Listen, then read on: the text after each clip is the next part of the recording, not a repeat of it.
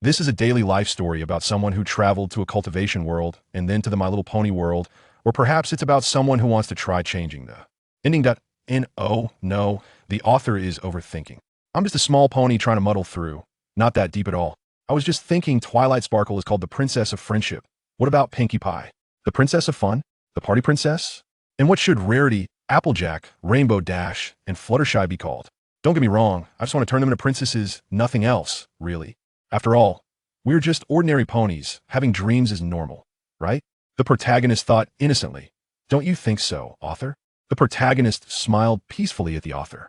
Chapter 1. Arriving in My Little Pony. On a road flanked by bright red apple trees, there was a pink pony with a pink mane, bouncing along. Well, let's say walking, while humming an unknown tune.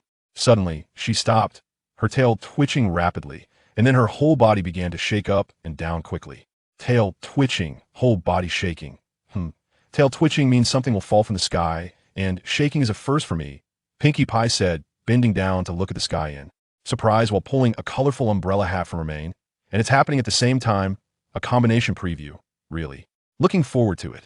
Pinkie's voice trembled with excitement. The tail is twitching again. Be careful, she said, carefully hiding in the bushes and peeking out from behind another tree. At that moment, something fell from the sky, landing right in front of Pinkie and creating a large crater, with smoke rising from it. What is it? What is it? Candy? Cupcake? Apple pie? Pinkie Pie leaned her cute little head forward, looking eagerly into the crater. This is a pony. Pinkie tilted her head in confusion, looking at the center of the crater where a pony was standing, smoking. Wow, a pony fell from the sky. So cool. Hi, how did you do that? I want to play too. How did you do it? Pinkie suddenly appeared in the center of the crater, bouncing around the pony standing there. Pinkie, what happened over there? I just saw something fall down. Are you okay? A head popped up from the edge of the crater, addressing Pinkie. Hi there, Applejack. I was on my way to find you when my tail started twitching and my whole body shook. Then a pony fell down with a whoosh, and then I asked them how they did it because I want to play too. And then you showed up. Pinkie excitedly gestured while explaining to Applejack. Why? Pinkie looked at Applejack, puzzled. Because she fainted. Applejack pointed at the pony beside Pinkie. Pinkie turned to look at the pony in the center of the crater, who had now collapsed. Is she asleep? Hi. The sun is shining on her bottom. I think she needs some rest. Let's take her to my house, Applejack said as she walked to the center of the crater and lifted the pony onto her back. Okay, let's go together. Pinkie bounced along, following Applejack towards Sweet Apple Acres. Where am I? I remember I was testing a formation. Ugh. My head hurts. Did I fail? Is it really not possible? As expected, I still can't cultivate. The colorful pony rubbed her slightly aching head, looking around at the pitch-black space, empty and hollow. By the way, where is this? Did I die again? The colorful pony glanced around the dark surroundings. As for why, she said again, that's a longer story. That's right, this character has traveled once before. The last time she traveled was. Stop rambling, get to the point. I'm waiting for my entrance. The colorful pony suddenly appeared behind the author and gave a kick. All right, no more kicking. We'll just make it more watery, won't you? Don't you want to make your entrance later? Okay, let's hurry up. The author compromised, seeing the colorful pony trying to rush over to kick him. Even the immortal began to doubt their life choices. However, during this time, the immortal found that this little one had an extraordinary understanding of formations and allowed her to try learning them. And the little one really learned and even improved them.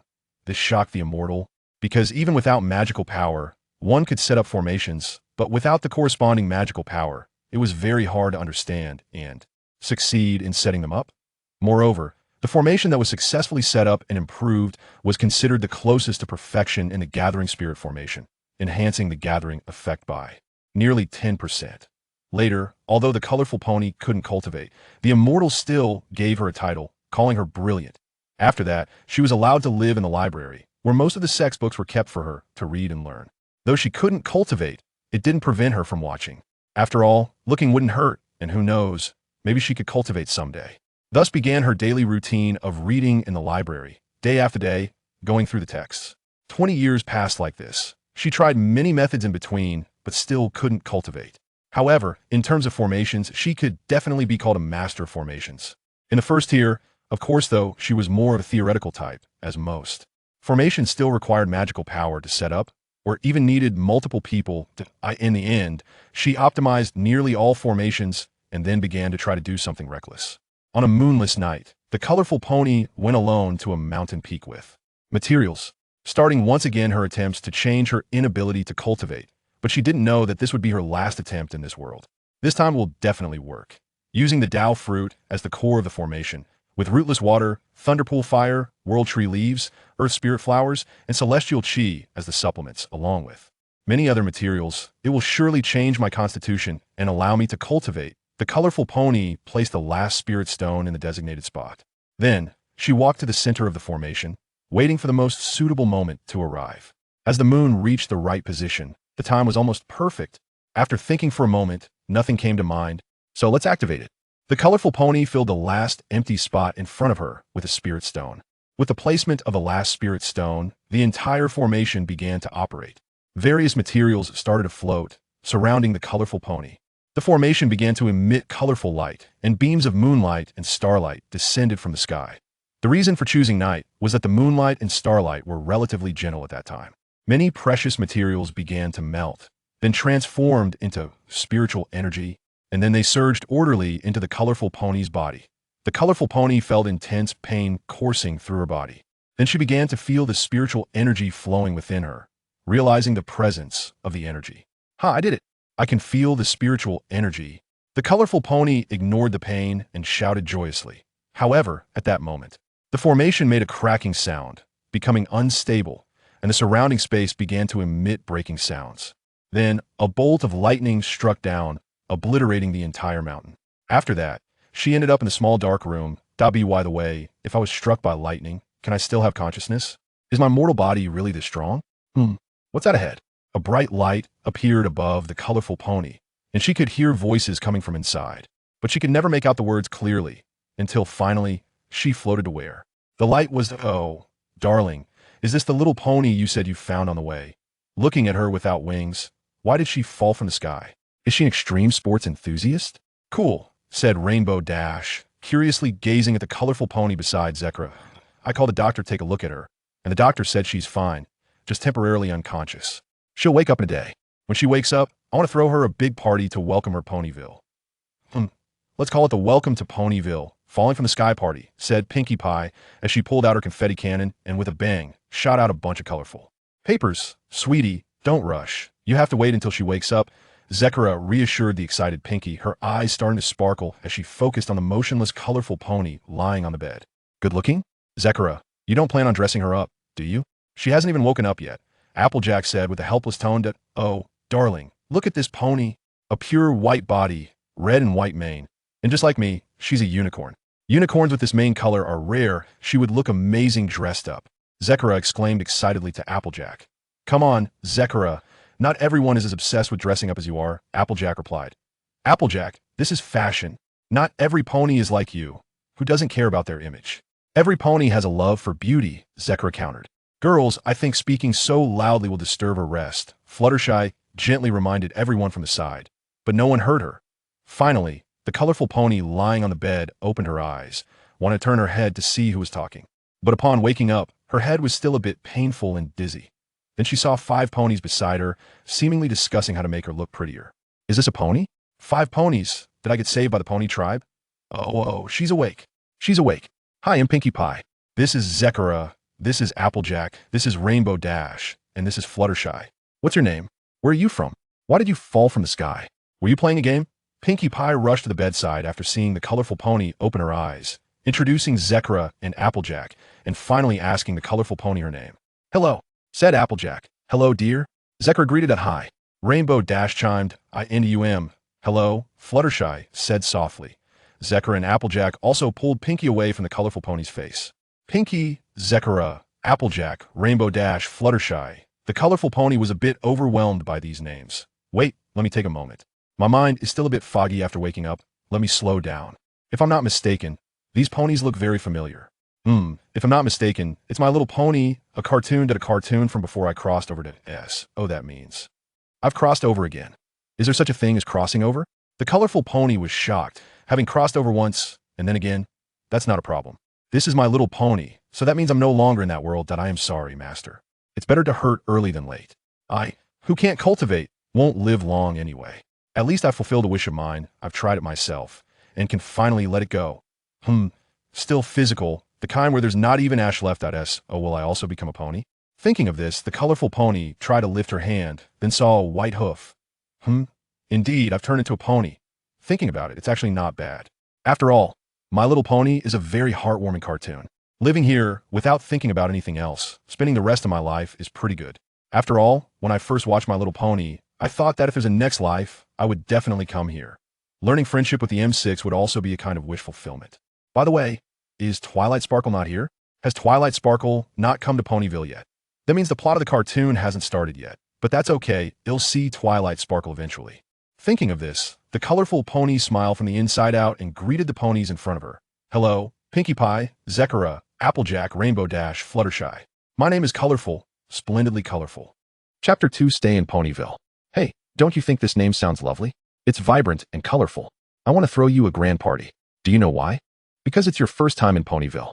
I know all the ponies in Ponyville, but I don't know you, so you must be here for the first time. Since you don't have any friends here yet, the quickest way to make friends is to throw a party. So, I'm throwing you a grand welcome party. And it's called the Vibrant and Colorful Welcome Party for you who fell from the sky to Ponyville. Suddenly, Pinkie Pie pulled out a confetti cannon from behind her. And with a bang, it shot out colorful paper, quickly saying a bunch of words. Darling, you need to let Rainbow Dash rest a bit. The most important thing is to let her tidy up. She looks a bit messy. Rarity held back Pinkie Pie, who hadn't stopped talking since Rainbow Dash woke up, and looked at Rainbow Dash and said, All right, Pinkie, let us set the makeover aside for now. Applejack interrupted Rarity and Pinkie Pie and asked Rainbow Dash, who was still lying in bed, Rainbow Dash, what happened? When we found you, you fell from the sky and were unconscious. Wow, cool. Traveling alone. You must have had many adventures and faced many challenges and overcame them, right? Hearing this, Fluttershy flew into the air and waved her hooves at the sky. Darling, don't you feel lonely without friends? Isn't it lonely being by yourself? Rarity curiously asked Rainbow Dash. No way. I meet a lot of friends on my journey. Even if there are partings, the unknown journey will lead me to meet new friends, and that will be my motivation to keep traveling. Rainbow Dash thought for a moment and then smiled at Rarity. Do you want to hear a little story? A story about a traveling pony. Looking at Pinkie Pie's eager face, Rainbow Dash quickly thought of a story in her mind. After all, she really wanted to stay here. Of course, go ahead. Rainbow Dash, Applejack said as she and the others sat at the edge of the bed. After going over the story in her mind and feeling it was okay, Rainbow Dash began to speak. Once upon a time, there was a pony born in a small town. This town wasn't big, but it was a happy place. One day, it suddenly wanted to see the world. The world is so vast. Why should it stay in one place? It wanted to learn more about the world. So, it set off with friends on its journey to see the world. It would meet all kinds of ponies along the way and also face dangers. But none of that would stop it from continuing its journey. It would always head toward a place it dreamed of. A destination that could be a beloved pony it met on the road, or finding an ideal town in its heart. Some ponies might choose to stay there, and later, when their children grew up, they would tell them this story. And I am that traveling pony, Rainbow Dash. Looking at the 5 ponies in front of her, she wondered if they would believe this story. Cool, Rainbow Dash, you're really brave. Fluttershy said after listening. So, does that mean you want to leave Ponyville? Will you stay here? Pinkie Pie suddenly jumped up, pressing her face close to Rainbow Dash's, looking into her eyes. Rainbow Dash could see the word expectation filled in Pinkie Pie's eyes, and she thought, no wonder she is a special pony. Whether Rainbow Dash stays in Ponyville or not is up to her to decide. Applejack pulled Pinkie Pie back from Rainbow Dash's face. Darling, your story is so romantic. Staying for a beloved pony. Rarity's eyes sparkled as if she was imagining something. So, Rainbow Dash, will you stay in Ponyville? Fluttershy, holding a little bunny, asked Rainbow Dash softly. At that moment, Pinkie Pie and the others also stopped and looked at Rainbow Dash. Rainbow Dash looked at the 5 ponies in front of her. Seeing their expectation for her to stay, they had only just met, but it felt like family. Truly, this is Ponyland. Of course, I think we're already friends. Aren't we? Rainbow Dash smiled at the 5 ponies in front of her. Of course we're friends. Applejack said as she took off her hat. Absolutely, darling. Rarity nodded at Rainbow Dash. I like being friends with cool ponies. Fluttershy said, crossing her hooves in the air. Yes, we are friends, right? Angel, looking at the bunny in her arms, said to Rainbow Dash. Wow. Group hug. Pinkie Pie jumped up and hugged all the ponies together. Oh. The other ponies also made friendly sounds as they leaned against Rainbow Dash. This feeling is really nice. Rainbow Dash squinted her eyes and enjoyed it. Then let us have a party. I've already thought of it. I'm going to throw the grandest party for Rainbow Dash to welcome her to stay in Ponyville. I've even written down the name. It's called the First Meeting Welcome Party for the Traveling Pony Rainbow Dash, who fell from the sky in Ponyville. Pinkie Pie took out a banner that was filled with writing, showing it to Rainbow Dash and the others. Pinkie, when did you write this? Applejack looked at Pinkie Pie in surprise. Darling, while I really agree with your idea, I think we should let Rainbow Dash tidy up first. She doesn't look elegant at all. Rarity, although surprised, still wanted to help Rainbow Dash look nice. I think Rainbow Dash should clean up first. She's all dusty. Fluttershy quietly agreed with Rarity. Rainbow Dash looked down at herself. There is indeed a lot of dust. Well, I did fall from the sky. I'm all dirty. I should wash up. Rainbow Dash, are you okay? Fluttershy asked with concern as she rushed to support Rainbow Dash when she almost fell. Darling, are you all right? Is your body still not well? Rarity and the others looked at Rainbow Dash with concern. Then, carefully, Rainbow Dash slowly walked towards the door, taking 2 cautious steps. Maybe because she had turned into a pony, she had some agility. Just take it slow. It's fine if you walk normally. Rainbow Dash, do you want me to accompany you? You still don't seem fully recovered, Applejack asked, looking at Rainbow Dash with concern. I'll see you girls in a bit. Rainbow Dash said to Applejack and the others. Slowly, Rainbow Dash walked step by step to the bathroom, turned on the water, and began to wash herself, also getting familiar with her new form. Finally, she picked up a towel to dry herself. Don't ask how she picked up the towel with hooves. It's just natural, she did it directly. Then she walked to a nearby full-length mirror and looked at her new self. Her body was pure white, with big eyes and black pupils, surrounded by a gradient of blue and red. Her mane was fluffy, a mix of white and red, and she had a white horn in the middle. A unicorn? That means I can use magic here? Not bad. I couldn't practice in the last world. Here, I can practice magic too. Looking at her reflection, Rainbow Dash thought for a moment, then closed her eyes and opened them again. Isn't this the image of a mare? She was startled and checked her body, confirming that she was indeed a stallion. Why do I look like a mare? Duokai fell into contemplation. Before crossing over, I was changing my body to conform to the subconscious preferences of that world. Then something went wrong during the process, and I ended up in My Little Pony. In other words, after arriving in this world, the power of the formation continued to change my body, making me the appearance most favored by the subconscious of this world. Well, thinking about it, it makes sense. After all, the unicorns in My Little Pony all seem to be female, all princesses, with no male unicorns. Fortunately, I didn't change gender. I wonder if the power of the formation ran out or something. What a stroke of luck. No wonder Applejack said she wanted to help me wash up. She thought I was a little mare. By the way, do I have a cute mark? Duokai turned to look at her own backside. I can't see it. I remember they could see their own cute marks. Duokai strained to turn her head, even chasing her own backside in circles, but still didn't see it. Isn't there a mirror? Why am I struggling with myself? Duokai gave up looking directly and turned to face her reflection in the mirror. The mirror showed a cute mark on her backside that was black and white in the center, with a circle that was half black and half white, resembling 2 small fish biting each other's tails. Surrounding the circle were 8 differently colored patterns, all made of 3 horizontal lines, just varying in length.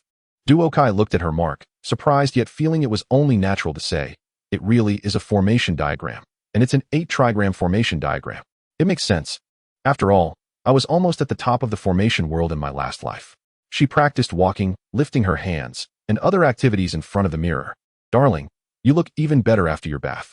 Trust me, after I dress you up, you'll be even more charming, Jingjing said, looking at Duokai with eyes sparkling in a way that felt a bit dazzling to Duokai. Jingjing, I don't think I need to, get dressed up, Duokai said, feeling something was off as she looked at Jingjing's gleaming eyes. Darling, as a girl, how can you not dress up beautifully? Jingjing replied. Not all girls want to dress up, Applejack said to Jingjing from the side. Well, Applejack, little ponies like you are rare. The vast majority love to dress up nicely. Right, Pinkie Ru Yunbao? Jingjing rolled her eyes at Applejack. I like the most authentic version of myself, Yunbao said, holding onto Applejack's neck while addressing Jingjing. I think we should start the party. I can't wait, Pinkie said, jumping up and speaking loudly. Darling, what did you say? You're a stallion? Jingjing's mouth dropped open in disbelief, and the other ponies also had incredulous expressions, except for Pinkie. You didn't know? I thought you all knew, Pinkie said, looking puzzled. Chapter 3, Magic? Or Chi? Pinkie, how did you know? Applejack asked Duokai in shock, remembering that Duokai had said she would go with her to wash up. Her cheeks instantly turned red. Jingjing, Yunbao, and Ruru were still in shock. It's no big deal. The important thing is to have the party, Pinkie excitedly told Applejack. I've already set it up at the Golden Oak Library. Come on, let's go to the party. Pinkie pushed Jingjing, Yunbao, and Ruru outside. Okay, Pinkie, let's go, Applejack said, turning to the still stunned 3 ponies. Not only are you all shocked, but I'm also quite shocked myself. Happy times are always short-lived. In the blink of an eye, the party was almost over, and Duokai had enjoyed a joyful party, eating cupcakes, playing pranks with Pinkie, competing in horseshoe throwing, and playing princess pin the tail on the pony. If not for the small incident at the beginning, it was quite nice overall, the image issue. The ponies in Ponyville were all very surprised. Towards the end of the party, the mayor found me and said that Pinkie told him you wanted to stay in Ponyville, but currently had no place to live.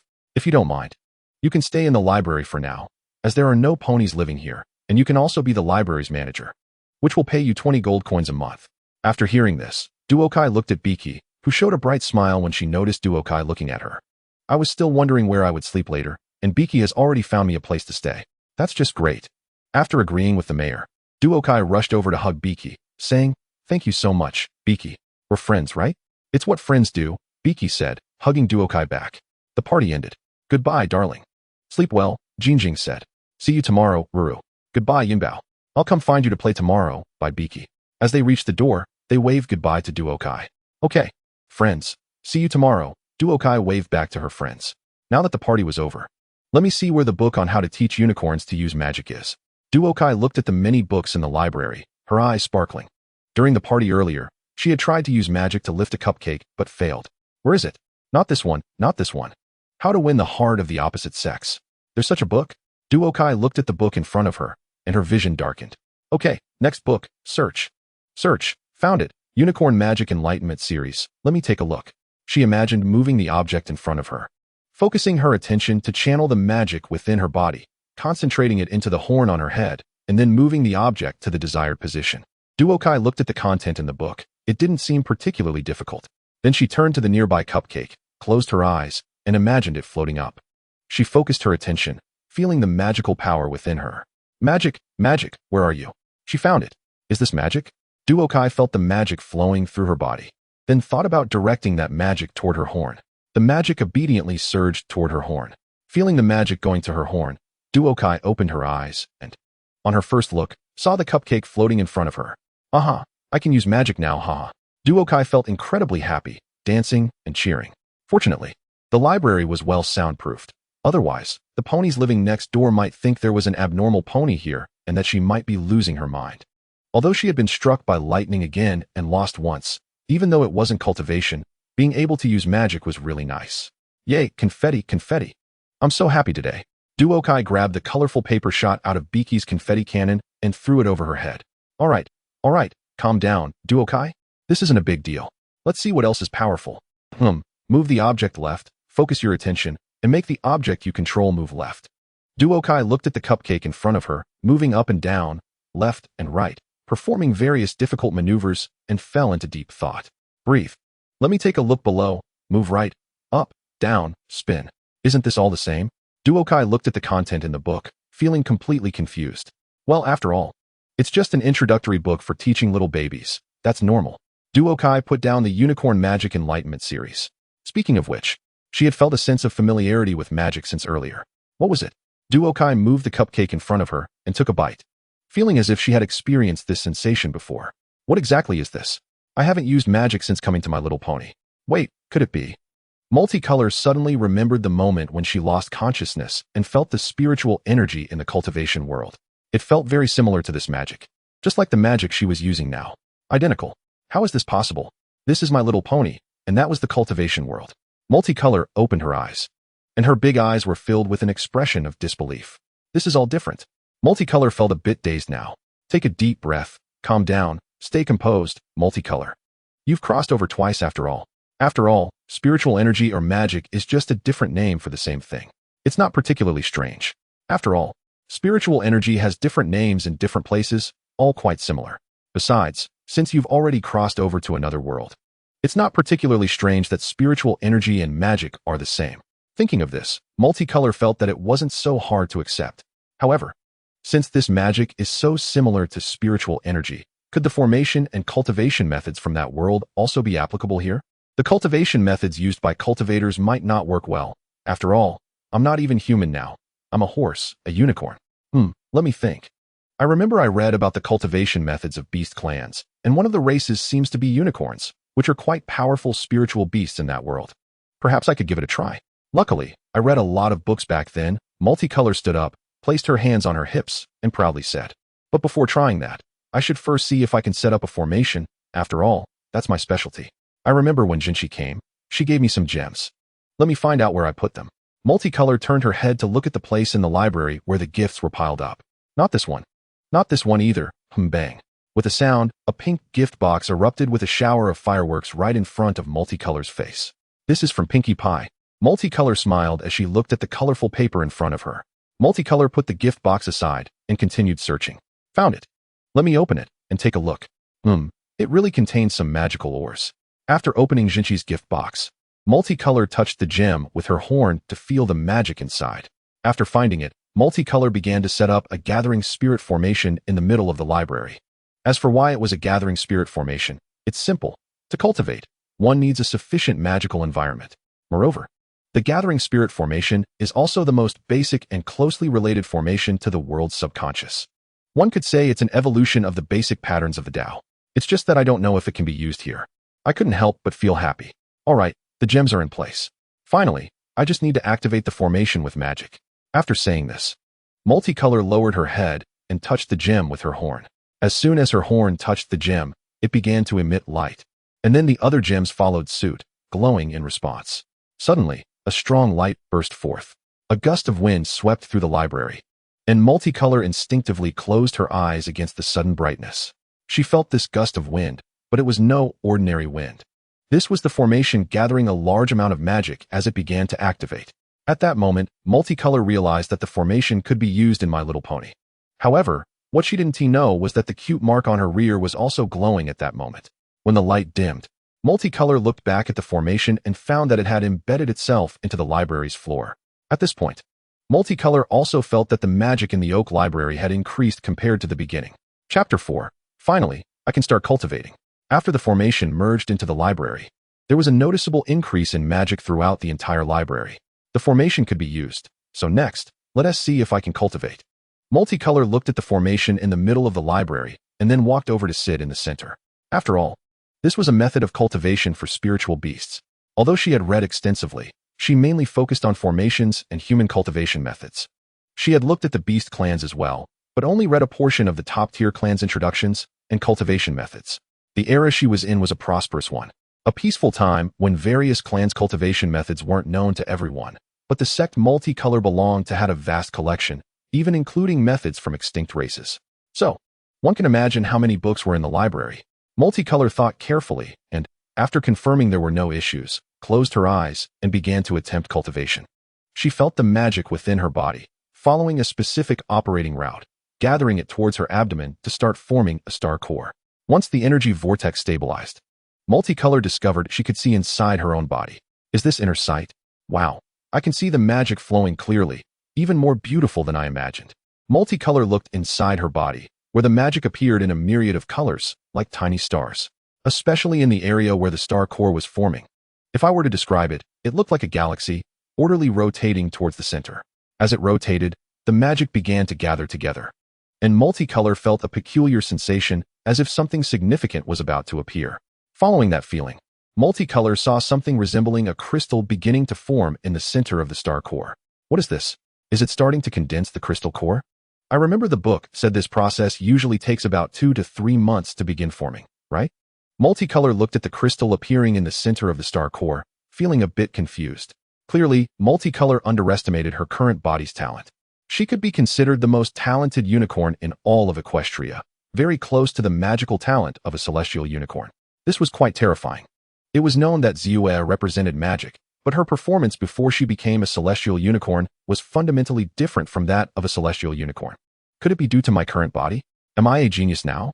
Multicolor looked at the crystal core within the star core, feeling that it wouldn't be long before it would take shape. Once the crystal core completely formed, she could officially begin her cultivation.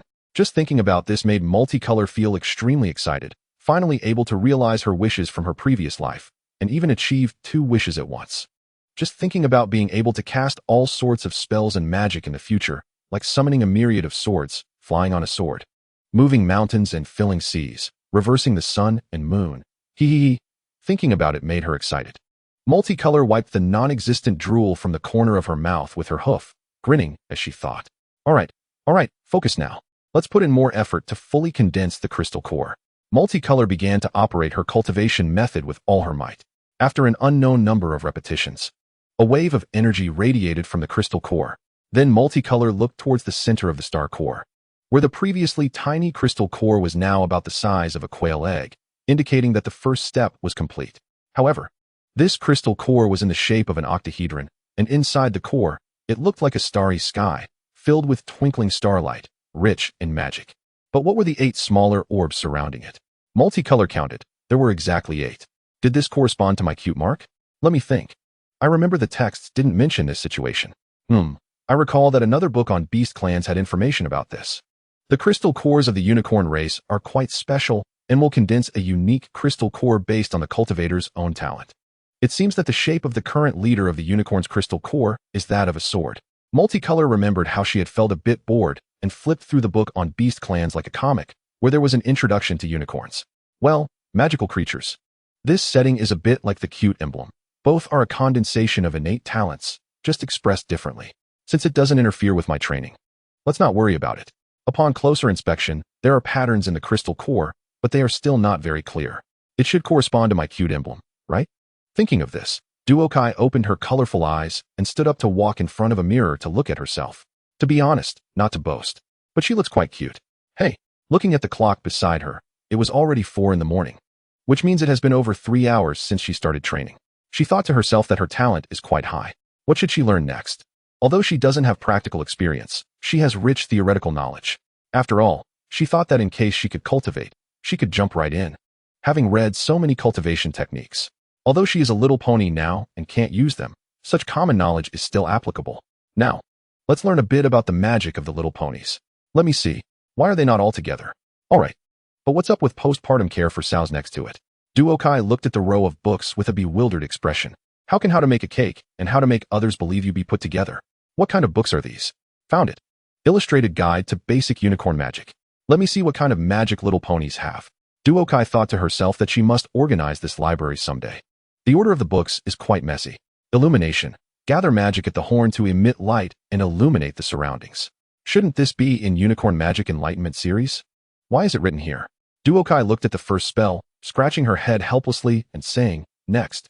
Transformation spell. Imagine the appearance of the object you want to transform in your mind. The more detailed, the higher the success rate. Then point your horn at the object to be transformed. Immobilization spell. Use magic to fix the opponent so they cannot move, requiring a large amount of magic to wrap around them. Magic shield. Emit a large amount of magic from the horn to construct a shield structure, which will form a magic shield around the body to protect oneself from harm. Well, these are quite good. I remember there's a spell in the anime that allows little ponies to teleport. I want to look for that. Let me find where teleportation is. Duokai flipped through the pages of the book. Let me see. Aha, found it. Teleportation. Teleportation is an advanced spell with certain dangers. Please learn in a safe environment. Imagine a place you have been in your mind. Wrap your whole body with magic. Then locate the position you want to go to using the following methods, and then input the magic to reach your desired location. The farther the distance, the more magic power is needed, and the higher the difficulty of casting. Note, if not controlled properly, it may injure the little pony. Please learn in a safe environment. This seems quite difficult. Let me take a look. Do this first, then that, then this. Finally think about the place I want to go. Duokai seriously read the usage method of teleportation, simulating the method in her mind several times, and decided to give it a try. The first thing to do is to put a shield around myself. Alright, I can try now. Duokai concentrated magic at her horn, then spread it throughout her body, thinking about the destination. Let's decide to go to the second floor. It's closer, and the success rate is higher. Okay, the last step, teleport.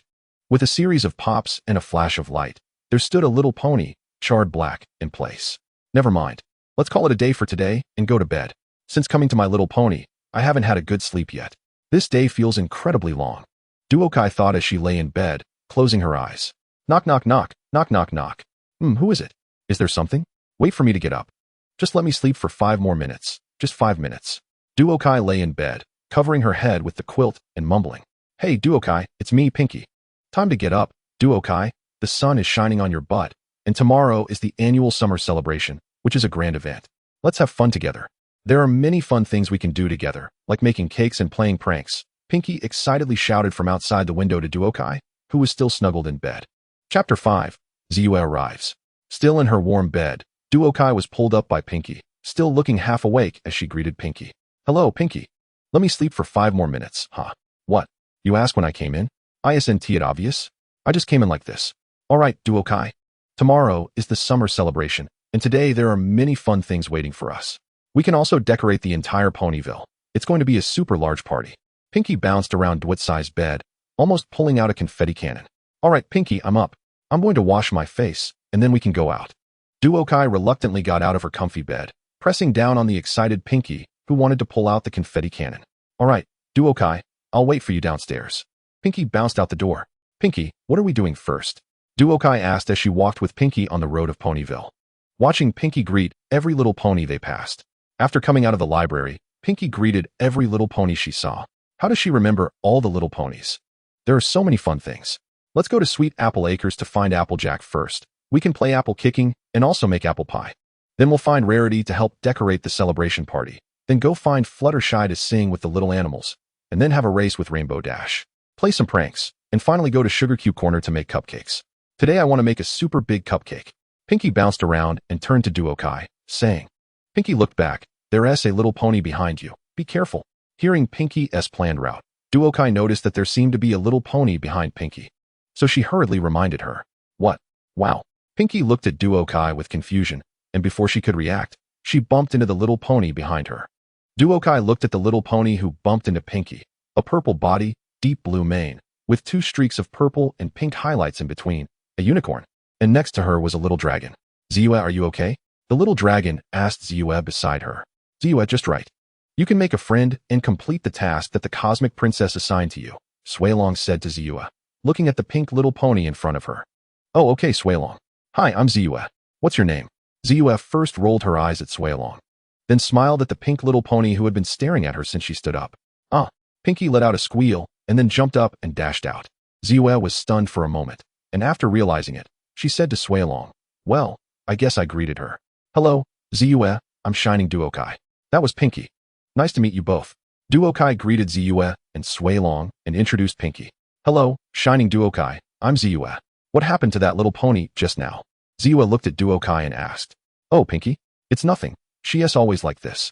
You'll get used to it after a while, Duokai said. Looking at Ziyue's puzzled expression, but didn't he tell her that Pinkie was preparing a party for her? Ziyue, is this your first time in Ponyville? Are you here for the summer celebration? Oh, yes. I am the cosmic princess assigned to inspect the preparations for the summer celebration in Ponyville. Oh, it's getting late. I still need to check on the preparations at Sweet Apple Acres for the items needed for the celebration, so I'll be leaving now. Ziyue looked at Duokai with an anxious expression, taking 2 steps back, preparing to run away with Suelong. Let us go together, Ziyue. I'm heading to Sweet Apple Acres too. We can keep each other company on the way, Duokai said, noticing Ziyue's desire to escape. After all, I was originally supposed to go with Pinkie, but now that Pinkie went to prepare for the party, Ziyue still doesn't want to make friends. Probably still thinking about the Nightmare Moon incident. Ziyue, you can make a friend, Duokai said. Hello, I'm Duokai, nice to meet you. Suelong sat on Ziyue's back and said to Ziyue, only to greet Duokai afterward. Alright, I'll be going, Ziyue said resignedly, looking at Duokai and Suelong. At that moment, a sound of iya and the sound of kicking an apple tree came from inside.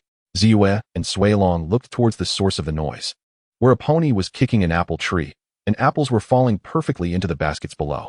Good morning, Applejack. Duokai walked towards Applejack, who had just finished picking apples.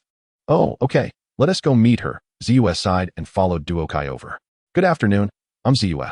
Ziyue hadn't finished speaking when Applejack quickly grabbed Ziyue's hoof and shook it up and down. Hello, Miss Ziyue. I'm very happy to meet you. My name is Applejack, and this is Sweet Apple Acres. Do you like making new friends? Applejack asked quickly while shaking Ziyue's hoof. How can I assist you? Applejack released Ziyue's hoof and said, winking at her. Ziyue's hoof was still shaking up and down, and Suelong stepped forward to help Ziyue lower it, covering her mouth with her little paw to laugh. Duokai, watching this scene, also laughed out loud. It was funny when watching the anime, but participating in it felt even funnier. Yes, you found the right pony. Would you like to try some? Duokai asked Applejack. Then Applejack shouted, dinner is ready. And a group of running ponies surrounded Duokai, Ziyue, and Suelong, bringing them to a dining table. Alright, let me introduce you to our apple family. Applejack suddenly came out from under the table, pointing to the surrounding ponies. Without waiting for Ziyue to speak, Applejack began to list off names. And the ponies placed pastries on the table until they formed a small mountain of pastries. Applejack stuffed green apples into Ziyue's and Duokai's mouths. Get up. Granny Smith, we have guests. Applejack shouted at Granny Smith, who was sitting in a rocking chair. What is it? I'm coming. Granny Smith said as she wobbled over to Applejack. I feel like we're already family, Applejack said, placing her hoof on Ziyue's and Duokai's backs. These apples are delicious, Applejack. I'm just hungry, Duokai said after finishing the apple in her mouth. Ziyue originally wanted to spit out the apple in her mouth. But after hearing Duokai's words, she tried eating it, and indeed it was quite tasty. Well, it seems the preparation for the banquet is quite sufficient. So Suilong and I will take our leave, Ziyue said after finishing the apple and addressing Applejack and the surrounding ponies. Aren't you staying for tea? Upon hearing this, Ziyue looked down at the source of the voice and saw Apple Bloom looking at Ziyue with her big, cute eyes, blinking pitifully. Sorry, we have a lot to do, Ziyue said helplessly, looking at Apple Bloom's big eyes.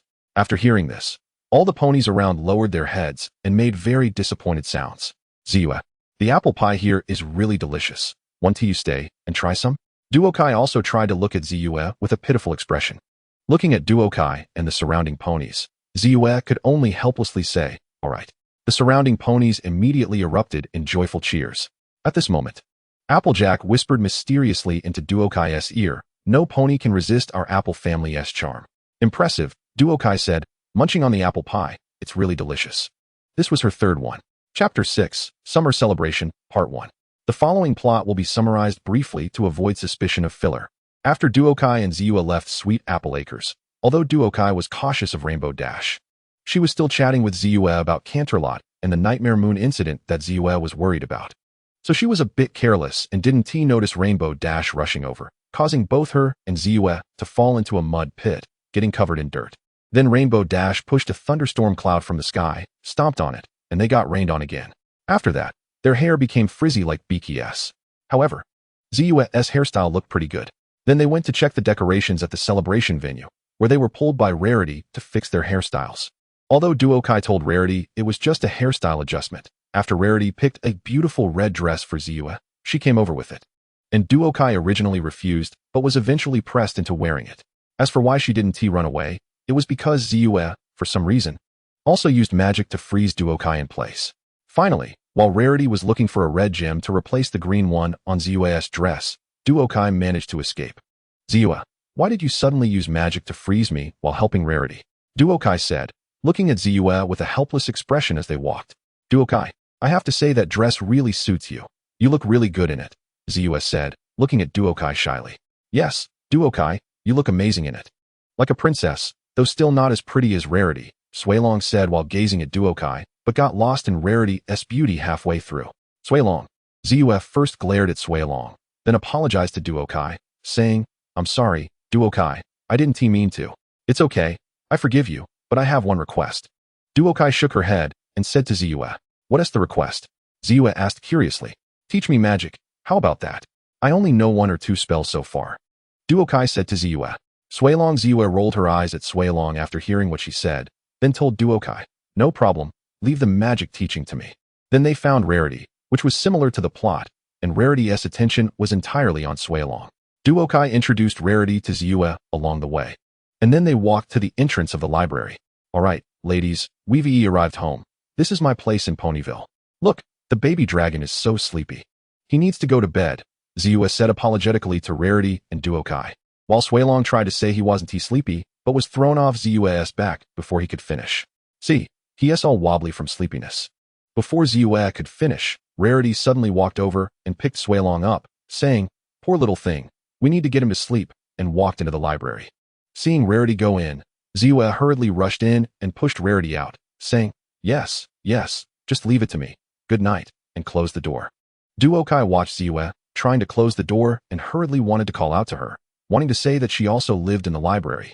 But she was still too late, and Ziyue closed the door. At the entrance, Duokai looked at Ro and then at the library's main door. Then Duokai took out the library key from behind her. Well, I have a key. Come on, Ro, let's go to the party that Pinkie prepared for Ziyue. Duokai said to Ro. Yeah, I can't wait to see Long Bao Bao, Ro replied to Duokai. After Duokai entered, she heard Pinkie telling Ziyue why she was throwing a surprise party for her. When Pinkie saw Duokai and Ro come in, she started introducing her friends to Ziyue. When it came to Duokai, Pinkie said to Ziyue, Ziyue, this is Schwanli Duokai, the little pony who was with me when I met you. I originally wanted to take her to tour Ponyville, but after seeing you, I hurried to prepare this party. I wanted Duokai to know what I was doing. And then Duokai was with you. But I have to tell you, Ziyue, look at Duokai, isn't she adorable? Pinkie pulled Duokai in front of Ziyue. But I have to tell you, Duokai is a stallion. Oh, isn't that shocking? Pinkie stood up and framed Duokai with her 2 hooves, facing Ziyue. What's so shocking about that? Isn't she just a stallion? Wait a minute. Pinkie, I think I didn't hear you clearly. Did you say Duokai is a stallion? Ziyue initially had a helpless expression when she heard Pinkie's words, but after realizing it, she looked at Duokai in shock. She subconsciously glanced at Duokai, who looked just like a little mare. I guess I didn't tell you about my situation. Ahem, let me reintroduce myself. My name is Schwanli Duokai. Don't be fooled by my appearance. I am actually a male unicorn. Duokai thought about what Pinkie and Ziyue said and realized that she indeed forgot to tell Ziyue and the others about her situation. So she reintroduced herself to Ziyue and Suilong. Ziyue and Suilong looked at Duokai in astonishment. Alright. Ziyue felt she needed to calm down. So she picked up a drink from the table beside her and took a big gulp. Instantly, her face turned bright red. Then she transformed into a little fire pony and ran upstairs. At this time, Suilong picked up the drink and looked at it. Chili sauce? Suilong exclaimed in surprise, looking at the drink in her claws. At this moment, Pinkie poured the drink onto a cupcake and then picked it up and ate it. Duokai watched as Ziyue ran upstairs and then saw Pinkie eating the cupcake covered in chili. Pinkie, don't you find that spicy? Duokai thought while watching the anime and felt that Pinkie's taste buds were very strong. Many other ponies wouldn't dare to eat such food, but she just ate it. What? It's really delicious. After finishing, Pinkie turned to look at the other ponies and said with a face full of certainty, Come on, friends, let's get this party started. It's just begun. Pinkie took out her confetti cannon, and with a bang, a lot of colorful paper was shot out. Ziyue, Pinkie and the others are starting to play the tail decorating game. Do you want to join? Suilong, wearing a lampshade on her head, said to Ziyue, who was curled up on the bed. No, all the ponies in Ponyville have gone crazy. Do you know what time it is? Ziyue shouted at Suilong. This is the night before the summer festival. Ponies don't go to sleep, or they won't see the princess raise the sun. Just relax, Ziyue, it's a party. Suilong turned around, preparing to go out, and said happily to Ziyue, talk too much, really annoying. Ziyue angrily said after lifting the blanket that was covering her head. I thought I could have time to study the source of harmony here. I was so foolish. These boring things with friends are driving me crazy, Ziyue said angrily. Ziyue rolled over at the edge of the bed and saw the moon outside the window. Then she stood up, walked to the window, and looked at the moon in the sky, saying, Legend has it that on this day 1,000 years later, the stars will help her escape, and she will bring eternal night. I hope the princess is right. I hope this is just a legend. Come on, Ziyue. Everyone is getting ready to watch the sunrise. At this moment, Suilong suddenly pushed open the door and shouted at Ziyue. In the grand hall of the festival, the ponies of Ponyville were waiting to see the princess raise the sun. Isn't it exciting? I'm so excited. I've never been this excited. Except for the first time I met you, Ziyue, and when Duokai came here. But this time is even more exciting, Pinkie said excitedly in front of Duokai and Ziyue. Then, amid a burst of music, the mayor began to explain the origin of the summer festival. Let's welcome the cosmic princess. After the mayor finished speaking, she pointed her hoof to the terrace above.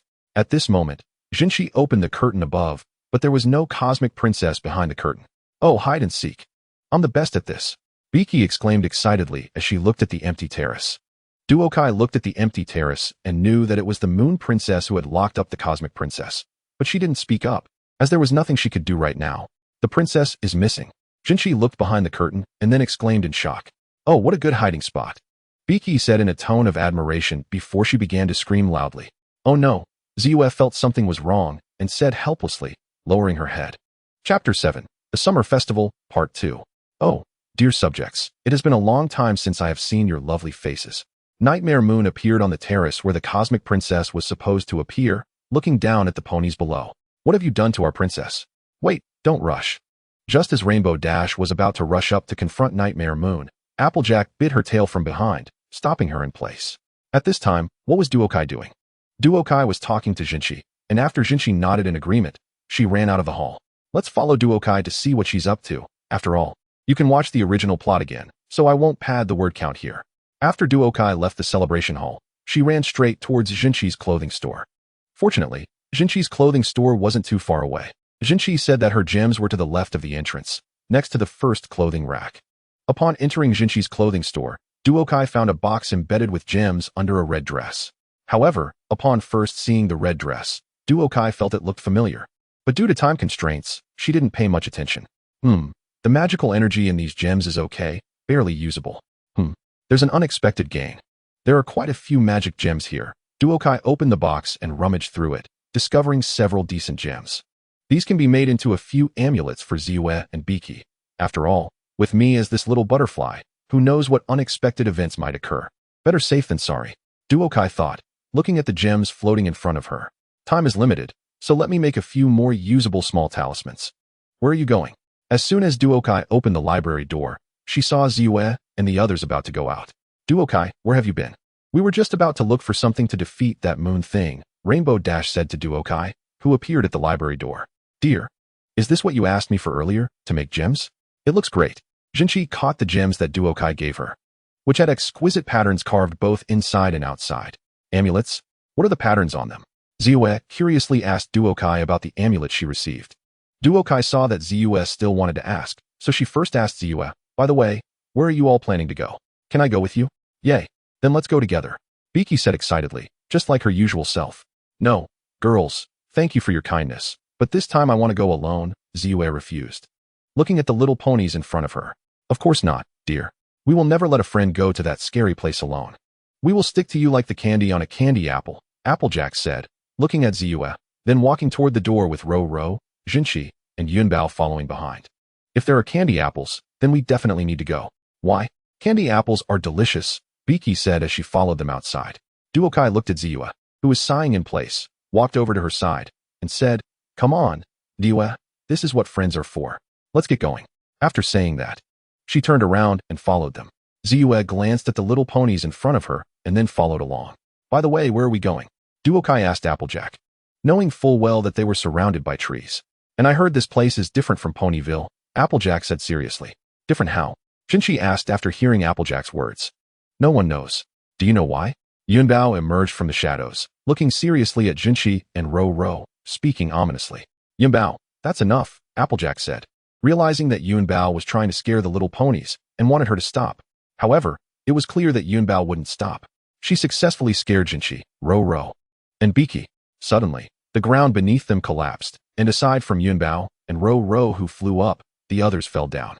After realizing what happened, Yunbao and Ro rushed down to catch Jinchi and Pinkie, while Applejack bit onto a branch to stop herself.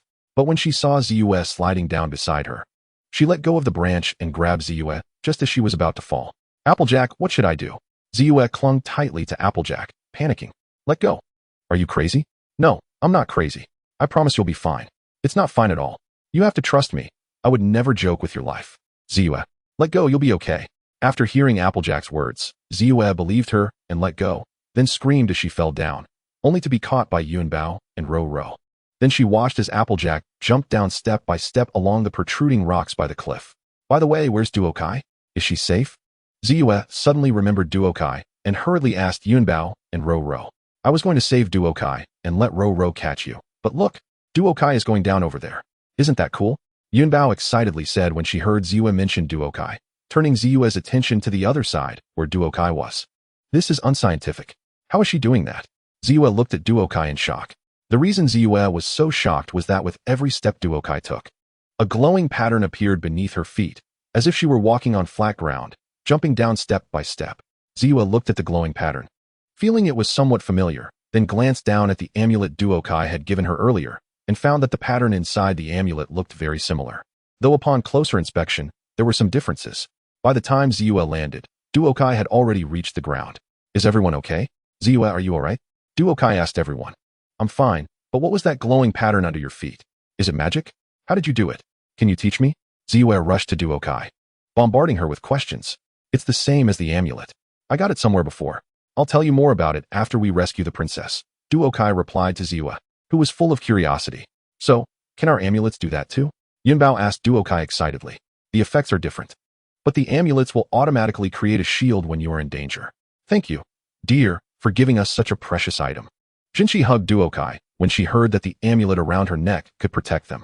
Oh, hugs, Pinkie said as she also hugged Duokai. Then Ro, Yunbao, Applejack, and Ziyue all came over to hug each other together.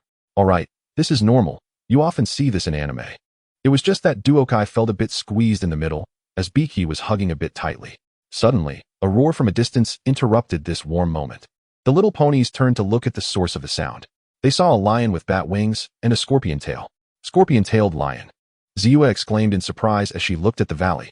Jinshi then dashed forward and kicked the scorpion-tailed lion, which roared back, causing her hair to instantly turn into an explosion of curls. Applejack then jumped onto the scorpion-tailed lion's head, trying to tame it, but failed and was thrown off. Ziyue, along with a prepared Applejack, Jinshi, Pinkie, and Yunbao, charged at the scorpion-tailed lion. At that moment, Ro called out to Duokai, and together they stopped Ziyue and the others. Then, in front of the shocked expressions of Ziyue and the others, she walked up to the scorpion-tailed lion, said a few words, and pulled the thorn from the lion's palm. The scorpion-tailed lion then got a new hairstyle. After that, the little ponies walked out of the valley. Ro, how did you know it was injured? Ziyue asked curiously. I don't know. But sometimes a little kindness can solve problems, Ro said as she walked past Ziyue, as if it were obvious.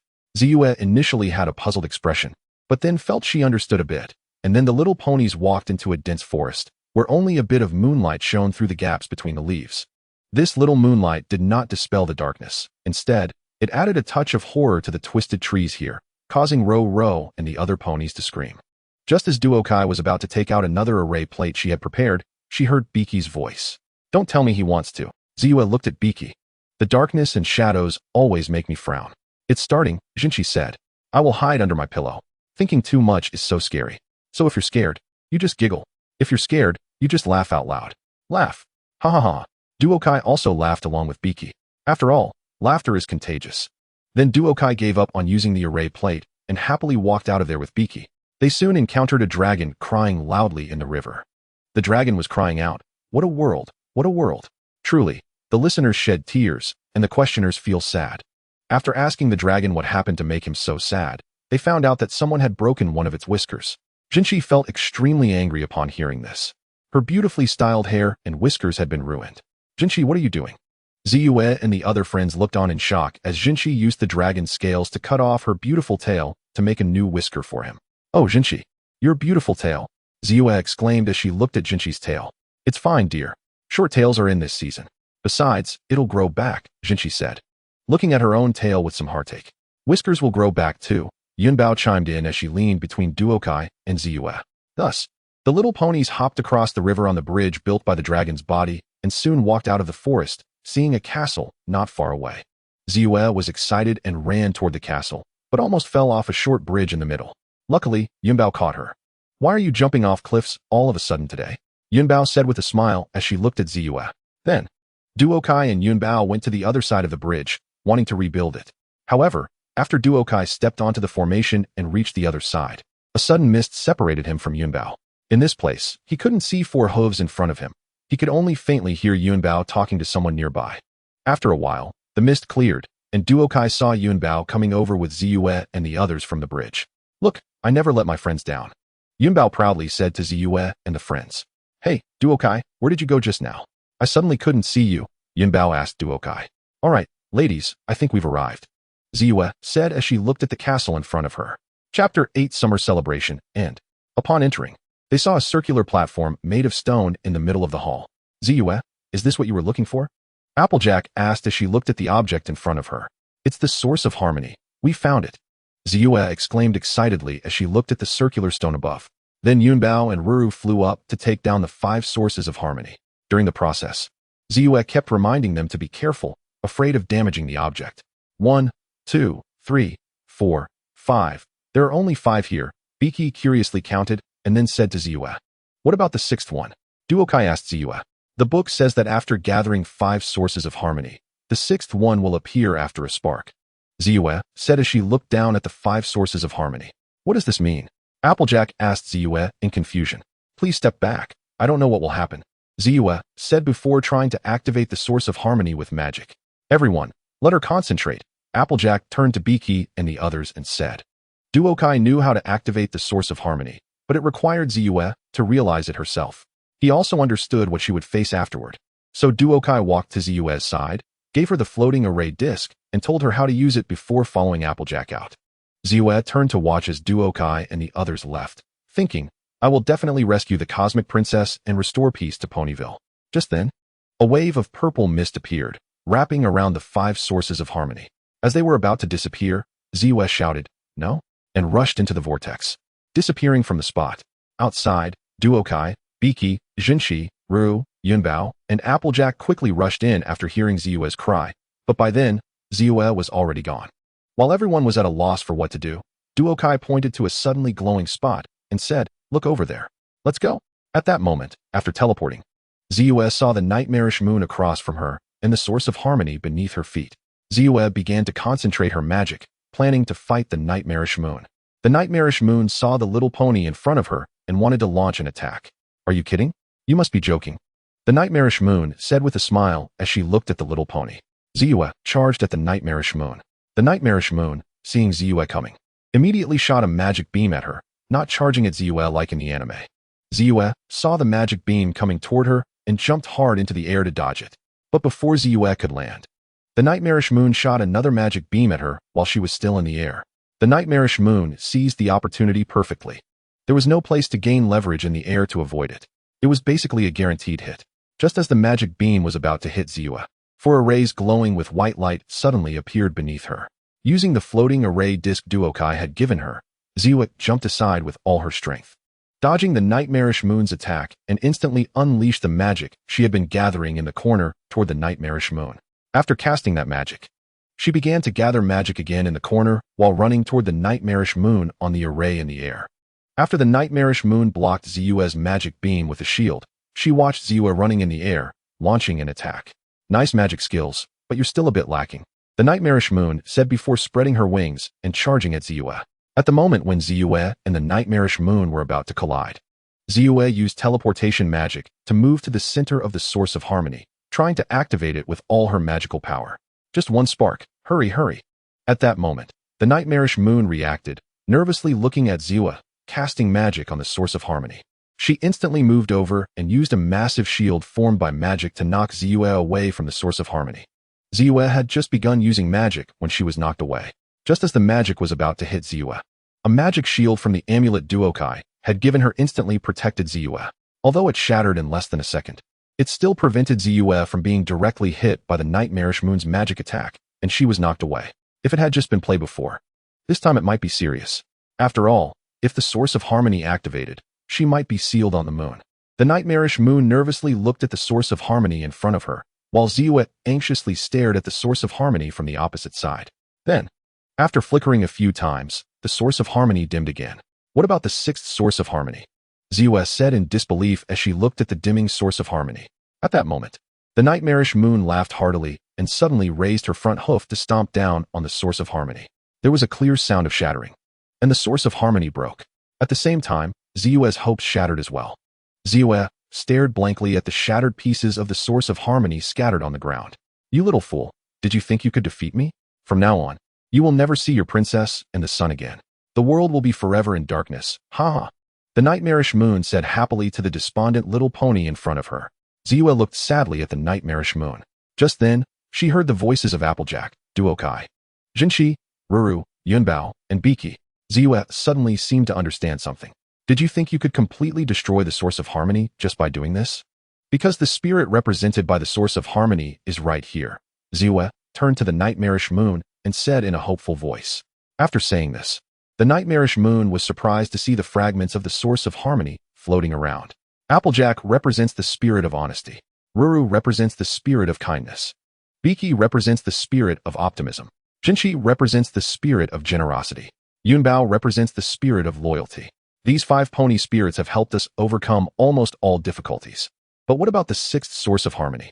Without the 6th source of harmony, it would still be the same failure. The spark didn't work. The nightmarish moon said to Ziyue and the others. It did work, but it wasn't a real spark. It was at that moment that I realized.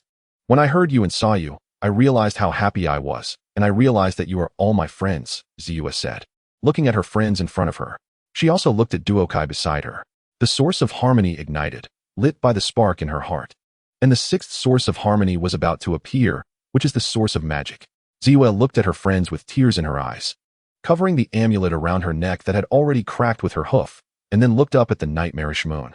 At that moment, a burst of white light appeared above Ziyue. The sixth source of harmony had emerged.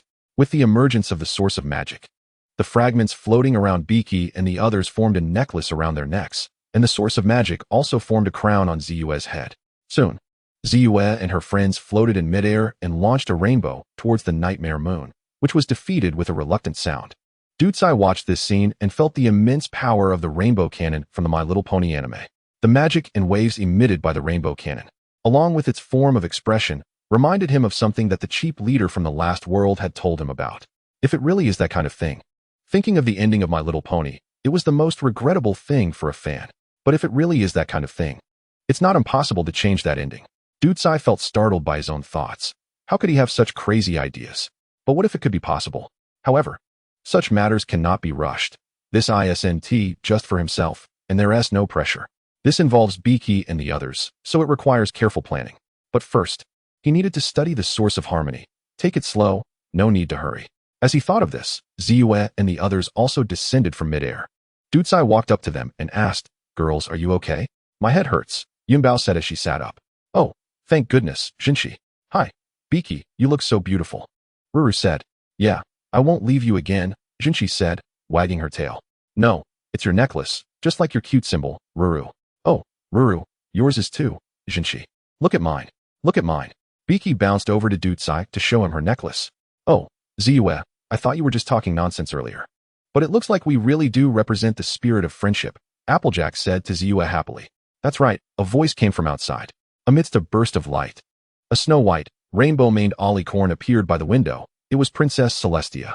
Pinkie and the others bowed their heads to Princess Celestia, performing the etiquette of greeting a princess. Dutsai watched how Pinkie and the others did it, and learned to salute Princess Celestia in the same way.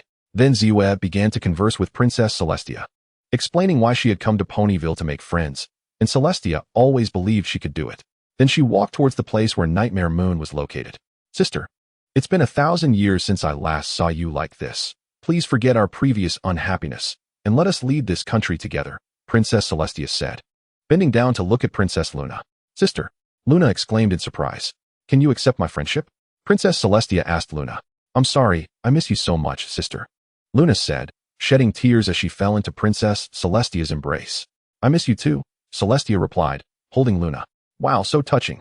Pinkie cried loudly from the side, then suddenly shouted to all the ponies, "Do you know what this means? A big party." Finally, the first story of the beginning was finished. This was the first attempt to write an action scene. I don't know how it turned out, so I welcome readers to speak up. Chapter 9. Suddenly a little regret about living in the library. The summer celebration officially began, and Ziyue received permission from Princess Celestia to stay in Ponyville to continue studying the magic of friendship. The entire Ponyville was filled with peace and joy. But what were our protagonists doing at this moment? They were originally happily eating at the celebration, taking bites here and there. "This donut is really good. The pumpkin pie is delicious too," but after Ziyue found Dutsai, that happiness was gone. As the ancients said, happy times are always short-lived. Dutsai watched as Ziyue kept asking him about that array after finding him, wanting to know what it was, how it worked, and how the talisman was triggered, among other things. "Okay, Ziyue, calm down. You're planning to stay in Ponyville, right? I promise I'll teach you later. Right now, it's the celebration. Let's enjoy it," Dutsai said, watching Ziyue excitedly chatter beside him. He had known from watching the anime that Ziyue had a passionate love for knowledge, and now he was finally witnessing it. "Aren't you going to share with your teacher, Princess Celestia, what you've learned in Ponyville?" Dutsai asked, noticing that Ziyue had calmed down a bit. Please ask Princess Celestia for me," Ziyue said as she went off to find Princess Celestia again, then went back to looking for food. You ask why Dutsai loves food so much. Because in the previous world, he really hadn't eaten much good food. Most of the time, he ate pills for fasting. You might ask, but that's a world of cultivation. What delicacies are there? Yes, there were many, and they were incredibly delicious. However, Dutsai couldn't eat any of it because he couldn't cultivate. Those foods contained a lot of spiritual energy, and a mortal eating them could very well perish. As for the ordinary food that mortals eat, yes, there is food, and there's no denying that there are delicacies, but he only ate them occasionally. In short, most of the time, Dutsai was eating fasting pills. That's why he was always looking for something to eat. Again, as the ancients said, happy times are always short-lived. His culinary journey was still obstructed, and he was accompanied by Princess Celestia and Princess Luna. Ziwe, did you need something from me? Dutsai asked after swallowing the food in his mouth, looking at the little pony in front of him. I just want to eat something in peace. Why does it feel a bit difficult? Well, Dutsai, when I reported to the princess, I mentioned the magic you used, and then the princess wanted to see it. I thought about the array you left here before and demonstrated it, but as soon as I started demonstrating, it sounded like something broke, and then it couldn't be used. I'm really sorry, Dutsai. I broke it, Ziwe said, lowering her head, looking as if she had done something wrong, handing the broken array to Dutsai. Oh, it's okay, Ziwe. That array had limited uses anyway, and it was only temporarily made. It's normal for it to break now, Dutsai said to Ziwe. Really? Ziwe asked. Of course. No need to apologize for this, Dutsai reassured her. Hello, Dutsai. I hope I'm not disturbing you, Princess Celestia said gently to the little pony in front of her. Of course not, Your Highness, Dutsai replied. Can you introduce me to the magic Ziwe mentioned? She said it's a new kind of magic, Princess Celestia asked Dutsai. Dutsai was momentarily stunned when he heard Princess Celestia ask about the array he used. Although he had anticipated this day, he didn't expect it to come so soon. Although he had thought of a story, he hadn't sorted it out yet, which made it a bit difficult. Who has a story? Can I borrow it? I'm waiting online. It's quite urgent. Oh well, let us just use this version. What if she believes it? With that thought, Dutsai said, Of course, please follow me. I'll demonstrate it for you in an open area. After saying that, he led Ziwe and the others to a clearing. Hey, Dutsai, where are you going to play? Let's go together. At that moment, Pinkie saw Dutsai and Ziwe and bounced over to Dutsai, followed by Jinshi and the others. All right, let's go, Pinkie. I'll take you to see something magnificent, Multicolor said to Pinkie and the others, just in time to tell them together. And also to give them an idea about formations and cultivation. What if the things I imagined before could actually be realized? After reaching the location, Multicolor turned around to look at the little ponies, took a deep breath, then closed her eyes to channel the magic within her body. Various formations began to project beneath her feet and around her, with the yin-yang fish Tai Chi at her feet, surrounded by spirit-gathering formations, protective charm shield formations, and various other formations. Each formation operated separately, sometimes transforming from one into two similar, yet distinct formations. Wow, this is so beautiful, Pinkie exclaimed, watching the patterns that appeared around Multicolor. Ziwe and the two princesses also gazed at the slowly rotating formation diagrams. At this moment, Multicolor began to explain the origins of these formation diagrams. I encountered these formations during my travels. It felt like a paradise. In the center, there was an ancient-looking ruin that piqued my curiosity, so I went inside. There were many of these formation patterns inside. At that time, I didn't know what they were, but I had a feeling that this was something I had been searching for all along. Following my intuition, I found a place that resembled a library, with the entire room engraved with these formation patterns. There, I saw many objects that looked like gems, but they were shaped like jade pieces, placed on what resembled bookshelves. I looked up at these jade pieces and walked to the center of the room. When I reached the center, the patterns on the ground began to emit light. After that, I'm not sure what happened. I fainted when the ground shone brightly. When I woke up, I found myself in a forest, and that ruin had disappeared. But the knowledge in my mind reminded me that it wasn't a dream. These patterns are called formations, a way to use magic, allowing for various magical applications through formations. The floating formation and the protective charm shield formation I gave to Ziwe are applications of this knowledge, and I also obtained my cute emblem there. Wait, you said you got your cute emblem after that? Ziwe asked, surprised to hear Multicolor say that her cute emblem was obtained later. Yes, Ziwe. When I first went out traveling, I didn't have a cute emblem. One of my initial goals for traveling was to find my cute emblem. I didn't know why, but I had never obtained one that belonged to me. However, after gaining this knowledge, I tried to create my first formation. When I successfully set it up, my cute emblem appeared, and then I came here. After saying this, Multicolor also showed her cute emblem to the Cosmic Princess and the others. Cool, a mysterious adventure. Yunyun exclaimed excitedly upon hearing this. I think that was a heritage ruin, but it's been too long, and the formations haven't been passed down. However, I heard my teacher Xingxuan say that when he was young, he saw similar formation patterns at a ruin site somewhere, but they were too ancient, and the patterns were incomplete. After listening to Multicolor's story, the Cosmic Princess pondered for a moment and said to Multicolor, Brilliant Multicolor. The knowledge you gained might be the formations Xingxuan saw back then. I hope you can understand them thoroughly and let them be passed down in this era.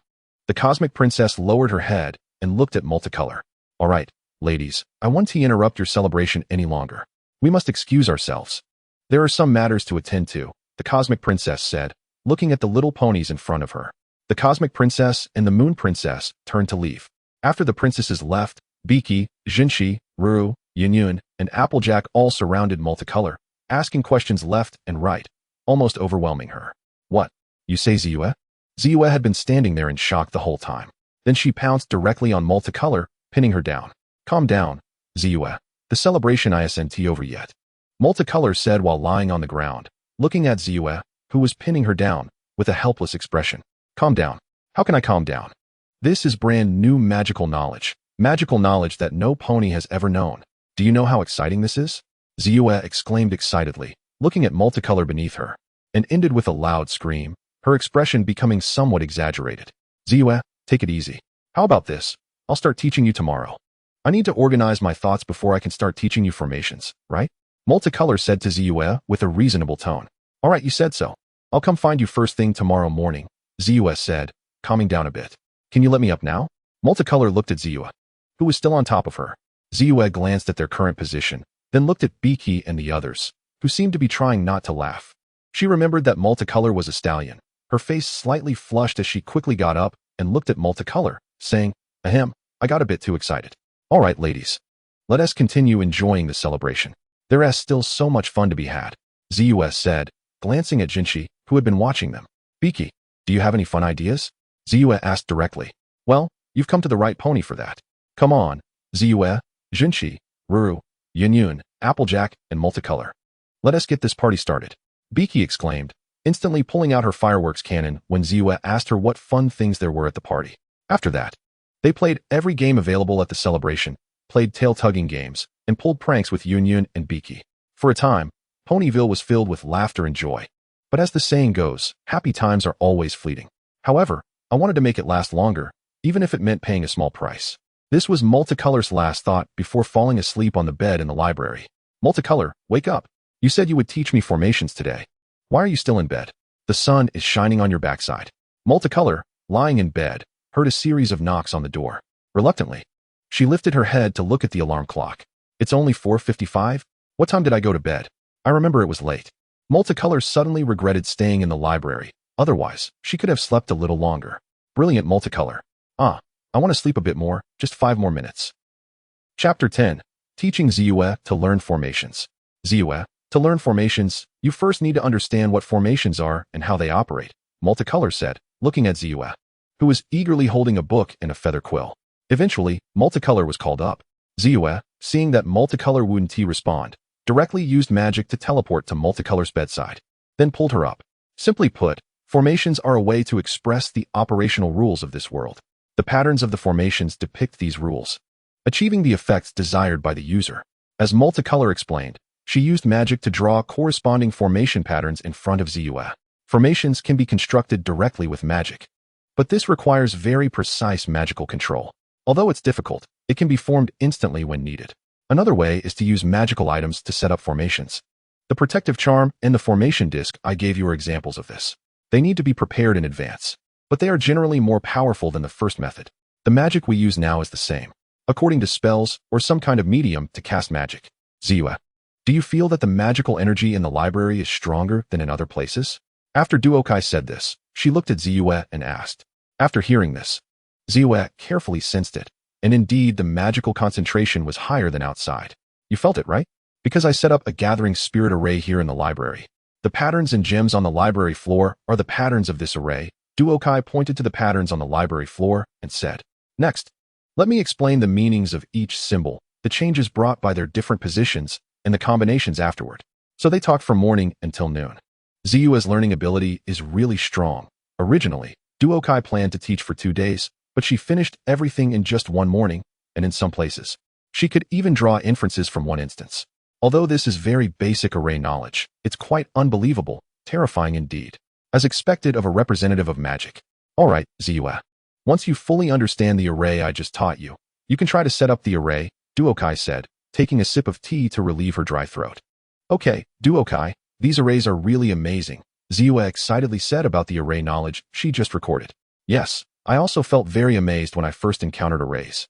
Duokai recalled her first experience with arrays, filled with curiosity. Well, let's think about what to eat. I'm hungry. Ziyue, do you have anything to eat at home? It's time to eat. Are you hungry? Duokai asked Ziyue while touching her belly. Alright, do you have something in mind? I can go out and buy some. What about Suilong? Duokai glanced at Ziyue, who was intently focused on her book. Sure. Oh, hello Duokai, would you like some cupcakes? Pinkie asked as she looked at Duokai entering through the door. Hello, Pinkie, I'm here to buy food. Ziyue called me up early in the morning, and I haven't eaten anything yet. I'm so hungry. Duokai helplessly complained to Pinkie. Would you like some freshly baked cupcakes? Pinkie said as she presented the cupcakes. Sure. I'll take 3 of each flavor, Duokai said, drooling at the sight of the cupcakes.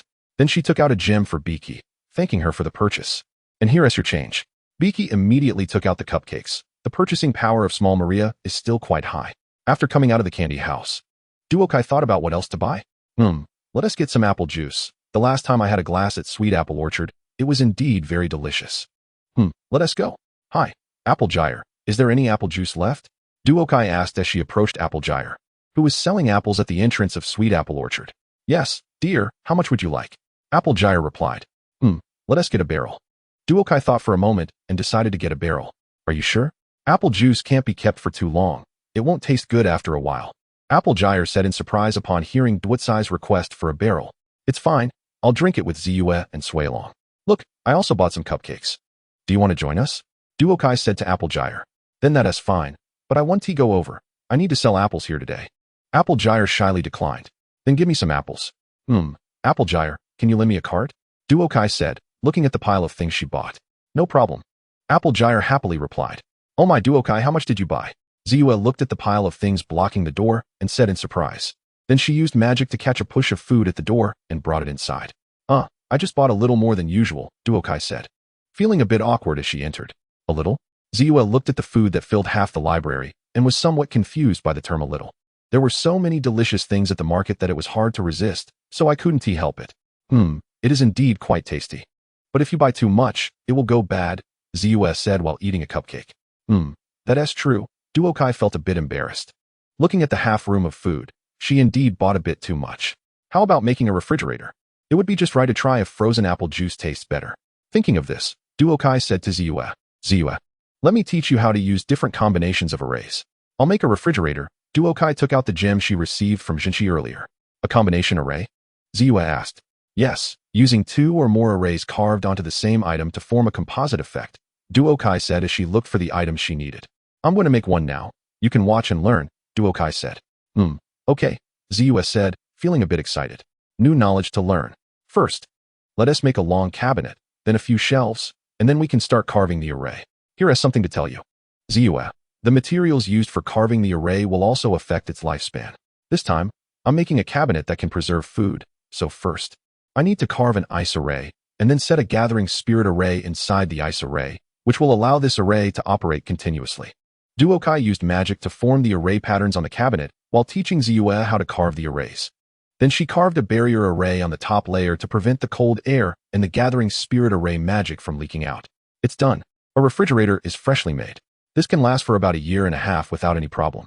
So, Ziyue, do you have a better understanding of arrays now? A cabinet that can refrigerate food and extend its preservation time is complete. Alright, let us eat. Whereas Suilong? Let us eat together. There is a lot of delicious food here, Duokai said after finishing. Come on, Suilong. Let us eat together, Duokai called to Suilong. Alright, Suilong. Ziyue, aren't you coming to eat? Duokai asked Ziyue, who was still looking at her notes. Don't mind her. When Ziyue reads, she forgets to eat. She was called a bookworm by the other ponies in Cailot. Suilong said while munching on a cupcake. Oh, Suilong, I'm not a bookworm. Ziyue rolled her eyes at Suilong upon hearing this. Haha, Ziyue, I think Suilong is right. Let us eat together. Study and rest should be balanced. Appropriate rest leads to better learning, Duokai smiled and said to Ziyue. Alright, I'm coming, Ziyue said as she put down her book. Ziyue said to Duokai helplessly and began to enjoy the delicious food. Chapter 11, Celebration Tickets. The weather is clear, with no clouds in the sky. Here, we should reward Rainbow Dash. She did well. The refreshing weather is perfect for lying on a cool patch of grass and sleeping. No, that won't do. Suilong, thank you for helping me, Duokai Ziyue. I made a bet with Maytosh that I have to deliver the apples to the barn before lunch. If I win, he has to wear an old lady's dress and stroll around the street. Haha, Applejack said happily. No problem, Applejack. Luckily, you said before lunch, otherwise my stomach would be starving, Ziyue said. Enough, Suilong. You've been on my back, not doing anything, Ziyue said. But Ziyue, you guys are too slow. Making me miss snack time, Suilong complained. It's not colorful yet. Why won't anyone get out of bed? I'm so lazy. Just as Ziyue finished speaking, her stomach growled. Let's go eat something, Ziyue said somewhat awkwardly. Of course, our sweet apple orchard's apples are the best, Jar proudly declared. No way, there's a worm. Ahau said as Suilong was still picking out the bad apples, then suddenly pulled out a big, red apple, thinking it was for her. She was about to take a bite when Suilong suddenly swallowed it whole. Apple juice flew everywhere. It seems this apple was indeed very good. Suilong, you suddenly ate the apple, Ziyue said, a bit dissatisfied. Why? Suilong swallowed the apple in her mouth and looked at Ziyue in confusion. Just then, Suilong suddenly covered her mouth and burped. Well, it's not that I'm full. It's that a letter from the Cosmic Princess has arrived, Ziyue said. It's a letter from the Cosmic Princess. Ziyue continued, by the decree of fate. The respectful Cosmic Princess Maria announces that I am pleased to declare that the galloping celebration will be held in the capital, Canterlot, and hereby invite Ziyue as a guest to attend the celebration. Suilong caught the envelope and read aloud. Galloping celebration. Ziyue and Applejack shouted excitedly. Galloping celebration? Oh, I remember now, it's that time. Multicolor thought while eating an apple, watching Ziyue and Applejack jump around with excitement. I remember the galloping celebration is a grand event. There should be a lot of delicious food. Multicolor suddenly felt the apple in her mouth wasn't that fragrant anymore. But then remembered that the celebration was still a long way off, and suddenly the apple tasted good again. Watching Yunbao and Applejack fight over the celebration tickets. She thought, I won't disturb them, they'll all get tickets in the end anyway. I'll just eat my apple. Hey, girls, this ticket is mine. I should decide who to give it to based on who has a better reason, Ziyue said as she separated Yunbao and Applejack.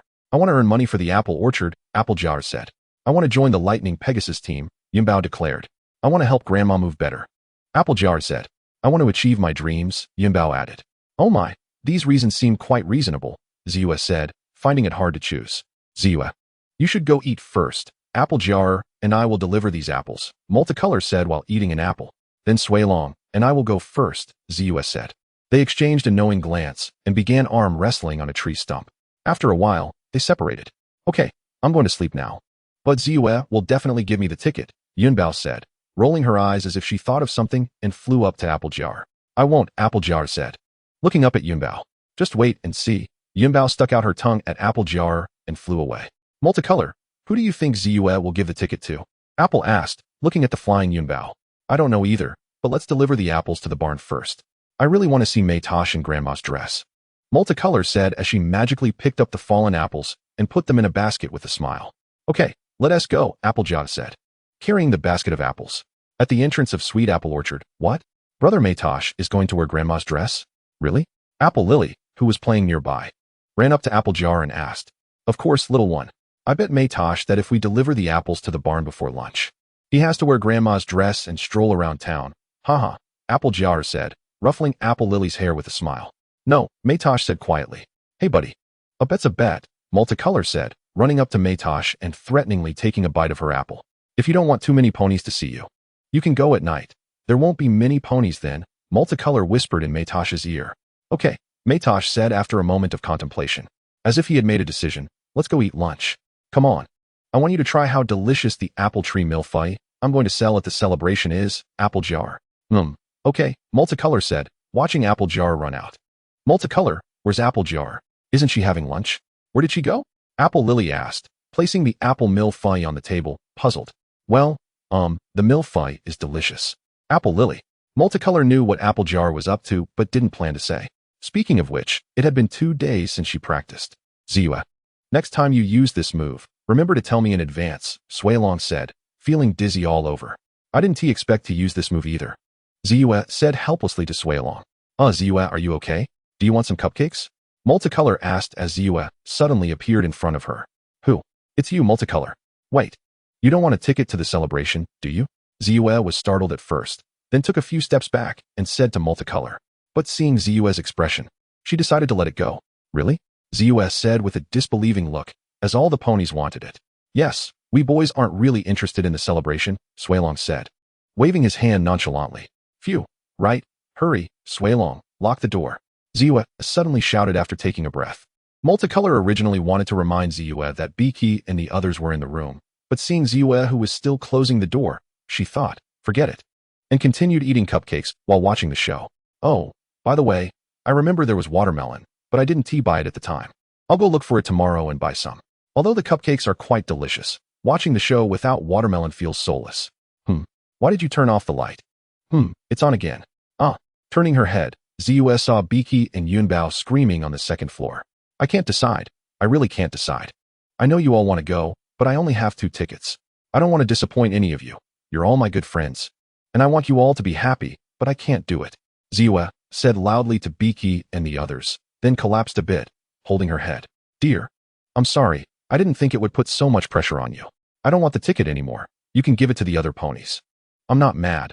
I promise, Applejack said, lowering her head and walking over to Ziyue apologetically. Me too. I'm sorry for putting you in such a difficult position, Ruru said as she flew over to Ziyue. Me too. It's no fun to make friends sad, Pinkie said. Ziyue, I'm sorry. We were too much, Jinchi said. Yay. So that means the ticket is mine. Ha ha ha, I got the ticket. I got the ticket. Yunbao shouted excitedly as she flew up. Then she saw the expressions of the other ponies looking at her. Yunbao, Multicolor called helplessly. Oh well, I think I need to practice my signature skill more before showing it to the Lightning Pegasus team. I don't want the ticket anymore. Yunbao finally realized something and said to Ziyue, we got too excited about the celebration and didn't notice that we were adding to your burden. Sorry, Ziyue. Applejack said sincerely to Ziyue. Ziyue felt very happy to see her friends willing to give up going to the galloping celebration just to relieve her pressure. What? They exclaimed in surprise. Even if one friend can't go, then I won't go either, Ziyue said firmly. Ziyue, you don't have to do that, Applejack said. No. I've made up my mind. Suilong, you can send it out, Ziyue said to Suilong. The sound of Suilong delivering the letter made Duokai feel quite moved as she watched Ziyue and the others. Ziyue, you can't go now either. Aren't you regretting it? Duokai said to Ziyue. No, I don't. If my best friend isn't going, I wouldn't be happy going alone, Ziyue replied. Oh, hug, Pinkie said as they embraced each other. Originally, Duokai was fine standing aside, but she was pulled over by Pinkie to join in.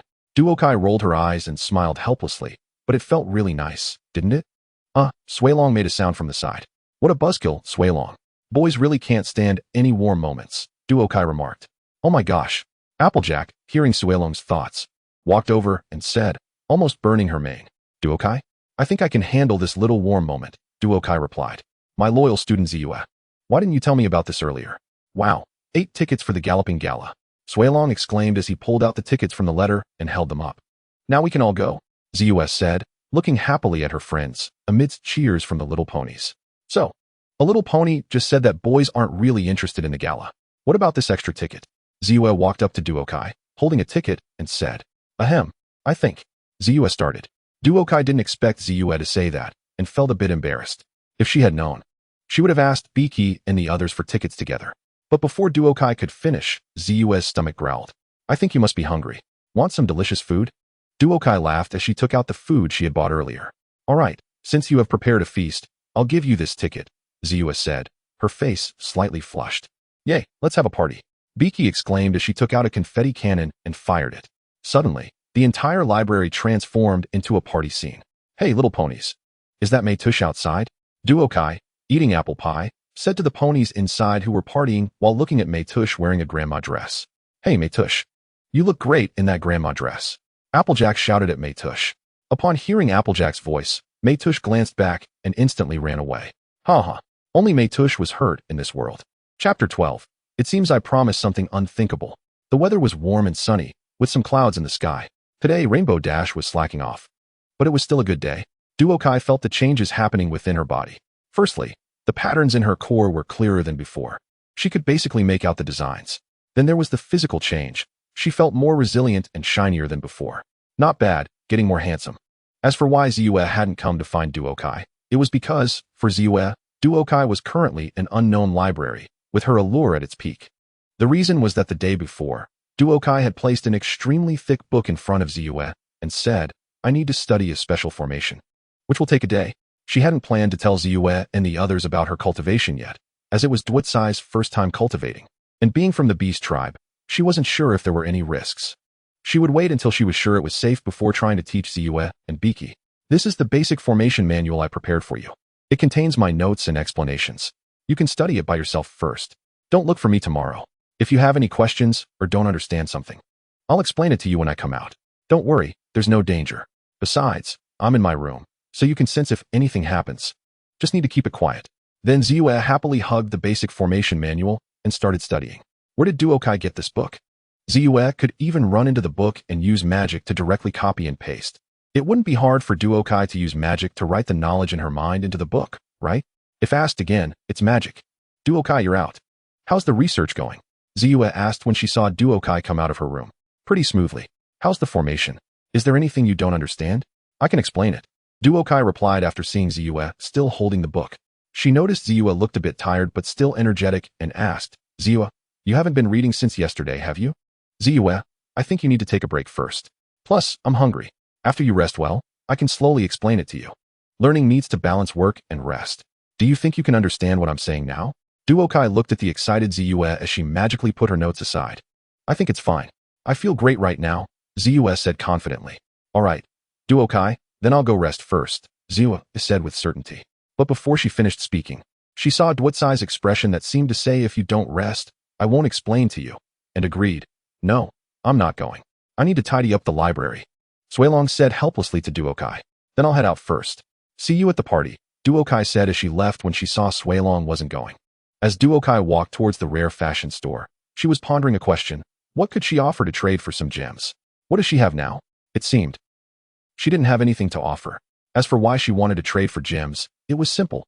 She wanted to make a flying sword. As for why a little pony would want a flying sword, that's easy too. It's one of her dreams of cultivating immortality. Just think about it, flying on a sword. How thrilling. Although the cultivation method she was practicing later could allow her to walk on air, that's for later, and it's a different concept from flying on a sword. Moreover, a little pony flying on a sword would look pretty cool, right? So, she needed to find Jinchi to trade for some gems. Since among all the ponies in Ponyville, Jinchi's family had the most gems currently. Although Biki's family also had some, it wasn't as fast as getting them from Jinchi. Moreover, the path of sword cultivation is different from others. It requires nurturing within the body, and the sword itself will progress alongside its owner.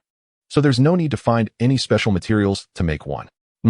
Maybe I can teach Jinchi a few formations and trade knowledge for gems.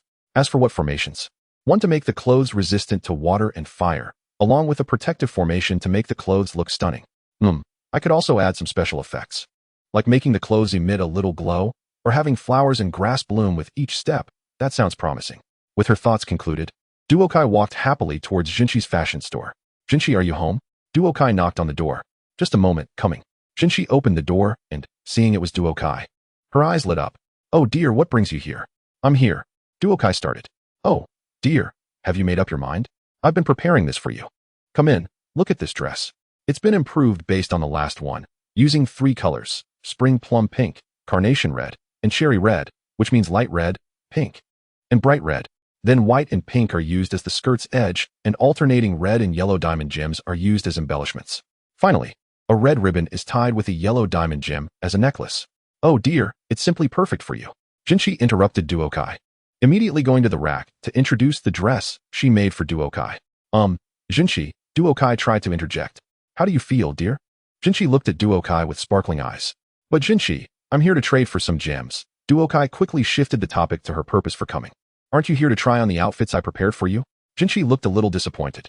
Well, if it's for men, I think it's fine, colorful. Dear, you just said you wanted to exchange gems with me? But if you model for me, you can choose any gem you like here. Jinchi said to Duokai in a tempting tone. Well, I won't model. Let me introduce you to something that can elevate your fashion to the next level, Duokai declined, while quickly telling Jinchi what she wanted to give her. Then Duokai demonstrated what magical fashion is, like being impervious to water and fire, which is exactly what the fashion world needs. Simply put, this imperviousness is a thin layer of magic tightly adhering to the surface of the clothing. Plus, those lotus flowers blooming at every step, and you can customize various patterns. Just think about it. Other ponies make only monotonous fashions. While you have lotus flowers blooming under your feet, your outfit sparkles with twinkling stars, and the patterns on your clothes are vivid. Jinchi, isn't it great? You are going to be the next master of the fashion world. You will usher in an era, the era of magical fashion. The production method is also very simple. You just need to use magic to engrave the formation patterns inside the clothes while making them, and then embed the gem with the core of the formation in the reserved position to complete it. This is the basic knowledge of formations and a simplified version of the basic formation manual. As long as you master it all, you can draw the effects you want yourself. These are all non-power formations. The principle is to transform magic into various shapes. So you don't need to be particularly proficient to edit them yourself, but it requires amazing magical control, which is not difficult for Jinshi, as she demonstrated excellent magical control in the play. Jinshi listened with excitement, feeling like a fashion master right now. The moment Duokai entered, she was captivated by a large gem in the middle of the room. It was a diamond-shaped gem about 15 meters long, with a very high concentration of magic inside, and an indescribable magical aura that looked like a rainbow. This is definitely a top-quality gem. Jinshi, where did you find that big gem in the middle? Duokai asked Jinshi, staring at the gem. Jinshi, can you give me that gem? Duokai was mesmerized by that gem. Jinshi squinted, as if remembering something, and said, Duokai, I took that gem as a memento of my adorable emblem. It's very precious. Jinshi looked at the gem with reluctance. All right, since that's the case, let me see if there's anything else, Duokai said, although her eyes were still glued to the gem. But since you want it so much, as a friend, I don't mind giving it to you, but I have a small condition. Jinshi turned to Duokai and said, Really, Jinshi? What condition? Just say it. As long as I can do it. Duokai turned her head to look at Jinshi, almost pressing against her. Okay, dear, of course it's true. As long as you become my permanent model, I'll give it to you, Jinshi said, pushing Duokai back a bit, as she was about to be overwhelmed, and elegantly flicked her hair with her hoof. No problem, being a model is a piece of cake. Duokai readily agreed and ran over to touch that gem. All right, dear. It's yours now, Jinshi said. Then Duokai took a few more things since everything else in the room was not much different from this one. Plus, Duotsai's attention was fully on that gem. When Duokai left Jinshi's fashion shop with the gem, she suddenly realized, wait, did I just agree to something outrageous? Duokai looked at her reflection in the gem, feeling like she had done something she would regret. But oh well, it's just wearing a dress. And getting this gem is worth it. When she got home, she started carving her own crystal sword. Is it really like this? Jinshi's fashion show is not just for show, not to mention its magical fashion now. Hopefully, Duokai can still think this way later. Chapter 13, Forging Spiritual Treasures. The weather was clear and cloudless. It seems Yunbao finally remembered her job. Wow, Duokai, is this gem for me? And such a big gem too. Suilong, this isn't for you to eat, especially that big gem. You can't touch it, Duokai said sternly to Suilong as soon as she entered. If Suilong ate it, that would be a huge loss. She would probably even think about eating dragon meat. All right, Suilong, you can eat one of the other gems if you want, but don't even think about that big gem, Duokai said, using magic to hand a gem to Suilong. No problem, Duokai, I won't touch that gem, Suilong said as she caught the gem Duokai gave her. Delicious, Suilong said after eating the gem, but looking at the gem in front of her. The forging method she had prepared earlier was no longer applicable. Let me think about how to forge this special material, Duokai pondered. She remembered seeing a classic that described a special forging method, which seemed to imitate the process of innate spiritual treasure's birth, but it had high requirements for materials. The previous sect leader's life treasure was made using this method. This gem should meet the conditions, Duokai thought while looking at the gem. The classic stated that often high-end ingredients, I digress, top-tier materials don't require overly complicated steps. You just need to engrave the desired weapon shape and the corresponding formation into the material, then imprint your magical mark, and finally store it in your Dantian core for nurturing. The material will then begin to form your unique, innate spiritual treasure as if it were a part of your body. Descriptively, it's somewhat like a companion spiritual treasure. After carefully reviewing the process and feeling confident, she started her work. First, she set up a spirit-gathering formation in the room, then a calming formation, followed by a protective formation. Done. Let's start. Following the method described in the classic, Duokai used magic to inscribe various formations and runes into the gem. However, when Duokai prepared to engrave the core formation, she couldn't seem to inscribe it. After several attempts, she still couldn't inscribe it. Duokai stopped, looking at the gem in front of her, puzzled. Strange, why can't I proceed? I was almost done. Where did the problem lie? Duokai looked at the gem, her face full of confusion. Then she carefully checked the gem again. I found the problem. Part of the magic is very active, while another part is very calm, with no reaction. Duokai, I heard Suilong say you were in the room. I've come in. How does that amplification formation work? At that moment, Ziyue entered with notes using magic and saw Duokai staring blankly at a large gem. Duokai? What's wrong? What is this? Ziyue walked up to Duokai and poked her. Then the gem beside them began to glow. Duokai noticed the change in the gem and felt that the previously calm magic inside began to become active. This is responding to Ziyue's magic? Wait a minute. I remember there is a record of a special situation at the end of this classic, which is very similar to this. It's a kind of spirit treasure that requires two people to nurture it simultaneously, and this situation is rare, so I didn't think of it in this direction. So that's the reason. Ziyue, there's something I want to tell you. Duokai thought of this and directly pressed Ziyue down, looking very serious as he said to her, Duokai, what is it?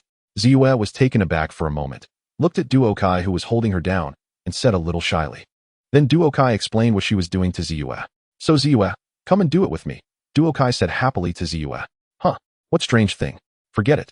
Let me teach you the array and runes that need to be engraved. These are very simple, and in the end, we will engrave the core array together. This step needs to be done at the same time, and when we are about to finish, we also need to simultaneously leave our magic in the core array to complete it.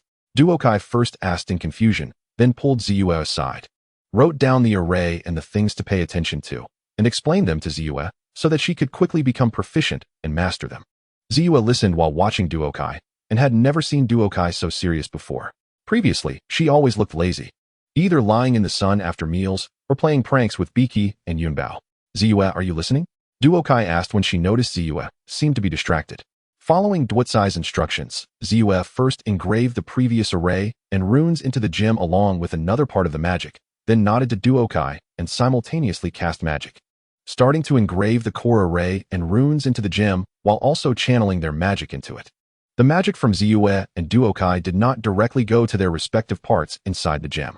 Instead, they merged together, then spun around a few times inside the gem, before separating towards the locations of the cores.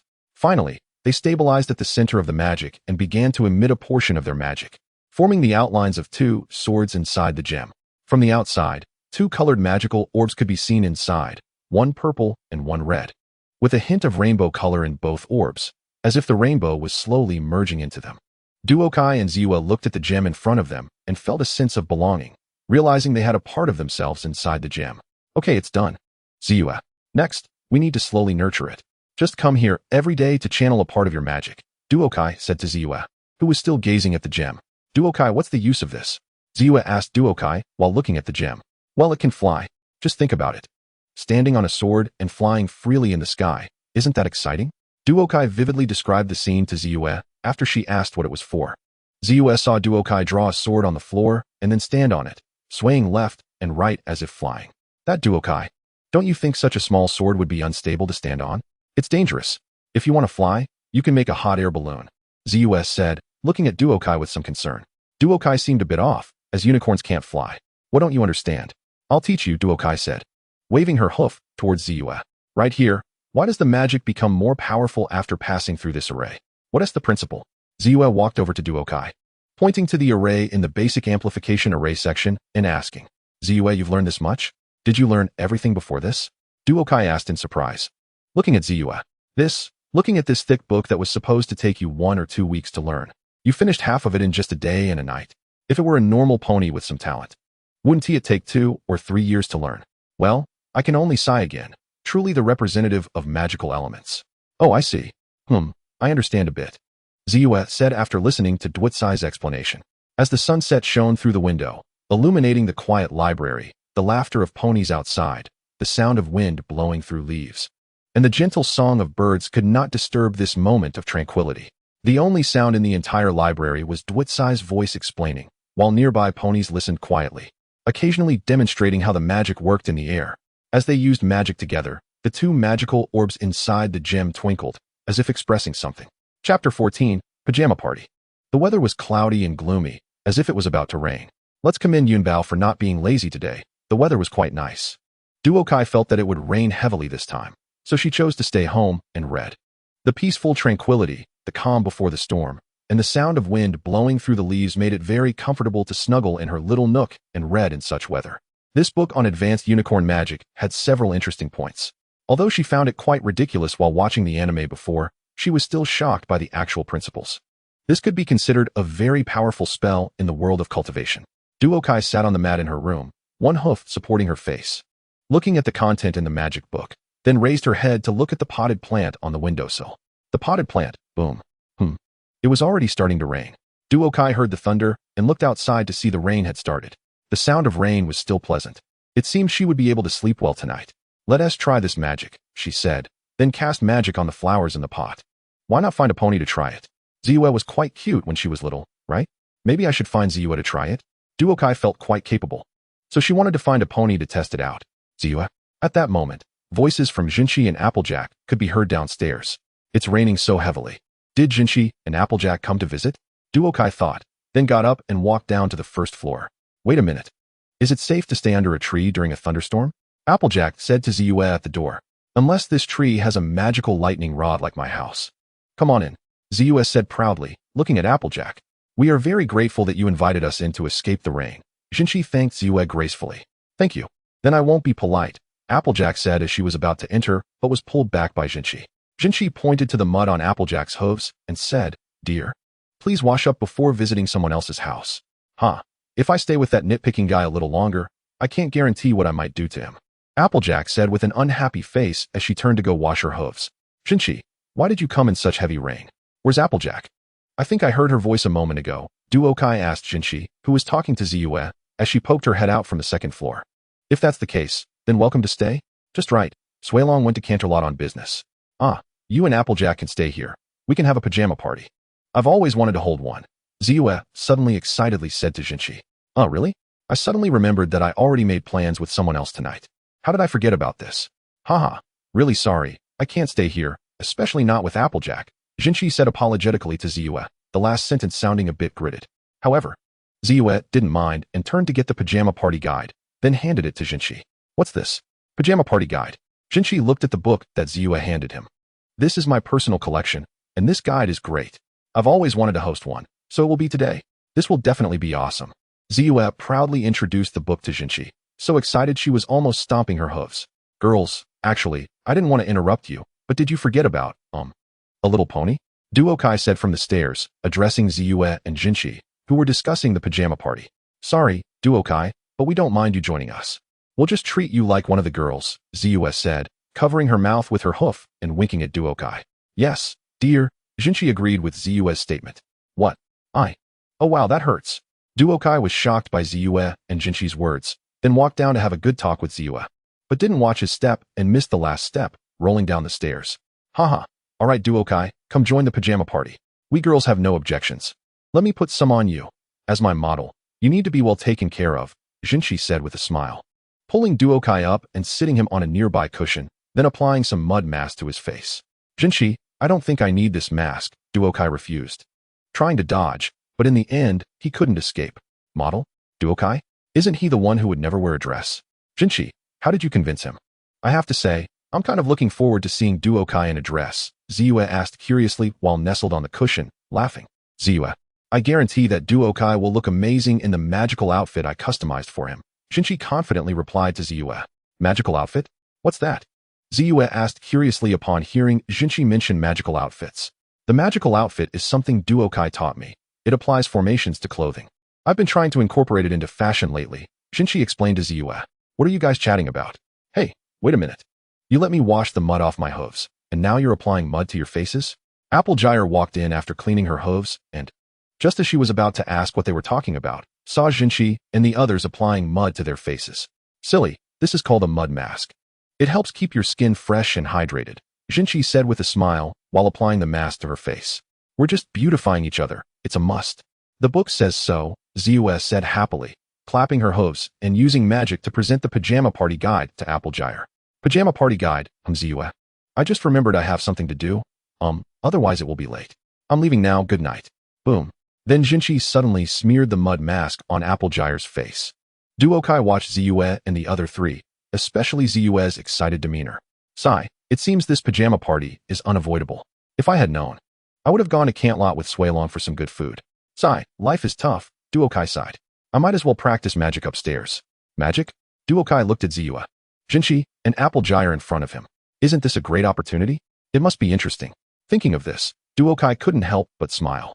Hey girls, I have a great idea to hold this pajama party better and give you a surprise, reliving childhood. Duokai interrupted the friendly conversation among the ponies and those flipping through the guide, making them stop. Once they all stopped, Duokai began to cast magic. There are a bit too many ponies. Let's add an amplification formation. As the formation appeared from Dwitsai's horn, a bright light flashed. Applejack, stop joking around. What little pony? Applejack, how did you turn into a little pony? Why are my legs so small? Mirror, where's the mirror? Jinchi initially thought Applejack was joking, but then saw the little Applejack and her own tiny legs and began searching for a mirror. This is age-changing magic. It's advanced unicorn magic. Duokai, when did you learn this? Ziyue said after opening her eyes and seeing Jinchi and Applejack turned into little ponies. Oh, I just learned it. Isn't it more fun to play as little ponies for the pajama party? Plus, Ziyue, you were so cute as a child, Duokai said, looking at Jinchi and Applejack, who were admiring themselves in the mirror, then turning to Ziyue. Come on, Duokai, did you know you look even cuter now? Ziyue blushed a little and pushed Duokai next to the mirror. Dear, this magic of yours is really good. How long will it last? Jinchi asked Duokai while looking at herself in the mirror. Probably until tomorrow morning. Duokai thought for a moment and replied to Jinchi. Alright, girls, let me start. This will be the best pajama party ever. Ziyue exclaimed happily, hugging everyone from behind. Then they all joyfully began to dress each other up, with Duokai drawing a funny face on Jinchi while Applejack and Ziyue laughed heartily. After Jinchi looked in the mirror, she chased after Duokai, insisting on drawing a turtle on his face, but couldn't catch him. Instead, she tackled Applejack, who was laughing the hardest, and drew a big flower face on her. After that, Jinchi brought the mirror over for Applejack to see her face. Wow, that's brutal, killing the horse and breaking the heart.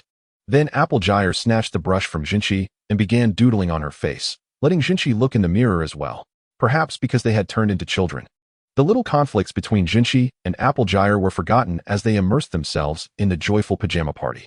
Ziyue took the opportunity to stop Duokai, using magic to draw a smiley face and a turtle on his face as well. And soon they all had faces adorned with drawings that no one knew who had done. They began to tell ghost stories. With the lights off, the random drawings on their faces added to the scare factor of the ghost stories, leading to continuous screams. Duokai was originally not afraid, but Jinchi and Applejack would occasionally suddenly hug him or scream, and perhaps because they felt like kids, he joined in the screams too. Afterward, during a pillow fight, Duokai took advantage of their chaotic fighting to stealthily take them down one by one, winning every battle. But then he was simultaneously attacked by Ziyue and the other three. And with his 2 legs outnumbered by 3 ponies, he fell in defeat. Just as they were tired from playing and getting ready to rest and sleep, a sudden flash of white light appeared outside the window, followed by a rumbling sound. Then Applejack saw a branch of a tree outside the window being struck by lightning. At that moment, Jinchi shouted at Applejack to wait. I can't wait. I can't stop. We need to tie that branch and pull it towards the library. Then that branch began to fall towards the direction of the library. Applejack realized why Jinchi had called her, but it was a bit late. Just as it was about to crash down on Applejack, Jinchi ran over and pushed her aside. But after a moment, Applejack and Jinchi didn't feel the branch fall.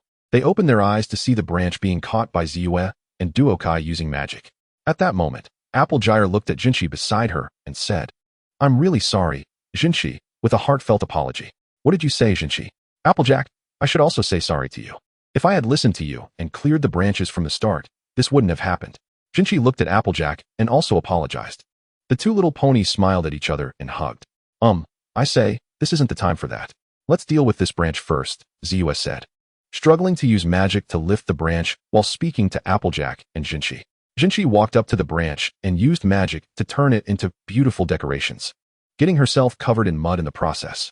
Applejack initially wanted to kick the last larger branch away, but after getting a glare from Jinchi, she slowly set it down with her mouth. Wow, I'm so dirty. Jinchi looked at Applejack after closing the window and said uncomfortably while looking at her muddy body.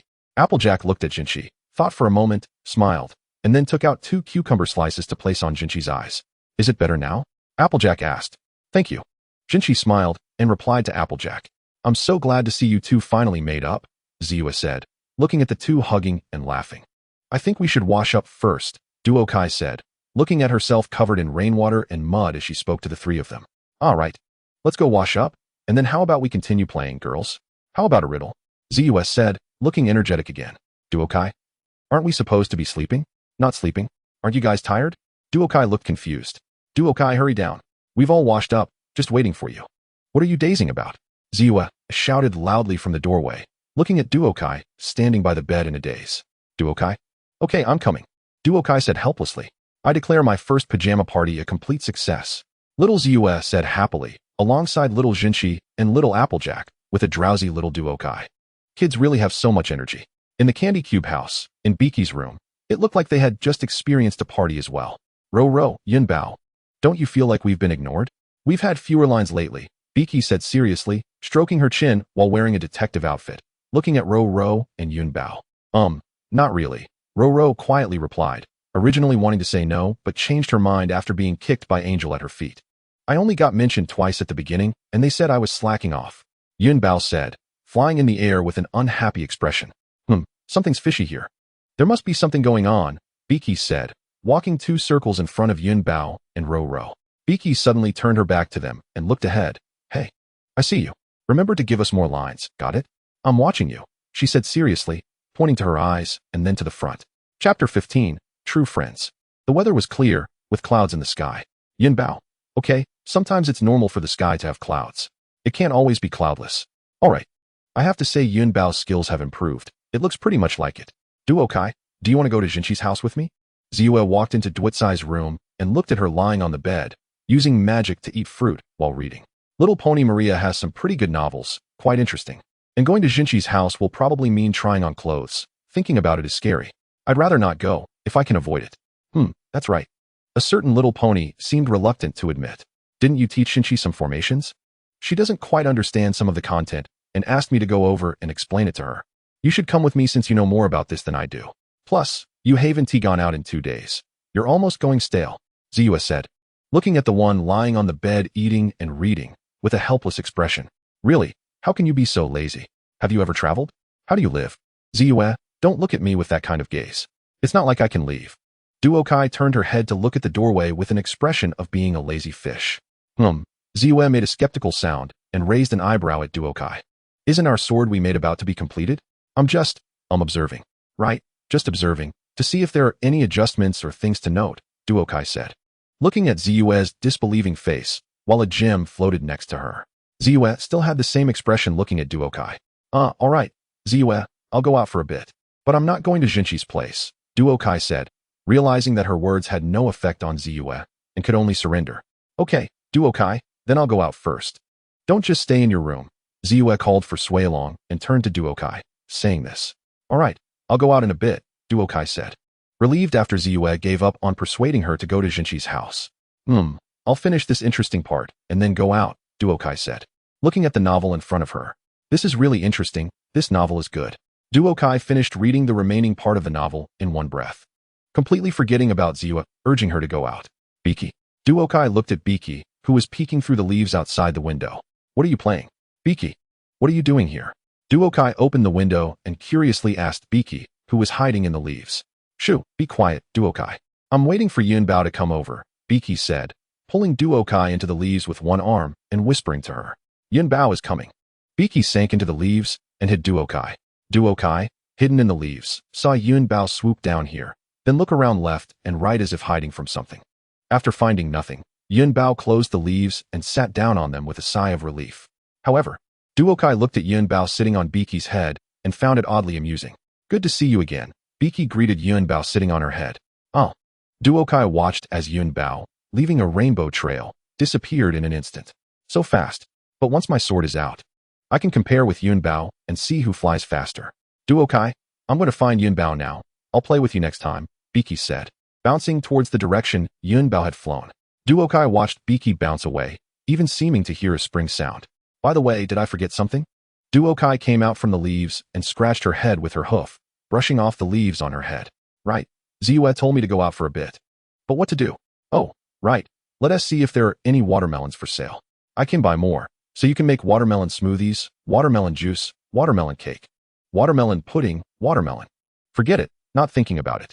Off I go, to buy some delicious food. Duokai wiped the drool from the corner of her mouth and went out with her wallet, having a bountiful day. Duokai looked at the cart full of food behind her and smiled with satisfaction. Got watermelons, bananas, oranges, carrots, cantaloupes, all of it. I'll go back and make a fruit platter for Ziyue. so she knows I'm not just a lazy fish lying in bed, always reading and eating. To pave the way for future rest, Duokai looked at the shopping list, which only had one item left, apples. She walked to the entrance of Applejack's barn. Wow, Applejack. Is it the time for magical, colorful apples to be harvested? Duokai said to Applejack, who had just come out of the room, looking at the colorful apples on the apple trees around her. What? The colorful apple is still early, Applejack laughed, and said after hearing Multicolor speak. Look, the apples on the apple tree, they're so colorful. Multicolor stepped aside to let Applejack see the apple orchard behind. At that moment, the laughter of two little ponies came from the side. Multicolor and Applejack turned to look at the source of the sound, where Pinkie Pie and Rainbow Dash were holding paint palettes and brushes, laughing heartily. Haha. Pinkie, look at Applejack's expression. Haha. It's so funny. I can't take it anymore. I'm laughing so hard my stomach hurts. Rainbow Dash imitated Applejack's expression for a moment before rolling on the ground laughing. Hey, you two little troublemakers. Applejack picked up a multicolored apple that had been painted and threw it at Pinkie and Rainbow. Seeing Applejack coming to chase them, Pinkie and Rainbow dashed away. Applejack, look. It washes right off. Multicolor said to Applejack, looking at the apple thrown into the water bucket. Haha, those two are really little troublemakers. Applejack said with a smile after hearing Multicolor's words. Ha ha ha, but their pranks are still pretty good. Otherwise, I could play with Pinkie too. Multicolor laughed, thinking it was quite fun to play with Pinkie. Enough, Multicolor. Having those two around is already a headache. Here are the apples you wanted, Applejack said helplessly, handing Multicolor some washed apples. Pinkie's pranks always make you smile, don't they? Multicolor said as she took the apples from Applejack. Haha, that's true. Applejack said after thinking for a moment. Goodbye, Multicolor. The next day, the weather was. Forget it, I won't bother Rainbow Dash anymore. Multicolor was out for a walk.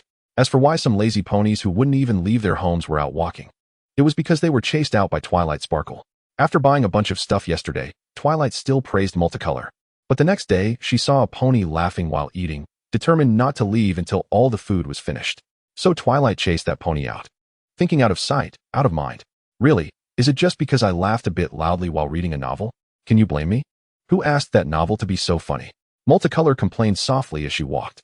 Oh, what's Pinkie doing over there? Multicolor saw Pinkie sitting on a trampoline blowing up balloons and felt a bit curious, so she walked over and asked, Pinkie, what are you doing? Preparing for a party? Hi, Multicolor. I'm playing with Rainbow Dash and her griffin friend Gilda, but I can't fly. I just jumped up on the trampoline, but it didn't work very well. So I'm trying to use balloons to fly up, Pinkie said, gesturing as she spoke. Oh, I see, Multicolor said, watching Pinkie bounce up and down. To be honest, she didn't quite understand, but remembered which scene it was from. It didn't seem like she needed to get too involved, and figured it was fine to solve it in Pinkie's way. Here, Pinkie, this floating disc is for you. I used it when we went to the Everfree Forest. You can use it to go up later, and after you use it, you can float in the air just like on the ground. Multicolor pulled out the floating disc from her backpack and handed it to Pinkie. Oh, thank you, Multicolor, Pinkie said, hugging Multicolor after receiving the disc. No need, it's nothing. I'm off now. Have fun with Rainbow Dash. After telling Pinkie how to use it, Multicolor separated from her. I need to find a place to continue reading and then head to the candy house for some treats. I clearly arrived first, Rainbow Dash. I don't think so, Gilda. Just as Rainbow Dash and Gilda were arguing about who arrived first. Hey, you two are really cool, but I think Rainbow Dash won. She was just a feather away. Pinkie floated over with a bunch of balloons and said, Good thing you're here, Pinkie. You saw the truth, Gilda. Rainbow Dash said happily to Gilda. Hi, Pinkie, how are you walking in the clouds? Rainbow Dash suddenly realized and asked Pinkie beside her. Oh, you mean this? Multicolor gave this to me, so I can walk in the air now and play with you guys, Pinkie said, bouncing up and pointing at the glowing array under her hooves. Cool, Rainbow Dash said. Gilda couldn't stand it anymore and said to Rainbow Dash, Let's race to that cloud over there. Whoever arrives late is a silly dragon egg. Go. Sure. Rainbow Dash replied, her competitive spirit ignited, and with a whoosh, she was gone. I think being at a high altitude will make you dizzy, Gilda said, then started popping some of Pinkie's balloons. However, Pinkie didn't slowly fall as she expected. She just stood in the air. Hey, shouldn't you be falling? Gilda looked at Pinkie in shock. Oh, this? I mentioned it earlier. Didn't you hear? All right, I'll say it again. Multicolor gave this to me, so I can stand in the air, Pinkie explained again when she saw Gilda's shock. Pinkie, come here. Gilda called over to Pinkie. What? Pinkie happily bounced over, thinking she could play with them. Don't you know when you should disappear automatically? Rainbow Dash doesn't need to be with a dimwit like you, especially when I'm around. You fool. Gilda suddenly stormed over, glaring at Pinkie angrily. then pinched Pinkie's nose and said, "Disappear from my sight, get lost," and pushed Pinkie away towards the other clouds before flying off to chase Rainbow Dash. "Hey, Gilda, where's Pinkie?" Rainbow Dash asked when only Gilda came over. Ugh. Pinkie let the array under her hooves dissipate, slowly descending with a gloomy face. "Twilight, I think our swords will be finished forging in a couple of days," Multicolor said, looking at the two increasingly clear swords and the gems, happily telling Twilight. "What should we name the swords when they're done? What would you name yours?" "We'll decide later, Twilight." "Twilight, I have a question." Pinkie suddenly appeared beside Twilight and said, "Wow, Pinkie, when did you come in?" "What question?" Twilight was startled by Pinkie's sudden appearance and asked. Pinkie explained what had happened to Twilight. "Is Rainbow Dash's friend really that awful?" Twilight asked as she flipped through a book introducing griffins. "Yeah, he really wants to steal Rainbow Dash away. Although I haven't seen other griffins, I'm sure Gilda is the most selfish and aggressive of them all," Pinkie replied. "Do you know what I think?" Twilight turned to look at Pinkie. Pinkie looked at Twilight helplessly. "I think she might be jealous," Twilight said. "Jealous?" Pinkie exclaimed in shock. Jealousy turned green, of course. Swaylong, who was sitting next to you reading, suddenly said, "You have a good knife." "No wonder it's Swaylong." "Yes, Pinkie, you can't help but like Yunbao's attitude towards you. Just say he's very irritable," Ziwa said as she looked at Pinkie in front of her. Pinkie looked at Ziwa in shock. "Pinkie, mainly we haven't seen Gilda, but we believe in you. You can go and help us see what kind of friend Gilda is, and then trust your heart to do it. Right, Ziwa?" Duokai popped her head out from the second floor and said gently to Pinkie, then winked at Ziwa. "Yes, Pinkie, you can learn more about Ziwa," Duokai said. Rolling her eyes at Ziwa, then said to Pinkie, "Okay, then I'll leave first," Pinkie said and walked out of the library. "It might also be my fault. Gilda isn't an irritable guy. I'm just jealous," Pinkie reflected on herself on the way, wondering if it really was her reason. The camera shifted to the library. "Duokai, why did you say that?" Ziwa looked up at Duokai on the second floor and asked. "Because I believe in Pinkie. Although Pinkie can be a bit off sometimes. She has never been wrong about good friends," Duokai said as she walked down to Ziwa. That does seem to be the case," Ziwa thought carefully. And indeed it was. "All right, Ziwa, maybe Pinkie will invite us to the party later," Duokai said as she took another novel from the bookshelf. Soon, Pinkie really came back, inviting us to the celebration party for Gilda, and then they went to the candy house. Pinkie arrived at the door to welcome Gilda, only to be shocked by the old-fashioned doorbell. Later, Gilda encountered almost all the pranks at the party, and finally exclaimed, "This place is just a bunch of silly little ponies," she said to Pinkie. "And you?" Pinkie, "Yes, you're the lame queen, always thinking of stupid party pranks. All right, Yunbao and I are 10 times cooler than all of you combined. Come on, Yunbao. Let's leave this silly and pathetic place. Hurry up, come on," Gilda said angrily, calling Yunbao to leave. "You know what, Gilda? All these stupid pranks were set up by me," Yunbao said, standing still and looking angrily at Gilda. "What?" Gilda looked surprised at Yunbao, then at Pinkie, and said in astonishment, "Ugh," as Pinkie let out a surprised sound. "So I guess I'm the lame queen," Yunbao said, standing in front of Pinkie and looking angrily at Gilda. "Yunbao, are you kidding me?" Gilda said, somewhat at a loss. "They're not targeting you. You just had bad luck and hit all the traps," Yunbao said, feeling a bit down. "I should have guessed it. That dripping cup was totally your style," Pinkie said, as if recalling something, and looked down at Swaylong beside her. "Impossible, it's all Pinkie. She designed this party to frame me. She just wants to mess with me," Gilda said, looking at Yunbao helplessly, then angrily said to Pinkie, I just wanted to change your attitude by holding this party. I thought it would make you happy," Pinkie said to Gilda in a surprised tone. "Enough, Gilda, you're just being unreasonable. I didn't expect my old friend to view my new friend this way. If that's just caring while looking cool, then you should go somewhere else and find some really cool new friends," Yunbao said firmly but a bit dejectedly to Gilda. "Is that so? Well, you're really two-faced. Cool one minute and silly the next. Come find me when you're not silly anymore," Gilda said, feeling hurt but also a bit annoyed, and made a harsh remark before flying away. "Not cool at all," Yunbao said, watching Gilda fly away. "Wow, turns out she can't take a joke," Swaylong concluded. Duokai, eating a cupcake, watched as Yunbao and Pinkie accidentally shocked each other with the old-fashioned doorbell, and then the whole party burst into laughter again. At this moment, Pinkie came over with some cupcakes, gave one to Ziyue, and winked at Duokai while handing it to her. Duokai took it and said to Pinkie, "I knew you could do it," Pinkie, and winked back at her. "Oh, come on, Duokai, let's party together," Pinkie smiled at Duokai, pulling out a confetti cannon. Boom. A large amount of colorful paper fell from the sky. Chapter 16, Trixie. The weather was clear, with a temperature that was neither too high nor too low. A gentle breeze blowing, leaves rustling softly, and the sweet singing of birds, making the ponies feel very comfortable, almost wanting to take a nap. If that little pony could agree, Yunbao would definitely agree, because she was currently sleeping comfortably on a cloud. Duokai looked at Suilong, who was admiring his beard in the mirror and couldn't bear to watch. A little dragon with a beard, Duokai thought it didn't look very good. 2 dragon whiskers? That wouldn't be good either. A western little dragon with dragon whiskers. Speaking of which, the dragon in My Little Pony that looks the most like the one from his hometown is the one from the Everfree Forest. However, that dragon seems a bit not very serious. Thinking of this, Duokai stared at Suilong looking in the mirror and thought, if I could let Suilong practice the cultivation techniques of the dragon clan from the cultivation world, would it allow him to transform into the kind I know? After all, in the cultivation world, as long as you have a trace of dragon bloodline, you can choose whether or not to transform into a dragon. Moreover, the dragons in the cultivation world are not only powerful, but also very elegant and beautiful. Yes, you read that right. I didn't write it wrong. Beautiful. Most dragons are very pretty. As for how I know about the dragon clan's cultivation techniques, the dragons in the cultivation world are also a rare race. So they leak these techniques that can gradually refine their bloodlines to increase their population. However, the techniques I know are definitely different from the common knowledge. What I have seen can even be said to be the treasured scriptures of the dragon clan. Any race that can refine its bloodline is very rare. Should I experiment with Suilong? Duokai squinted her eyes, stroking her chin, looking at Suilong, who was asking Ziyue to let him keep his beard. Duokai, we are going to the town for a walk. Do you want to come? Ziyue asked Duokai, who was lost in thought. What? Walk? Okay, let's go. Duokai said, not reacting when she heard Ziyue calling her. After realizing it, she looked at the snacks she had bought earlier, which were almost gone, thought for a moment, and decided to go out with Ziyue to buy some more.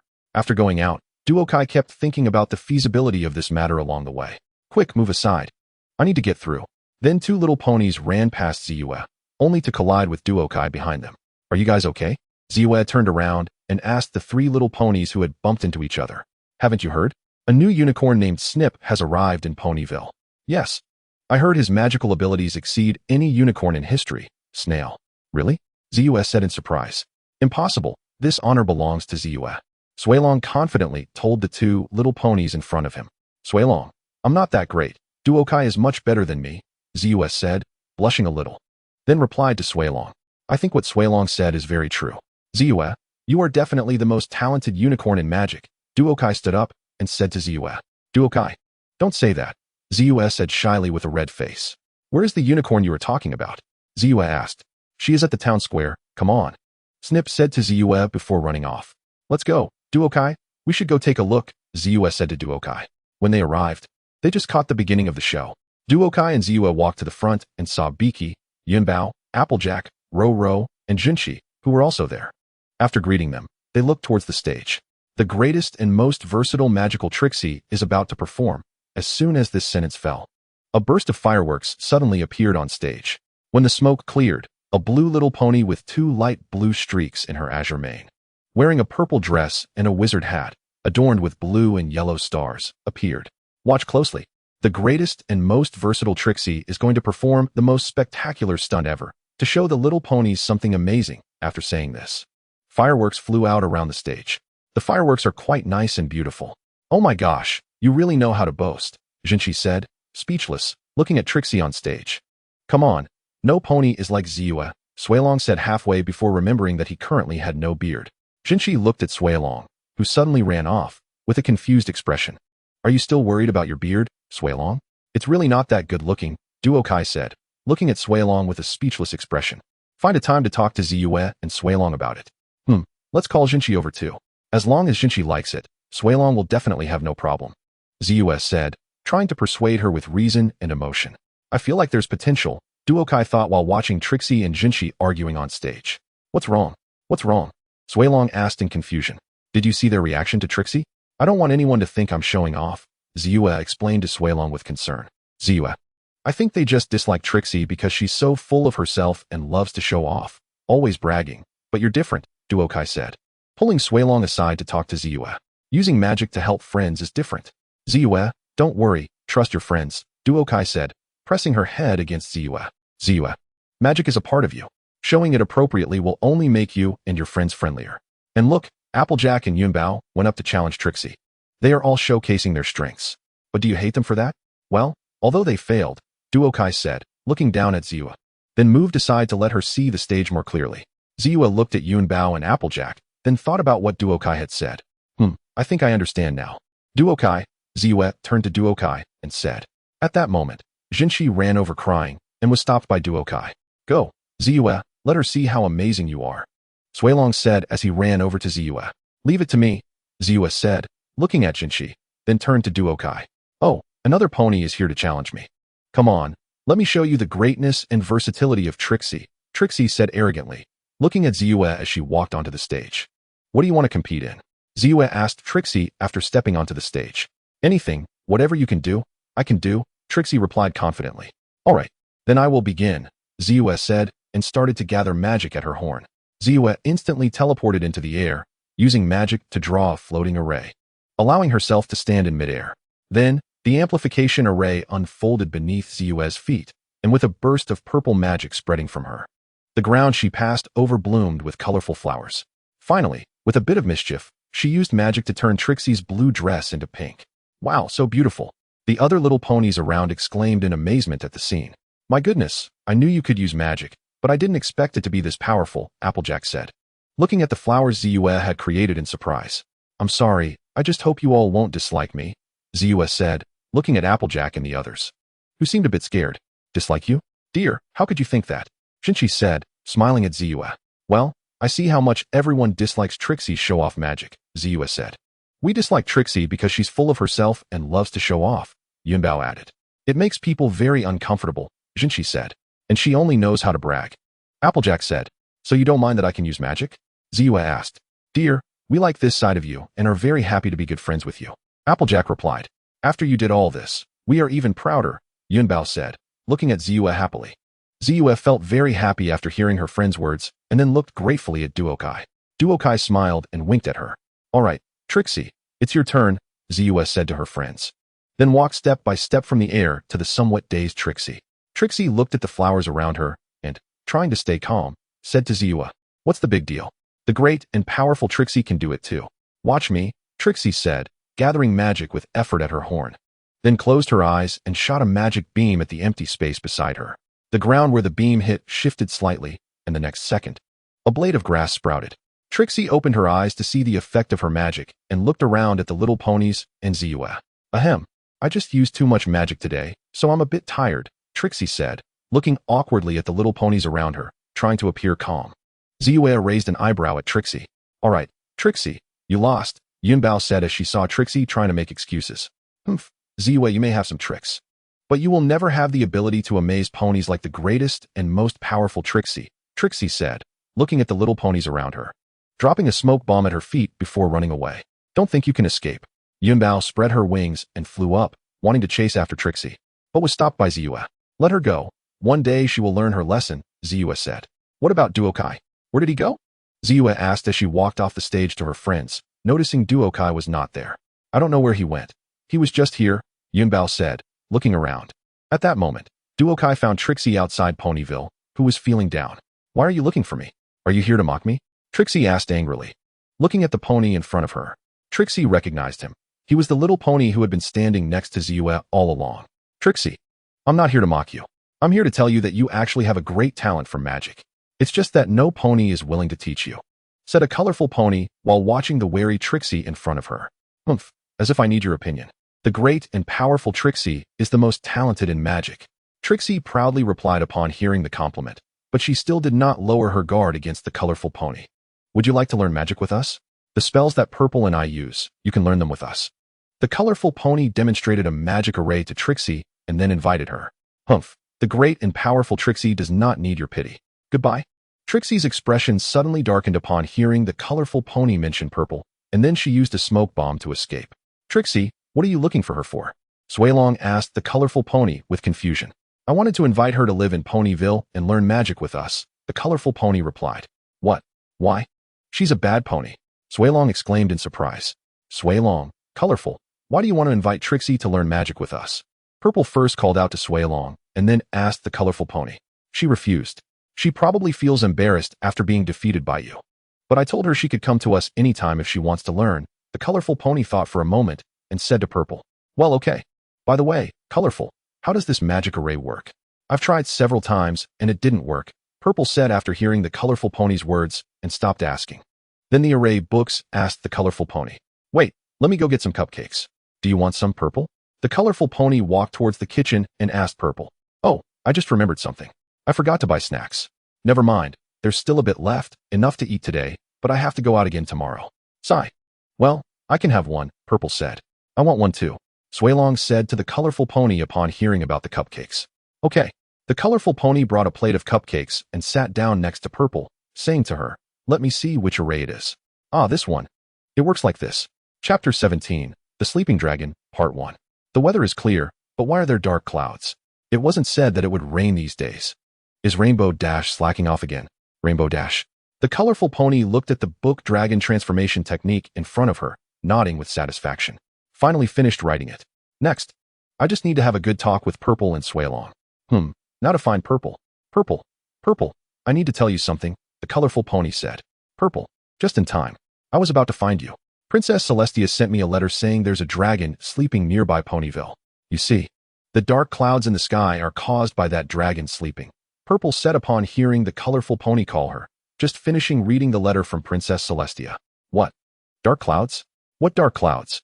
The Colorful Pony was a bit taken aback upon hearing Purple's words. A dragon? Near Ponyville? That sounds familiar. Look at the sky. That's the dragon outside Ponyville causing it. If we don't let that dragon sleep somewhere else, Ponyville won't see the sun for 100 years. Purple pushed the Colorful Pony to the window so she could see the dark cloud in the sky. Oh, I thought it was Rainbow Dash causing it. Turns out there's a dragon. The Colorful Pony finally reacted. Hey, how could it be me? Rainbow Dash just walked in and heard the Colorful Pony say the dark clouds were her doing, feeling a bit angry. Well, I thought you were making it rain. I definitely didn't say you were slacking off. Really? The Colorful Pony said a bit awkwardly. I didn't expect Rainbow Dash and the others to arrive at this moment. Haha. Pinkie Pie, Rainbow Dash, Fluttershy, Rarity. But she really should see a doctor. That doesn't sound healthy at all, Pinkie Pie said with a worried expression. Well, at least she hasn't breathed fire again. What do you think we should do? Rarity looked at Purple with confusion. I'll tell you what we should do. Kick her. Just like this, Rainbow Dash said as she kicked a wooden horse head. Luckily, Purple used magic to support it in time and lifted it to dodge Rainbow Dash's other attack. Then it crashed into the bookshelf, leaving her dizzy. I think we should persuade her to sleep somewhere else, Purple said as she walked over to Rainbow Dash and helped her up. How about we capture her to study? I happen to have something that needs verification from a dragon. The Colorful Pony suddenly appeared in the middle and said ominously, An adult dragon? Just the right time to check the structure and meridians of an adult dragon, the Colorful Pony said. No way, Purple said seriously to the Colorful Pony. Well, then I'll study Swaylong, the Colorful Pony said helplessly. What? Swaylong was shocked on the side. Absolutely not. Swaylong is our treasure. We cannot let you study or hurt Swaylong. Rarity said as she stepped behind Swaylong. Colorful, did you hit your head? How could you think of studying Swaylong? Purple looked at the Colorful Pony with confusion. Hurt? What are you talking about? I just want to observe and verify. I have a technique here that is beneficial to dragons, and I want to see if there are any problems. If there are no problems, Swaylong can practice it. The Colorful Pony said while looking at the surrounding ponies who were watching him warily. Technique? What technique? Purple asked with a puzzled expression. Ahem. Let me explain it to you in detail. This is quite different from the dragons you know now. The Colorful Pony walked to the center of the library, cast magic, and began to depict the appearance of an Eastern dragon while speaking. This kind of dragon has antlers like a deer, a head like a horse, eyes like a rabbit, a neck like a snake, a belly like a clam, scales like a fish, claws like an eagle, paws like a tiger, and ears like an ox. They can ride the clouds and call the wind and rain. Most of them do not have wings, but they can still fly. They can grow to several dozen meters long, and they can freely change their size and form. They are also a symbol of good fortune and represent elegance and beauty. The Colorful Pony described as she drew the dragon's shape in the air with magic. Purple and the others were captivated by the dragon described by the Colorful Pony. It was indeed different from the dragons they knew. Wow, so beautiful, Pinkie Pie exclaimed excitedly. Yes, and not scary at all, Fluttershy said, looking at the beautiful and gentle dragon. And they are so cool, just like us Pegasi, they can ride the clouds. Rainbow Dash said excitedly. They are very elegant. Rarity said as she tossed her hair. They really are beautiful, Applejack said, staring at the dragon's pattern. Colorful, where did you learn about this kind of dragon? Purple also looked at the dragon depicted by the Colorful Pony in shock, as it was indeed different from the dragons she was familiar with. Hey, I'm not lazy. I'm practicing my flying skills every day. Rainbow Dash glared at the colorful pony angrily. Sorry, Rainbow Dash, I was just joking. I know you wouldn't slack off. The colorful pony said with a smile to Rainbow Dash. Can I turn into that kind of dragon you mentioned? Swailong asked as she walked up to the colorful pony and looked up at her. Swailong looked at the dragon that the colorful pony drew and felt it was very cool. Rarity also liked it. It should be fine. We just need to observe it. If there are no problems, you can practice, the colorful pony said to Swailong. It really should be fine, right, Colorful? I don't want Swailong to have any accidents. Purple said with concern as she looked at the colorful pony. Moreover, this kind of practice can make one's skin more refined and tender, increase strength, make using magic easier, and become closer to nature, allowing small animals to be more friendly, the colorful pony said to Purple and the others. Wow! The little ponies exclaimed. The colorful ponies spoke according to their preferences. Of course, all of this can be achieved. Moreover, Duokai feels that after their training, the appearance of the crystal cores will be their respective cute symbols, and they represent the source of harmony as elements.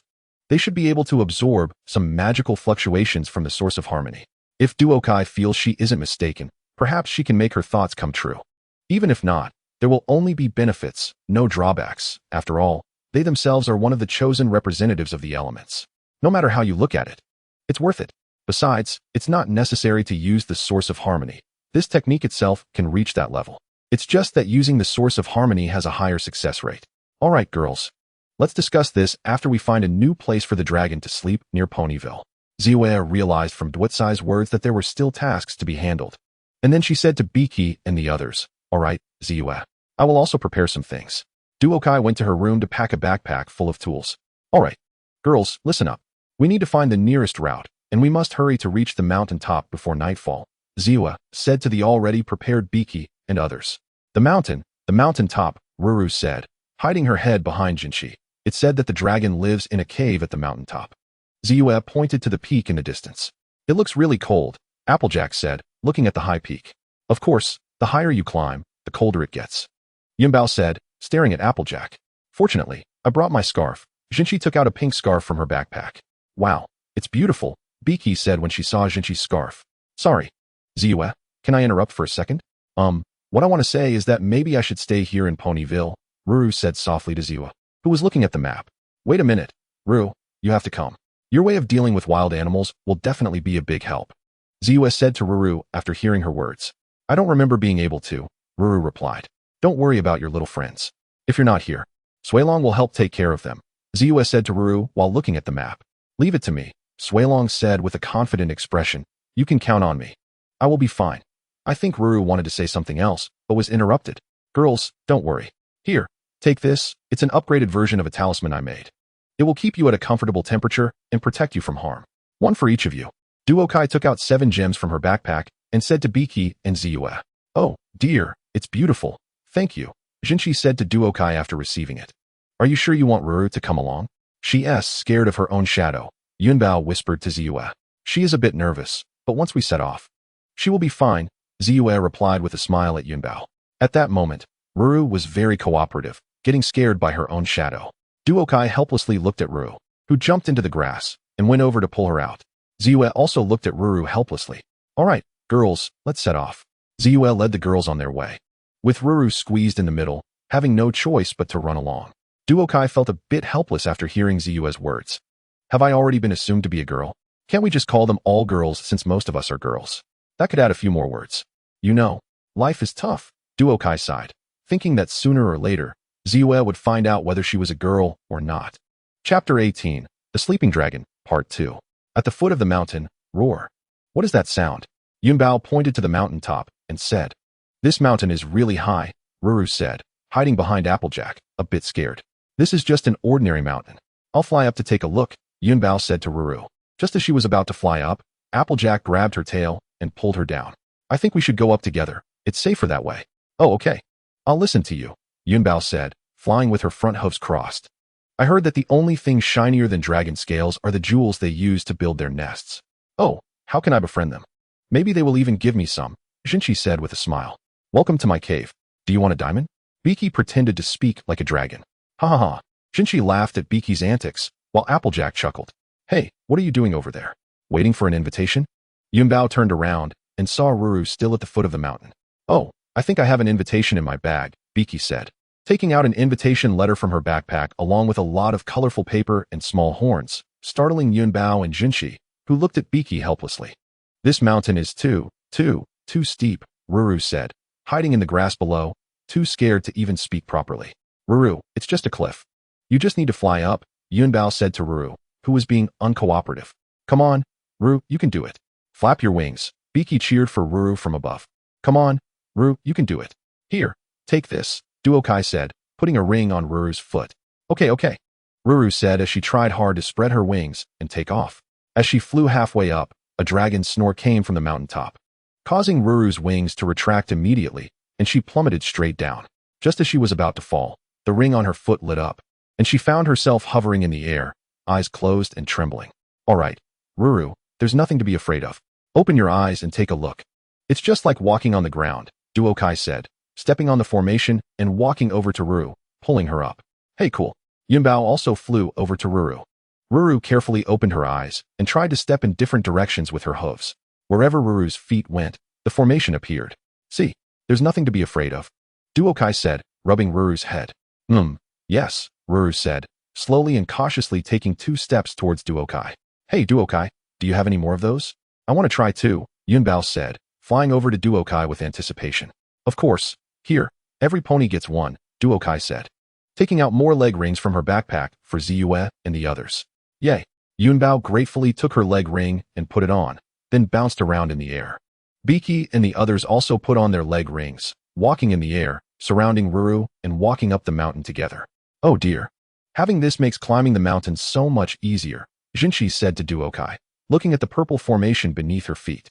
"And it's so much fun. Look at me. Look at me." Pinkie even danced a ballet in the air. "Very impressive. We need to be careful. According to my map, we are entering a collapse zone. The smallest sound can cause a rock slide," Ziyue said quietly as she walked ahead. "Collapse," Ruru exclaimed. "Shoo." Ziyue extended a hoof to her mouth and said to Ruru, then led the way forward. Ruru kept her head down, cautiously following behind, while Duokai brought up the rear, watching the timid Ruru in front of her. With a sigh, Duokai realized that making Ruru braver was a long and challenging journey.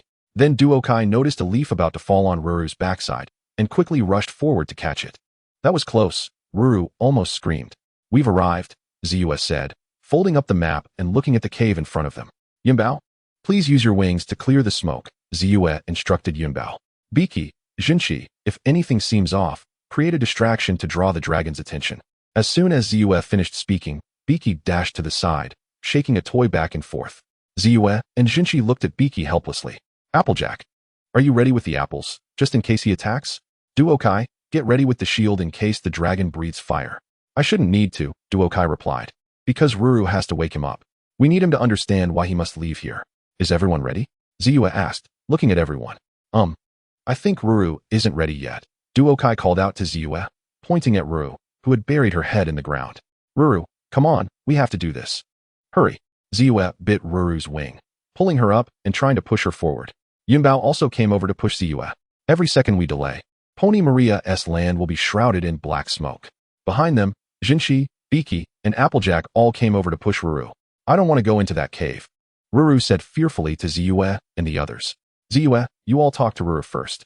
I'll go in and observe the dragon," Duokai suggested. Looking at Ziyue and the others. "Duokai, are you sure you'll be okay going in alone?" Ziyue asked, worried. "Don't worry, I won't wake him up first. I'll just go in to take a look," Duokai replied, making a cautious gesture. "All right, just be careful. If anything happens, shout for us, and we'll come to save you," Applejack said to Duokai. "Okay, let me check out this dragon. Wow, dragons really do love shiny things. There are so many treasures and coins here. By the way, this dragon is quite large," Duokai noted. Time to get down to business." Duokai took out the magic array from her backpack and set it up around the dragon, then activated it with magic. A huge array appeared beneath the dragon, enveloping its entire body. So this is what a dragon's body looks like in this world, Duokai thought, closing her eyes to feel the dragon's condition with magic. It was somewhat different from the dragon after the transformation in the dragon transformation technique, but it wasn't a big issue. According to what is described in the dragon transformation technique, the cultivation methods and paths will change based on the cultivator's body. During each transformation, one purifies their bloodline to transform into a dragon. Overall, based on what is written in this dragon transformation technique, this dragon will probably need to undergo about 57 transformations to become the dragon race I know, if successful. After all, not every transformation succeeds. Of course, if it fails in the end, it just means losing the chance to advance further. However, this dragon indeed needs some healing. Its smoky throat is quite serious.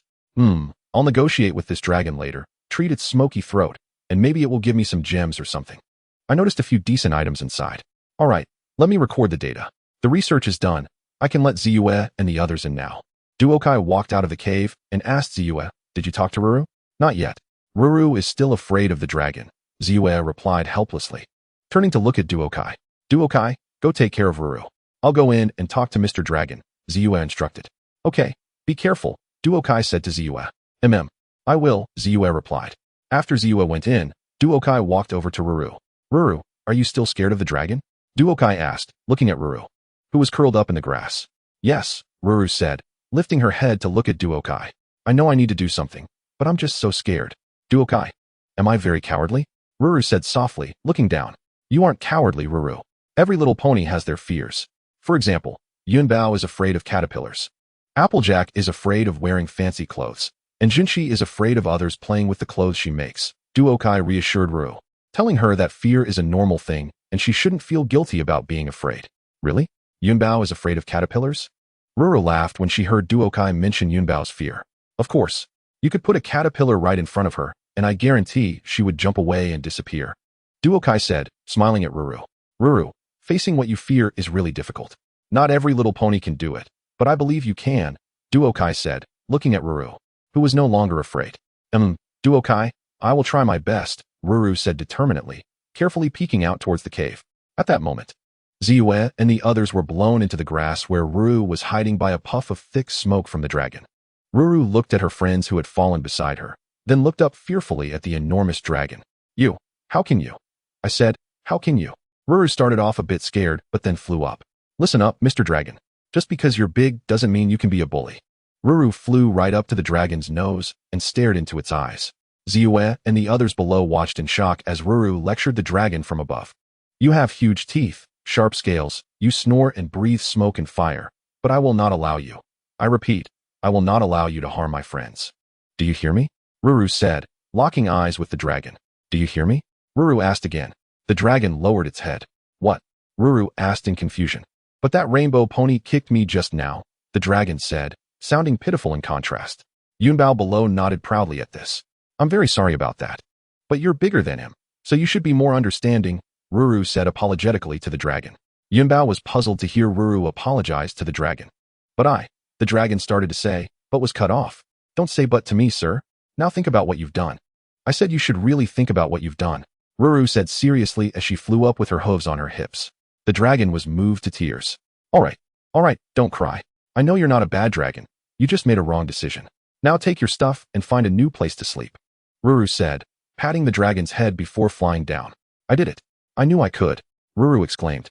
Thanks to Ruru, Ziyue and the others rushed over to her side. "I knew you could do it," Duokai said happily to Ruru. "Thank you, Duokai. If it weren't for your encouragement, I wouldn't have been so brave," Ruru said gratefully to Duokai. "Ruru, you don't need to thank me. It was you who dared to face what you feared for your friends," Duokai smiled at Ruru. "What do you want to do next?" Ziyue curiously asked. "I'll go take a look at him and see if I can cure his snoring and smoking. By the way, I need some gems to make a magic array," Duokai said to Ziyue. "Oh, dear, can you get me a diamond?" After hearing Duotsai's words, Jinshi looked at Duokai with a pitiful expression and said, "Okay, no problem." Duokai looked at Jinshi with some helplessness and said, "Ziyue, Applejack." And Yunbao all rolled their eyes in silence.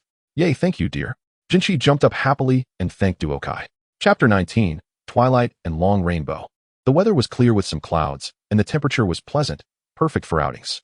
However, there were always little ponies huddled at home, munching on snacks, blowing fans, and reading books. And there were two of them, one reading a novel and the other reading a magic book. One was slacking off, while the other was not. "Duokai, I think you should look at something useful, like a magic book, and learn some magic instead of reading those novels all day," Ziyue said helplessly while watching Duokai eat a cupcake and read a novel. "Ziyue, I do have my studies. I set a goal to learn one magic spell every day," Duokai replied after hearing Ziyue's words. Ziyue rolled her eyes at Duokai, planning to ignore her today and continue reading her own book. Then they exchanged glances. Duokai, what is this feeling? Ziyue asked, touching her head with her hoof. It should be that gem. Let's go check it out, Duokai said after carefully sensing it. Ziyue and Duokai got up and walked to the room on the second floor, looking at the crystal that was faintly glowing. Duokai, the gem is glowing, Ziyue said curiously, looking at the gem before her. It should be the sword is about to be completed, Duokai said as she approached the gem and touched it with her hoof. The gem became very transparent, and the rich magic that was originally inside the gem was now all in two swords. From the outside, two almost transparent swords could be clearly seen inside the gem, with a rainbow-colored magic flowing from the sword's tip to its tail, while the rest of the appearance was almost identical. Come on, Ziyue, we just need to input the magic one more time, Duokai said, looking at the crystal. Magic appeared at the horns of both Duokai and Ziyue. As they input their magic, the entire gem began to emit a strong light. The gem started to shake, and with a faint cracking sound, large cracks began to appear all over the gem. Duokai and Ziyue stepped back after hearing the sound. At that moment, with a sound of crystal shattering, two swords shot up into the sky, emitting a series of sword cries. Below, Ziyue and Duokai looked at the large hole that had been punctured in the library. Duokai thought helplessly, did it really have to fly outside? Isn't that a bit glitch? Ziyue, on the other hand, stared blankly at the swords flying around in the air and murmured, a sword that can fly by itself. After a while, the two swords flew down, circling joyfully around Duokai and Ziyue. Is this sentience? Yay, that's awesome, Duokai exclaimed happily as she jumped up, looking at the two flying swords. Sentience. Duokai, what is that? I feel like they have a life of their own, Ziyue said, watching the sword that flew around her and rubbed against her. Ziyue, sentience means it will automatically protect you and can understand what you say. Of course, just simple commands. Duokai said happily, looking at the swords circling around her. The overall length of the two swords was 3 feet 2 inches long and 1 inch 8 wide, with an overall appearance of light blue transparent crystal. Ziyue, let's proceed to the final step, refining this sword. Follow the method I taught you to carve your magic into the sword body, and finally, give it a name, Duokai said eagerly to Ziyue. Looking at the flying sword in front of her, magic lit up at the horns of both Ziyue and Duokai, and at that moment, the two swords stopped in front of Ziyue and Duokai, quietly floating. As the magic entered the sword body, the appearance of the two swords began to change. The sword in front of Ziyue gradually turned purple, with twinkling starlight inside and a rainbow-like magic flowing slowly within. The two sides of the sword had white edges, and the handle flashed with a purple light, transforming into a 6-pointed star pattern that matched Ziyue's cute emblem in white and purple. The sword in front of Duokai gradually turned red, with golden patterns inside, and the two sides of the sword also had white edges. Of course, there was also a rainbow-like magic flowing slowly within, and the handle flashed with a red light, transforming into a bagua pattern that matched Duotsai's cute emblem. After the final name appeared at the base of the sword handle, the two swords emitted red and purple light, marking the completion of their forging.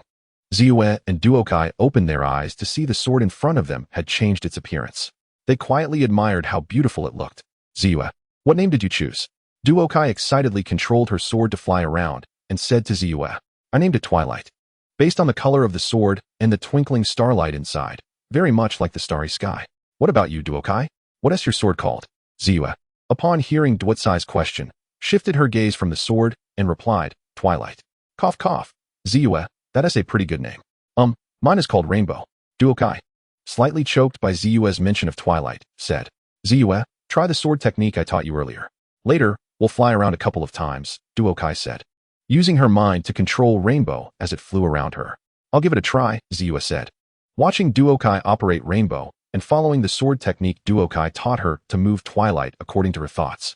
After familiarizing themselves with the operations of their flying swords in the room, Duokai suggested they go out and have a race.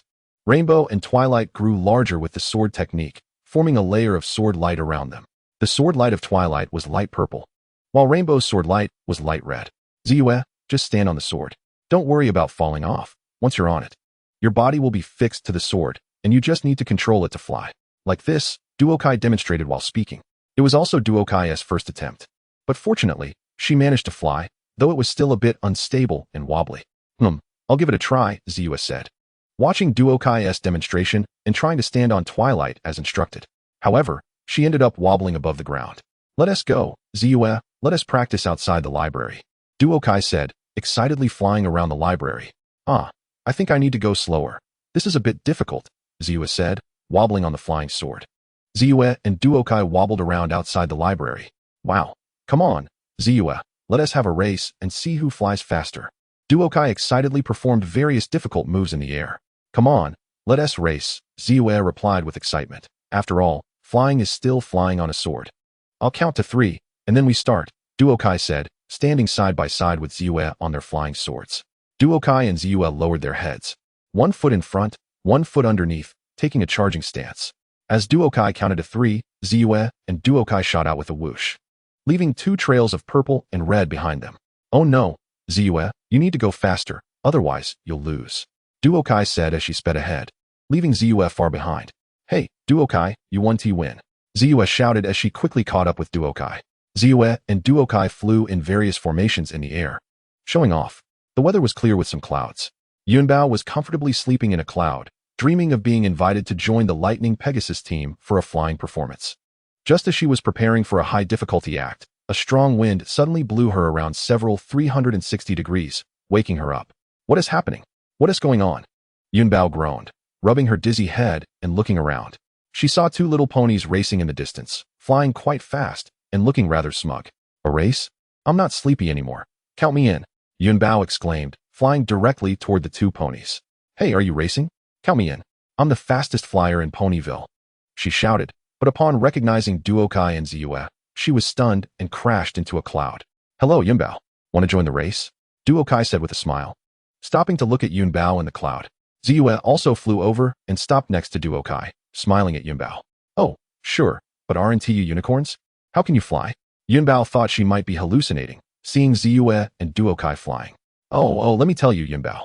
This is the flying sword Duokai and I made together, the one beneath my feet. We use this and that is how we can fly. It's really amazing, understand? Ziyue excitedly explained, even doing 2 backflips in front of Yunbao. Oh, what are you saying? Yunbao scratched her head, still looking confused at Ziyue. Yunbao, to put it simply, we flew using this sword. Want to have a race? I'm flying really fast now, Duokai said, inviting Yunbao to join the competition. A race? No problem. No matter how you're flying, I'll definitely win when it comes to speed. Yunbao, now clear-headed, confidently said, taking to the sky. Let us start. Whoever reaches that mountain first wins, Yunbao said, drawing a line in the cloud and pointing to a distant peak before striking a charging pose at Ziyue and Duokai. No problem, Ziyue and Duokai said as they flew to align with Yunbao. 1, 2, 3. The little ponies took off in a sprinting posture, with an engine-like sound faintly heard, buzzing. As Yunbao counted to 3, the only thing left in place were 3 trails. Amid the roaring of engines, 3 streaks of light flew across the sky. For a moment, the purple streak was in front, but then the rainbow streak overtook it and reached the front. After a while, the red streak came from behind, chasing the leader. Chapter 20, Poisonous Joke. Here is a small addition to the setting. The sword can be stored in the core inside the body. But how to retrieve it is a problem. After all, it feels a bit awkward to come out of the mouth and from the horn. That also seems inappropriate. In the end, it was decided that the sword could transform into a stream of light and merge into the cute emblem. Duotsai's sword would enter the cute emblem and then nourish within the core. As for Ziyue, she hasn't cultivated yet, so Twilight would be attached to the cute emblem. After all, the cute emblem is where this little pony's innate talent is displayed, and it's also the place with the most concentrated magic. After cultivation, the core inside the body will connect with the cute emblem, making the core the most important and magic-rich place. Therefore, it was finally determined that the sword would enter and exit from the cute emblem, with the process being that the cute emblem would manifest, leading to the appearance of the sword body and hilt. The weather was clear. Hey, I think you should change your opening. Yunbao flew in front of the camera, looking serious with her hooves on her hips. Even for me, doing the same thing would be frustrating. Yunbao turned her head to the side, sulking with her front hooves crossed. Even if you compliment me, it won't work. Alright, but I'll be watching. If I see it again, you know what will happen. Goodbye. Yunbao looked at the pitiful, pleading gaze and, with a red face, finally agreed before zooming off. However, it seemed like she was holding a photo. It looks like an autographed photo of the Lightning Pegasus team. The weather was clear and cloudless. Today, Yunbao was practicing various high-difficulty moves in the air, doing 7 consecutive flips and quickly flying around the clouds 50 times, leaving a trail of rainbow colors. Wow, that is amazing. Not joining the Lightning Pegasus team is truly their loss. However, what was Duokai doing? Cough cough, currently. She was cocooned in bed and hadn't gotten up yet. Really, how can she still be the main character? I also can. But the colorful quilt that was doing beautiful dreams in bed was awakened by the sound of someone banging on the door downstairs. Bang, it's Keela. Bang. It's us. Ah, curse you. Yunbao first banged on the door, then crashed into the wall, leaving a hole, and then lay on the ground by the bookshelf, saying, "Who is banging on the door? Can't we sleep well? Hey, Jinshi, is that a new hairstyle of yours?" Duokai got up from bed and looked at the first floor, and before finishing, saw Jinshi covered in long hair, smiling and saying to Jinshi, "What new hairstyle?" "This is Keela's curse." Jinshi, hearing Duokai speak, angrily replied, "I really don't want to say. I told you so, I really did." Applejack stood on Apple Lily's back and said. Ziyue and Suilong were once again shocked. Of course, Duokai knew what this was about. At this time, Duokai heard Applejack's voice and saw the tiny Applejack directly run down from the second floor to Apple Lily's side. Applejack, so cute. So small, like a figurine. Duokai looked at little Applejack, who was cautiously trying to touch her with her hoof, but was dodged by Applejack. "Hey, Duokai, what do you want to do?" Applejack dodged Duokai's hoof and said, "Nothing, just wanted to take a good look at you, Applejack. You don't know, you're really cute now." Duokai looked at the angry yet adorable Applejack and said, "Suilong, do you have a camera? I want to take a picture of Applejack." Duokai asked Suilong while looking at Applejack. "No," Suilong replied. "What cute or not cute? This is Keela's curse." Applejack shouted loudly. But Ro seems fine," Ziyue said while looking at Ro. "Yes, she seems to be fine," Jinshi said. Ro, are you okay?" Ziyue asked Ro. Hearing Ziyue's question, Ro nodded and turned to one side. "Is there something wrong?" Ziyue asked worriedly. "Can you tell us?" Ziyue looked at Ro, who nodded, and then turned her head to look at Ziyue, closing her eyes and turning away. "So, you don't want to tell us?" Ziyue asked. Ro nodded in response. "Do you want to tell us or not?" Ziyue pressed. "Stop hesitating. What is wrong with you?" Applejack jumped off Duotsai's hoof and ran to Ro, saying. Ro looked at Applejack, then glanced at Ziyue, Duokai, and the others, shaking her head helplessly, saying, "I really don't want to say this." A rich and magnetic baritone voice came from Ro's mouth. Duokai, Yunbao, and Suilong laughed heartily, especially Duokai, who began to want to laugh after running from Applejack to Ro. "Really, it's funnier than I imagined, ha ha ha. It's so funny, ha ha ha ha. I can't take it anymore, ha ha." Duokai laughed so hard she lay on the ground and couldn't get up. "Look at you all. Hairy Jinshi, running around Yunbao, long-tongued Beaky, little Applejack, rough Chi Ro, and, I can't think of a name, what to call Ziyue." Suilong came up with nicknames for each of them, but got stuck at Ziyue. Duokai finally stood up, originally wanting to add a nickname for Ziyue. But seeing Ziyue's dangerous gaze that seemed like she wanted to stab Suilong, she held back the words at the tip of her tongue, feeling that if she said it. "Cough cough ha ha ha, this is no joke. Suilong, hurry up and look for the antidote," Ziyue said seriously to Suilong.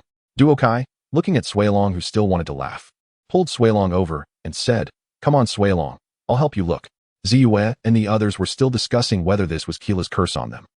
Suilong. ISNT there's something about nature or something like that," Duokai said while magically flipping through a book. "Huh, cumin? Are you talking about this book on the role of cumin in barbecue?" Suilong looked at Duokai with a confused face, wondering what they needed cumin for. Were they preparing for a feast? But still handed a book to Duokai. "Not this, Suilong. It's about herbs, nature or something," Duokai said, looking at the book on the role of cumin in barbecue speechlessly. "Ah, is it this one?" Suilong thought for a moment and found the book that Ziyue said was not the one, Supernatural, and handed it to Duokai. "Supernatural? It should be, let me take a look," Duokai said as she caught the book with a green cover that had 2 leaves on it. Not this, where is it? It should be this book." Found it." Duokai quickly flipped through Supernatural with magic, and just when she thought it wasn't this book, she found the corresponding herb. "Ziyue, you guys aren't cursed. This book says it's a kind of herb called Poison Joke, which is toxic but looks like a prank." Duokai read from the book and then looked up to call Ziyue, only to find the library empty, with only Suilong left cleaning the library. "Suilong, where are Ziyue and the others?" Duokai asked Suilong. "Have I been looking for such a long time?" Duokai scratched her head. "Forget it, let us go find Ziyue." "Alright, the Eternal Freedom Forest is really messy. By the way, where is Keela?" Duokai stood on her flying sword looking down at the Eternal Freedom Forest, pondering. "Oh." At this moment, Duokai heard the screams of Ziyue and Beaky. "Found it." Duokai turned to where the sound came from and flew over. After a while, she saw Ziyue and the others outside a treehouse. Ziyue, found you. I have good news. Duokai flew to Ziyue's side, getting off the long rainbow sword, and said. But before she could finish, Ziyue interrupted her. Duokai, hurry, Kila wants to cook apple lily soup. We need to hurry and save her. Ziyue said anxiously to Duokai after seeing her come over. No, Ziyue, listen to me. This isn't a curse. Duokai looked at Ziyue taking Twilight out of the cute mark, wanting to tell Ziyue that this wasn't a curse. We'll talk about this later. Let us save Apple Lily first. Ziyue used magic to control Twilight and was about to rush over. I'm coming to save you. At this moment, Applejack rode the Yunbao plane and swooshed into Kila's house. Seeing this, Ziyue also rushed in with her sword, followed closely by Pinkie, Jinshi, and Roro. Why don't they let me finish my words? Forget it. Let them be. Duokai sighed helplessly as she watched Ziyue and the others rush in, and then slowly walked over.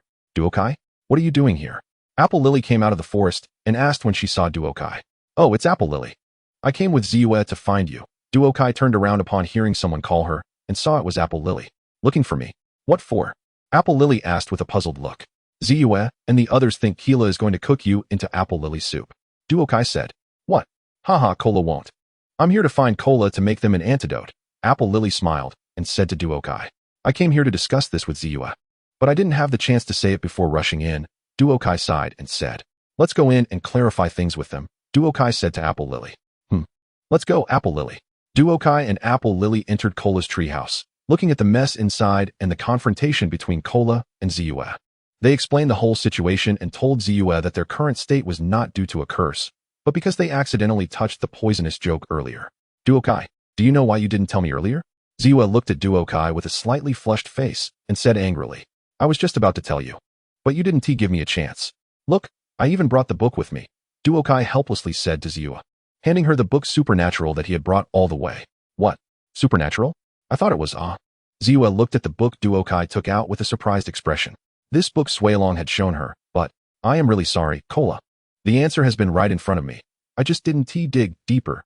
Ziyue turned to Cola with an apologetic face and said, Ha ha ha, it's okay, Ziyue. You don't need to apologize, it's not your fault. Perhaps next time you can learn to think a little more and not judge by appearances like this. Cola said to Ziyue with a smile, while also looking at Pinkie and the others. Apple Lily and Duokai smiled on the side. At this moment, Ziyue raised an eyebrow and glanced at Duokai, who quickly coughed twice to stifle his laughter, standing quietly on the side. Cola, could you please help us brew a pot of herbal bath water? Ziyue turned around and said to Cola with some apology. Of course, I can brew another pot. But I'm missing an herb that is only found in Ponyville, Cola said with a smile to Ziyue. Cola, every time you go to town, do you know why the pharmacy is closed? Apple Lily walked over to Cola and said to Ziyue. Oh, really? I think we can help with that. Ziyue said to Cola with a smile. Ziyue smiled and shook her head at Duokai, saying it was fine, and Duokai didn't ask any further. Although returning to Ponyville caused a bit of a panic, with Ziyue and the others' explanations and assurances, the ponies in Ponyville accepted Cola. After taking a bath, Ziyue and the others returned to normal, but Ziyue asked Cola for another bottle of herbs. Although Cola didn't know what she needed the extra bottle for, she still gave it to Ziyue. The next day, Duokai got out of bed and walked out of the room to greet Ziyue. Hearing Duotsai's voice, Ziyue smiled and greeted Duokai back. Looking at Ziyue smiling so happily, Duokai, confused, asked Ziyue what was making her so happy. Ah, that Duokai, your voice. Why has it turned into a female voice? But it sounds nice, Swailong said to Duokai. Looking at herself in the mirror, there was no change. But why had her voice turned female? Duokai said to the mirror. This melodious female voice. My previous voice was neutral, but, poisonous joke? No. I was very careful yesterday. I can be sure I didn't touch it. Is it the residual energy from the previous formation? Is my body still changing? Am I going to completely turn into a mare? Although lilies are infinitely good, but, Duokai silently lay in bed all day, questioning her existence as a pony. Just as Duokai was about to accept this fact, Ziyue came in to find Duokai, looking at Duokai's despondent expression with some confusion. It's just a change in voice. Why is it so distressing? She then told Duokai that this was the effect of the poisonous joke. Duokai initially didn't believe it, but then remembered that Ziyue had touched her with her hoof in the Eternal Freedom Forest. Thinking of this, Ziyue, don't run. Today I will show you how dazzling and colorful I am. You stop right there. Ha ha ha ha, but Duokai, your voice is indeed very nice. Chapter 21. 6. Condensing the Crystal Core. The weather is clear, a good day. Today, Duokai is preparing to talk to Ziyue and the others about cultivation. Yesterday afternoon, Duokai found them one by one, and tomorrow they will come to the library to discuss an important matter. So, early in the morning, Jinshi and the others started heading to the Oak Tree Library. As for our Duokai, she has been preparing since last night, taking out the treasures she obtained from the sleeping dragon last time and her own collection of gems. She began to set up the required formations in the open space behind the library, because besides Ziyue and Jinshi, who are unicorns and can actively use magic, Yunbao and Ruru, who are Pegasuses, cannot actively use it but still show it externally. Pinkie and Applejack, who are earth ponies, can be said to be hidden within their bodies, not actively revealing themselves, nor showing external signs. Of course, Pinkie is an exception. Her manifestation can appear anywhere at will. But Duokai still hasn't figured out the situation. However, she has not used magic either, so their cultivation at the beginning may be somewhat difficult. Although the cultivation method belongs to the unicorn race, all My Little Pony characters, whether unicorns, Pegasuses, or earth ponies, can become alicorns, so cultivation is not a problem. However, due to the uniqueness of My Little Pony, Pegasuses and earth ponies may still not be able to use magic, but they can still apply it to themselves. They just cannot display it externally. Nevertheless, the beginning is still quite challenging, especially since except for Ziyue and Jinshi, none of them have personally used magic. But today, Duokai has prepared a combined formation to solve this problem at once, allowing them to simultaneously step into the first layer and condense their own crystal cores. This way, the subsequent crystal cores will continue to condense magic on their own, although it cannot compare to active cultivation. As for simultaneously condensing crystal cores, if it were other ponies, Duokai would directly say it was wishful thinking, with a very low success rate, and it could even be dangerous. However, Ziyue and the others have a certain connection and uniqueness, and with Duokai as the core of the formation to safeguard them, even if there is a slight risk. Duokai in the core position of the formation will help them block it. Duokai looked at the nearly prepared combined formation and the formation catalog on her memo pad. Reviewing the formations again, there is the super large gathering spirit formation. It gathers the magic from the prepared gems and the surrounding magic, the spiritual chi purification formation. It purifies the impurities in magic, the 9 extremes conversion formation. It converts magic into pure attribute-less magic, the 3 lives 10,000 things formation, the safest top-level amplification formation. The Xuanwu stabilizing spirit formation. It stabilizes the soul within the formation, the all things condensing spirit formation. It condenses consciousness within the formation. The heaven and earth melting furnace formation. It tempers and enhances physical strength, and various shields to prevent unauthorized personnel from approaching, as well as illusion formations to conceal any anomalies that occur here, and so on. There are numerous formations arranged one by one. As long as it can be used and does not conflict with the formations, Duokai arranged them all. If it weren't for the inability to gather enough materials, she would have created a heaven and earth source great formation to extract a trace of the world's origin to arrange it. Although Ziyue and the others already represent it and have a trace within them, who would complain about having more? After reviewing the formations again to ensure everything is fine, she wiped the sweat from her forehead and let out a gentle sigh of relief. Everything is set up, just waiting for Ziyue and Pinkie to arrive. Duokai, Pinkie, and Jinshi have arrived. What is it? They can't tell me first, Ziyue and Pinkie said as they walked out of the library, looking at Duokai. Ziyue, I'll tell you all together later. It will be a surprise. Duokai smiled at Ziyue. Duokai, are you throwing a party? What kind of party? Pinkie appeared right in front of Duokai, curiously asking with her face close to Dwit's size. No, but there will be one after it's over. I'll tell you later. Duokai stepped back a bit and said to Pinkie, Dear, is there something you need? Jinshi also walked to Pinkie's side and asked Duokai, Do you need my help? Applejack asked Duokai, looking at her covered in sweat. No need, Applejack, it's already done. Duokai smiled and said to Applejack, Still going to compete with me? Come on, I want to go easy on you. I will treat you with all my strength, my friend, Yunbao said, circling around Duokai with a fighting spirit. Yunbao, let us save the competition for next time. This time, it's not, Duokai said helplessly to Yunbao, who looked eager for another match right now. Wow, Duokai, is this the formation you set up? It's so complicated. I can't understand it at all. What is it for? Ziyue walked to the formation Duokai set up and found that she completely could not understand the formations arranged inside. Ahem. This is exactly what I was about to say. Duokai took out Changhong, stood on the sword, and flew up a bit to say to Ziyue and the others. I called you here this time to tell you an important matter. I previously mentioned that I obtained knowledge of a relic, and those formations behind me are part of it. For example, my and Zua's swords are also part of it. Besides formations, there are also some cultivation methods that can have extraordinary effects on us ponies. But Duokai, here besides Zua and Jinshi, we can't use magic, right? Applejack asked Duokai with some confusion. Yes, how are we supposed to cultivate that method you mentioned? Yunbao also said with a puzzled look. Applejack, Yunbao, you also have magic. That's for sure, it's just that it hasn't manifested. You can also cultivate, Duokai explained. Moreover, cultivation will not enable you to use magic, but will have other effects. This is related to our adorable symbol. For example, Yunbao, cultivating this will allow you to fly faster. Yunbao's eyes lit up as she looked at Duokai. Applejack, cultivating this will give you more strength, allowing you to better care for and cultivate plants. Applejack was also somewhat tempted. Ruru, completing this will allow you to be closer to small animals. Ruru also felt moved and flew up. Pinkie, after completing this, this Duokai looked at Pinkie and was somewhat at a loss for words. To be honest, Duokai also didn't know what effect Pinkie would have after cultivation. Pinkie tilted her head and looked at Duokai. Come join us, Pinkie. Duokai gave up thinking of a reason and directly invited her. Okay, Pinkie said with a big smile. Zua, it can enhance magical talent and control, allowing for better learning of magic. Really? Zua's eyes already began to sparkle. Jinshi, it will also make your fur and skin more beautiful and hydrated. Really, dear? It will make my skin more hydrated? Jinshi was not very interested in the other effects, but upon hearing this, she looked at Duokai with anticipation. Of course, look at my skin. Duokai flew to Jinshi's side to show her. Duokai, your skin is indeed very good. This texture. Jinshi rubbed Duokai's face with her hoof, reluctant to let go.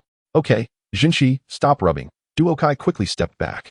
What I mentioned above all have the most basic functions of the cultivation methods. However, they will be somewhat biased according to each pony's situation. So how about it? Let us cultivate together. After Duokai finished saying this, she looked at the ponies in front of her and asked, no problem. That Duokai, what about me? Suilong looked at Duokai and asked, oh, Suilong, you just need to help us watch over here. It should take a day or two. After it's done, I'll organize the transformation dragon art I mentioned earlier and give it to you, Duokai said with a smile. Okay, then I'll wait for you here. Suilong replied happily after Duokai finished speaking, standing at the library entrance and watching Duokai and the others. Alright, inside there are your respective cute emblem patterns. Step into your cute emblem and stand still, Duokai instructed as she turned around, allowing Zua and the others to walk into the formation. Are you all ready? Zua. First, give me your Twilight, Duokai said, flying to the center of the formation, between the Inyang fish, letting Twilight and Changhong float beside her. Ready 6. Good. Now close your eyes, and in a little while, you will see yourself in a light spot. Then let your consciousness follow that light spot, Duokai instructed Zua and Pinkie. Pinkie was still bouncing up and down in her position, curiously looking at the surrounding formation patterns, but upon hearing Duotsai's serious words, she obediently stood still, putting away her playful thoughts. However, Duokai had anticipated this, so she set up several formations to enhance focus and concentration. Seeing that Zua and the others had entered the right state, Duokai also closed her eyes, and magic lit up at the corners. The formation beneath them also lit up one by one. As the formations lit up, Zua and the others' bodies began to float, and their corresponding cute emblems appeared beneath them. Once all 6 cute emblems had emerged, Duokai was surrounded by the Inyang fish in the center of the formation and slowly began to rise. Along with Duotsai's ascent, various formations also rose, ultimately surrounding them and slowly rotating around them. Wow, that's really spectacular, Suilong exclaimed while sitting outside the library, watching Zua and the others surrounded by the formations. Soon, Duotsai's voice echoed in the minds of Zua and the others. Follow this light spot, chase it, until you enter a crystal. As Duotsai's voice sounded, an image resembling a vast starry sky appeared in their minds, with countless starlights. In front of them was a colorful light spot. After seeing it, Zua and the others felt a pull, subconsciously wanting to follow the trajectory of the light spot.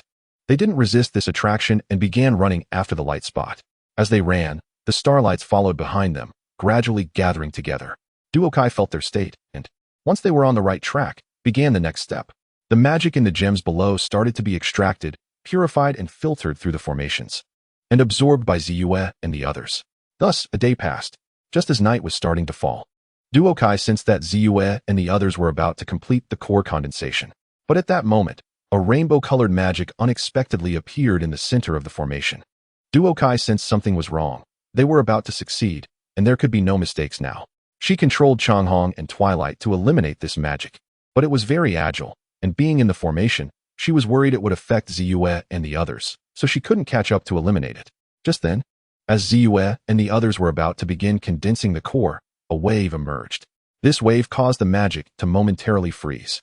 Duokai seized the opportunity, controlling Changhong and Twilight to attack the magic.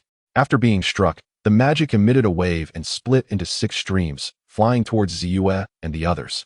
Duokai was initially going to continue stopping it, but when she felt the wave from that magic, she stopped, staring in confusion as the 6 streams of magic entered Ziyue and the others' bodies through the formation. This was actually the source of the world, which had actively sent a trace of the world's essence to Ziyue and the others. Duokai scratched her head, a bit puzzled. Why not send me a trace? I look cute too. You know, she thought somewhat shamelessly. Forget it. Let's proceed with the last step. Duokai used magic to control the formation, sending the last part of the magic into their bodies.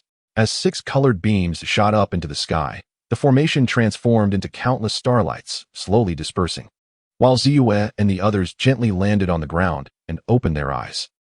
It feels easier to use magic now, Ziyue said as she felt the magic through Twilight. Wow, my skin has really become more supple. Jinshi immediately looked at her own skin. Yes, Jinshi, you look even prettier, Suilong said, looking at Jinshi with admiration. Oh, Suilong, you little cutie, you really know how to flatter, Jinshi laughed, patting Suilong's little head. I feel like I can fly faster, Yunbao exclaimed, flying around after opening her eyes. Bam! Indeed, I've gotten a bit stronger, Applejack said, kicking a nearby apple tree. The little animals are also closer to me now, Ro said happily, watching the birds and butterflies dancing around her. No changes for me. Oh wait, I am hungry. Let's have a party. Pinkie looked around, touching her head, and after hearing Duotsai's question, she pulled out a confetti cannon, shooting out a burst of colorful paper. I don't know if it's my illusion, but it seems the confetti cannon Pinkie brought out is a size larger, Duokai thought. Pinkie, wait a moment. We'll have a party soon. By the way, what do your cores look like? Duokai first spoke to Pinkie and then asked them. Mine looks like my cute emblem, Ziyue said after closing her eyes for a moment. Upon hearing what Yunbao and the others said, Duokai had a as expected expression. Indeed, the core formed from this technique in My Little Pony reflects one's own cute emblem based on their innate talent. After all, the cute emblem is a form of expressing one's talent. But does a pony who hasn't found their talent yet form their cute emblem while condensing their core? Or do they have to obtain their cute emblem first before successfully condensing their core? Friends, let's have a party to celebrate. I've already prepared everything. Come on. Let's get hyped. Pinkie blew a little trumpet, calling Duokai, who was still deep in thought, over, pointing to the library, which had been decorated for the party. All right, Pinkie. Let's go, Duokai said with a smile to Pinkie and Ziyue. Duokai, let's have a race tomorrow. I think I can completely leave you behind now. Yunbao, that's impossible. Tomorrow, I'll show you what a shooting star is. Duokai, give me that transformation dragon art. Oh, it's in my room. I'll go get it for you. A grand party was being held in the library, filled with laughter and joy. Pinkie turned to the front, happily waving her hooves to greet. Hi. Are you new to Ponyville? Would you like to join our party? We're having a grand party where you can meet lots of new friends. How about coming to join the party, Pinkie tilted her head in confusion for a moment, then seemed to think of something and excitedly said, Oh, hello. Nice to meet you all. What do you think? I think it's great. What do you think? Pinkie, who are you talking to? Let's play the tail game together. Ziyue happily said to Pinkie. Although she was a bit confused about Pinkie talking to herself, Pinkie always had her moments of being inexplicably odd. Oh, never mind. Ziyue and the others are calling me to play my favorite tail game, so I'll leave it at that. You're always welcome to come to Pony Valley to play with me. My name is Pinkie. Nice to meet you, bye. Pinkie waved her hoof and bounced away towards Ziyue and the others. Chapter 22. Finding a way to make some money.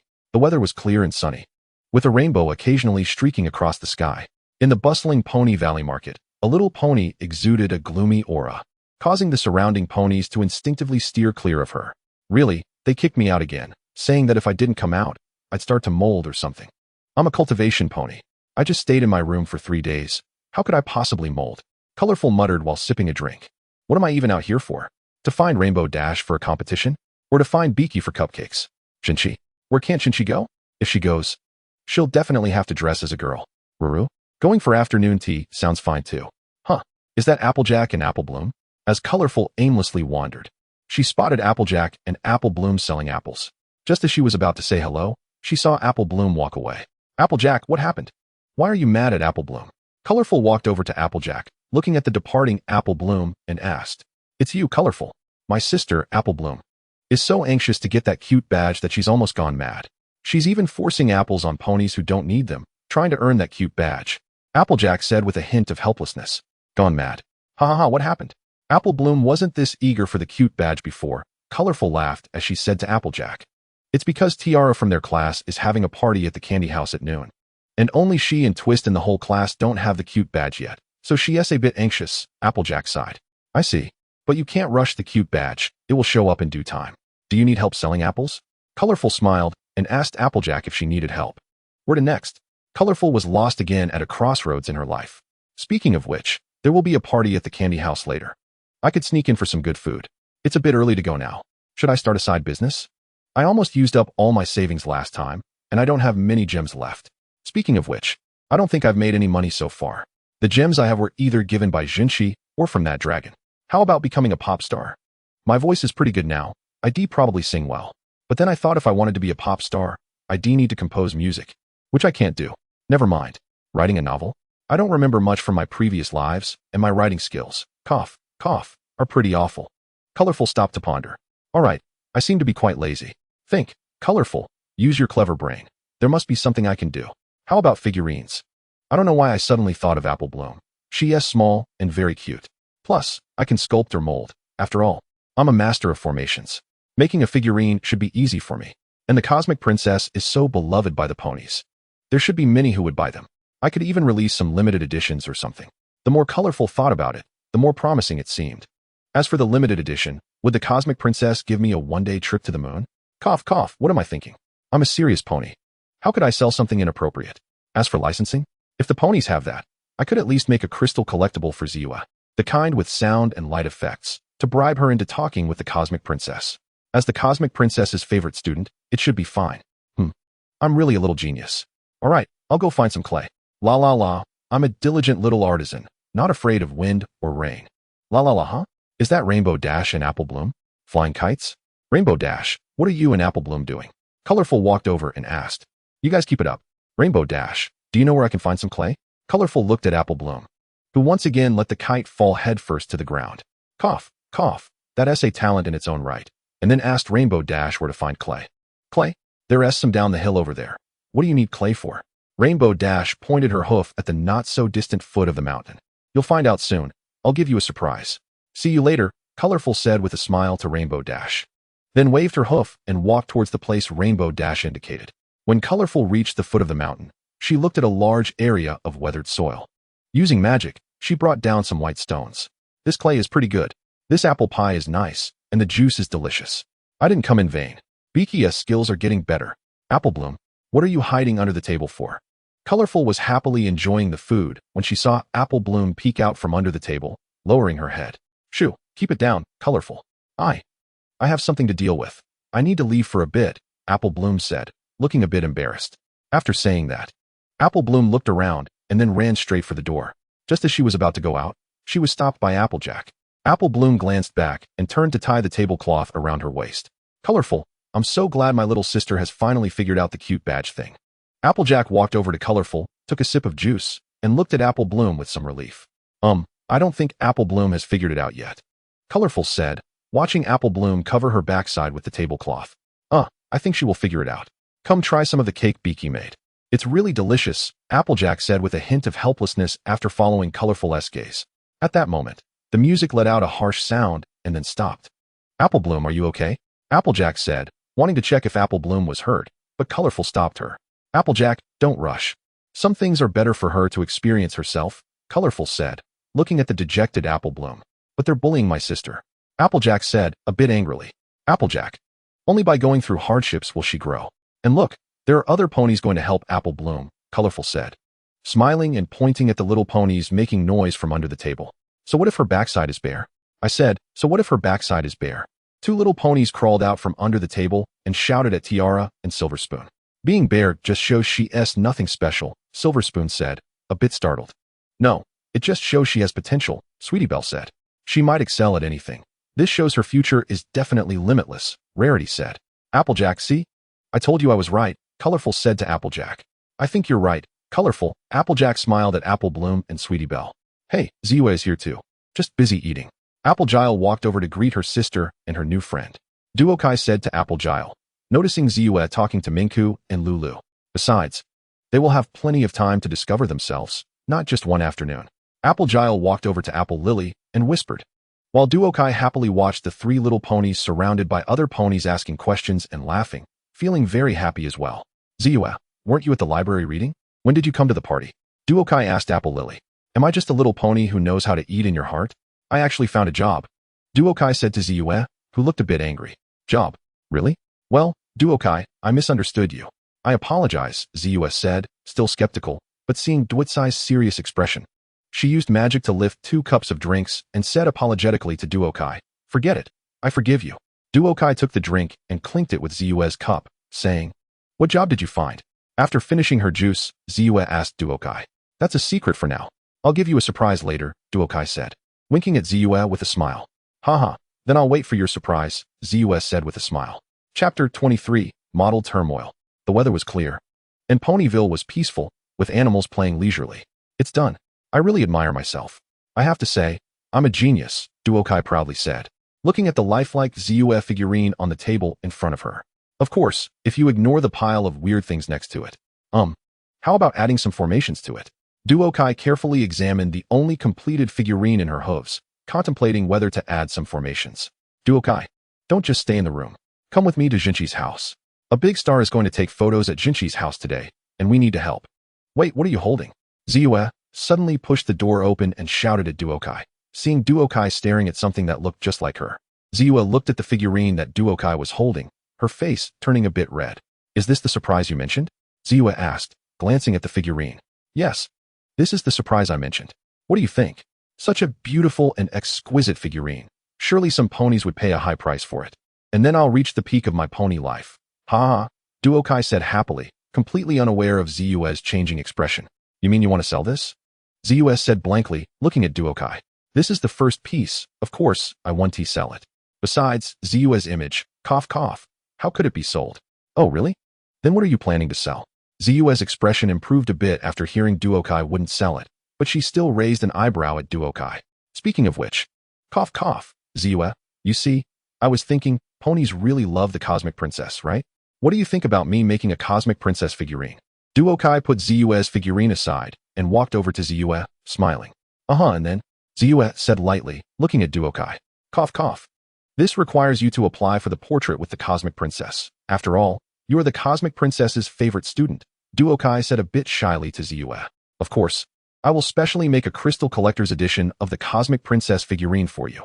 What do you think? Duokai quickly added when she saw Ziyue not saying anything and just staring at her. Then how about this? Ziyue, I'll agree to one more condition. How about that? Duokai said, noticing Ziyue's slightly moved expression and raising the stakes again. 3 unconditional promises for one thing. Really, no more than that, Duokai said firmly, looking at Ziyue with a pitiful expression. All right, I will write a letter to the Cosmic Princess, but you have to keep your word, regardless of whether it succeeds or not. Ziyue sighed and said to Duokai, looking at her expression. Of course, no problem. Thank you, Ziyue, I love you. Duokai said happily, hugging Ziyue. All right, we should get going, Ziyue said, her face instantly flushing red when she heard Duokai say I love you, quickly turning around to ask Duokai, where to? Duokai, confused, asked what? It was clear she hadn't heard Ziyue's earlier words. To Jinchi's house. A big star is going to take photos at Jinchi's house today, and we need to help. You are getting moldy. Ziyue sighed helplessly at Duokai. Oh, okay, Duokai. Bai Chi. Add some feathers, sequins, more ribbons. Jinchi looked at Ruru standing on the stage, constantly adjusting the outfit.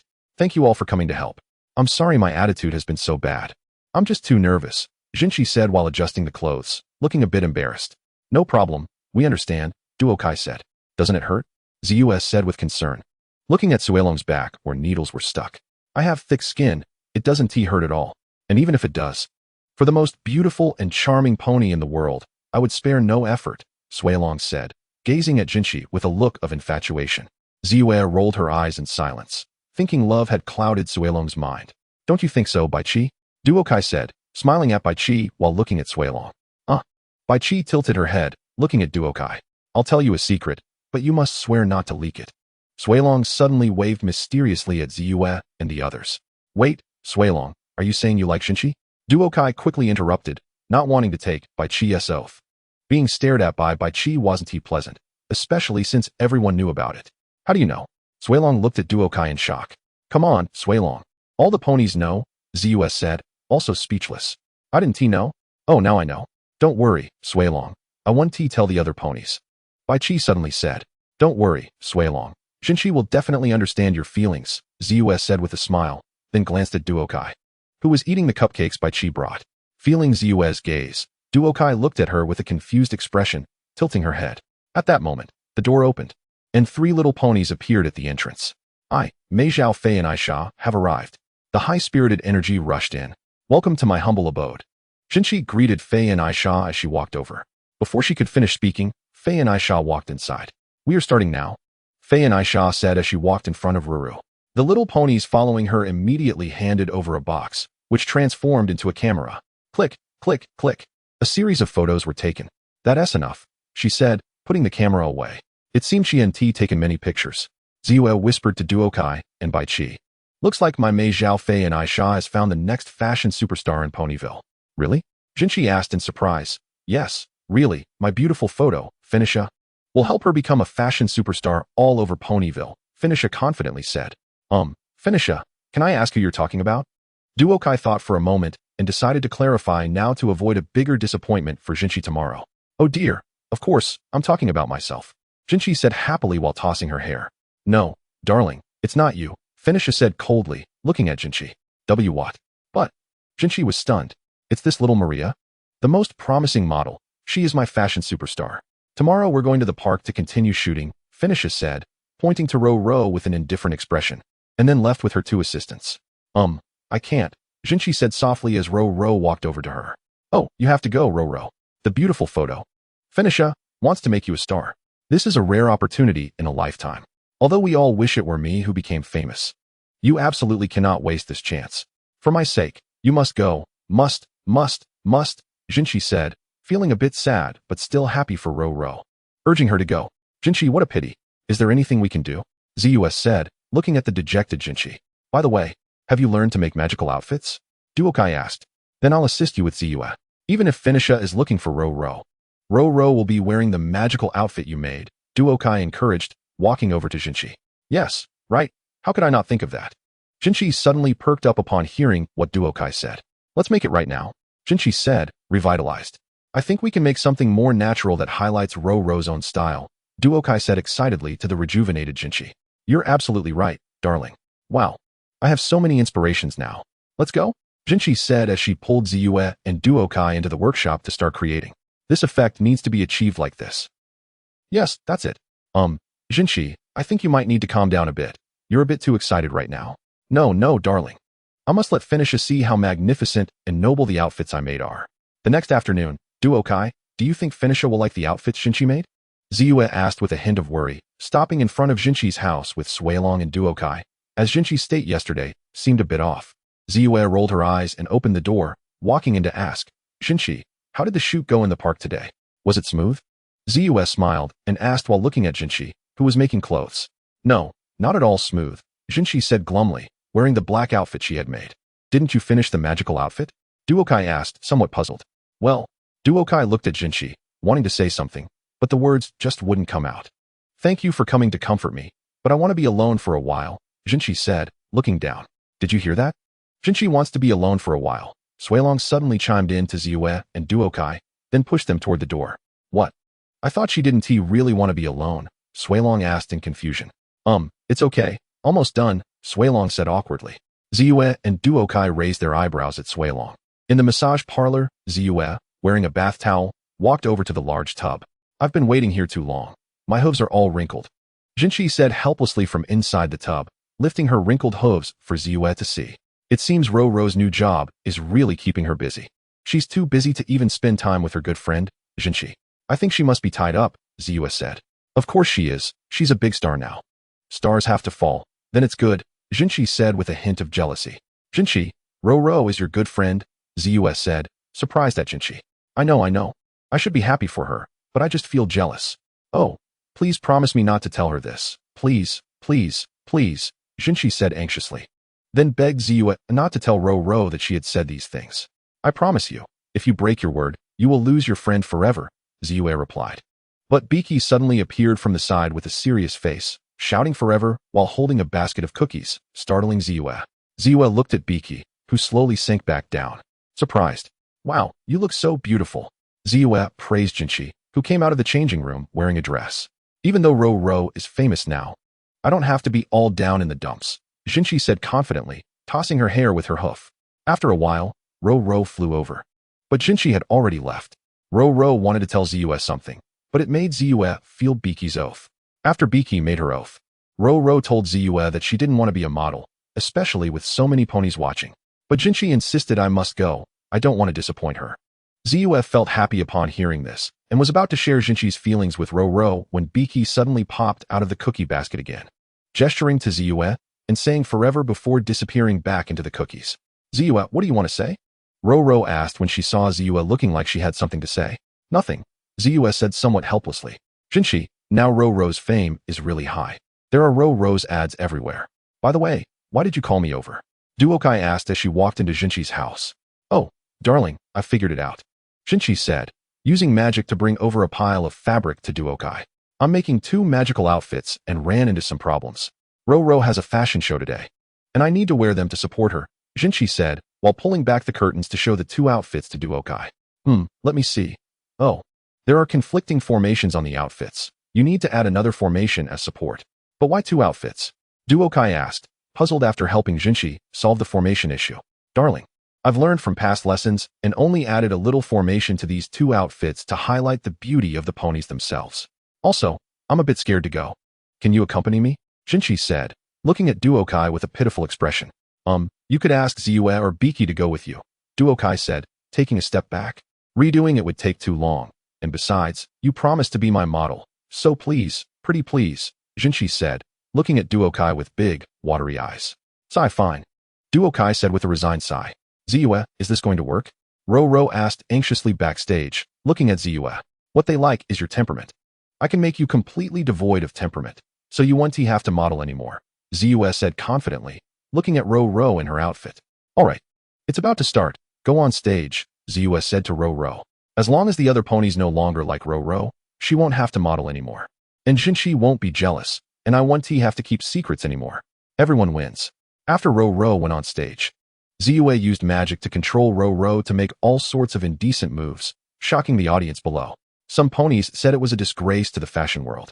And Finisha exclaimed that she had made a terrible mistake. Great, so awesome, Jinchi. Jinchi, didn't you promise me not to attract the attention of other ponies? Duokai, dressed in a gown, stood beside Jinchi and said in shock, while watching Jinchi still stomping her hooves to cheer for Ro. She could only sigh helplessly and join in the applause for Ro. If I had known this was a fashion show, I shouldn't have agreed to come with Jinchi. How can anyone cheer for such a terrible performance? The audience ponies are too confident and too carefree. She has created a brand new performance style, Jinchi said loudly. Duokai could only follow along, stomping her hooves. Who is speaking? At this moment, the ponies looked towards the source of the voice and saw a pony dressed in a purple dress with blue edges and blue gems as embellishments. The dress shimmered with flowing starlight. Another pony wore a dress transitioning from light orange to red orange with white edges, featuring a sun pattern at the bottom, reflecting like the evening glow under the sunset. It's them, the ponies in beautiful outfits. They seem to really know fashion. If she likes it so much, then I like it too. How wonderful. The audience ponies exclaimed in amazement at Jinchi and Duokai in their magical outfits. Then they also cheered for Ro's performance, saying it was great. On stage, Ro and the backstage Ziyue looked at the audience below with a sigh. Their plan had failed. In the backstage preparation room, Jinchi and Ro shared their true feelings with each other and vowed not to hide their true feelings anymore. Ziyue finally felt relieved, no longer having to keep secrets. I was almost suffocated keeping it in, but Duokai, you look great in that gown. I'm a little jealous, Ziyue said, looking at Jinchi and Ro with a sigh of relief, then turned to Duokai and smiled. Enough, Ziyue, don't tease me anymore, Duokai said helplessly while eating fruit in her gown. Really, Duokai, you look really cute in it, Ro also said with a smile. Right? This is one of the best gowns I designed myself, Jinchi said proudly. Upon hearing this, Duokai could only turn her anger into appetite and took a big bite out of the apple in front of her. Amazing, amazing. Tomorrow. I've arranged 6 photo shoots for you. Finisha said happily as she entered from the door, addressing Ro. I'm sorry, beautiful photos, Finisha. But I won't be doing any photo shoots tomorrow, Ro said with a smile. Let's go. Ro and Jinchi stomped their hooves and laughed as they walked out together. What on earth happened? Finisha said in shock. Hey, why didn't you call me when you were leaving? Wait for me. Duokai, still eating the apple, turned around and saw Jinchi and Ro walking out, hurriedly swallowing her food and saying, wait. Finisha stopped the departing Duokai. You are really good. Come be my model, and I will make you the next fashion superstar. Finisha said confidently after sizing up Duokai. Duokai looked at Finisha in shock. How about it, beautiful photos? Finisha asked the stunned Duokai. Ziyue was laughing heartily on the side, rolling on the ground. No, thank you, I refuse. Goodbye. Duokai glared at Ziyue, then pulled Ziyue, and after saying this, she zipped away, leaving Finisha confused. Chapter 24, The Adventures of Blumbao. Ziyue, let me show you something beautiful. Duokai shouted as she ran out of the room. Oh, okay. By the way, how's your dragon transformation training going? Duokai asked Suilong, who was looking at a comic book. Well, Duokai, there is definitely a gap between theory and practice. But isn't it about to finish? Suilong said with a smile, pinching a bit at Duokai. Need to stimulate Suilong, otherwise. She always slacks off and doesn't work hard on her training. Speaking of which, does Ziyue think the same way about me? Duokai suddenly thought of how Ziyue sometimes chases her out. Really? Does Jinchi really want to see me transform into a dragon? Suilong perked up upon hearing that Jinchi wanted to see her transform. Duokai nodded at Suilong. I'm fired up. I'm going to train now. Don't call me unless it's urgent, Suilong said as she tossed the comic book aside and started practicing. Watching Suilong get serious, Duokai thought that bringing up Jinchi was indeed effective. Duokai, I heard Suilong say you were looking for me. What's up? Ziyue asked as she pushed the door open towards Duokai. What is this, so mysterious? Ziyue asked as she looked at the item Duokai brought over. Just open it, and you'll know. I guarantee you'll like it, Duokai said with a smile. Okay, Ziyue rolled her eyes with a smile. As Ziyue used magic to unveil the cloth, a crystal-crafted cosmic princess appeared before her. This figurine of the cosmic princess is not simple. Her hair is just like real hair, flowing in rainbow colors, and her body radiates colorful starlight, blinking. Wow, it's so beautiful. Duokai, how did you do this? Ziyue exclaimed in surprise as she looked at the cosmic princess before her. Of course, I spent a whole day and night carefully carving it. And I even engraved several formations in this figurine, Duokai said proudly, looking at the astonished Ziyue. Duokai, is this a gift for me? Ziyue asked, looking at the exquisite figurine. Yes, it's for you, Duokai nodded at Ziyue. Thank you so much, Duokai? Ziyue walked over and hugged Duokai happily. No need to thank me. Duokai, feeling a bit awkward, didn't know where to put her hooves. I'll go put the figurine in my room first. I'll tell you something later, Ziyue said after releasing Duokai. Appaloosa? Sending trees? Duokai asked, a bit puzzled. Yes, Appaloosa is a new town built by Applejack's cousin. And Applejack wants to send an apple tree there, Ziyue explained to Duokai. After hearing this, Duokai thought for a moment and remembered that it seemed to be related to the incident with the cows. Okay, when are we leaving? Duokai asked Ziyue. Right now? Ziyue said and turned around to prepare to set off. On the train? Why is it a train? Because it's a train pulled by ponies. The story has ended. Applejack said to an apple tree, Applejack, who are you reading the story to sleep? Jinchi said to Applejack with a blank expression. Oh well. Being transplanted to a new place is very hard for the tree. Blumbao is my favorite tree, Applejack said awkwardly as she looked at Jinchi and Duokai, then leaned against the apple tree with a doting expression. It's unfair, Applejack. You gave a luxury private compartment to an apple tree and made me squeeze with other ponies in one room. I can't even sleep beauty sleep now. Jinchi said aggrievedly to Applejack. I think Jinchi is right. I'm a male pony. Shouldn't I get a separate room? Duokai also looked at Applejack helplessly. Duokai, we consider you a sister, and also, there are no more rooms, Applejack said awkwardly to Duokai. Duokai raised her eyebrows, looking at the luxurious compartment and at Applejack. We came this time for Blumbao. It needs to rest well so I can send it to my relatives in Appaloosa. Applejack said as if it were obvious to Jinchi and Duokai. Look at what you're saying, it's like it's your baby. Jinchi said a bit angrily while looking at Applejack protecting the apple tree. Who are you calling a baby? Blumbao is not. Don't cry, don't be sad. And Jinchi is just joking. Blumbao is a big apple tree. Yes, that's right. Baby, be good, Applejack first said to Jinchi, then turned to comfort her precious Blumbao. Pinkie, are you asleep? Multicolor lay in her own bed, listening to Ziyue and the others chattering away. She picked up a pillow to cover her head. trying to block out the sounds from outside. These girls really had a lot of energy. She hadn't slept for a day and night and was feeling very drowsy. Unable to take it anymore, Multicolor cast a soundproofing spell on herself and finally fell asleep. Multicolor, wake up, don't sleep, bang. Multicolor woke up and touched her head with her hoof, confused about what was happening. She looked at Ziyue, who had her mouth open in surprise, but was silent. Oh. It came back to her. Multicolor had lifted the soundproofing spell. She asked Ziyue, "What's wrong, Ziyue? The apple tree and Suilong have been taken by the wild buffalo. We need to hurry to save Suilong first. Let us go," Ziyue said anxiously to Multicolor. "Okay, let us go," Multicolor replied and followed Ziyue out of the train station. As soon as they got off the train, they were enthusiastically pushed by Applejack's cousin, Burabin, to see the whole Appaloosa, not even having the chance to speak. Multicolor admired these little ponies. They had built a pretty good place out of a wasteland. When Burabin was introducing the apple orchard, Applejack finally had a chance to interrupt her cousin's endless chatter. She told him that her friend Suilong and the apple tree had been taken by the wild buffalo. Upon hearing this, Burabin sighed and explained to Applejack why the wild buffalo had taken the apple tree. "Could you be a bit gentler, Jinshi? I'm sorry, Jinshi. Our friends are in trouble, and we need to go to the wild buffalo's territory to save them. Let us go," Applejack said to Jinshi, and then took the lead to run. Not long after, they ran into Rainbow Dash, Pinkie Pie, and Suilong. "Hello." Pinkie Pie greeted Applejack and the others. "Pinkie, you're all right. That's great," Rarity exclaimed, flying over to tackle Pinkie Pie happily. "We were so worried," Applejack said, looking at Rainbow and the others with relief. "How did you escape from there?" Ziyue asked curiously, looking at Rainbow Dash and Pinkie Pie.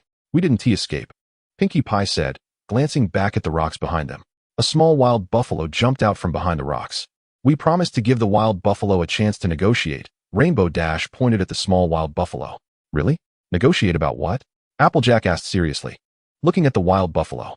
"We brought our friend Little Bold and let her explain why they took the apple tree," Rainbow Dash said, pushing Little Bold forward in front of Applejack. "We'd like to hear that," Burabin said as he walked over. But before he could finish, he was interrupted by Applejack. "What a coincidence. My cousin Burabin also wants to explain to the wild buffalo why the apple tree should be left alone," Applejack said, pushing her cousin forward. "We'd like to hear that too," Little Bold said to Burabin. Before they could speak, Rainbow Dash and Applejack started talking, saying what Little Bold and Burabin were going to say. Multicolor watched them eat apples, thinking this couple was a great match. "Enough, girls. Both the ponies and the wild buffalo have reasons to use this land. There must be a way to solve this." Ziyue shouted loudly to interrupt the arguing Rainbow Dash and Applejack. "Hey, I have an idea." Pinkie Pie suddenly jumped out and said loudly. Multicolor looked at Pinkie, thinking it seemed like she was about to dance. "Let us interrupt for a bit to avoid another fight. It would be such a waste of apple pies." Back near Appaloosa, Multicolor saw the wild buffalo and the ponies slowly gathering. She walked up to Applejack's cousin Burabin and said, "Can you help me bring some apple pies?" What do you need the apple pies for?" Burabin asked, confused. "You'll see later, and besides, I want to eat them," Multicolor replied. This apple pie is quite nice, similar to the ones made at Applejack's house, but with a bit of a difference." At this moment, Pinkie Pie started her performance. "We may be different, but let us not forget, every leg of ours has a ladder." Multicolor looked at Pinkie's outfit and the song she was singing, then glanced at the expressions of the other ponies and wild buffalo around. "Okay, it's not my problem. It really doesn't sound good," she thought. Also, that outfit didn't suit Pinkie. It looked bad even while watching the anime. And seeing it in person was even worse. It seemed Sheriff Silverstar and she had reached a consensus. The wild buffalo leader exchanged glances with Sheriff Silverstar and said, "Yes." Sheriff Silverstar nodded in agreement. Just as the other ponies and wild buffalo were eagerly watching the wild buffalo leader and Sheriff Silverstar, they thought the performance was very ugly. The wild buffalo leader said, "Indeed." But before he could finish, he was interrupted. "Ahem, wait. I have a win-win solution." Multicolor quickly interrupted as she saw the wild buffalo leader trying to speak. "What solution?" the wild buffalo leader asked, looking at the speaking pony. Ziyue and the others looked at Multicolor in confusion. "Ahem, you see, the wild buffalo need to run, and the ponies need to plant apple trees to survive. These are both non-negotiable," Multicolor said as she stepped onto the stage. "Yes," the wild buffalo leader replied. "Exactly," Sheriff Silverstar added. "However, we can find a compromise. We ponies can leave a path in the middle of the apple orchard for you wild buffalo to run, and we ponies will give you a portion of the apple harvest. How about these delicious apple pies?" Multicolor suggested to the wild buffalo leader and Sheriff Silverstar. "I think that's fine, as long as the wild buffalo agree," Sheriff Sylvestar said after considering it. Don't refuse yet. Try this apple pie first, Multicolor said. Noticing that the wild buffalo leader didn't seem inclined to agree, she quickly stuffed the remaining apple pie into the wild buffalo leader's mouth. How about it?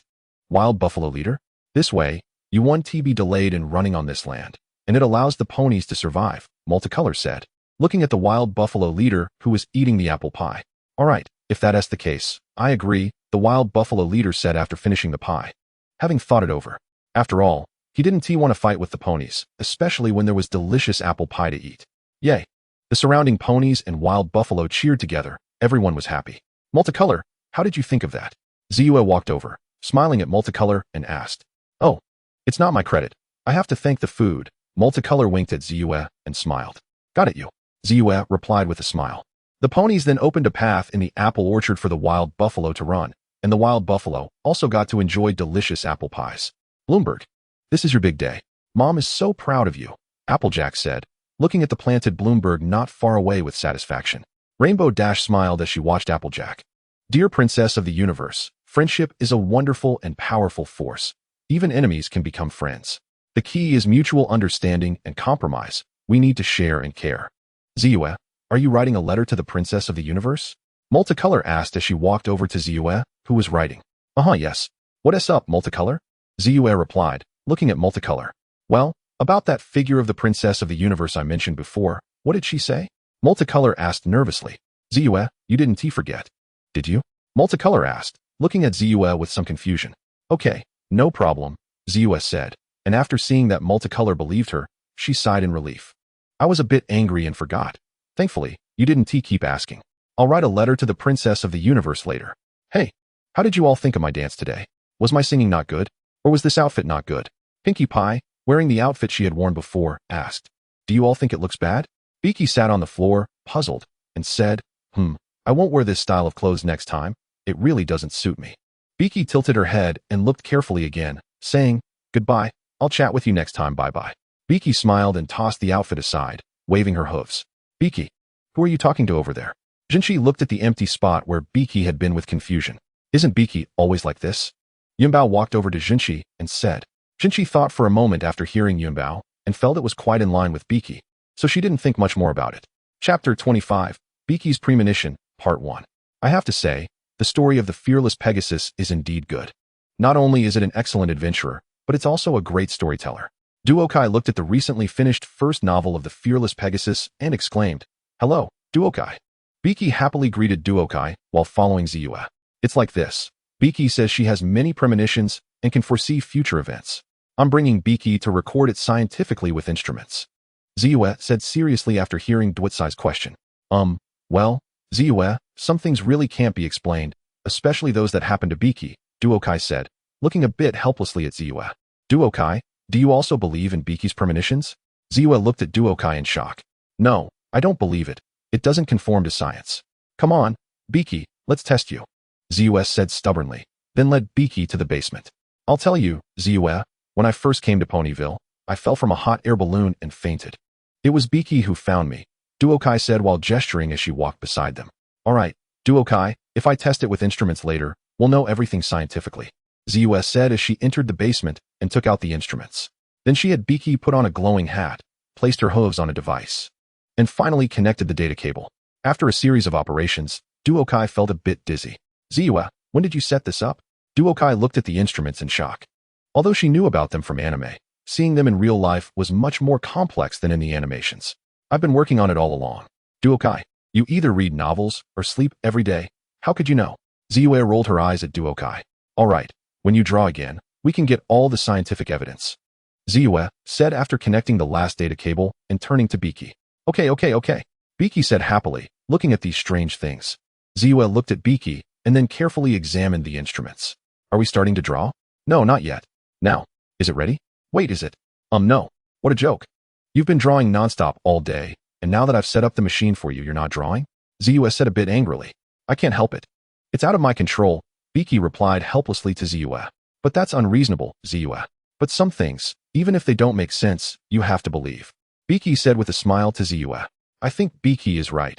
I wanted to observe Pinkie before, but I gave up, Duokai said, looking helplessly at Ziyue, who still didn't believe. Ziyue raised an eyebrow at Duokai. I won't believe anything I can't explain, Ziyue said stubbornly to Duokai and Pinkie. Wait, I think I felt something. Pinkie said seriously to Ziyue.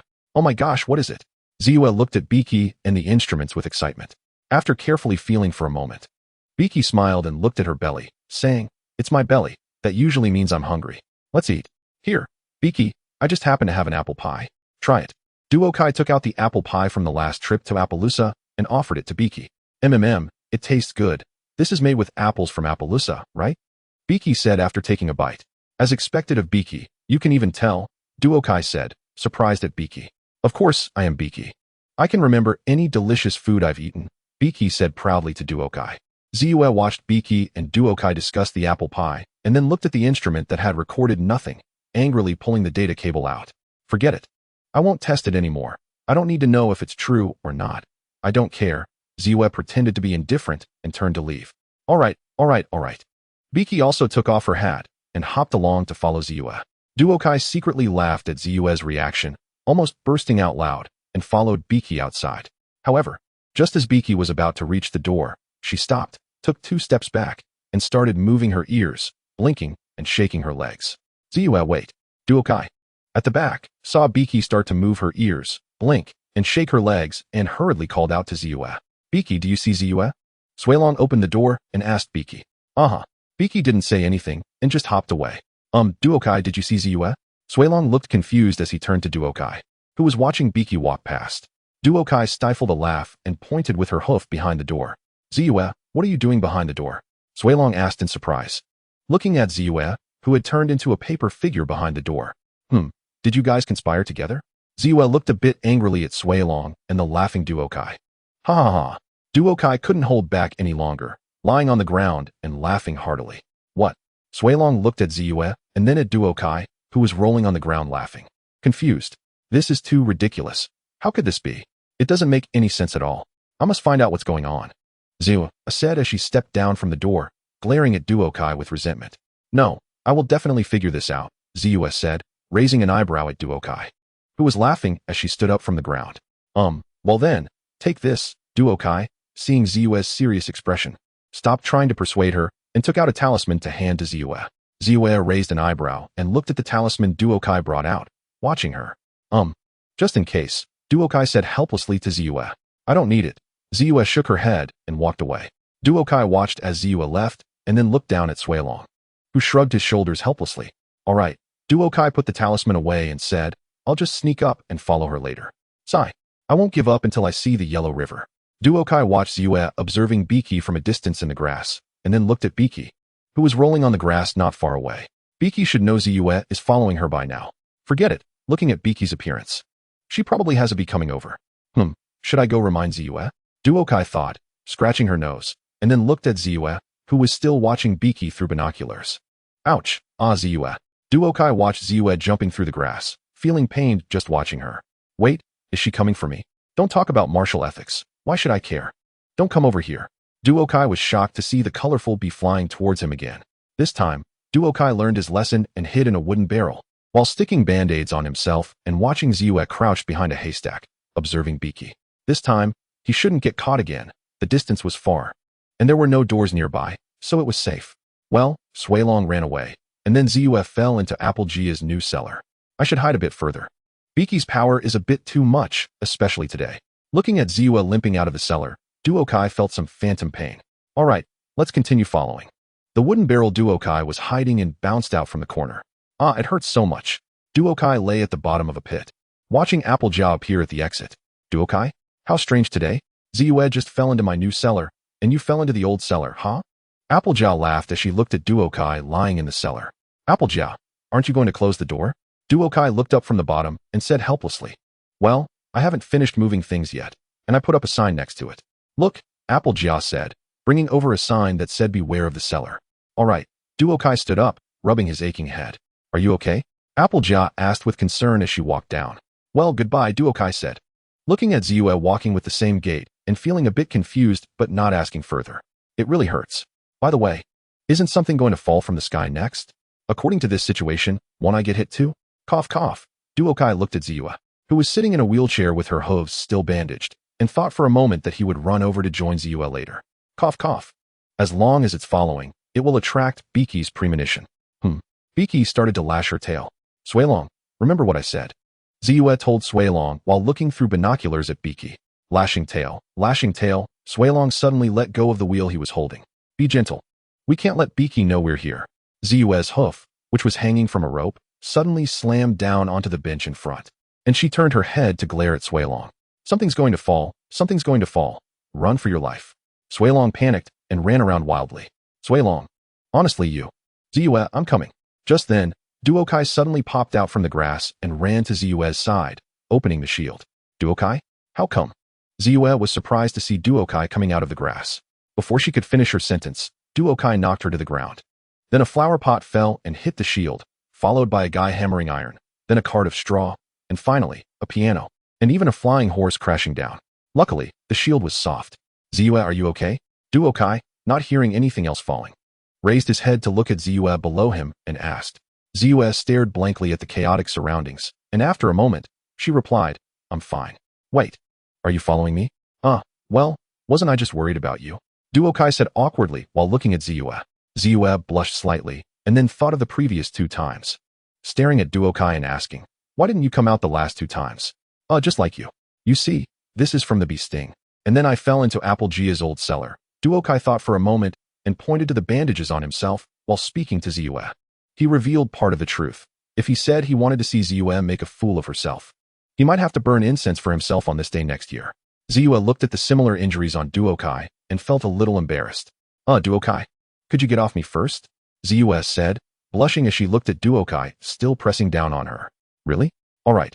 See you tomorrow, Biki said happily as she left. Chapter 26. Biki's Premonition, Part 2. Duokai then realized and instantly got up to stand aside. Just then, the voices of Applejack and Biki came. I was just about to take the apples to the new cellar. What are you doing here?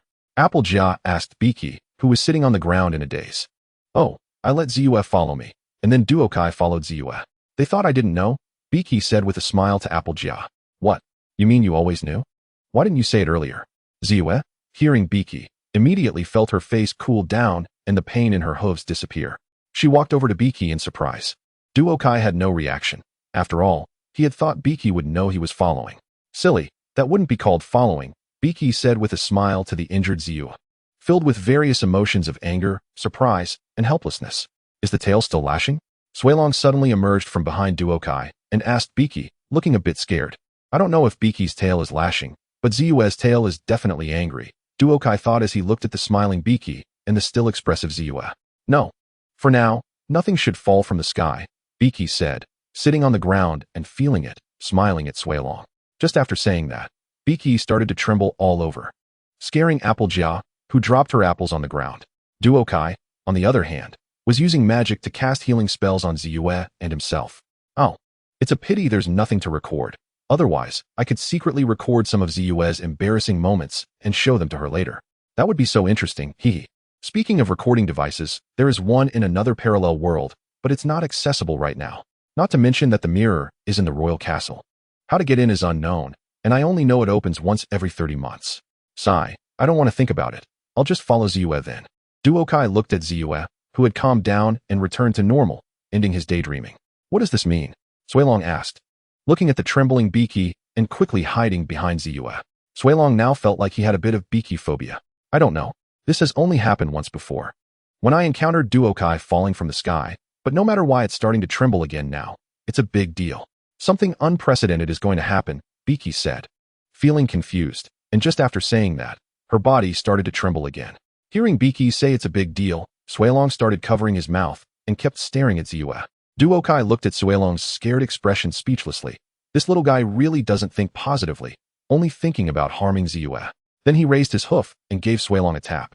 What are you doing? Suilong turned to look at Duokai with a puzzled expression. As for Ziyue, she looked expressionlessly at Biki. Except for raising an eyebrow when Biki mentioned Duokai falling. She remained calm throughout. Biki trembled again and said seriously, it's going to happen in the frog swamp. Where did Roro go? Applejack said in shock. No, she's the one in trouble, Suilong. I don't know, Biki said with worry. Ziyue? Ziyue was still expressionlessly looking at Biki and Applejack. Let's hurry and see if she's okay, Applejack said anxiously, and then they started heading towards the frog swamp. Pinkie also got up from the ground and followed Applejack. Everyone, calm down. All we know is that Pinkie trembled for a bit.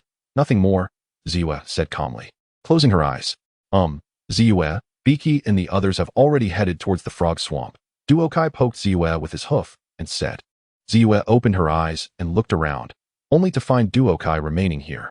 Ziwa, let's go and take a look together, Duokai said with a smile. Oh, fine. Ziwa replied speechlessly and then chased after her. Soon, Duokai and Ziwa caught up, with Ziwa catching up to Suelong and throwing him onto her back. Hey, didn't you say you didn't believe this?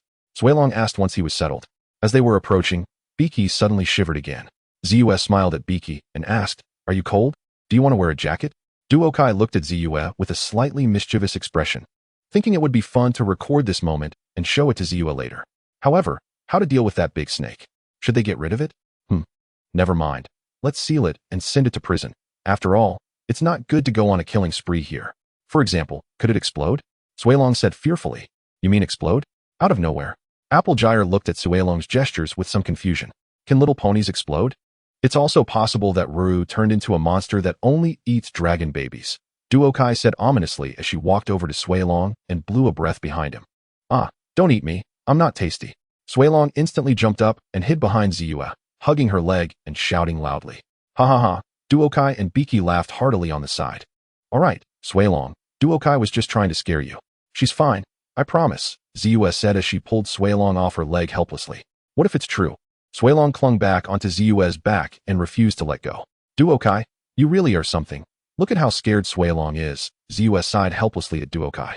Ha ha ha, sorry. Suelong is just too funny, Duokai said, her smile never fading, and her apology lacking sincerity. Look, that's the frog swamp, Applejack said, stopping and pointing to the side road.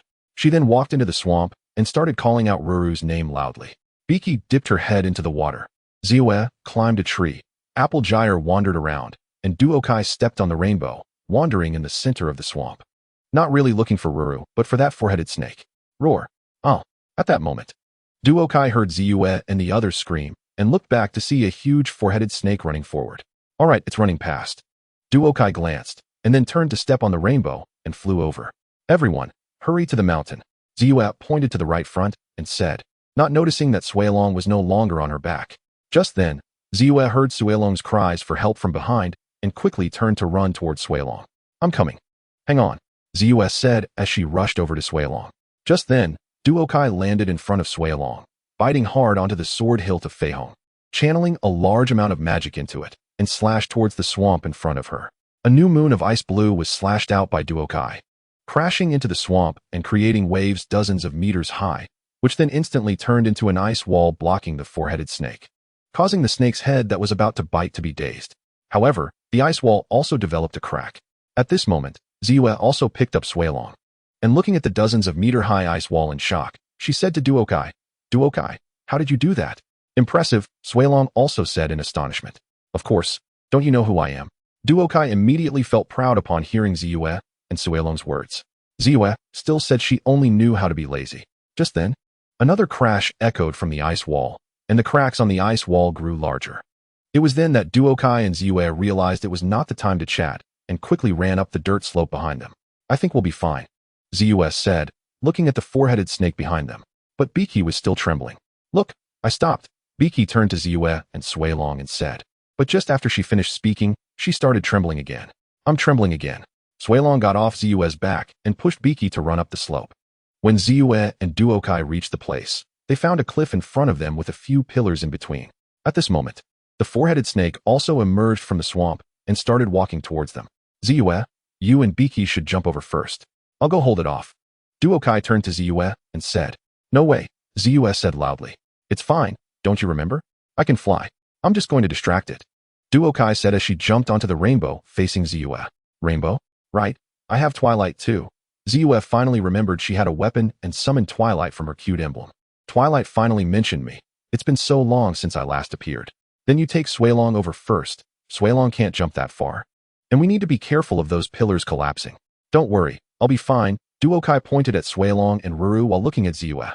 Then Duokai, be careful. Ziwa said worriedly. Don't worry, Duokai smiled at Ziwa, and then stepped onto Feihong and flew towards the four-headed snake. Ziyue saw Duokai flying towards the four-headed snake and turned to step on a Twilight, bringing Suilong to fly to the other side of the cliff. The four-headed snake saw a little pony flying towards it and opened its mouth wide to bite at Duokai. Duokai dodged to the side as the snake's head came at her. Then her horn lit up with magic, and a magical beam shot towards the incoming head. However, the effect was minimal, only scorching it a bit without causing any substantial damage. This guy has tough skin. I'll need to add a few amplification arrays. Duokai thought as she saw that her magical beam only caused a little damage. The bitten snake head let out a loud cry.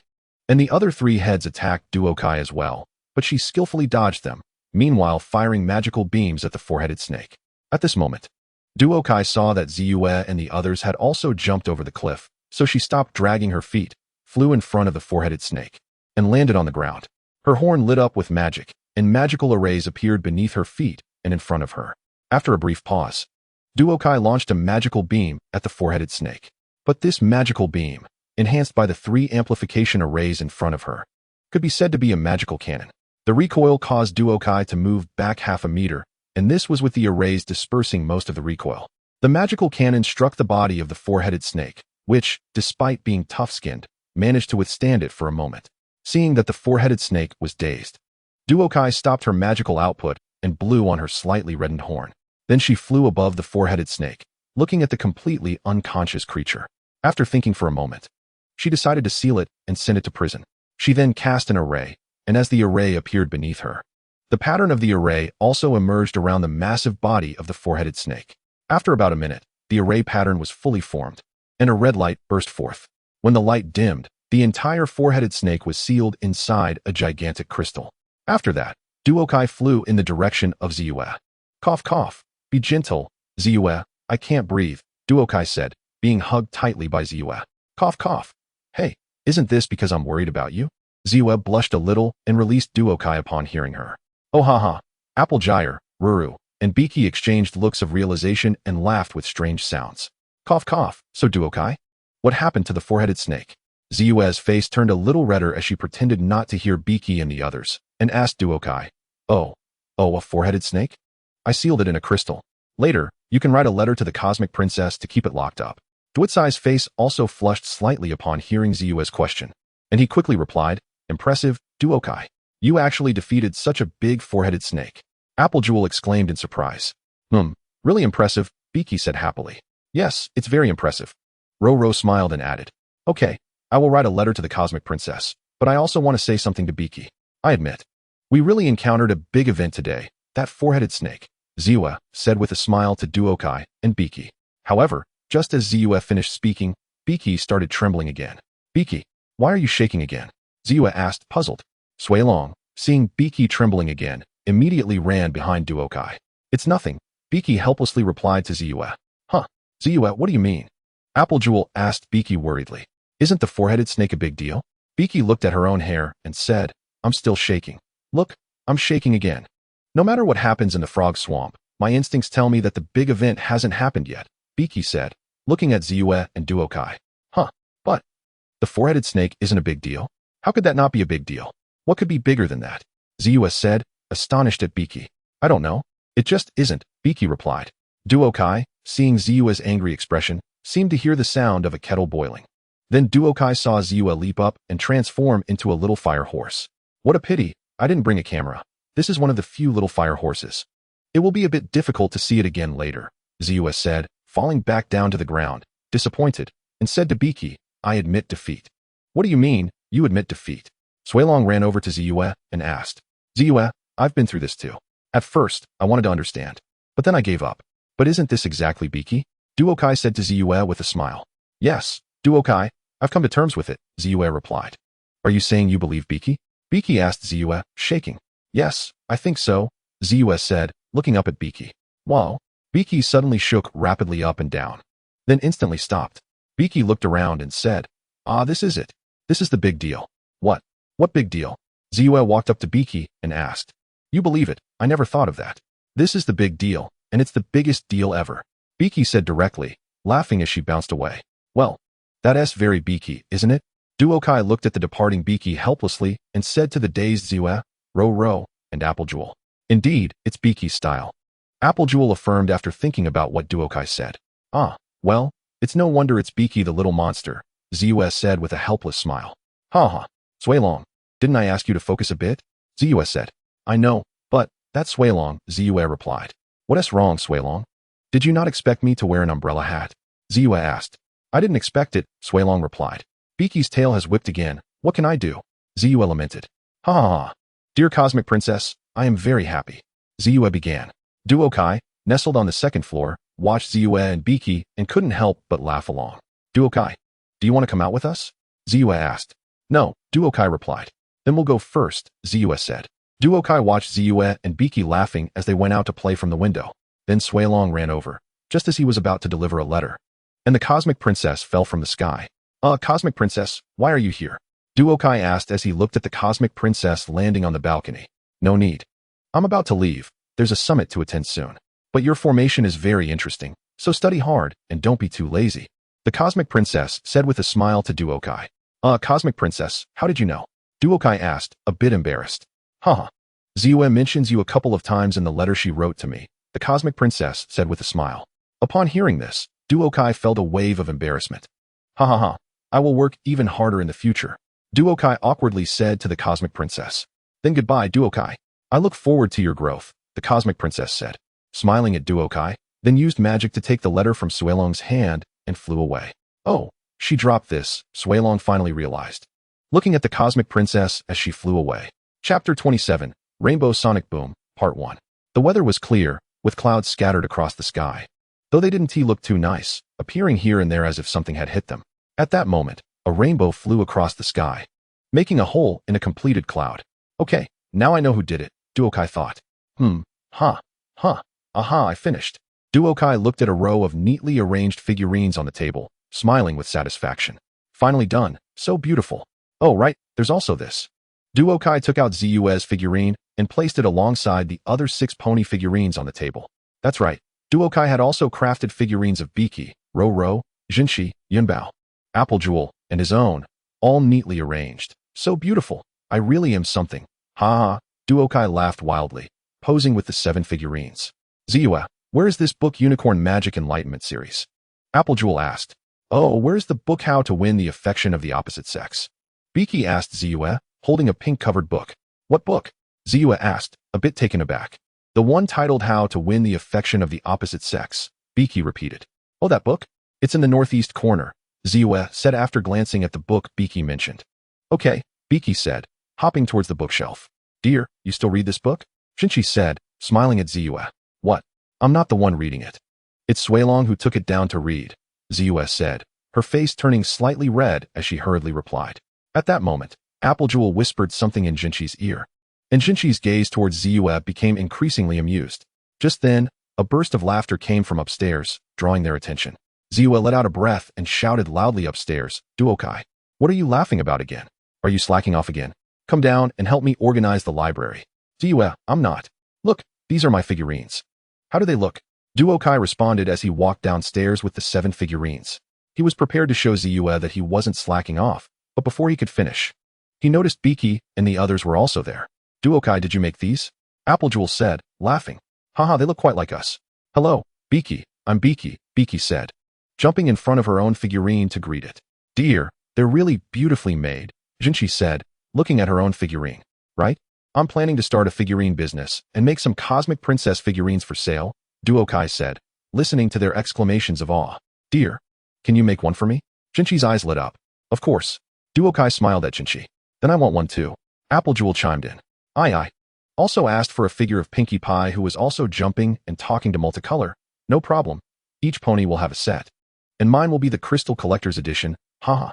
Multicolor looked at her own figure, which was so popular, and laughed happily, saying, wow. Seeing Pinkie and the others so happy, she didn't forget to wink at Ziyue, as if to say, how about that? I didn't slack off, right? Ziyue looked at Multicolor winking at her and smiled speechlessly. Just then, from a distance, the voice of Yunbao came, and as Ziyue turned to look, Yunbao flew directly in through the window, turning the library, which was already tidy, into a mess again. Multicolor looked at the scattered books in the room and then at the undamaged figure, relieved. Good thing I reacted quickly and used a shield to block it. Yunbao? You're amazing. Did I give you a boost? Ro floated to the window and happily said to Yunbao, who was lying in the middle. Hee sorry. My performance just now was too inadequate, Yunbao said apologetically, then said to Ro, actually, it wasn't too bad. I really like your spinning move. Ro, hearing Yunbao's words, thought she was talking about herself and comforted her. What I meant by inadequate was not me. I was talking about you. Does that count as a boost? Yunbao raised her voice a bit while looking at Ro. What are you two arguing about? Ziyue asked Ro and Yunbao while standing in the sea of books. Are we too loud? Sorry, Ro said apologetically to Ziyue. Oh, I'm going to Cloudsdale to participate in the youngest aviator competition. Are you coming to watch? Yunbao turned to look at Ziyue and the others. Wow, wait, multicolor. What do you have in your hand? Hi, isn't that me? At this moment, Yunbao saw the figure floating beside multicolor and flew over to point at her figure, asking, This is a figure I made, isn't it cool? Multicolor proudly said when she saw Yunbao asking her. It really is cool. Is this me? At this time, Ro also flew over to look at the figure made by Multicolor. Cool. Multicolor, can you make one for me? Yunbao said to Multicolor with starry eyes looking at her figure. No problem. I just told Pinkie that each pony will have a set. And mine will also be the Crystal Collector's Edition, Multicolor said happily again, glancing at Ziyue. Ah, alright, Yunbao, what competition were you talking about? Ziyue asked Multicolor with a wink, then looked at Yunbao. It's a competition where aviators perform their flying tricks. Some are fast, swoosh, swoosh, swoosh, and some are elegant. And then, Pinkie ran out, performing as she spoke, but ended up losing her balance and falling into the sea of books, sinking ship. Let's observe a moment of silence for 3 seconds. Multicolor looked at the glass cabinet, thought for a moment, and decided to add a protection spell first, just in case. Alright, Multicolor nodded after looking at the arrangements and then walked downstairs. With it all in such a mess, how can I find the flying magic? Ziyue said helplessly, looking at the chaotic books. Flying magic? Wait, here, 27 pages. Pinkie interrupted Ziyue as she spoke, pulling a book from a pile of books with her mouth and throwing it in front of Ziyue. Ziyue looked at the book in front of her, surprised for a moment, but immediately began to flip through it. Ziyue now felt that she had developed a strong resistance to anything Pinkie did since the tail-pulling incident. How did you find this? Applejack looked at Pinkie incredulously and asked. It hit me in the face when I bumped into the bookshelf. Pinkie said with a smile to Applejack. Here, I found it, Ziyue said. This magic can allow a land pony to fly for 3 days. It looks so difficult. I don't know if I can do it, Ziyue said, feeling unconfident as she looked at the flying magic in the book. Ziyue, what do you mean you can't do it? Multicolor came down from upstairs and asked Ziyue. Multicolor, here's the thing. Jinshi and the others want to go to Cloudsdale to cheer for Yunbao, so they need this magic. This magic can allow a land pony to fly for 3 days. But it's a bit difficult, Ziyue explained to Multicolor. Oh, let me take a look. Like this, like that, I see. By the way, Ziyue, I remember there's another book, that can allow land ponies to stand while flying, Multicolor said as she looked at the flying magic. Oh, wait, I know. Here, page 12, Pinkie said as she threw a book to Multicolor, not knowing where she found it. Forget it. Applejack originally wanted to ask, but thought better of it. I think this magic can be modified a bit more, just wait a second. Multicolor said as she looked at the 2 magics, and then told Ziyue and the others. As for why it needs to be modified, to prevent Jinshi from falling. As for whether it will affect Yunbao's use of the Rainbow Sonic Boom, I don't think so. What Yunbao lacks is just confidence and that little chance. Let's modify this. Add some formations, and incorporate some principles. We can also add some special resonance based on Jinshi and the others. Then modify the magic patterns and the shape after formation. If it aligns with what I have in mind, we can strengthen the shape's intensity. Alright, we need to reduce the duration a bit. Otherwise, the difficulty will be too high, making it hard to cast. Alright, it's done. Ziyue, you'll need to cast this with me. First, take a look at this new magic and familiarize yourself with it while I set up the formations we need. Multicolor said to Ziyue after finishing the modifications. Oh my gosh, Multicolor, how did you think of this? You're really a genius. Ziyue said in surprise after looking at the magic Multicolor had modified. That's not much, Multicolor said happily upon hearing Ziyue's praise. Ziyue rolled her eyes at Multicolor's words. Realizing that she really shouldn't praise him too much, he gets carried away easily. Ziyue, you should join us too, Multicolor said to Ziyue, who was still looking at the magic. Aren't I supposed to cast magic with you? Ziyue asked in confusion. That's no problem. It won't take up too much time. Multicolor replied. And what about you? Ziyue asked. I'll just use the flying rainbow and floating formations, Multicolor said with a smile to Ziyue. Alright, Ziyue replied. As for why they didn't just use the floating formation, Ziyue and Multicolor could indeed use magic to keep casting, but if it was a formation, there would be time limits, and the duration wouldn't be very long if used continuously. Alright, the formation is set up. Pinkie, Yunbao, Junshi, Ziyue. You all stand in the formation, Multicolor said to Pinkie and the others after drawing the formation. Okay, Ziyue, Pinkie, Junshi, and Applejack stood in the formations with their respective cute emblem patterns. Are you all ready? Multicolor asked Ziyue and the others. Ready. No problem. Alright, Ziyue, let's begin. Multicolor said as she walked to the center of the formation. As Multicolor and Ziyue started to cast magic, the formation on the ground began to emit a soft glow. And Ziyue and Pinkie's cute emblems also twinkled with light, gradually syncing with the formation. Multicolor watched as the formation operated as expected, just as she had initially guessed, perfectly, allowing them to cast the final required magic. As the last burst of bright light passed, alright, ladies, you can open your eyes now. Multicolor said happily to the girls in front of her. Okay, let me see what it turned into, Junshi said as she opened her eyes. Come on, ladies. Let's see how your wings look. Multicolor said with a smile as she pushed a mirror in front of the astonished girls. Ah, Junshi exclaimed in disbelief. Oh my gosh. Applejack was completely stunned. This is... Ziyue looked at herself in the mirror with shock on her face. Wow, it looks so nice. Pinkie then excitedly moved her wings. Chapter 28, Rainbow Sonic Boom, Part 2. Now their wings are no longer the original butterfly wings, but rather resemble the wings of a Pegasus. The wings have a somewhat transparent effect, resembling crystal. The color of the wings matches the color of Ziyue and the others' bodies. But there are some gradient effects, with the color deepening towards the tips of the wings. Wow, dear, have I turned into a celestial beast? Princess Junshi exclaimed in amazement as she looked at herself in the mirror with her wings spread out. Applejack, too, was a bit dazed as she looked at her winged reflection in the mirror. Wow, I can fly. Pinkie was already flying around in the library, as if she had always had wings. It really feels like being a princess, Ziyue said, touching her wings with her hooves and moving them, amazed. You are destined to be a princess, and Pinkie and the others will be too, Duokai smiled, thinking of Ziyue's words. Alright, girls. You need to practice how to fly with your wings. However, these wings are not real, so don't fly too fast, or they won't be able to withstand it. Duokai looked at the girls who were still gazing at their wings and took out 4 protective charms, saying to them, okay, if the wings disappear, these charms will safely bring you back to the ground. Alright. Pinkie happily exclaimed as she zoomed past Duotsai's head.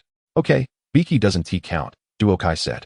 Looking at Ziyue, who was focused on practicing flying, but was still going up and down erratically. Come on, Duokai, I just got my wings. How could I fly so quickly? Ziyue struggled to stabilize herself in the air as she replied to Duokai. Duokai glanced at Ziyue, then at Junshi and Applejack, who were already trying out fancy flying. Raising an eyebrow, she looked back at Ziyue, who, noticing Duotsai's gaze, turned to look at Junshi and Applejack, wondering, am I really a bit clumsy? Just then, Pinkie zoomed past Ziyue with a whooshing sound. Watching Pinkie fly by, Ziyue forgot to flap her wings and fell to the ground with a thud. Are you okay, Ziyue? Duokai asked, and then coughed slightly. Actually, you're not bad at all.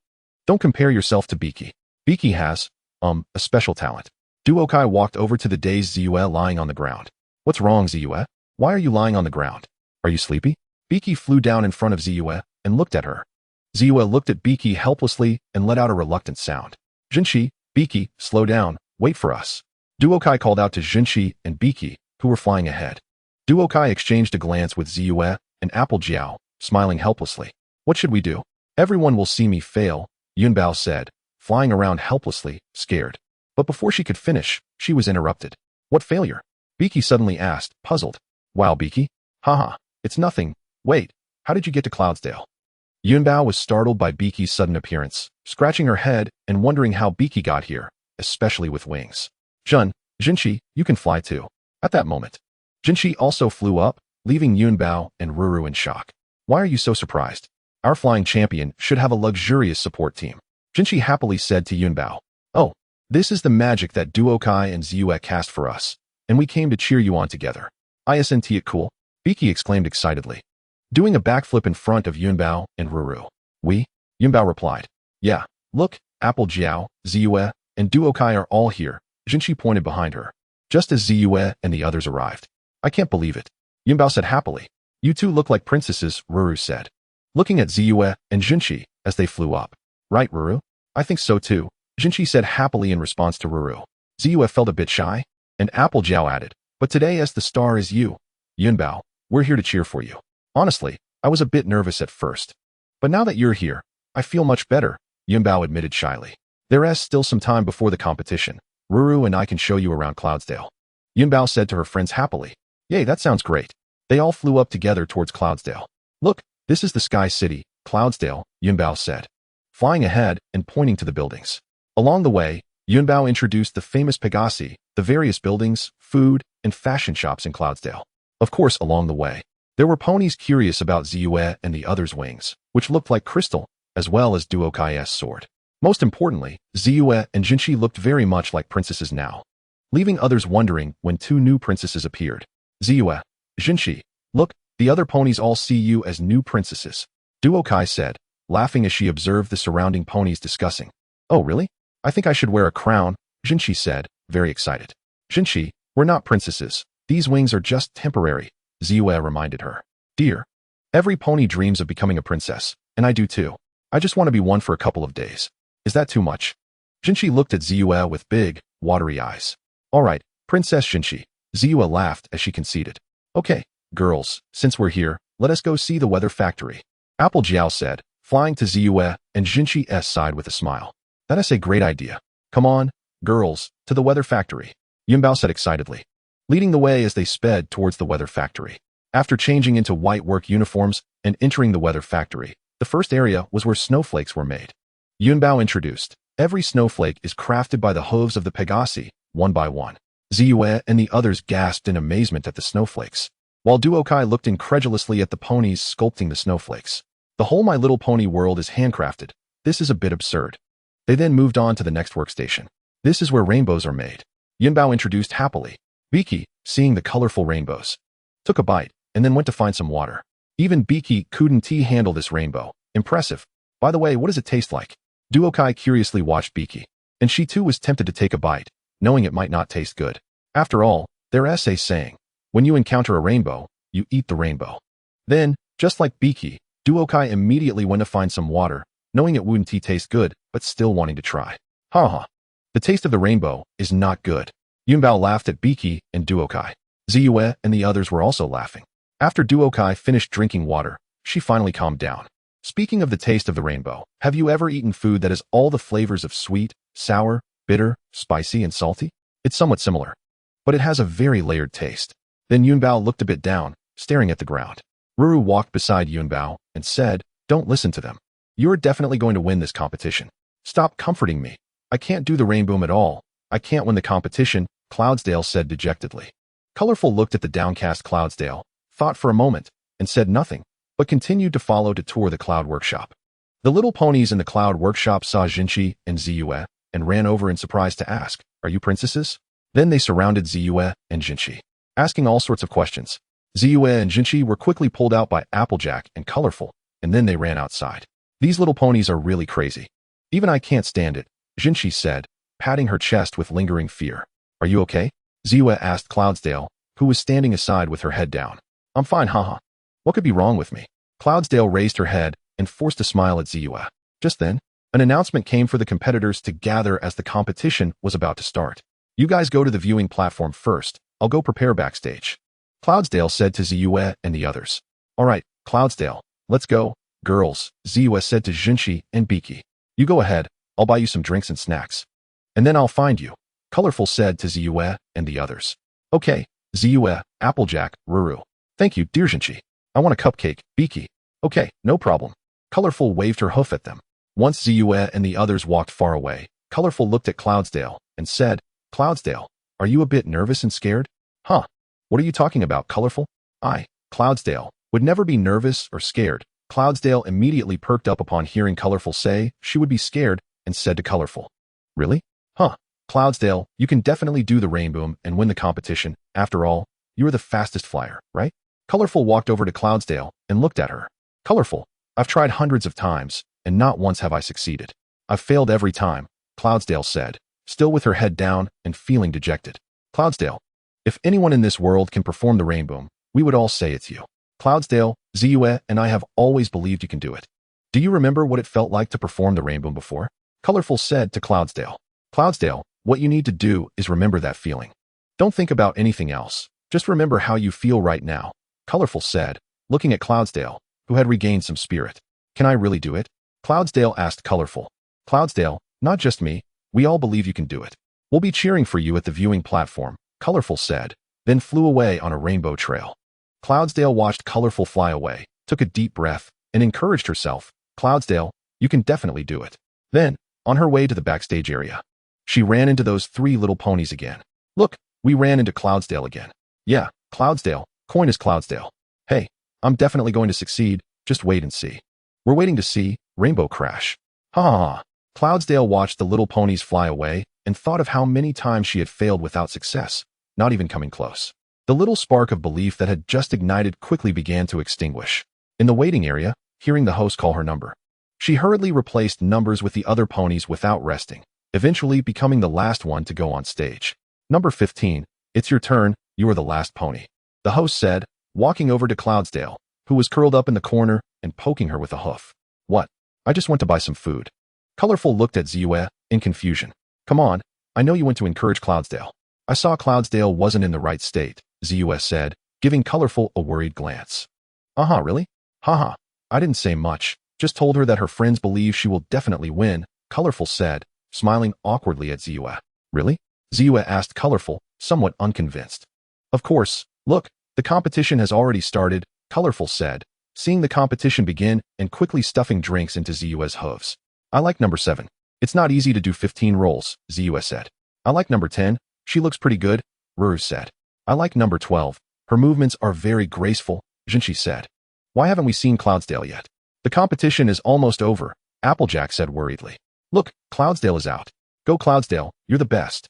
Pinkie pointed and shouted loudly at the exit, even taking out a confetti cannon. With a bang, colorful paper filled the sky. Colorful and Ziyue cheered for Cloudsdale as well. After Cloudsdale came out, she looked around at the audience with some fear, saw Pinkie cheering for her, and also saw those 3 little ponies she disliked. At that moment, passionate music played in the background. Go Cloudsdale, remember your moves. First, Cloudsdale took a deep breath, looked at the cloud pillars ahead, and charged forward. Cloudsdale flew in a series of cross patterns, weaving around many cloud pillars. However, at the last moment, she didn't control her angle well and crashed into a cloud pillar, being bounced out. Nice move, Rainbow Crash, haha. Unfortunately, she bounced right in front of those 3 little ponies. Colorful, can Cloudsdale make it? Ziyue said worriedly, watching Cloudsdale's mistake. The second round began. Cloudsdale flew towards the clouds in the sky and started her cloud-turning moves, moving extremely fast, spinning around 8 clouds continuously. Just at the last cloud, she was knocked out by a small puff of cloud that flew out, and the rapidly spinning cloud shot straight towards Princess Celestia's position, crashing into a nearby pillar. Meanwhile, Cloudsdale was also sent flying to the edge of Ziyue's audience platform. Cloudsdale, are you okay? Ziyue asked worriedly when she saw Cloudsdale. Oh, I'm fine. I might disappoint you all, Cloudsdale said, looking at her friends who were concerned about her, feeling dejected. Dear, what are you talking about? How could you disappoint us? Jinshi said to the downcast Cloudsdale, comforting her. Yes, Cloudsdale has always been the best in our hearts, right? Ruru said as Applejack walked over to Cloudsdale. Yes. Ruru said, smiling at Cloudsdale. Go, Cloudsdale, show these little ponies what a real rainbow is. Colorful shouted loudly to Cloudsdale. Charge. Pinkie also took out the confetti cannon and fired off a lot of confetti. Cloudsdale looked at everyone, nodded heavily, flew up, and surveyed the audience around her. She closed her eyes, took a deep breath, and when she opened them again, only confidence remained, high and mighty confidence. She looked up at the sky, directly accelerated and charged up, flying to the highest point, then suddenly dove down rapidly. Accelerate, accelerate, go faster, faster, faster. Not enough. Cloudsdale felt her speed and the airwaves around her. I want it sharper, sharper. When, with a loud roar, 3 rainbow halos burst forth. And behind Rainbow Dash trailed a rainbow streak, the rainbow sonic boom. She succeeded, she succeeded. Oh, Fluttershy watched the rainbow sonic boom below, jumping up and down with joy. Ziyue and the others looked at the rainbow sonic boom in shock, seeing it for the first time. Even Multicolor gazed at the dazzling rainbow, captivated. Watching it in the anime was even more stunning, more brilliant. Finally, they understood why this was a legend. It wasn't just about flying fast. Although there were a few ponies in My Little Pony who could break the sound barrier, such as Rainbow Dash. You did it. Fluttershy flew over and tackled Rainbow Dash, happily saying, Rainbow, you're amazing. This is the best flying performance I've ever seen, Zeus said to Rainbow Dash. Hee hee, it's all thanks to everyone's encouragement. Otherwise, I wouldn't have been able to do it, Rainbow Dash said with a smile. Your Highness, all the ponies. I think I can award the title of Best Young Flyer to Miss Rainbow Dash. Your final rainbow sonic boom was truly spectacular, Princess Celestia said as she placed the winner's crown on Rainbow Dash's head. Oh my gosh, oh my gosh, oh my gosh, oh my gosh. Rainbow Dash could only repeat this one phrase in excitement. Hey, Rainbow, we really want to meet you and ask you how you did the rainbow sonic boom. The Lightning Bolt team walked over to Rainbow Dash and said, oh my gosh, oh my gosh, oh my gosh, oh my gosh. Rainbow Dash kept saying this without taking a breath. Ha ha ha. Multicolor and Zeus watched the excited Rainbow Dash and laughed heartily. Chapter 29. The Seventh Element of Harmony? The weather was clear, a perfect day for sightseeing. At this moment, two rainbow lights were chasing each other in the sky, one rainbow-colored and the other red and white.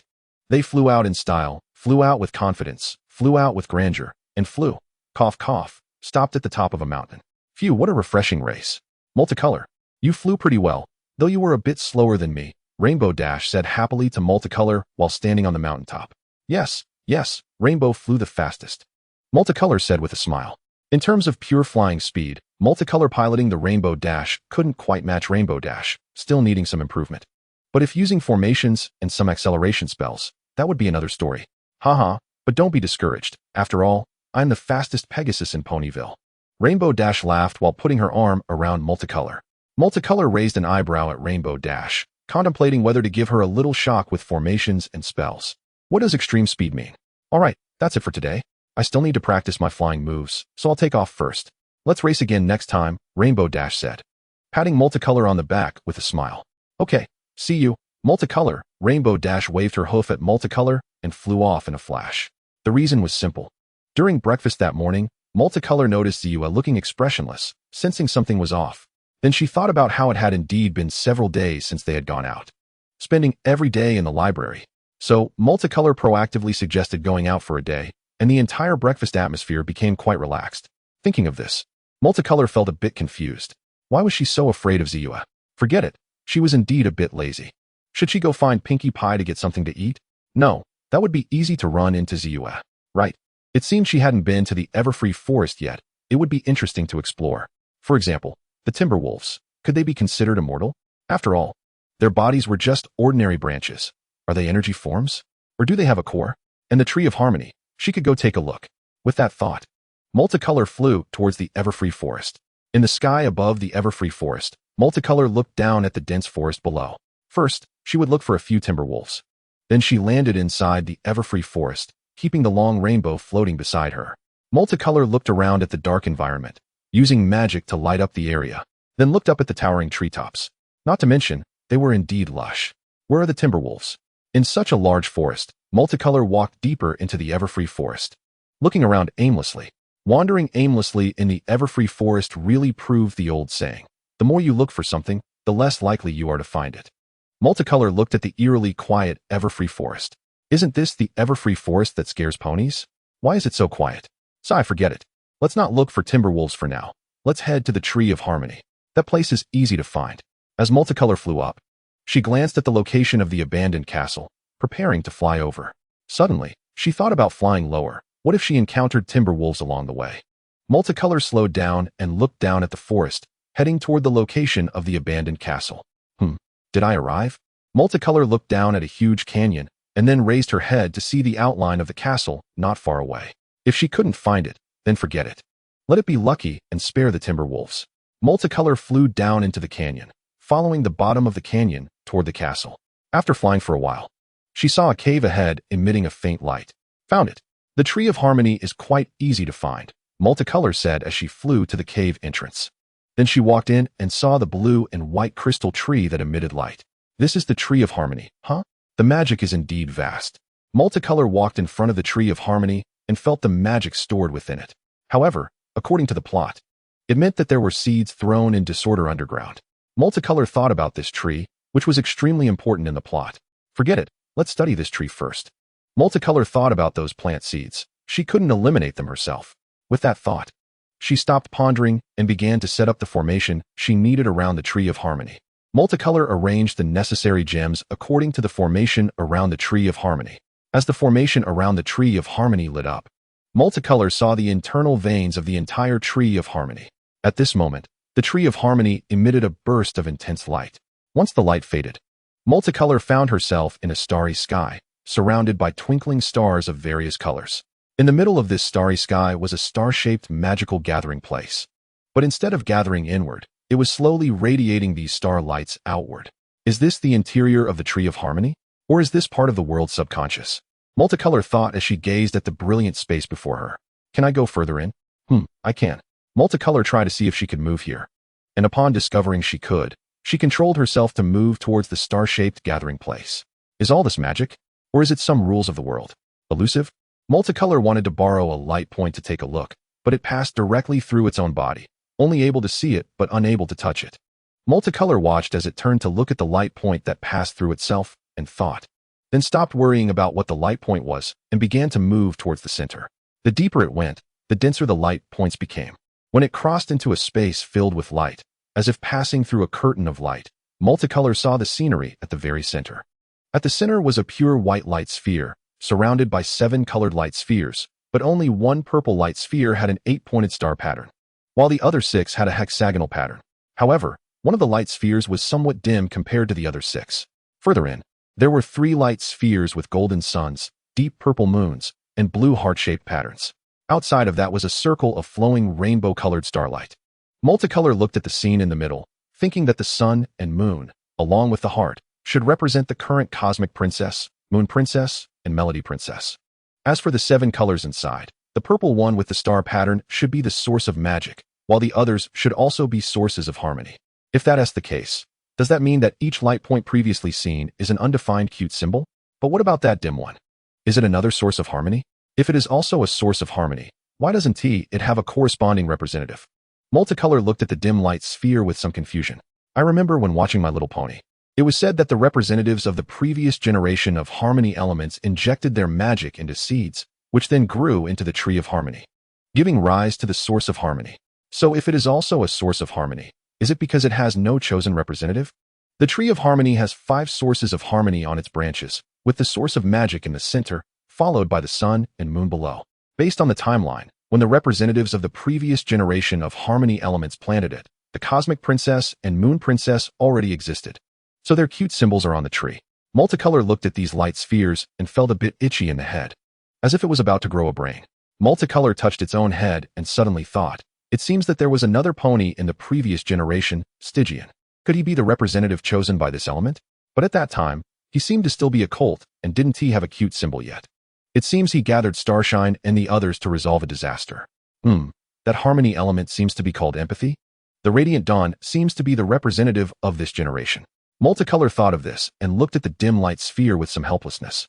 Well, if that is the case, then your dimness is indeed somewhat reasonable. They all turned into villains in the early stages, although they eventually turned good again. However, Stygian turned bad for over 1,000 years and is still sealed now. It was not easy to choose one, and now in Equestria, another parallel world, he is also a villain. If that is the case, does Starshine count? Could it be because of its attributes? Empathy? Putting oneself in another's shoes? Compassion? But according to these terms, they are very positive. Multicolor felt a bit confused.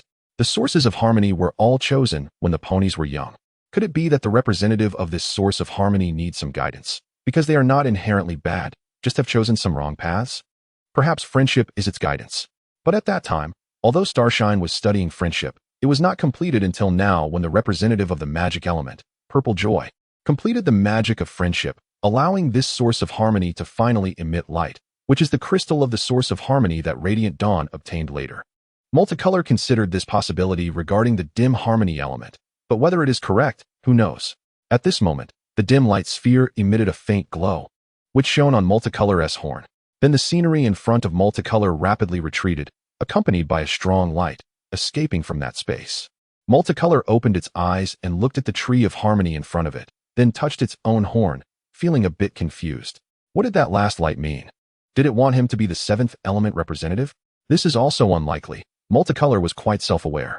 Besides, it did not feel any connection to the source of harmony or anything else wrong. Looking again at the Tree of Harmony, was it asking me to help it find the next representative?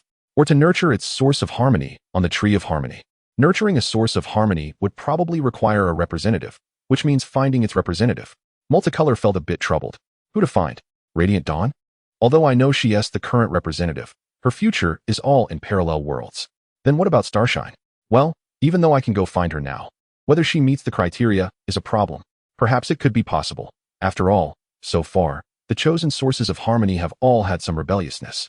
I can't think about it anymore. If I keep thinking, I will really grow a brain. Multicolor shook its head and walked outside the cave, looking at the already darkening sky. After Multicolor left, the tree of harmony emitted a gentle rainbow light, which gathered at the entrance of the cave, forming the shape of a pony. It watched Multicolor fly away until it could no longer be seen, then slowly dissipated. Chapter 30. Should I get a pet? On the way to the library, Multicolor saw some colorful little balls wandering around in the everfree forest. Multicolor flew down to take a closer look at those colorful balls, which had 2 pairs of translucent wings, a round body, big eyes, and 4 small legs. Oh, this is a fairy fly? Multicolor looked at this cute little creature and remembered its name, Blue.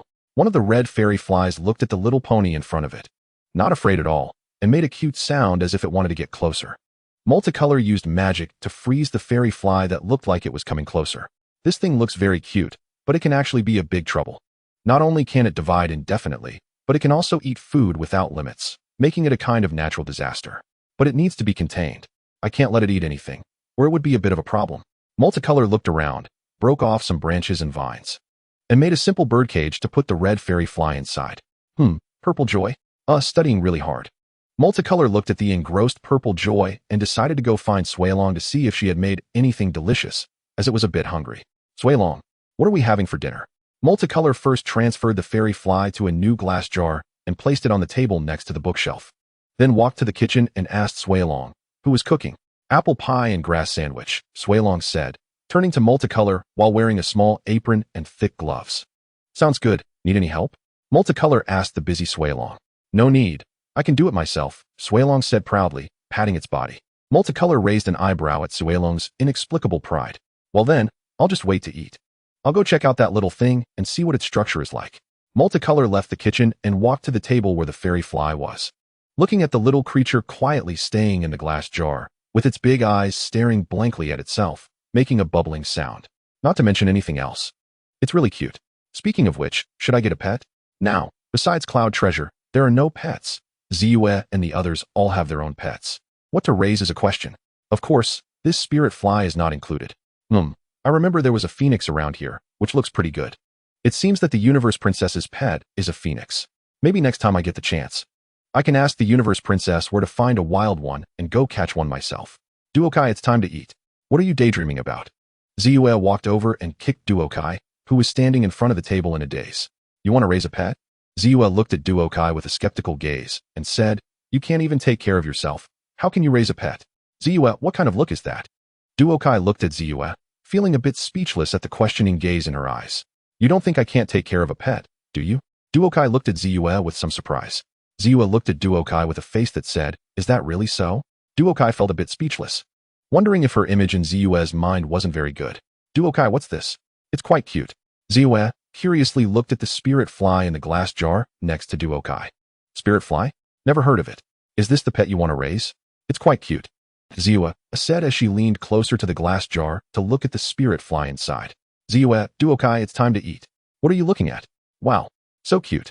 After bringing over the apple pie and grass sandwich, Swaylong looked at Ziyue and Duokai. No, this thing can't be raised. Don't be fooled by its cute appearance. It's a disaster, Duokai said seriously to Ziyue after hearing her words. Disaster? This little guy? Swaylong pointed at the spirit fly and said to Duokai. Ziyue also looked at Duokai with confusion. Ahem, let me educate you. This thing is called a spirit fly, which will eat all the food continuously, and it can infinitely split and reproduce. As long as there's one spirit fly, it can make the entire Ponyville barren. Duokai said in a creepy tone to Ziyue and Swaylong. That's right, quickly eliminate it. Swaylong, who was hiding behind Ziyue, said fearfully. Research it and see what makes them so special, Duokai said as if it were obvious. Research? Ziyue looked at Duokai with confusion at first.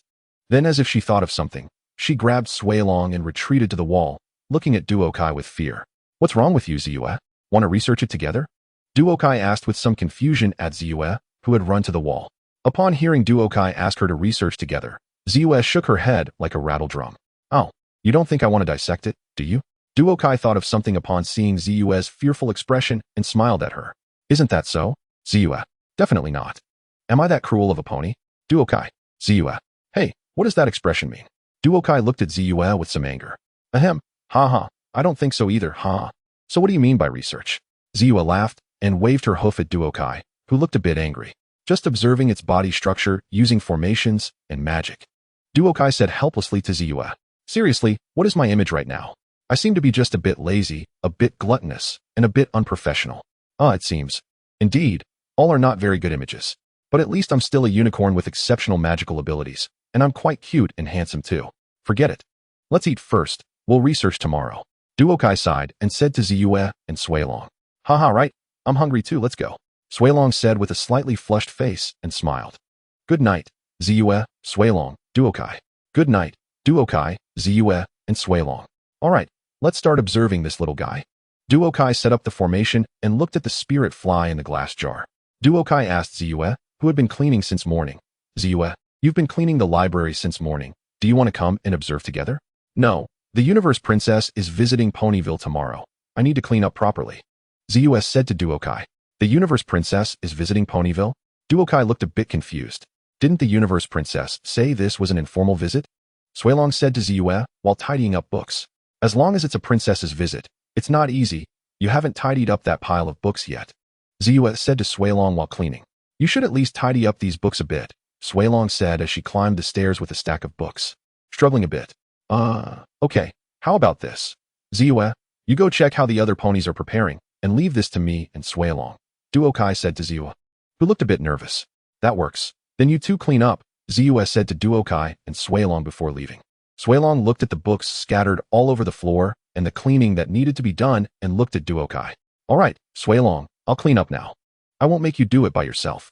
You just need to tell me where this book should go, Duokai said, using magic to levitate the books on the floor. Okay, this one needs to go here, and also here, Suilong happily pointed at the books and said to Duokai. As the last book was placed on the shelf, Duokai cast a cleaning spell, and the entire library looked brand new. Alright, all cleaned up, Duokai said, looking at the refreshed library. Then I'm going to sleep. I didn't sleep well and was woken up by Ziyue. Suilong yawned and walked towards the second floor room.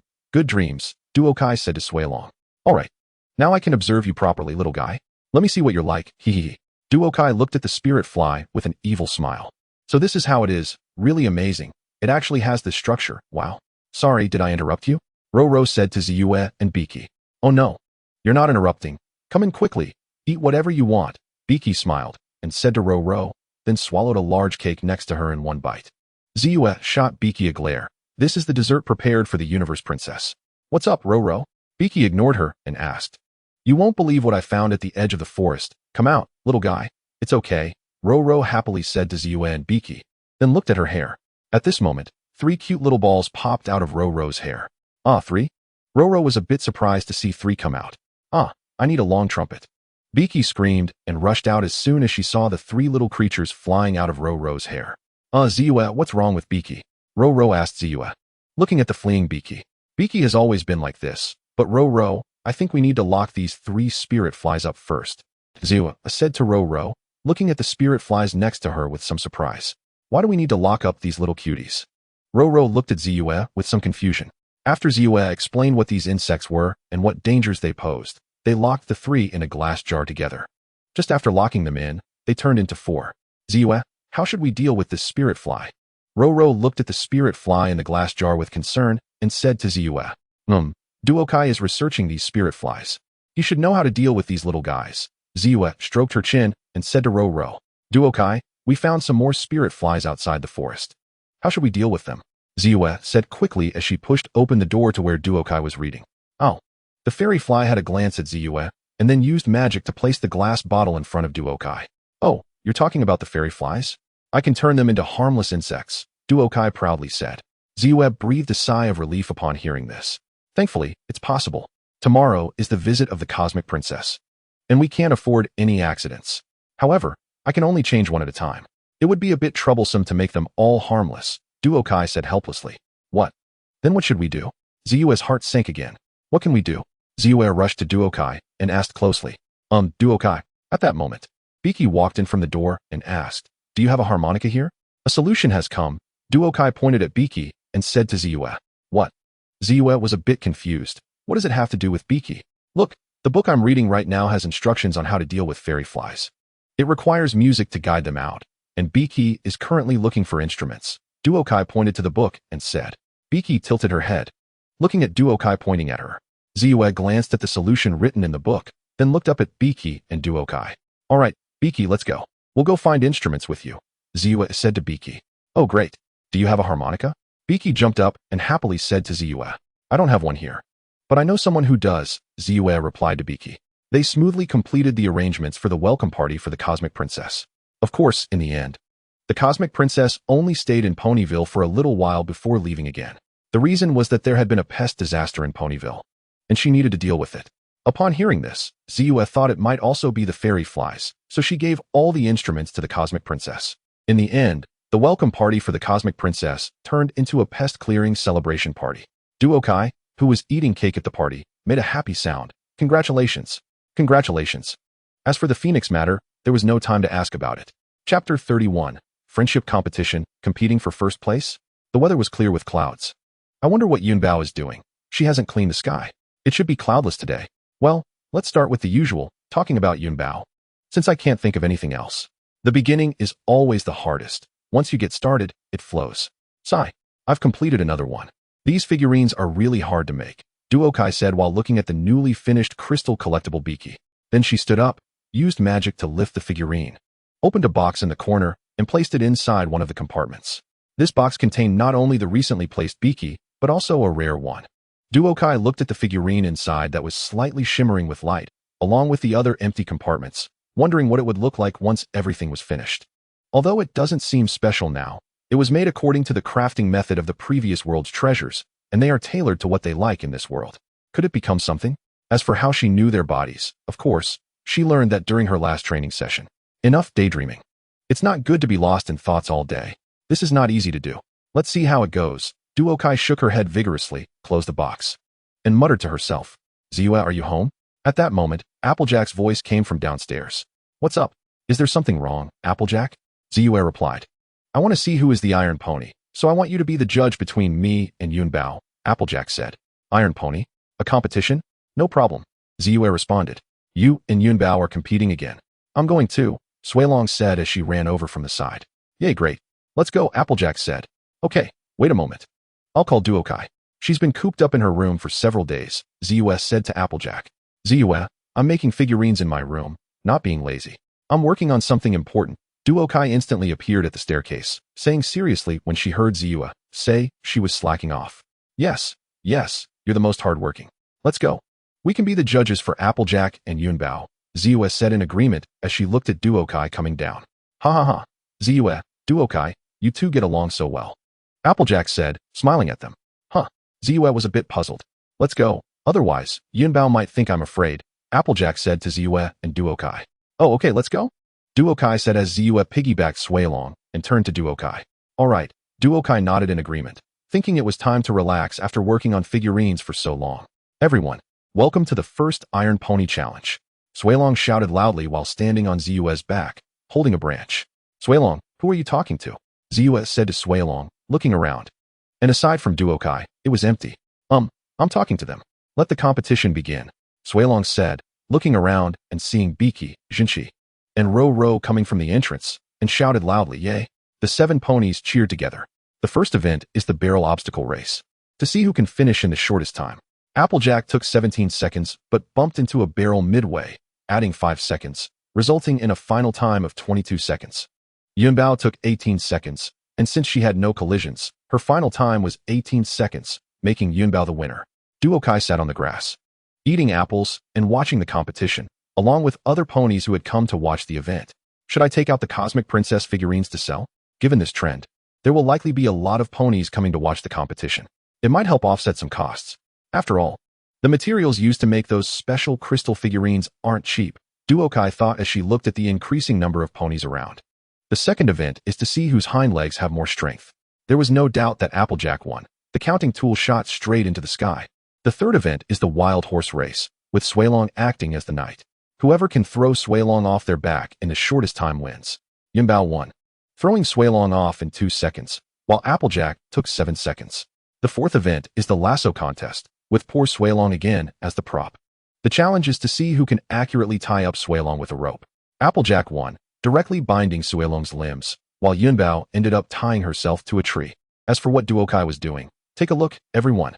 The Cosmic Princess authorized figurines, perfectly replicating the Cosmic Princess's elegance. Don't miss out, first come, first served. You won't regret it, Duokai said, her eyes sparkling as she looked at the ponies around her. The ponies nearby saw the lifelike Cosmic Princess figurines at Duotsai's stall and immediately surrounded her. Wow, so beautiful. How much is one? Tianqin asked, looking at the Cosmic Princess figurine. This is an exclusive authorization and may become a limited edition in the future, so it's 99 gold coins. Moreover, since you're my first customer today, you only need to add 1 gold coin to customize your own figurine, Duokai said with an enticing voice while looking at Tianqin. Can I get a figurine that looks just like me? Tianqin asked. Absolutely, Duokai nodded. I want to, Tianqin said, looking at Tang Tang beside her. And they both took out their gold coins to give to Duokai. All right, just leave your photos and requests with me, and I'll deliver them to you the day after tomorrow, Duokai said with a smile to Tianqin and Tang Tang. I want one too. I also want to customize. Everyone, there is only one of the first one available. Right now, the custom price is 60 gold coins each, but today I'm giving you a discount, just 30 gold coins. Colorful said loudly to the other little ponies. Moreover, each Universe Princess figure comes with a certificate and a special number, along with an instruction manual. So please make sure to keep it safe. Colorful looked at the enthusiastic little ponies around and smiled, saying, I want a custom Universe Princess. I want a Universe Princess too. I also want a custom and a Universe Princess. No problem. For those who need a custom, please prepare your requirements and photos in advance, and we will do it one by one. Colorful smiled at the little ponies in front, looking very happy. Thank you all for your enthusiasm. Today's Universe Princess figures are already sold out. Other little ponies who want to buy, please wait for the next time. After handing over the last Universe Princess to a little pony, Colorful said to the ponies in the back of the line, Ah. Many little ponies expressed some disappointment, but left to continue watching the competition. Phew, I've gained a lot, and now I don't have to worry about expenses for a while, Colorful said, looking at the pile of gold coins behind him with a smile. Colorful gazed at the pile of gold coins and missed the storage ring a bit. As for why not make one? Although Colorful is a master of formations and knows spatial formations, it's really not easy to make. Mainly because My Little Pony doesn't have the corresponding materials, at least Colorful hasn't found any. Spatial storage not only requires formations, but also needs materials. Specifically a type of material with spatial attributes to be crafted.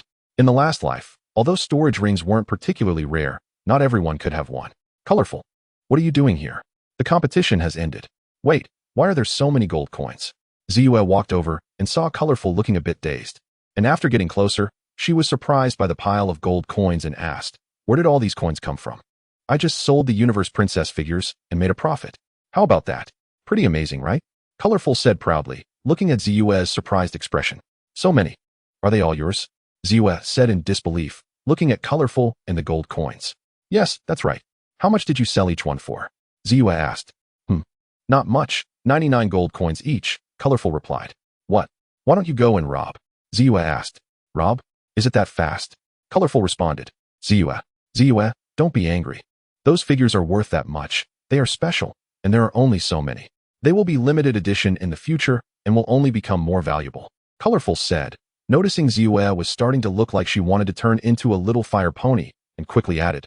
The figures have several formations inside that can automatically repair themselves if damaged, and they can also increase the magical concentration around them, gradually improving the health of surrounding little ponies. Ziyue also stared at the pile of gold coins, lost in thought. Finally, she borrowed a cart from Applejack to take the coins away. Applejack was shocked for a while upon seeing the pile of gold coins. Are you ready? The leaf-long run starts in 5 minutes. Pinkie excitedly announced through the loudspeaker while riding in a hot air balloon. Ziyue, do I have to run too? Colorful asked, looking at the number plate 123 on her, but while standing at the starting line. Of course, if you don't exercise, you'll rust away. It's a good chance to enjoy the scenery, and the scenery here is really beautiful, Ziyue said helplessly as she looked at Colorful. Ziyue, Colorful, what are you doing here? At this moment, Applejack and Rainbow Dash also arrived at the starting line and asked Ziyue and Colorful, We're here to participate in the leaf-long run, Ziyue said matter-of-factly. Ha ha ha, that's funny. Rainbow Dash laughed loudly at Ziyue and Colorful. What? You and Colorful are not athletes, Applejack said in surprise. Hey, Rainbow Dash. Do you want to have a competition? Colorful said to the laughing Rainbow Dash. Sure, what are we competing in? Rainbow Dash replied with a smile. If I win, you have to take care of my hooves, Colorful proposed. What? You think I won't? Rainbow Dash challenged. How about if you lose? You have to dress as a girl and walk around Ponyville for 2 days? Colorful suggested. No problem, Rainbow Dash said. All little ponies, are you ready? Pinkie shouted excitedly from the hot air balloon. Positions, everyone. Swailong also stood in front of the loudspeaker and happily shouted, ring. All the little ponies charged out, with Rainbow Dash and Applejack leading the way, followed by Tia and Tang Tang. Now, Ziyue and Colorful were in the middle of the crowd of little ponies. Ha ha. I won't lose, Applejack said to Rainbow Dash with a smile, and then they both accelerated again. For a while, Rainbow Dash was in first place, but soon Applejack overtook her again. Colorful, weren't you betting with Rainbow Dash? Why aren't you running faster? Ziyue asked Colorful, who was jogging slowly behind her. No rush. Didn't you say the scenery here is beautiful? I want to enjoy it with you, and it really is lovely, Colorful replied with a smile, looking at Ziyue. Really? Ziyue's face turned a little red upon hearing Colorful's words. Applejack, why are you lying here? Colorful asked, noticing Applejack lying on the ground ahead. Rainbow Dash tripped me, Applejack said, looking a bit angry at Colorful. I didn't, Applejack. Look, there's a rock here, Ziyue pointed at a rock with her hoof. Colorful and Ziyue exchanged glances and slowly started running again, enjoying the beautiful scenery while discussing recent insights on formations. As expected, they soon encountered Rainbow Dash, who had tripped over a stump, although she was told it was the stump that caused the fall. Rainbow Dash clearly didn't believe it and thought Applejack did it on purpose. After getting up, she instantly dashed forward again. Finally, Ziyue and Colorful ran past Rainbow Dash and Applejack, who were sitting on a rock slab that had fallen from halfway up the mountain, and said, Ladies, isn't the leaf-long run supposed to be a race? Then Colorful and Ziyue began to charge forward, gradually overtaking most of the little ponies who were already tired from running. In the end, Ziyue finished in 5th place, Colorful in 6th place, while Rainbow Dash and Applejack, as expected, were the last to reach the finish line. I'm sorry for letting you see us being so wild, Applejack said dejectedly to the Universe Princess. It's okay, Applejack.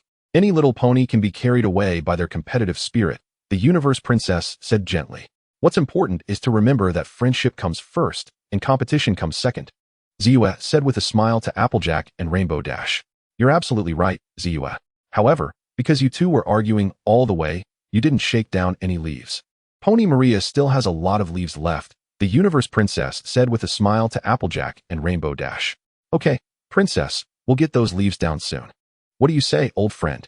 Let's run another lap, Applejack said to the Universe Princess, then turned to Rainbow Dash with a smile. I also want to stretch my legs, Rainbow Dash added, stretching her legs towards Applejack. Then Applejack and Rainbow Dash ran side by side, laughing as they looked at each other, heading towards the golden yellow woods under the sun. Colorful, I heard that your figures are selling quite well, the Universe Princess said as she walked up to Colorful. Hearing the Universe Princess's voice, Colorful instantly tensed up and turned to look at her with a somewhat stiff smile, saying, Haha, it's going well, mainly because the princess is loved in Ponyville. You won't come to settle accounts with me, will you? Colorful added with a laugh. Ha-hum. Thank you, Universe Princess, Colorful said, still a bit awkwardly. But, Universe Princess, if you have any requests, just let me know, Colorful said. The Universe Princess gestured for Colorful to come a bit closer, and after Colorful approached, the Universe Princess said, Could you make a Moon Princess figure? I want to give it to my sister. No problem, leave it to me. I guarantee to make you a royal collectible crystal figurine of you and Princess Luna, said Multicolor, patting its chest with its hooves. Then I will wait for your good news, Princess Celestia said with a smile, before turning to leave. Multicolor, what did Princess Celestia say to you? Ziyue walked over and asked. Oh, nothing much, just that she agreed I could use her image to make the figurine, Multicolor replied. Turning to Ziyue. Really? That's great, Ziyue said happily, looking at Multicolor. Let's go, Ziyue said as she lifted Swailong onto her back. Chapter 32. Let's hold a mid-autumn festival celebration. The autumn wind was chilly, and leaves were falling. The whole world seemed to be wrapped in a layer of golden brilliance. Dazzling and beautiful, Ponyville was as calm and peaceful as ever. This is the last house, Multicolor said, looking at the house in front of her. Hello, is this the house of Lyra? Multicolor asked, dragging a cart and knocking on the door. Yes, who is it? A voice came from inside, and the door opened. Hello. I am Multicolor. Here is the figurine you customized a few days ago. I brought it over. Multicolor said with a smile as she handed the figurines of Lyra and Bonbon to Lyra. Oh, thank you, it's beautiful. Lyra exclaimed as she received the figurine with surprise. By the way, looking at the time, it seems like the Mid-Autumn Festival is coming soon. How about celebrating it here? We can make some mooncakes. Making mooncakes isn't difficult. Besides, we have Pinkie Pie and Applejack. Just tell them, and it should be fine. What other activities should we have? Let me think, Multicolor said while walking home. Oh, guessing lantern riddles. That's a good idea. We can turn a tree into a lantern and hang a riddle underneath. Ziyue would probably like that. And then there's the dragon dance. I can do that since I have magic now. It should be easy to give them a bit of an Eastern dragon shock. Other activities could include releasing lanterns, also known as Kongming lanterns. We can play horseshoe tossing here. And there are games like Pin the Tail on the Pony and others, Multicolor thought, feeling very inspired. And directly changed course to find Pinkie Pie. After all, when it comes to parties, Pinkie Pie is the expert. Pinkie Pie, are you there? I have something big to tell you. Multicolor shouted as she pushed open the door of Sugar Cube Corner. I'm here, Multicolor. What is it? Pinkie Pie suddenly popped up, looking at Multicolor with excitement. I'm planning a grand party. Do you want to join? Multicolor said, looking at Pinkie Pie happily. Oh, I want to join. What kind of party? Tell me. Pinkie Pie exclaimed, jumping up in excitement. Pinkie, calm down. It's like this, Multicolor said, pulling Pinkie Pie down from the air. She then explained the Mid-Autumn Festival party in detail to Pinkie Pie. This is amazing. Pinkie Pie exclaimed with wide eyes after hearing the plan, then instantly calmed down and hugged Multicolor, saying, we need to plan this well. Okay, first this, then that. Multicolor started. No, it can't be like that. It has to be like this first, then like that, Pinkie Pie replied. I think Multicolor. You see, we can do it this way, and then that way. Wouldn't it be explosive? Pinkie Pie suggested. Oh, I see. No wonder you are Pinkie Pie. You are indeed a professional, Multicolor replied. Of course, I am Pinkie Pie, the party pony. Pinkie Pie said proudly. Then it's settled, Multicolor said seriously, raising her hoof to Pinkie Pie. Leave it to me, Pinkie Pie replied with a serious expression, and they high-fived. They then looked at each other for 3 seconds before bursting into laughter. After that, Multicolor flew to Rarity's boutique on her flying sword and explained in detail what kind of party she wanted to hold. Multicolor, you are a genius. Based on the moon and the lantern you mentioned, don't worry, I will definitely make the most beautiful dress. Rarity said excitedly as she ran into her studio to start making the dress. I didn't come here for you to make a dress for me. Multicolor said helplessly as she watched Rarity get absorbed in her work. Remember to come to the library tomorrow morning. Multicolor could only tell Rarity and then left. Forget it. I'll go find Fluttershy, Rainbow Dash, and Applejack. We'll meet at the library first thing in the morning. The next morning, at the library, Multicolor stood in front of a blackboard filled with drawings of mooncakes, lanterns, and various mid-autumn activities, explaining them in detail to Ziyue and the others. Alright, that's the general idea. Pinkie and I have roughly communicated the main content of this party called Mid-Autumn Festival.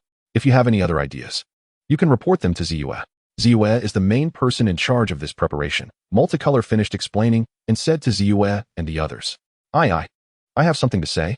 Pinkie Pie immediately jumped up as soon as Multicolor finished speaking. What is it, Pinkie? Multicolor asked. I think we should invite everyone to join the party. The more ponies, the merrier. Pinkie Pie said excitedly. Everyone? Multicolor asked in confusion. Yes, I think this party is very interesting and fun, so I invited all the ponies in Ponyville to come to the party, Pinkie Pie said, pointing to the library door with a smile. Multicolor looked in the direction Pinkie Pie was pointing and saw a crowd of ponies peeking into the library. Multicolor looked at these ponies and then turned to Pinkie Pie. Alright, no problem. Then we need to change the name of the party. Now, the new name will be the Mid-Autumn Celebration. Multicolor exclaimed loudly, looking at the excited ponies. Yay! After that, Mrs. Cake, Applejack, and some pastry chefs went to study how to make mooncakes. Rarity and some other ponies went to make lanterns and flower lanterns, while Rainbow Dash and some Pegasi went to clear the clouds to ensure they could enjoy the moon at night.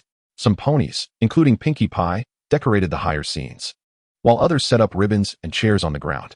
Fluttershy and other musical ponies practiced music together. Multicolor? Multicolor was practicing the dragon dance when the sky gradually darkened, but Ponyville was brightly lit. Every household hung red lanterns and ribbons, and the streets were filled with a joyful atmosphere. Pinkie, are you ready? Rainbow Dash asked as she finished clearing the clouds. Oh, just a moment. Pinkie Pie replied, swallowing the cupcake in her mouth and hanging a moon-shaped colorful ball. Bang! She took out a firework cannon, and fireworks filled the sky. In an instant, the tables, cakes, drinks, and balloons were all set up. The little animals are ready with the songs, Fluttershy said as she put down her conductor's baton. Rarity, do you think I can not wear this dress? Multicolor asked Rarity as she looked at herself in the mirror wearing a golden dress with cloud and moon patterns. But I'm a stallion, Multicolor said helplessly. Just look at the pony in the mirror, Rarity said with a smile. Multicolor, I've made the mooncake pastries you asked for. Applejack said to Multicolor. Everything is set up, and Rainbow Dash has cleaned the clouds. Let us go, we can start the party. Ziyue and Swailong said as they walked over with a checklist. All right, let us go join the mid-autumn party. Multicolor said with a smile, looking at everyone in their dresses. Next, please enjoy the dragon dance brought to you by the colorful Multicolor, Ziyue announced. As all the lights dimmed, the ponies quieted down. A little red light began to emerge in the center, slowly taking the shape of a dragon as time passed. Roar. The dragon's roar sounded like thunder, steady and deep. With a resonant dragon roar echoing throughout the day, a giant red dragon appeared in place, and then the colorful dragon maneuvered through the air, flipping and soaring like a real dragon. Every scale of its body was clearly visible, with robust claws, a long and strong body, a majestic and powerful visage, and enormous antlers that exuded both might and divinity. It not only did not instill fear in the ponies, but even made them feel it was incredibly beautiful and elegant. As the dragon ascended to the heavens, the fire dragon flew into the sky, and with a high-pitched dragon roar, countless sparkling red stars fell from the sky.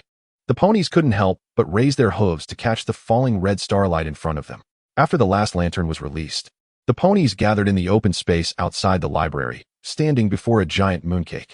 Looking at Ziyue, Biji, Jinshi, Yunbao, Ruru, Applejack, and the ponies from Ponyville. They all waited for the shout together, saying, "The colorful horn shines with magic." After saying that, they concentrated a large amount of magic towards the horn and shot it into the sky. Boom! A grand firework burst into bloom in the night sky, illuminating the wish lanterns released by Ponyville, dazzling and beautiful. At that moment, the colorful dragon and the ponies of Ponyville joyfully exclaimed together, "Happy Mid-Autumn Festival! May your family be reunited. Wishing you a golden and prosperous mid-autumn." Chapter 33 marks the formal joining of My Little Pony. The weather was clear. The autumn air was refreshing, the starry sky sparkled, and the bright moon hung high. Delicious. BG has made new types of mooncakes again. This green tea flavor is quite good. The colorful dragon snuggled on the cushion, looking at the bright moon outside, munching on the mooncake bought from BG, sighing. The mooncake, a pastry loved by the ponies of Ponyville, was often made into peculiar varieties by BG, such as cake mooncakes, cilantro mooncakes, hay mooncakes, and so on. However, some were tasty, like this green tea mooncake. As the colorful dragon fully activated its magic, the surrounding magic began to converge towards it, forming a misty white cloud that gradually enveloped the entire oak library. It's foggy. Ziyue, in his room, was studying the array analysis that the colorful dragon provided and noticed a thin layer of mist surrounding him. Well, that's it for today. I should rest. Ziyue closed the book, walked to the window, and looked at the mist flowing into the room, closed the window, laid down on the bed, used magic to turn off the light, and then closed his eyes to sleep. The colorful dragon noticed that the crystal core within the star sphere was filled with magic, and the entire star sphere began to expand, slowly growing larger. To put it metaphorically, it was originally the size of a bowl, but now it was expanding to the size of a basin, and the size of the crystal core was also gradually increasing. The colorful dragon felt a bit panicked watching this scene, as this situation was not mentioned in the technique, and nothing like this had happened before. Just as it was pondering how to resolve this sudden situation, the colorful glow on the star sphere suddenly brightened, and then the colorful dragon lost consciousness. What is going on? I remember this technique had no risks in the early stages. Where's this? The colorful dragon said, feeling a bit dizzy. But when it looked around, it was shocked. Isn't this the space I saw at the Tree of Harmony? The colorful dragon gazed at the surrounding space, filled with colorful starlight. Although it was the second time seeing it, it was still quite stunning, as dazzling and magnificent as the starry sky of the universe. But why am I here again? Is it because of the last time with the source of harmony? The colorful dragon pondered, looking at the twinkling starlight around it, feeling puzzled. What is this? Just as the colorful dragon was wondering why it had entered this place again, it suddenly felt something connected to itself, a very peculiar sensation. The colorful dragon closed its eyes and carefully sensed this feeling, then opened its eyes to look at the center of the star sphere, where the source of harmony was located. Is the source of harmony pulling me in? Could it be that I am being called to be the seventh representative of the source of harmony? The colorful dragon thought in shock. Although Yuhui was shining in another parallel world, wasn't there still a dazzling starlight here? Strictly speaking, she was more suitable to be this representative than I am. The colorful dragon thought, feeling confused. Well, forget it, let's go see. If it's fate, it's fate. If it's disaster, I can't avoid it, the colorful dragon thought, leading to a conclusion that it could only move forward. It tried to exit but found it couldn't, so it walked towards the center of the star sphere, passing through the starlight and crossing the rainbow until it reached the center, looking at the floating light group in front of it. Just like before, there was no change.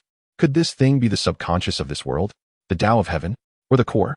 After all, it's in the very center. It's hard not to think so.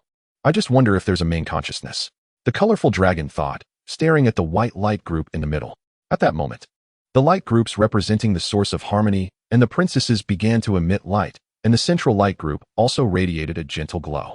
Then a strand of pure white light separated from inside, floating in front of the colorful dragon. What is this? The colorful dragon looked at the strand of light before it, and then at the central light group. What is this? Is it for me? It asked, looking down at the light strand. The colorful dragon touched the light strand with its hoof, but there was no reaction. It tilted its head in confusion, then used magic to touch it again, and this time there was a response. However, it was not the light strand that reacted, but the colorful dragon's cute emblem. Watching its glowing, cute emblem, a realization emerged in the colorful dragon's heart. It turned its head back to the light strand, then controlled its crystal core to float out from its chest. The colorful dragon merged its crystal core with the light strand, and upon contact, a gentle light radiated and slowly floated upward. At this moment, the colorful dragon could also feel its crystal core undergoing a transformation, while the light strand flew towards the third layer, where the Cosmic Princess, Moon Princess, and Melody Princess's cute emblem patterns were located. The three light groups made way, and the light strand settled there, transforming into a brand new light group, a red light group with some white patterns. It flickered and radiated red light, possibly just formed and not very stable. The patterns on it were not clear yet. The colorful dragon observed these changes and felt a closer connection to this space after the light strand transformed into a red light group.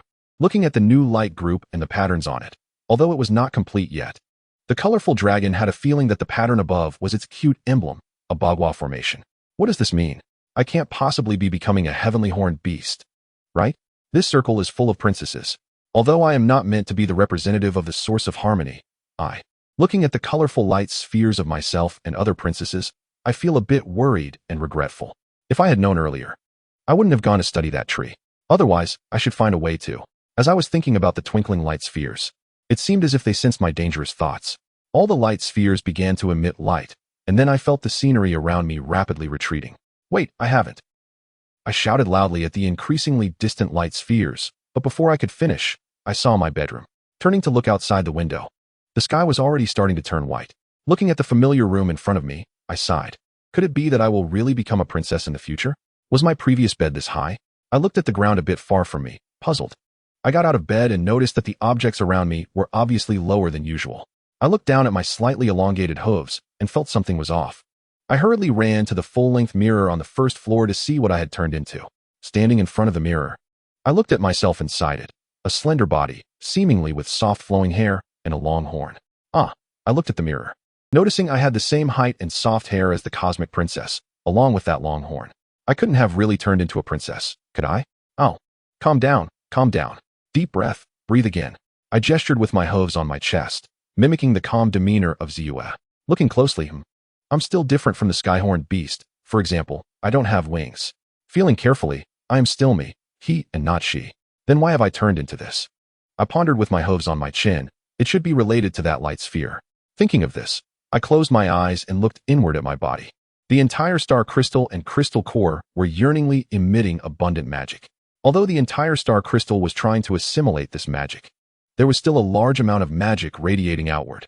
So that's how it is. It's because the magic is too massive, and the body has temporarily adjusted to this state. Looking at the massive amount of magic inside my body, I felt a sudden realization. As for why Ziyue accepted all the magic from the other three princesses in the plot without becoming like this, I felt it was related to my body, which was changed according to the form favored by the world. Now it seemed I had taken a spin around what might be the origin of the world and left my mark there. Thinking of this, I recalled the sense of intimacy I felt there. I cast a levitation array and sensed a difference from before. Not only was the duration different, but the smoothness and difficulty of casting the array had also decreased. Looking at my current state, it seemed that this world recognized me, recognized the array system and cultivation system I brought. If that's the case, I have created 2 magics. If I were a little mare, I would probably have become a princess by now, right? But looking at my current state, I guess I have officially moved in, right? Thank goodness. As long as I don't change gender, everything else is negotiable. Phew, that scared me, I said, patting my chest in relief. But this state looks pretty good and handsome, I narcissistically commented while looking at myself in the mirror. Multicolor, good morning. Did you have a nightmare? I heard Ziyue's voice as she rubbed her eyes and came down from the 2nd floor. Good morning, Ziyue. Do I look handsome now? I smiled at Ziyue, who had just woken up. Yes, you look very cute, Ziyue replied without looking at me, rolling her eyes, and went straight to the kitchen wash basin to wash up. Just as Ziyue splashed water on her face, she realized, wait, did Multicolor get taller? And your hair, it's so soft? Just like the cosmic princess. Then she instantly ran in front of me, looking at me in surprise, asking, wait, what? What is going on? How is it? Handsome, right? I happily responded to the shocked expression on Ziyue's face. Although I looked very much like a little girl, I hoped I wouldn't really turn into one. Then I haven't tea. I told the anxious Ziyue, of course, not mentioning the matter of that space. The magic exceeded the storage and the capacity of the body to bear, so to adapt to the excess magic, the body temporarily transformed into this state. After hearing this, Ziyue still looked incredulous, but not as shocked anymore. What? Did you think I turned into a princess? I asked, noticing Ziyue seemed relieved. By the way, how long will this state last? Ziyue asked. Probably about a week, I replied. Oh, that is perfect. Multicolor, let me study this. It's a rare opportunity. Ziyue exclaimed. Why did you think of that? I asked. You've never been in this state before, and I also want to know what is special about this technique. Ziyue said. Haha, I think I can tell you. No need for research, I said. Oh, right. You can explain while I verify it. It's perfect. Come on, Multicolor. Let's go to the basement. Ziyue urged. Ziyue, don't we need to have breakfast first? I questioned. No time for that. Time is precious. Don't worry. It's just observation. Nothing will happen, Ziyue reassured me. Just then, Suilong, who had just woken up, looked at me being dragged to the basement by Ziyue and helplessly waved his claws before heading to the kitchen for ice cream. As for why he didn't react to my transformation, he thought, I am a knowledgeable dragon. Although I've never seen this situation before. Since Ziyue is taking Multicolor away in that state, he probably won't be out for a couple of days, so there's no rush. I can ask him when he comes out of the basement. Chapter 34, Can She Fly? Finally, I came out onto the colorful road in Ponyville. Looking at the trees around me, I took a deep breath and slowly exhaled. The outside world is so refreshing. I've never felt it to be this beautiful before. I felt much more relaxed. The past 2 days have been quite exhausting with Ziyue's relentless questioning, measuring my body, testing my magic, this and that. It felt like I was about to be dissected in an operating room. Heaven knows how I got through these 2 days. Ziyue is really serious about her studies. I almost explained all my understanding of cultivation to her. Fortunately, we came out. If she had asked more, I wouldn't have known how to explain. You see, I'm just a master of formations. If she had asked about formations, I could have talked for a year without repeating myself. But I hadn't practiced cultivation in my past life, so I was a bit at a loss. Although I've read quite a few books, most of them are about the methods and insights of human cultivation, with very few on beast cultivation. My understanding mainly comes from reading and occasionally listening to exchanges among beast practitioners while eavesdropping. Plus, I've only been cultivating for a short time, so my understanding is limited. Luckily, I didn't mention the special space to Ziyue. If I had, I think I would have shivered at the thought of it. I shook my head to clear my mind and decided to find Yunbao to compete in a few matches to relax. If I don't unwind properly, I feel like I'm getting a bit neurotic. Just as I was about to summon Changhong to look for Yunbao, I heard the screams of Apple Lily, Alert Lulu, and Sweetheart Baby. Upon hearing it, I looked in the direction of the sound and saw Apple Lily, Alert Lulu, and Sweetheart Baby falling from the sky. How did these 3 little ones get up there? I thought, but watching this scene, I immediately teleported beneath them and caught the 3 little ones with magic, slowly bringing them down to the ground. I'm fine. Apple Lily opened her eyes upon feeling no pain and saw she was already on the ground. She then looked at Alert Lulu and Sweetheart Baby, who were still with their eyes closed, and nudged them, saying, Alert Lulu, Sweetheart Baby, open your eyes. We're okay now. After hearing Apple Lily's voice, Alert Lulu and Sweetheart Baby opened their eyes and looked at Apple Lily standing before them. They then lowered their heads to check their bodies, and, seeing nothing wrong, Sweetheart Baby looked at Apple Lily in confusion and asked, "How did we come down?" "Yeah, we fell from such a high place, and we're actually fine," Alert Lulu said while flapping her wings at Apple Lily. "Ahem, I caught you. How could you fall from the sky?" I asked, watching the three little ones chat among themselves. "Oh, sorry, we didn't see you here," Sweetheart Baby said. "Hello. Did you save us?" Apple Lily asked. "Thank you for saving us," Alert Lulu added. After hearing my voice, the three little ones noticed there was a little pony standing beside them, and they sincerely thanked me. However, when they saw the little pony beside them, they exchanged glances and said, "And this little pony is so beautiful and tall," Sweetheart Baby remarked. "Her mane is floating like the cosmic princess. Is she a princess?" Apple Lily pondered. "She shouldn't be a princess. She doesn't have wings," Alert Lulu replied. "That's true. She only has a horn, no wings," Apple Lily agreed. "But she's still so pretty," Sweetheart Baby added. They all agreed with Apple Lily and Alert Lulu. "It's okay, but Apple Lily, Alert Lulu, Sweetheart Baby, how did you end up falling from the sky?" I asked with a smile, watching the three little ones communicate with their eyes. "How do you know our names?" Apple Lily stopped her silent conversation with Sweetheart Baby and Alert Lulu, looking at me in confusion. "What? You can't recognize me."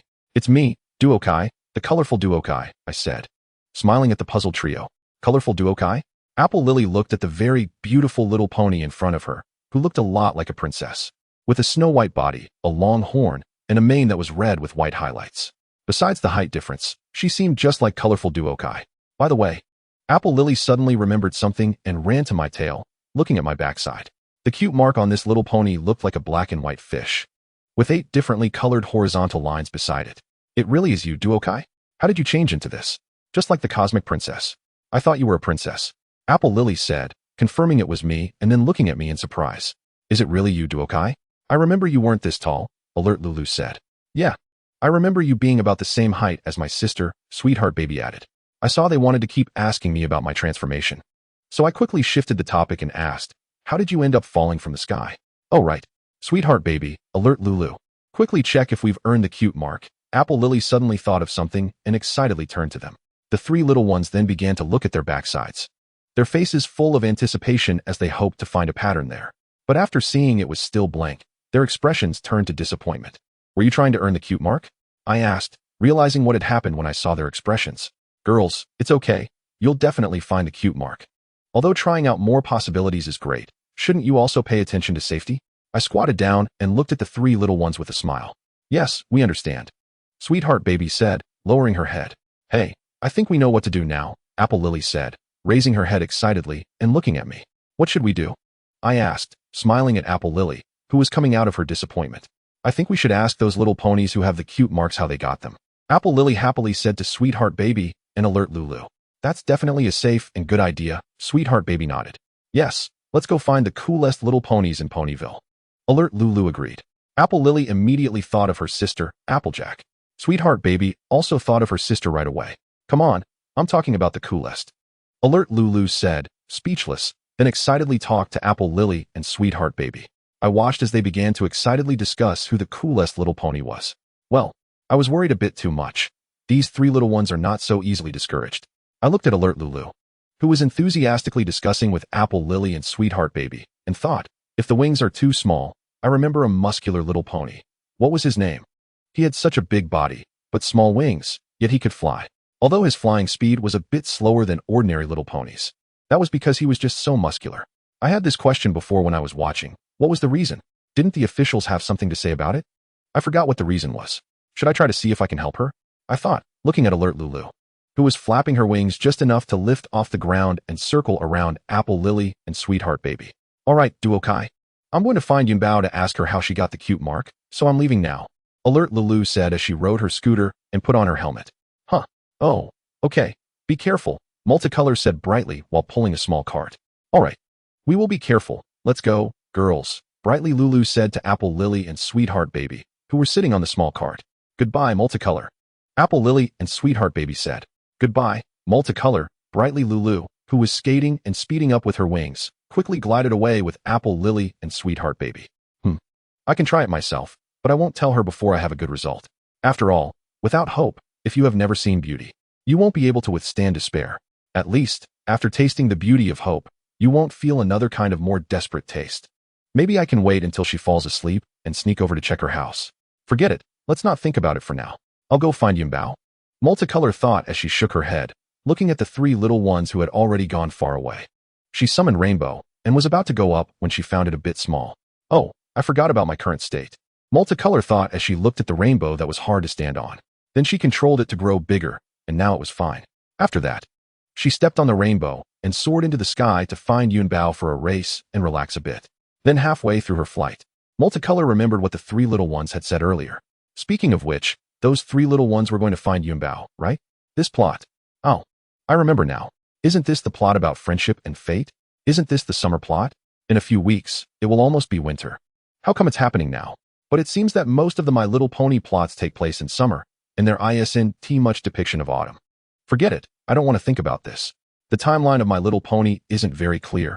Only a few major events have a clear order. I don't want to think about this. It's too much brain work. Let's just go to the candy house. That's where everyone will probably be. And I'm a bit hungry now. I can go eat some delicious cupcakes. With that thought, Multicolor touched her belly and flew towards the candy house. Chapter 35, Friendship by Fate. Candy house, so delicious. Mrs. Cake, your skills are getting better and better, Multicolor said happily while eating the cake made by Mrs. Cake. I'm glad you like it. By the way, Multicolor, how did you become like this? Mrs. Cake asked as she brought over another flavor of cake. You go ahead and busy yourself, Mrs. Cake. Indeed, Mrs. Cake's cupcakes are the best. The taste is soft, smooth, and melts in your mouth. I'm running out of words. Hello, Rare Treasure, Multicolor greeted as she saw Rare Treasure and Applejack coming in while eating cake. Darling, you really have turned into this. I thought Sweetheart Baby and the others were joking with me, Rare Treasure said as she entered, looking over at Multicolor with a curious expression. Wow. Apple Lily also told me that you look very much like a princess. I didn't believe it at first, but now I do. How did you become like this? Applejack said, looking at Multicolor in surprise. But darling, you look really beautiful like this. This height, and this flowing mane, it's just like a princess.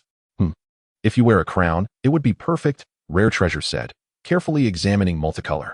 No, Rare Treasure, there's no need to make a dress now. It's done, and in a couple of days, I want to be able to wear it, so wouldn't that be a waste? Multicolor immediately advised Rare Treasure upon hearing her words. Then do you know how to become like this? Rare Treasure asked reluctantly. That is uncontrollable. Multicolor said helplessly to Rare Treasure. Well, fine, I won't make it then, Rare Treasure said, a bit disappointed. Multicolor sighed in relief as she watched Rare Treasure give up on making a dress for her. As for whether she could become this way again, Multicolor felt she could control it in the future. This state was somewhat like a burst state. However, about the dress, forget it. Although Rare Treasure had good intentions. If it were men's clothing, I would definitely accept it, but women's clothing, forget it. By the way, what are you guys doing at the candy house? Multicolor asked. Isn't Sweetheart Baby looking for Yunbao about the cute logo? Rare Treasure replied. Then we ran into Rarity, and she also met Apple Lily and the others. We discussed it. And she went to find Yunbao, and then we gathered at the candy house to tell Sweetheart Baby and the others about the cute logo, Applejack said. Then we came to the candy house, Rare Treasure continued. Okay, do you want some cupcakes? They were just made and are delicious, Multicolor offered. Thank you, darling. I'm just a bit hungry, Rare Treasure replied. All right then, I won't be polite, Applejack said. At this moment, the door of the room was opened again. Wow. You're all here. Multicolor, you look pretty cool now. Although you're a bit worse than me, you're still very good, Yunbao exclaimed upon entering and seeing the tall Multicolor. Flying over to her excitedly. Of course, I'm very handsome now, Multicolor said happily upon hearing Yunbao say that she looked cool. Finally, she heard a word that wasn't about being pretty. Yunbao, from now on, you are my good brother. I, the splendid Multicolor, recognize you as a trustworthy good brother. However, I have to say, you also look very beautiful now. When I heard Zeus say it, I didn't believe it, but now I do, Yunbao said, looking at Multicolor and smiling. Okay, just pretend I didn't say that. I also think Multicolor is very beautiful, very much like a princess. Rarity said quietly from the side. You're all here? Where's Pinkie Pie? Zeus also walked over and asked. Haven't seen her. Is someone calling me? I'm coming. Who's calling me? Oh, Multicolor, you look really cool now. How did you do it? Is it magic? Can you use it on me? I also want to become like you. Pinkie Pie suddenly appeared at the door and immediately started asking questions upon seeing Multicolor. Pinkie Pie. Multicolor was about to say something as she looked at Pinkie Pie, who was almost sticking her face to her. At this moment, Brightly Lulu's excited voice came over. Yunbao, you're here. Upon hearing Brightly Lulu's voice, Everyone turned to look at the door, where three little ones with big smiles stood. I heard you were looking for me everywhere. Is there something? Yunbao also flew down and walked up to the three little ones with a smile. Brightly Lulu looked at Yunbao right in front of her, took a deep breath, and said, I've been looking for you so hard today, just to hear you tell the story of the cute logo. After saying that, she sat down at the door. Yunbao looked at the excited Brightly Lulu, who admired him greatly, and smiled shyly. During that flying training camp competition, to defend Rarity's honor, Yunbao began to tell Brightly Lulu, Sweetheart Baby, and Apple Lily how he obtained the cute logo story. Pinkie Pie and the others also listened attentively, while Multicolor watched the little ponies immersed in the story, turning her gaze to the infatuated Lulu, who was grinning at Rainbow Dash. She then looked at Lulu's wings, those petite wings, and observed the little ponies who were captivated by Rainbow Dash's storytelling. A complex array formed at the corner, which then maneuvered along the ground to circle behind Lulu, attaching itself to her wings. Lulu instinctively flapped her wings, and the array flickered once before disappearing. The reason it was called a complex array was that it contained multiple layers of arrays, capable of checking Lulu's physical condition and sending real-time updates to herself. It could operate autonomously for up to a month and gradually improve her health. The array had many more functionalities, which I won't detail here. The swift setup was possible because she had been conceptualizing the array since they left, allowing it to be arranged in mere seconds. Multicolor observed the vanished array and felt Lulu's physical condition, nodding in approval. Truly, she had accomplished such a grand operation without anyone noticing. Next, she awaited the array's report on Lulu's condition. She then looked at Rainbow Dash, who was still telling her story, seriously watching her and indicating that she was attentively listening. She glanced at the other ponies, seeing that Pinkie Pie and the others were also engrossed in Rainbow Dash's tail, nodding again, giving herself full marks for her operation. Until she noticed Ziyue looking at her with an expression that seemed to ask, What are you doing? As for how Ziyue knew, she stated that she had studied her for 2 days in the library and now knew everything about her. She was very familiar with her magical fluctuations. Ziyue realized at the moment she began casting the array. You thought you could hide it from me? Multicolor looked at Ziyue, signaling her with her eyes.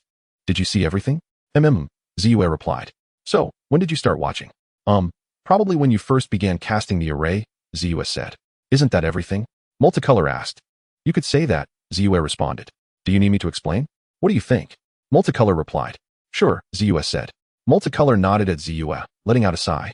Wow, this makes it seem like I'm doing something wrong. At that moment, Rainbow Dash finished her story, cheerfully stating, I got my adorable mark through this competition. Wow. 3 little ones. Wait, the explosion I heard and the rainbow were caused by you.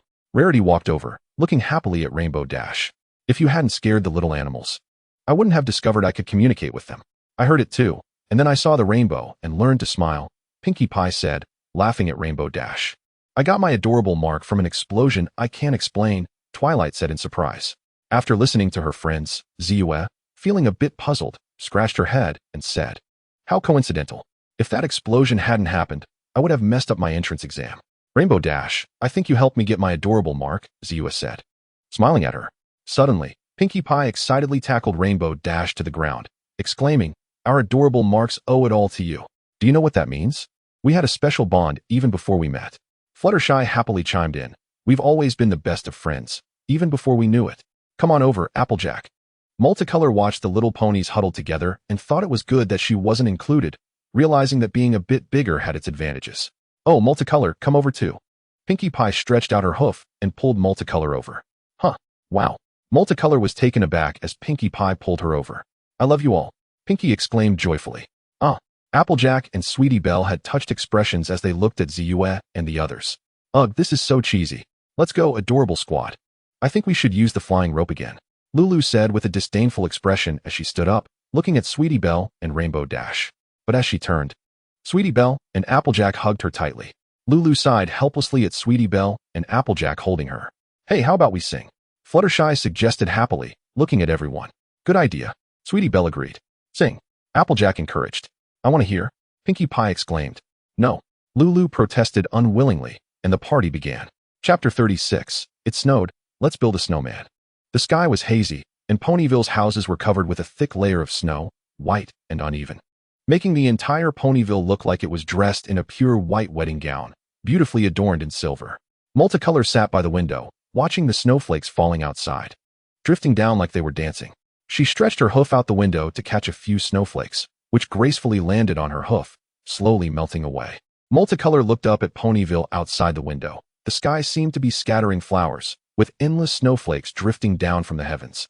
Like a graceful fairy in a white dress, elegantly saluting all living beings, gently covering rooftops, grass tips, and leaves.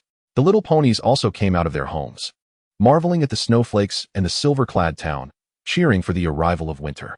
It's snowing. I didn't realize I've been in Ponyville for so long. It's already winter. Multicolor said with a smile as she watched Ponyville gradually come alive. What a fairy tale-like world. I really feel so lucky.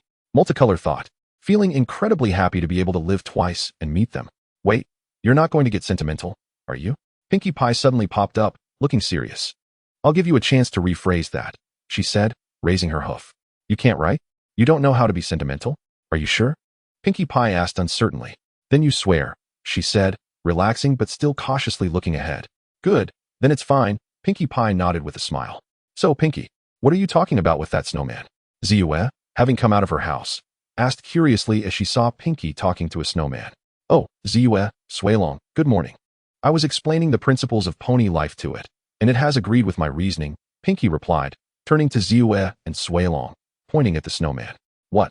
Ziyue looked at the snowman with confusion, her face full of question marks. Isn't Pinkie always like this? Suilong said nonchalantly to Ziyue. That's true, Ziyue said, no longer puzzled about why Pinkie was talking to a snowman. Pinkie, it snowed all night last night. Want to build a snowman together? Ziyue asked as she looked at Pinkie, who was rolling in the snow. Build a snowman? All right, let's start now. Upon hearing that they were going to build a snowman, Pinkie instantly jumped up and ran joyfully in front of Ziyue, saying, Wait a moment, Pinkie.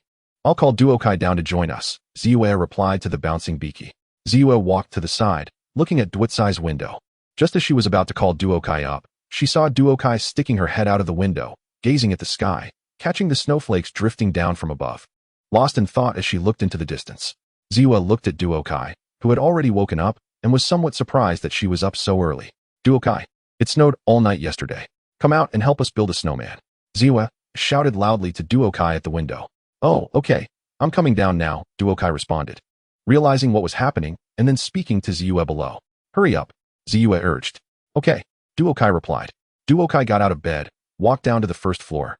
Feeling a bit hungry, she went to the kitchen and grabbed a few cupcakes. As she approached the door, she noticed the snow boots hanging on the wall and thought for a moment about whether to wear them. In the end, she decided against it, thinking it was a bit of a hassle and that she didn't really need them, and then she went outside. Ziyue, I'm here. Have you already started building? Duokai asked as she arrived behind the library and saw them already starting to build the snowman. Did I take that long? Duokai, hurry over. We're preparing to build the biggest snowman together, Yunk and Ruru said as they pushed a huge snowball. Jinshi, stop messing around with those ribbons and come over here to help me shape it, Applejack said to Jinshi, who was fiddling with ribbons nearby. Darling, we definitely need to dress it up nicely after we're done. That's very important. Jinshi rolled her eyes at Applejack's comment and replied. What are you planning to do? Want to have a delicious cupcake? Duokai asked, walking over to Yunk while eating a cupcake. Sure, it tastes really good.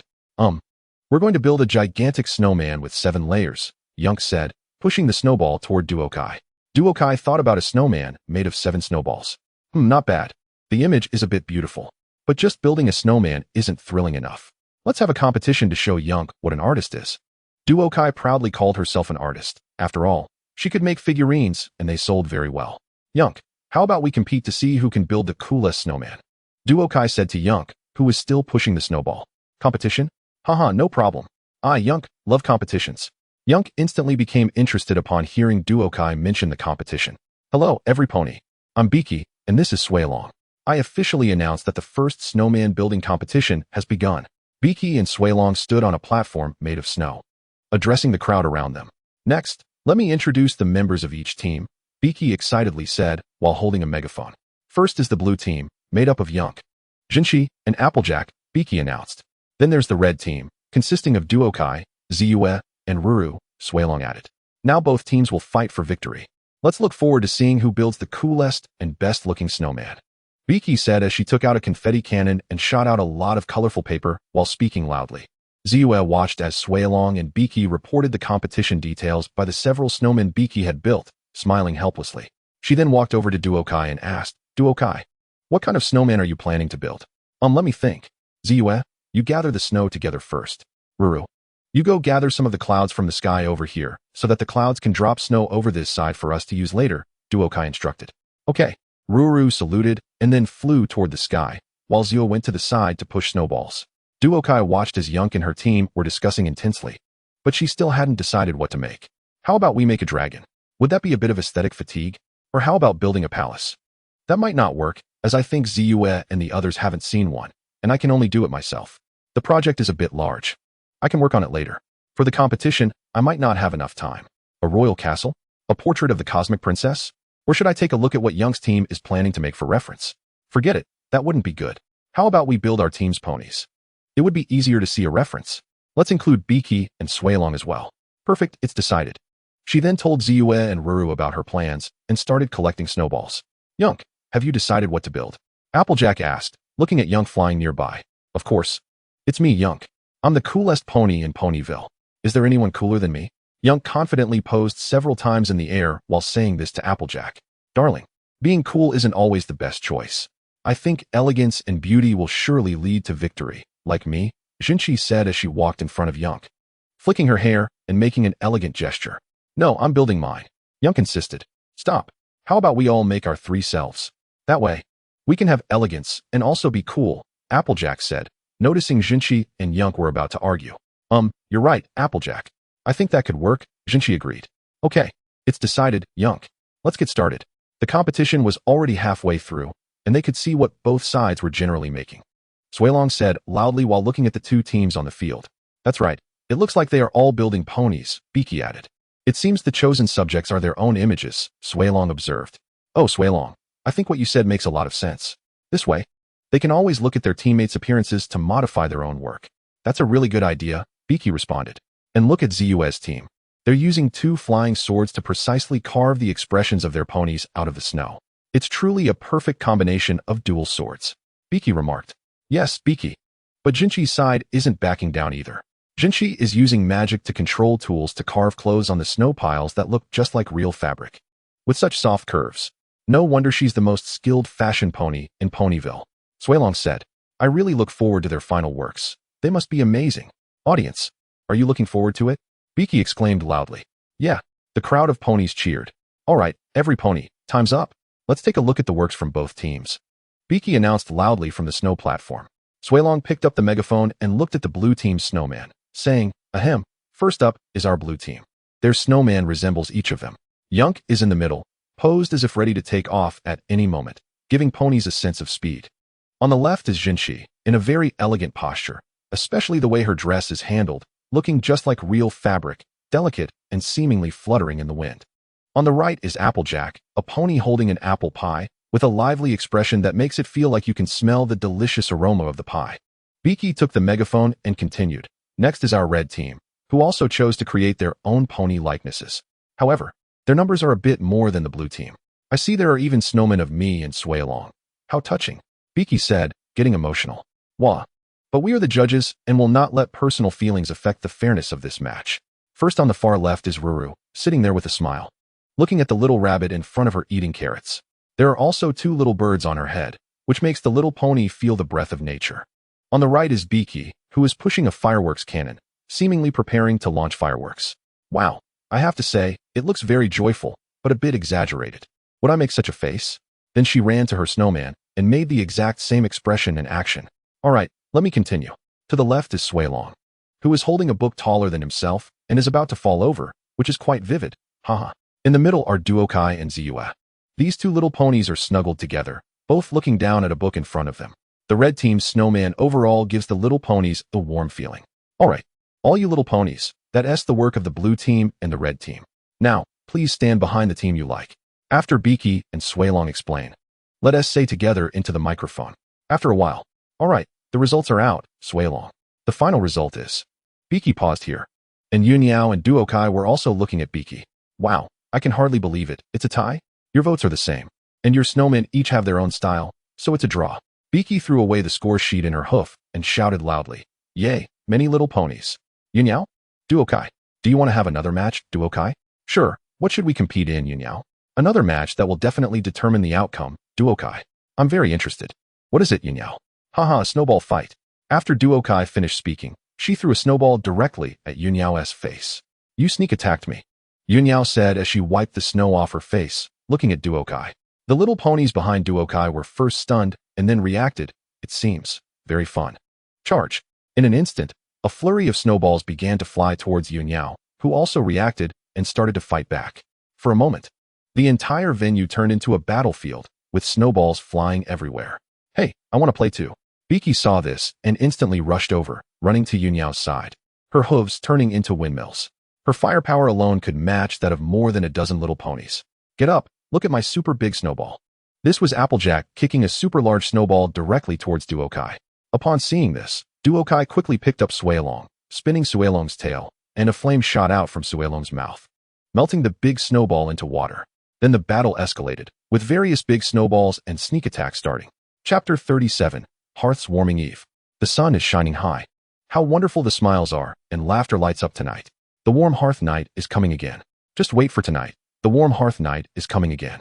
Oh, it's so noisy early in the morning, Duokai said irritably while lying in bed, covering her ears with a pillow. Fine, no more sleep. Duokai realized that it was useless. She could still hear the noise outside, so she got up.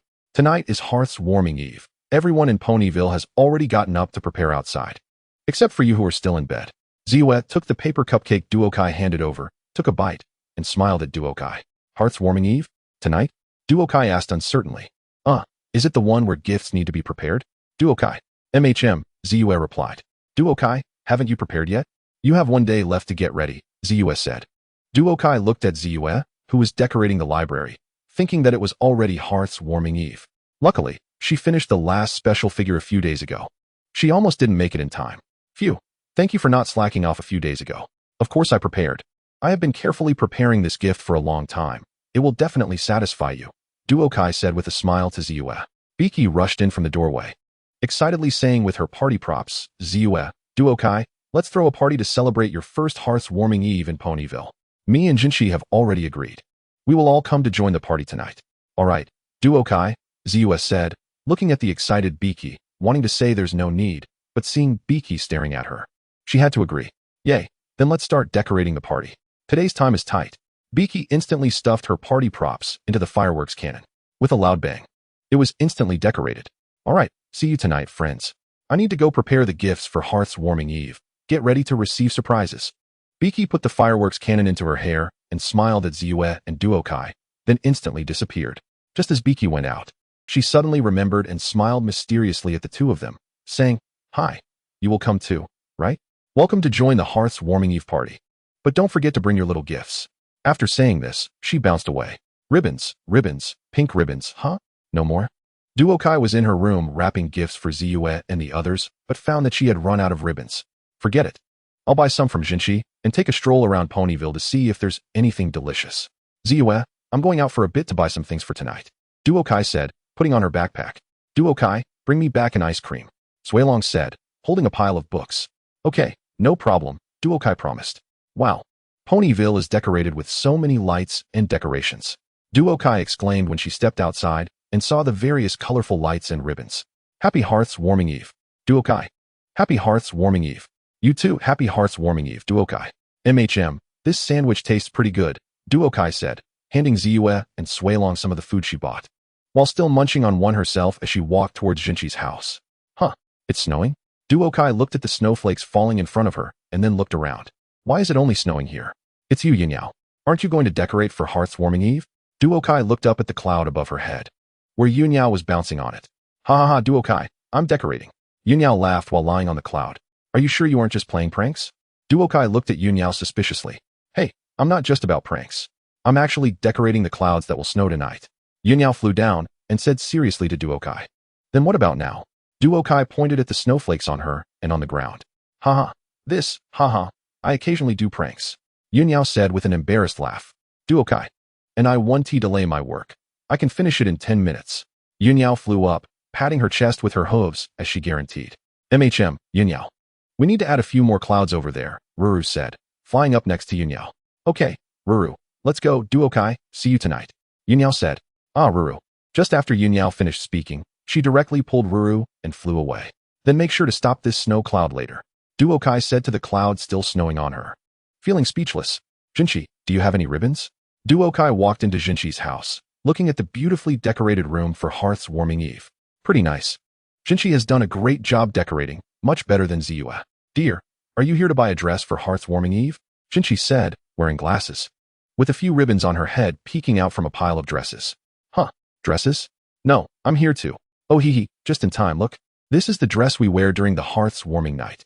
Before Jinchi could finish speaking, Jinchi pushed Duokai into the studio, pointing to a row of gorgeous dresses inside, and said to Duokai, this one is for Pinkie, this one is for Ziyue, and this one is for you. It's beautiful, Jinchi, but... Thank you. Dear, I'm glad you like it. Do you want to try it on to see if there's anywhere uncomfortable that needs adjustments? Jinchi used magic to take the dress down and gestured to Duokai. Duokai still couldn't escape Jinchi's clutches and was put into the dress. It really looks good. Duokai looked down at herself in the dress. Sigh. If it weren't on me, it would look even better. All right. Duokai caught the box and said, be careful. This colored light is fragile. No problem, Duokai. Duokai, have you figured it out? Ziyue asked. Huh. Figured out what? Duokai replied. The dress. Ziyue laughed, but Duokai, this dress suits you very well. You look beautiful in it, Ziyue said with a smile.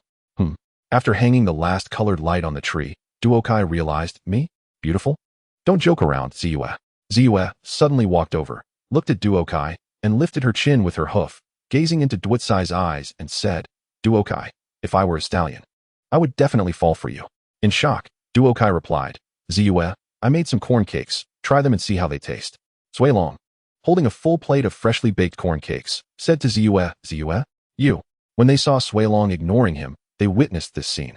At that moment, Duokai was wearing a gorgeous dress, her little face full of shock, being lifted by Ziyue's powerful chin, looking just like a little pony being teased by a bully. At this moment, Duokai and Ziyue also heard Suilong's voice, and their faces instantly turned red. Then Ziyue let go of Duotsai's chin and awkwardly laughed twice. Duokai was thinking about how she was actually being teased by Ziyue. Huff, sigh, did I miss something? Jinchi, watching Duokai and Ziyue's flushed faces at the door, walked over to Suilong and asked with a smile. Jinchi, let me tell you, they just... Suilong hadn't finished speaking when Ziyue covered his mouth. Ziyue used magic to bring over the corn cakes Suilong made and handed them to Jinchi, laughing. Ha, it's nothing. Jinchi, you're here. Suilong just made some corn cakes. They're quite tasty. Do you want to try? All right. Ziyue, I understand, Jinchi said with an expression of understanding, smiling at the blushing Ziyue. Ziyue, Duokai, happy hearts warming. At this moment, Pinkie, Yunbao, Ro, and Applejack entered from the door, shouting loudly. Dear, since everyone is here, come wear the dresses I prepared for you, Jinchi said. Taking out the dresses she brought for Pinkie and the others. Wow, beautiful, Pinkie, Jinchi, your dresses are getting more and more beautiful. Ro exclaimed. Can we not wear them? Yunbao asked. Duokai is wearing it. What do you think? Applejack nudged Yunbao with a smile. At that moment, Pinkie and the others noticed Duokai, who was standing there in a dress. Hey, what are you looking at? It's not the first time I've worn it, Duokai said generously, looking at them. Haha. Looks like some pony finally figured it out. Come on, girls. Let's go put on our dresses, Applejack said with a smile, and then picked up her dress from Jinchi and headed upstairs. Applejack, let me tell you, when I just came in, Ziyue and Jinchi were walking upstairs while whispering to Applejack and the others. Ziyue blushed again from behind. Then it began. The first hearth's warming party in Ponyville for Duokai and Ziyue. Many ponies gathered around the fire, chatting and laughing, filled with joy and happiness. All right, Duokai, it's time for you to bring out your gifts. We've been looking forward to it, Ziyue said, placing the gift Pinkie gave her, a cupcake, to the side and smiling at Duokai. Ahem, here, this is my gift for you. Duokai used magic to control 7 gift boxes and placed them beside them. Open and take a look, Duokai said. Just after she finished speaking, Pinkie opened the gift box in front of her, revealing 7 figurines inside, with the crystal figurine of Pinkie in the center. Wow, so beautiful. Pinkie picked up the figurine, reflecting the firelight, emitting a dazzling glow. After seeing this, Jinchi and the others also opened their gift boxes, and inside were 7 little ponies, with their own appearances as crystal figures. Dear, it's so beautiful, Jinchi exclaimed. So pretty, Ro said. So cool, Yunbao added. Thank you, Duokai, I really like it. Applejack said. As long as you like it, now you all pick up your figurines. Duokai smiled as she saw Ziyue and the others liking them too. Ziyue and the others picked up their figurines, and as Dwitsai's corner lit up, the crystal figurines also illuminated.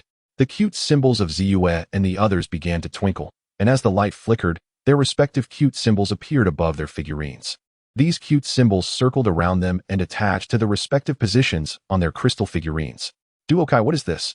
Ziyue asked, looking at the figurine glowing faintly in front of her. Oh, this is related to the cultivation methods you practice. This crystal figurine is connected to you, and placing it in your home can help facilitate your cultivation, Duokai explained. Let me tell you a scary ghost story this accident happened in. Ziyue looked at the figurine in front of her, glanced at Yunbao and the listening Duokai, and didn't ask any further, putting it away to join the conversation. Chapter 38, Sending Winter, Welcoming Spring, Part 1. The weather is clear, the stars are twinkling, and a full moon floats in the starry sky, emitting soft moonlight. Suilong, feeling drowsy, opens her eyes and sits up, looking at Ziyue in front of her. Sending off winter and welcoming spring, Ziyue says seriously while lying on the bed. After speaking, Suilong realizes it's Ziyue and lies back down, trying to resume her previous dream. Just as she lies down, Ziyue turns on the light. Suilong, tomorrow is the first day of spring, and the ponies in Ponyville will be sending off winter. Hurry up and help me get ready.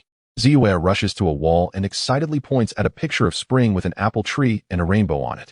Suilong, sitting up, complains helplessly, No, Ziyue. Ponyville was established by land ponies, so for hundreds of years, they've never used magic to send off winter. It's a tradition. As Ziyue puts on her snowshoes and warm saddle, she explains to Suilong. Just then, the saddle on her back, which was supposed to carry cotton, falls off. This is ridiculous. Why not use magic? Suilong hears this and looks speechless, then covers her head with the blanket and goes back to sleep. Ziyue is still struggling with her saddle, and finally manages to tie it properly, then wraps a red and white scarf around her neck. Phew, all set. Scarf, saddle, shoes.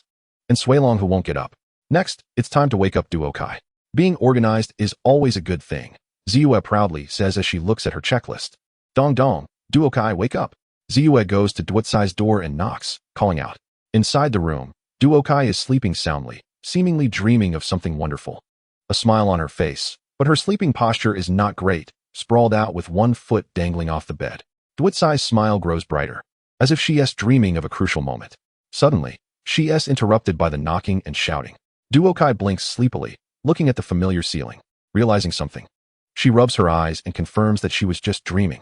Another knock sounds. Hey, Ziyue, why aren't you sleeping so late? Is there something up? Duokai gets up and walks to the door to open it, looking at Ziyue. Duokai, tomorrow is the spring in Ponyville. Today, all the ponies will send off winter. Hurry up and help me. Ziyue says excitedly to Duokai. Sending off winter? Duokai tilts her head, looking at the excited Ziyue, thinking for a moment. Oh, I remember now. Ziyue, don't you think it's a bit early to get up? Early? Ziyue looks at Duokai in confusion. Do you know what time it is? Duokai asks. Ziyue responds with a puzzled expression. Duokai, seeing Ziyue's confusion, sighs and pulls her into her room, then points at the window, using magic to open the curtains. Duokai points at the round moon in the sky, and then turns to Ziyue. Haha, it does seem a bit too early. Ziyue laughs awkwardly. Duokai raises an eyebrow at Ziyue, and says, Haha, then you can rest first. I won't disturb you. Bye-bye. Ziyue awkwardly smiles at Duokai, and slowly backs away, closing the door behind her. I'll continue sleeping and see if I can catch the dream again. Duokai shakes her head helplessly as she lies back on her bed, covering her head with the blanket. All right, Ziyue, no need to rush. After all, we have the whole day, Duokai says to Ziyue, who is urging her to hurry. Meanwhile, on Ziyue's back, Suilong is still asleep and hasn't woken up, being forced to get up. They then run together towards the center square of Ponyville. I bet that's the team uniform designed by Jinshi, Ziyue says happily as she sees many ponies in the square. Blue is the weather team. Green is the plant team. Brown is the animal team. I wonder which team uniform I'll wear, Ziyue muses while looking at the ponies in different colored uniforms. I just want blue. It's the same color as my blanket. I can hear the blanket calling me, Suilong says in a tired voice from Ziyue's back. Not only is it fast, but it's also convenient. All right, Duokai, this is a tradition in Ponyville, Ziyue says helplessly to Duokai. At this moment, they arrive in the square, and the mayor begins to speak. Thank you all for coming here so early to help us send off winter and welcome spring. Yay, Duokai. Aren't you excited? Ziyue shouts happily. Duokai looks at Ziyue, who is cheering along, thinks for a moment, and realizes she can't escape. As the saying goes, life is what it is, so let us enjoy it. Duokai follows suit and cheers along. Find your team leader. Let us start. After the mayor finishes, the ponies disperse to find their teams. Oh my, I don't know where to go. I don't know which team I'm in, Ziyue says, looking around confused. Why don't you go find the mayor and ask how to proceed? Duokai suggests to Ziyue, who seems lost. I'll go see what everyone is doing. The mayor has already arranged things, so it's not suitable for me to go. Ziyue thinks for a moment and declines. All right, let us go then, Duokai agrees. It's time to welcome spring. Let us bring in the new spring. Let us welcome warmth and greenery. This is also a time for farewell. Let us send off winter. Duokai watches Ziyue, who starts singing ahead, a bit surprised. It's not just Duokai. Suilong, who is on Ziyue's back, also looks shocked at Ziyue. I thought this was something expressed in anime. Turns out they really are singing? But where did the background music come from? Duokai listens to the cheerful music, looking around to see where it's coming from. Oh, it's you playing music. Duokai sees a pony sitting next to two huge speakers, wearing headphones and sunglasses, with blue and turquoise hair. Song title: Sending Off Winter, Sending Off Winter. Because tomorrow is spring. It must be said that the live version sounds the best. Duokai follows Ziyue, watching the other ponies at work. I know what they're doing, but I need to find my work. I'll do my best to get it done. Because tomorrow is spring. Each pony is divided into teams, and Ziyue wonders, what should I do? Where should I go? Looking at the busy ponies around her. Why don't we all try to see which one fits? Duokai suggests as she sees Yongbao cleaning the sky. Hey, Yongbao, can I help with something? Do you want me to help you clean the clouds? Ziyue asks Yongbao, who is clearing clouds in the sky. Yongbao stops, looks at Ziyue, smiles, and points to her wings. Oh right, I don't have wings, Ziyue realizes, feeling a bit down. Sorry, Ziyue, Yongbao says apologetically, seeing Ziyue's disappointment, then flies away. I don't care about you anymore. I'm going to sleep for a bit. Suilong yawns as she lies in a pile of grass. Come on, Suilong. This is important. We have to send off winter. Ziyue says helplessly, rubbing Suilong's cute face with her hoof. I think. Chapter 39, Sending Off Winter and Welcoming Spring, Part 2. Ziyue, do you want to try rubbing Suilong's face with your hooves like Duokai? The hoof feeling is quite nice. The scales aren't too hard. It should still be because it's a young dragon. Duokai watched Suilong's face being rubbed and laughed. Okay Duokai, stop rubbing. My face is almost swollen. Suilong opened his eyes and pushed Duotsai's hooves away, rubbing his own reddened cheeks and looking at Duokai. Ahem, sorry, I got a bit addicted. Duokai smiled awkwardly and said to Suilong, Ziyue, go check on Jinshi and see if he needs help. In front of Jinshi's stylish carousel, Ziyue walked over and asked, Jinshi, is there anything I can help with?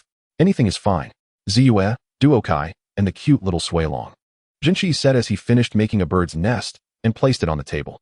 He walked over to Ziyue and pinched Suilong's round little face with his hoof.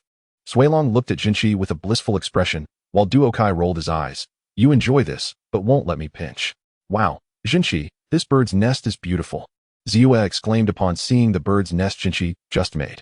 Thank you very much for the compliment. Do you want to try making one too? Jinshi smiled and asked Ziyue. Me? Of course. How do I start? Ziyue replied.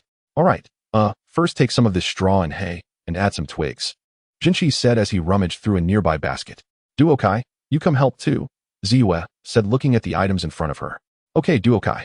All right, I'll teach you how to make it. Now weave it in and add a ribbon, Jinshi instructed while watching Ziyue and Duokai. Where? Ha ha ha, Duokai. Ziyue laughed. Oh Ziyue. Not there. Oh okay, stuff it in.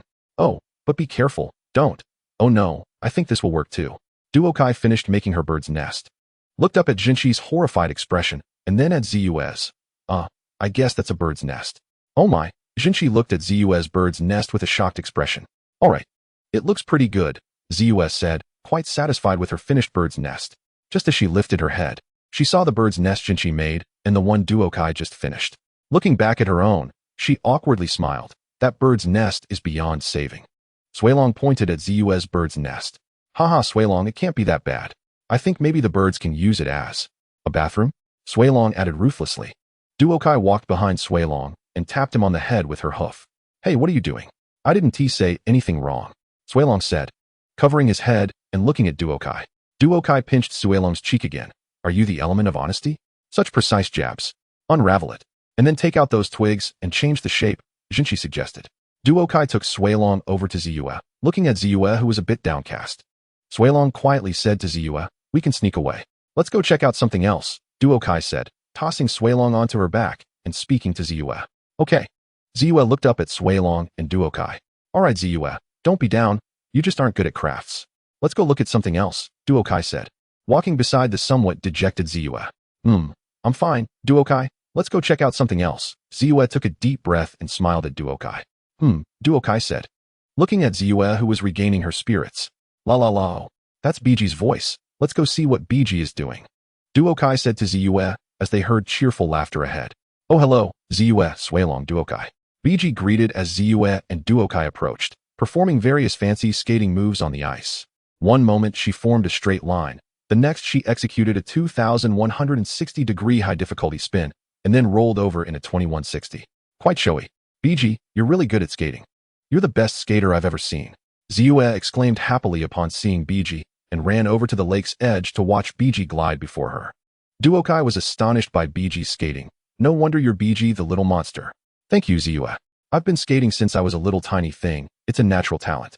Biji said before skating to the center of the lake again, performing several high-difficulty moves. So, they sent me to be the ice skater on the lake.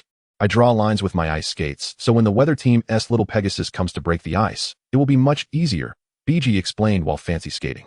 Very clever. When the thick ice starts to melt, it will break along the lines. You must have a lot of work to do. There are so many lakes in Ponyville. Ziyue smiled at Biji while watching her skate. Indeed.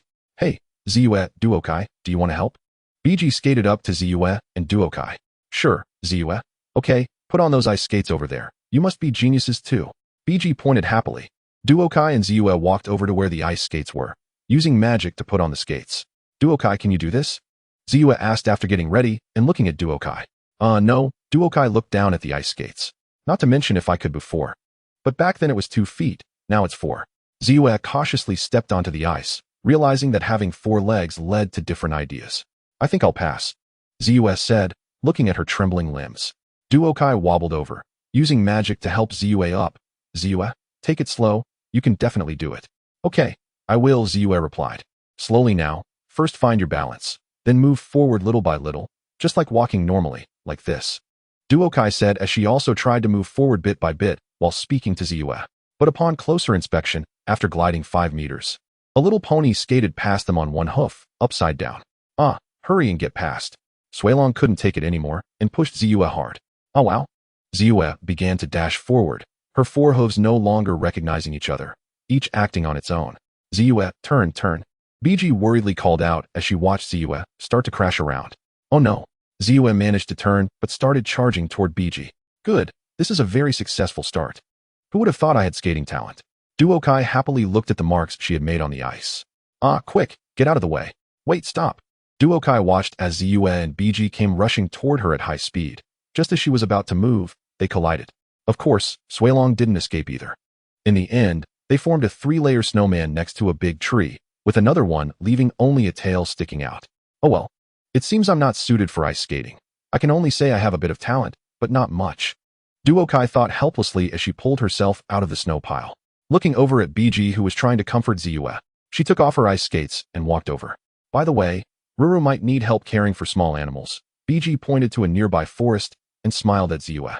Oh, I'm very good at taking care of small animals. Okay, I'll go help her, Duokai, let's go. Ziyue said, ready to leave. Ziyue, aren't you going to take off your ice skates first? Duokai asked. What? Ziyue looked down at the ice skates on her feet. It was already too late, and she had started sliding forward. In the end, she crashed into a tree. Suilong was laughing joyfully beside her, and Duokai couldn't help but laugh out loud too.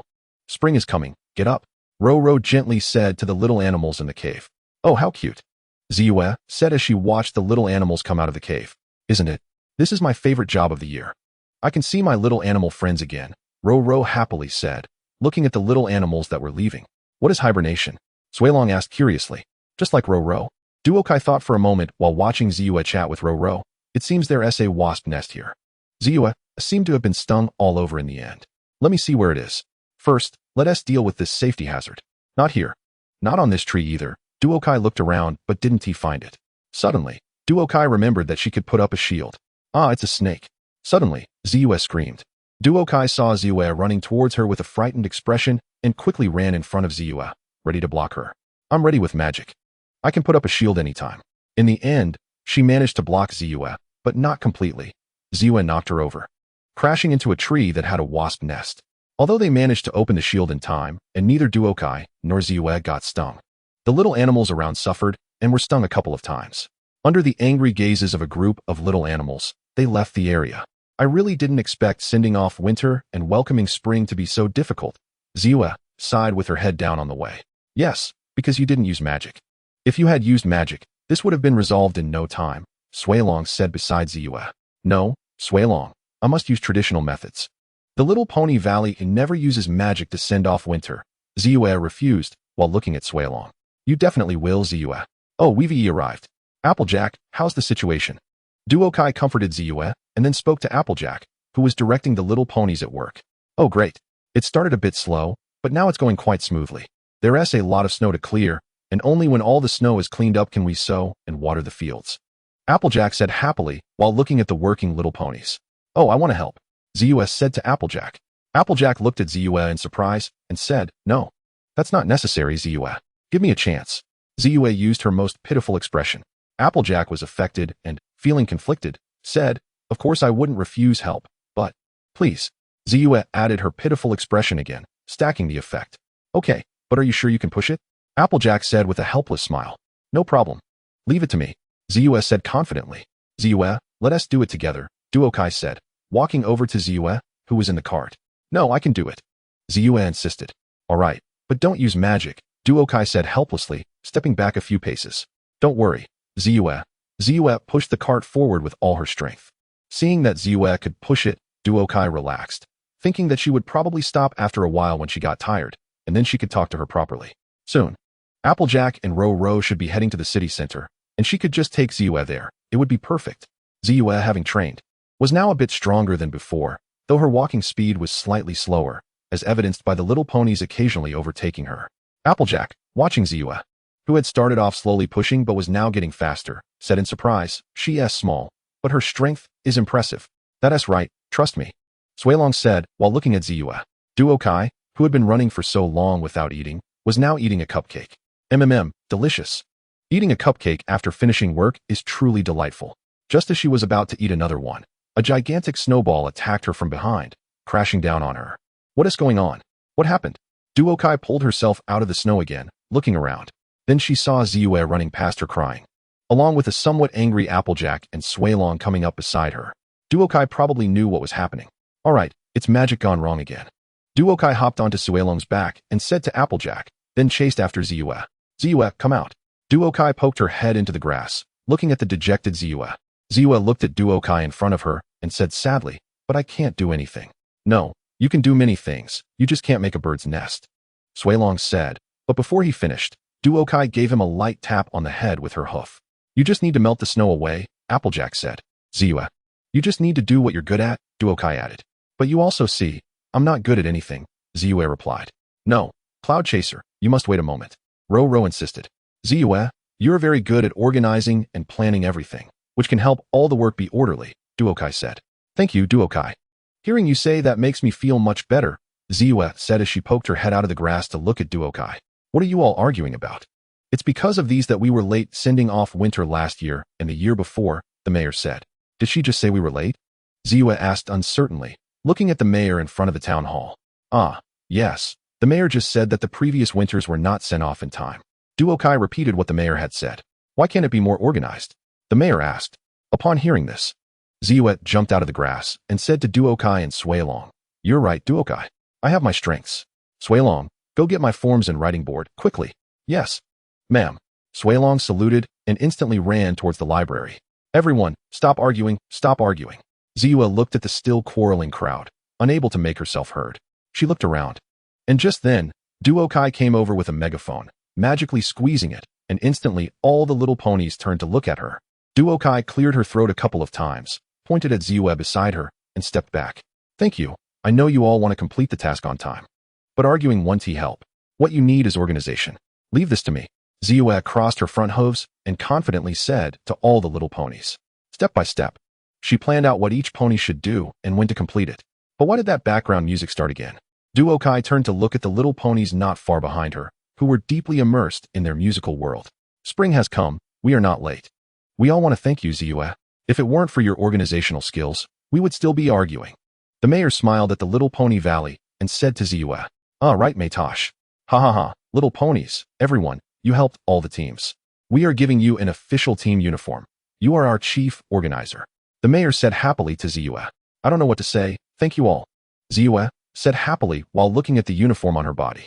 "Now I declare that this year's winter has been sent off on time," the mayor proclaimed. Yay!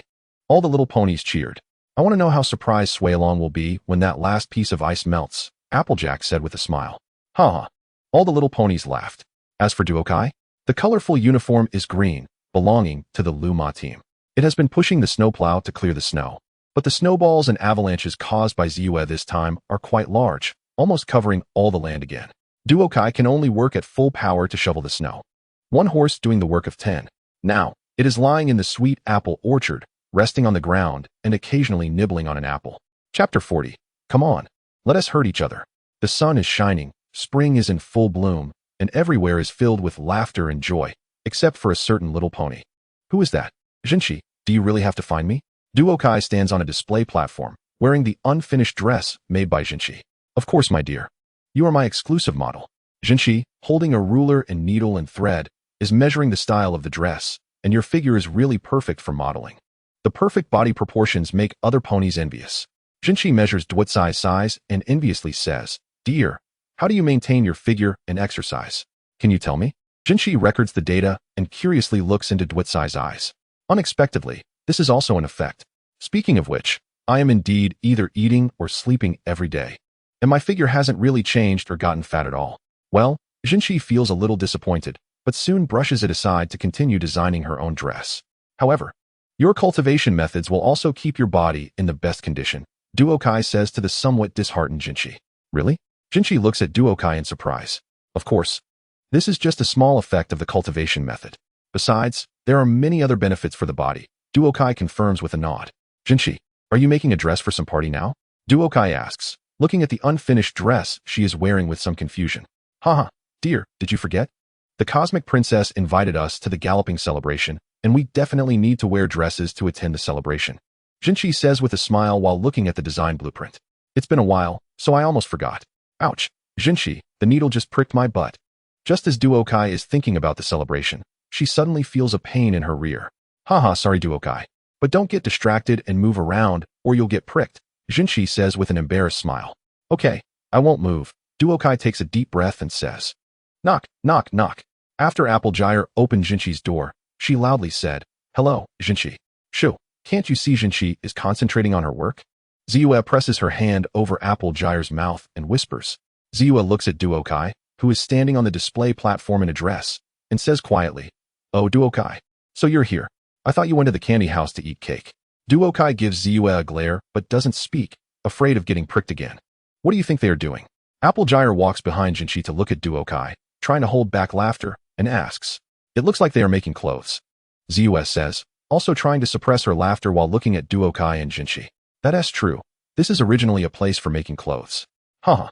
Applejack follows Ziyue's words, and then finally can't hold back and bursts out laughing. Duokai, seeing Applejack laughing heartily, can't help but laugh too.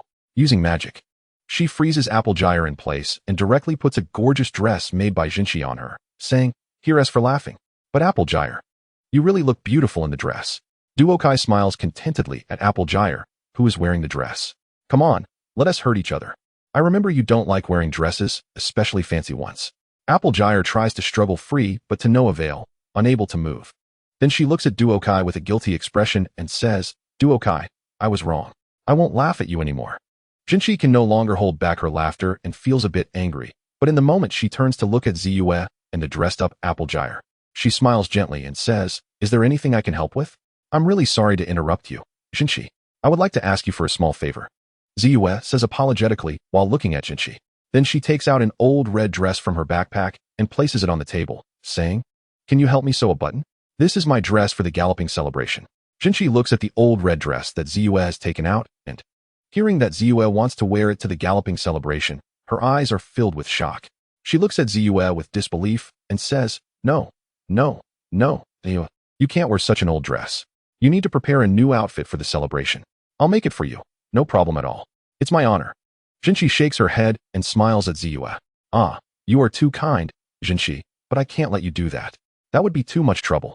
And this one is quite nice, Ziyue says a bit shyly after hearing Jinxi's offer to make her a new dress. Please, Ziyue. I want to make you a new dress. Jinxi looks at Ziyue with a leave-it-to-me expression. But Ziyue looks at Jinxi with a conflicted expression. Don't say any more. I don't want to hear you say no, Jinxi says seriously while covering Ziyue's mouth with her hoof. Since you said that, then thank you for being so generous, Jinxi. With a dress made by you, I will definitely look very beautiful, Ziyue says a bit shyly. Seeing Ziyue agree, Jinxi turns to look at Applejack, who has just been released from the freezing spell and is taking off the dress. Looking left and right, Jinxi looks at Applejack and says, let me guess, Applejack, you don't have a new dress either, do you? Dress? I plan to wear my work outfit. Applejack says while taking off the dress. Ah, you can't be serious, Applejack. At least you need to wear formal attire for the celebration, Jinxi says in surprise, looking at Applejack, who looks very serious. Applejack thinks while stroking her chin, well, what if I just modify your outfit a bit? Jinxi says to Applejack, who is pondering. After thinking for a moment, Applejack feels it's a good idea. Then, seeing Duokai standing on the display platform in her unfinished dress, she smiles warmly and says, okay, but Duokai also has to wear a dress to attend the celebration. What? Duokai looks at Applejack in shock. Haha, good idea, Applejack. I will prepare a dress for Duokai too, Jinxi says with a smile at Applejack's agreement. Hey, Jinxi, that's the galloping celebration. Are you sure? Duokai looks at Applejack and Jinxi in shock. Of course, my dear. You're so beautiful. It would be a pity not to wear a dress. Besides, we all want to see you in a dress at the celebration. Don't you think so, Ziyue? Jinxi smiles. Ziyue looks at Duokai, imagining her reaction at that time, and thinks it might be quite beautiful and interesting. She looks at Duokai with a bit of shyness and says, well, I actually want to see it too. Duokai looks at Ziyue in shock with her mouth open. But Jinxi, don't make it too fancy. Applejack raises her eyebrows at Duokai, and then says to Jinxi deal. Jinxi smiles at Applejack. At that moment, a loud voice comes from above, watch out below. Then, they see Yunbao crash through the ceiling, bouncing a couple of times on the floor, and then crashing into Duokai. Both of them crashing into the pile of models at the back. Yunbao stands up from a pile of fabric, with a metal bucket still on her head, and looks at Jinxi, saying, sorry, new move, still haven't practiced well.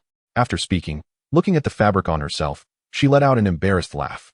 Inspired, she said, I'll make you a dress to wear at the celebration. Jinxi looked at the various colors of fabric hanging on her and said, Yunbao, wearing a metal bucket on her head, looked around and curiously asked Jinxi, what do you mean by wearing it? I want to make it for you. For all of you. Every little pony should have one. Oh, and of course for Pinkie and Rarity too. Once I'm done, we can have our own fashion show. Jinxi excitedly looked at Yunbao and Ziyue. Jinxi, you can let me wear it too, but Applejack's dress has to be more flamboyant and colorful. Yunbao pushed herself away from Jinxi and seriously said to Applejack. At that moment, Applejack and Duokai squinted at each other. Come on, let's hurt each other, Duokai said. Let's go, Applejack replied. Haha, Duokai and Applejack laughed. Jinxi looked at Duokai and Applejack with some confusion, but still had a questioning expression towards Applejack. No problem, Applejack said hesitantly, but after seeing Duotsai's raised eyebrows, she quickly confirmed, let's do it. Ziyue looked at Applejack and Duokai with some helplessness, but didn't say anything. Instead, she looked at Jinxi with concern and said, Jinxi, it's indeed a good idea, but can you handle it? This will take some effort. But it will also serve as an advertisement for my shop, and besides, I'm happy. Jinxi said with a smile as she used magic to take down the fabric from the shelf. I just like being happy. Although Yunbao didn't know what was happening, she still smiled while wearing the metal bucket and said, then it's settled. I'll hold a fashion show, and you all come be my models. Jinxi placed the fabric on the workbench and said happily, Jinxi, if that's the case, aren't you going to make 7 original beautiful dresses, including your own? And you have to do it quickly. Applejack walked over to Jinxi, looking at her already hard at work with concern. Oh ha, Applejack. It's actually not as hard as you think, Jinxi replied with a smile. 1 stitch at a time, sewing the clothes. Ziyue's dress. 1 cut at a time, cutting out the pattern, then laying out the fabric. Chapter 41 Jinxi's first fashion show. The weather was clear. Ponyville, Oak Tree Library. The basic formation is done. I should be able to finish the colorful table before the galloping gala. On the table are 2 crystal figurines. The Cosmic Princess and the Moon Princess.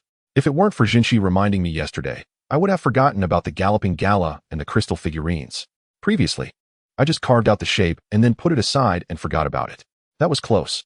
Duokai, Jinxi called us to her fashion shop. The dresses should be ready. Let's go have a look. Ziyue walked into Dwitzai's room happily. At that moment, Ziyue saw the Cosmic Princess and Moon Princess figurines in front of Duokai and asked, "Are these gifts for the Cosmic Princess and Moon Princess?" "Yes, but they're not finished yet," Duokai replied. "They're so beautiful. Are they the same as the figurines you gave us?" Ziyue looked at the figurines and asked, Pretty much. But they aren't from the same set as yours. The Cosmic Princess and Moon Princess are a separate set," Duokai explained. "By the way, Duokai, what are the ones you gave us for?" Ziyue asked, looking at the formations inside the crystal figurines and the reserved spaces and gaps for the mounts. "Do they only have those effects?" Ziyue asked Duokai with confusion. "But there are so many formations inside that I don't know about. And the way they operate is different from what you taught me before." Ziyue compared the figurine in front of her with the one Duokai had given them earlier. That's another way to use formations," Duokai said with a slightly nervous and awkward smile upon hearing Ziyue's comment. Ziyue looked at the nervous Duokai and then smiled and said, "If you don't want to say, that's fine. I know you're good to us. Ziyue, rest assured. It will only benefit you," Duokai said, relaxing as she smiled at Ziyue and walked over to hug her. "If I were to say that those figurines are items used to turn you all into princesses, I think you'd think I'm crazy and wouldn't believe me. So I won't say it. Plus, whether it can succeed in the end is uncertain," Duokai thought to herself. "All right, enough of that. Jinshi is calling us to her fashion shop," Ziyue said after releasing Duokai. I don't really want to go," Duokai instinctively replied upon hearing Ziyue. "No way. You have to go? I really want to see you in a dress," Ziyue said with a smile. "Ziyue, I've noticed you've changed. You weren't like this before," Duokai said in shock at Ziyue's desire to see her in a dress. All right, let's go, my little beauty," Ziyue said, smiling as she pulled the shocked Duokai out. "Okay, everyone close your eyes, don't look," Jinshi said as she stepped back, looking at Ruru and Pinkie. Once they entered, Jinshi loudly announced, "All right, you can look now?" Ziyue and the others gasped in surprise at the dresses Jinshi had made. "This is your new dress, and it's a magical outfit," Jinshi said, satisfied with her friend's surprised reactions. "How does this outfit look, Applejack? It's very stylish, right?" Jinshi walked over to a cowboy-style outfit and said to Applejack. The dress features a brown back and a green skirt, with some brown accents at the hem and a row of red gemstones on top. The shoes even come with waterproofing. "There's also Ziyue. This is made for you. Do you like it?" Each dress has a different theme designed according to your personalities. Jinshi pointed to a blue dress beside her and said to Ziyue, "The stars on this dress are twinkling, and the stars in the middle of the skirt are slowly floating down to the hem, with constellations faintly shimmering. There's a star-shaped blue and white gem at the neckline. Oh, it took me quite a bit of time to get the color scheme for this dress right. But it turned out beautifully. What do you think, Yunbao?" Jinshi looked at Yunbao and pointed to the dress beside her. This dress has a rainbow color scheme, with a purple gem at the neckline. The whole dress has a crystal-like texture, shining brightly under the sunlight. "You will definitely love this one, Ruru. It's so full of spring." Jinshi walked over to a completely green dress and said to Ruru, "This dress has a flowing ribbon at the back that seems to float, and the little flowers on the hem look so real. There's a turquoise gem at the front neckline. And Pinkie, look, pink, your favorite." Jinshi pointed to a candy-themed dress and said to Pinkie, "This dress is mainly pink, with white lace at the waist, decorated with patterns of candy and balloons. However, these candies are carved from gemstones. This one is colorful and also an innovative dress." Jinshi walked to the last dress and said to Duokai, "This dress is red, with white cloud patterns at the bottom, and the hem features golden geometric patterns that emit a faint golden light extending upwards, disappearing in the middle. What's more, when you wear this dress, with every step you take, patterns will appear beside your feet." Jinshi continued, "For example, for Applejack, there will be red apples and leaves appearing. For Ziyue, it will be stars and constellations. For Yunbao, it will be rainbow-colored lightning. For Ruru, it will be little flowers and butterflies. For Pinkie, it will be candies and colorful paper, and for Duokai, it will be flames and patterns. How about it, my dear? Aren't all the dresses amazing?" After Jinshi finished speaking, she looked at Ziyue and the others. Jinshi noticed that Ziyue and the others were silent, feeling a bit uneasy. "Wow, these are amazing, Ziyue. These are truly wonderful. Jinshi, you did such a good job." Duokai quickly interrupted what Ziyue and Yunbao were about to say and expressed to Jinshi, "Thank you, my dear. I'm so glad you like them." Jinshi smiled at Duokai, then looked at Ziyue and the others, puzzled, and asked, "What's wrong, my dears? Don't you like them?" "Jinshi, we love them," Ziyue said. "This dress is way cooler than I imagined." Yunbao agreed. "That's right, I really love Applejack. I love this dress so much." Ruru exclaimed, "I really, really, really love it. I can't wait to wear it." Pinkie shouted as she took out her confetti cannon. Duokai looked a bit surprised and turned to Ziyue and the others, thinking, weren't they supposed to not like them? Why do they like them now? Then she turned back to the dresses, with the magical patterns shimmering on them and the designs on each dress. She understood why Ziyue and the others liked them. Well, it seems Jinshi really mastered the application of formations, Duokai thought while nodding at the dresses. Oh, I'm so glad you all like them. This is the greatest encouragement for me. Jinshi looked at the happy expressions on Ziyue and the others, feeling very joyful herself. At that moment, Suilong rushed in excitedly and said loudly, I have big news for you. Do you know the Fashion Emperor? The super fashionista from Canterlot? Ziyue asked, puzzled. Suilong nodded excitedly and said, he heard about your fashion show.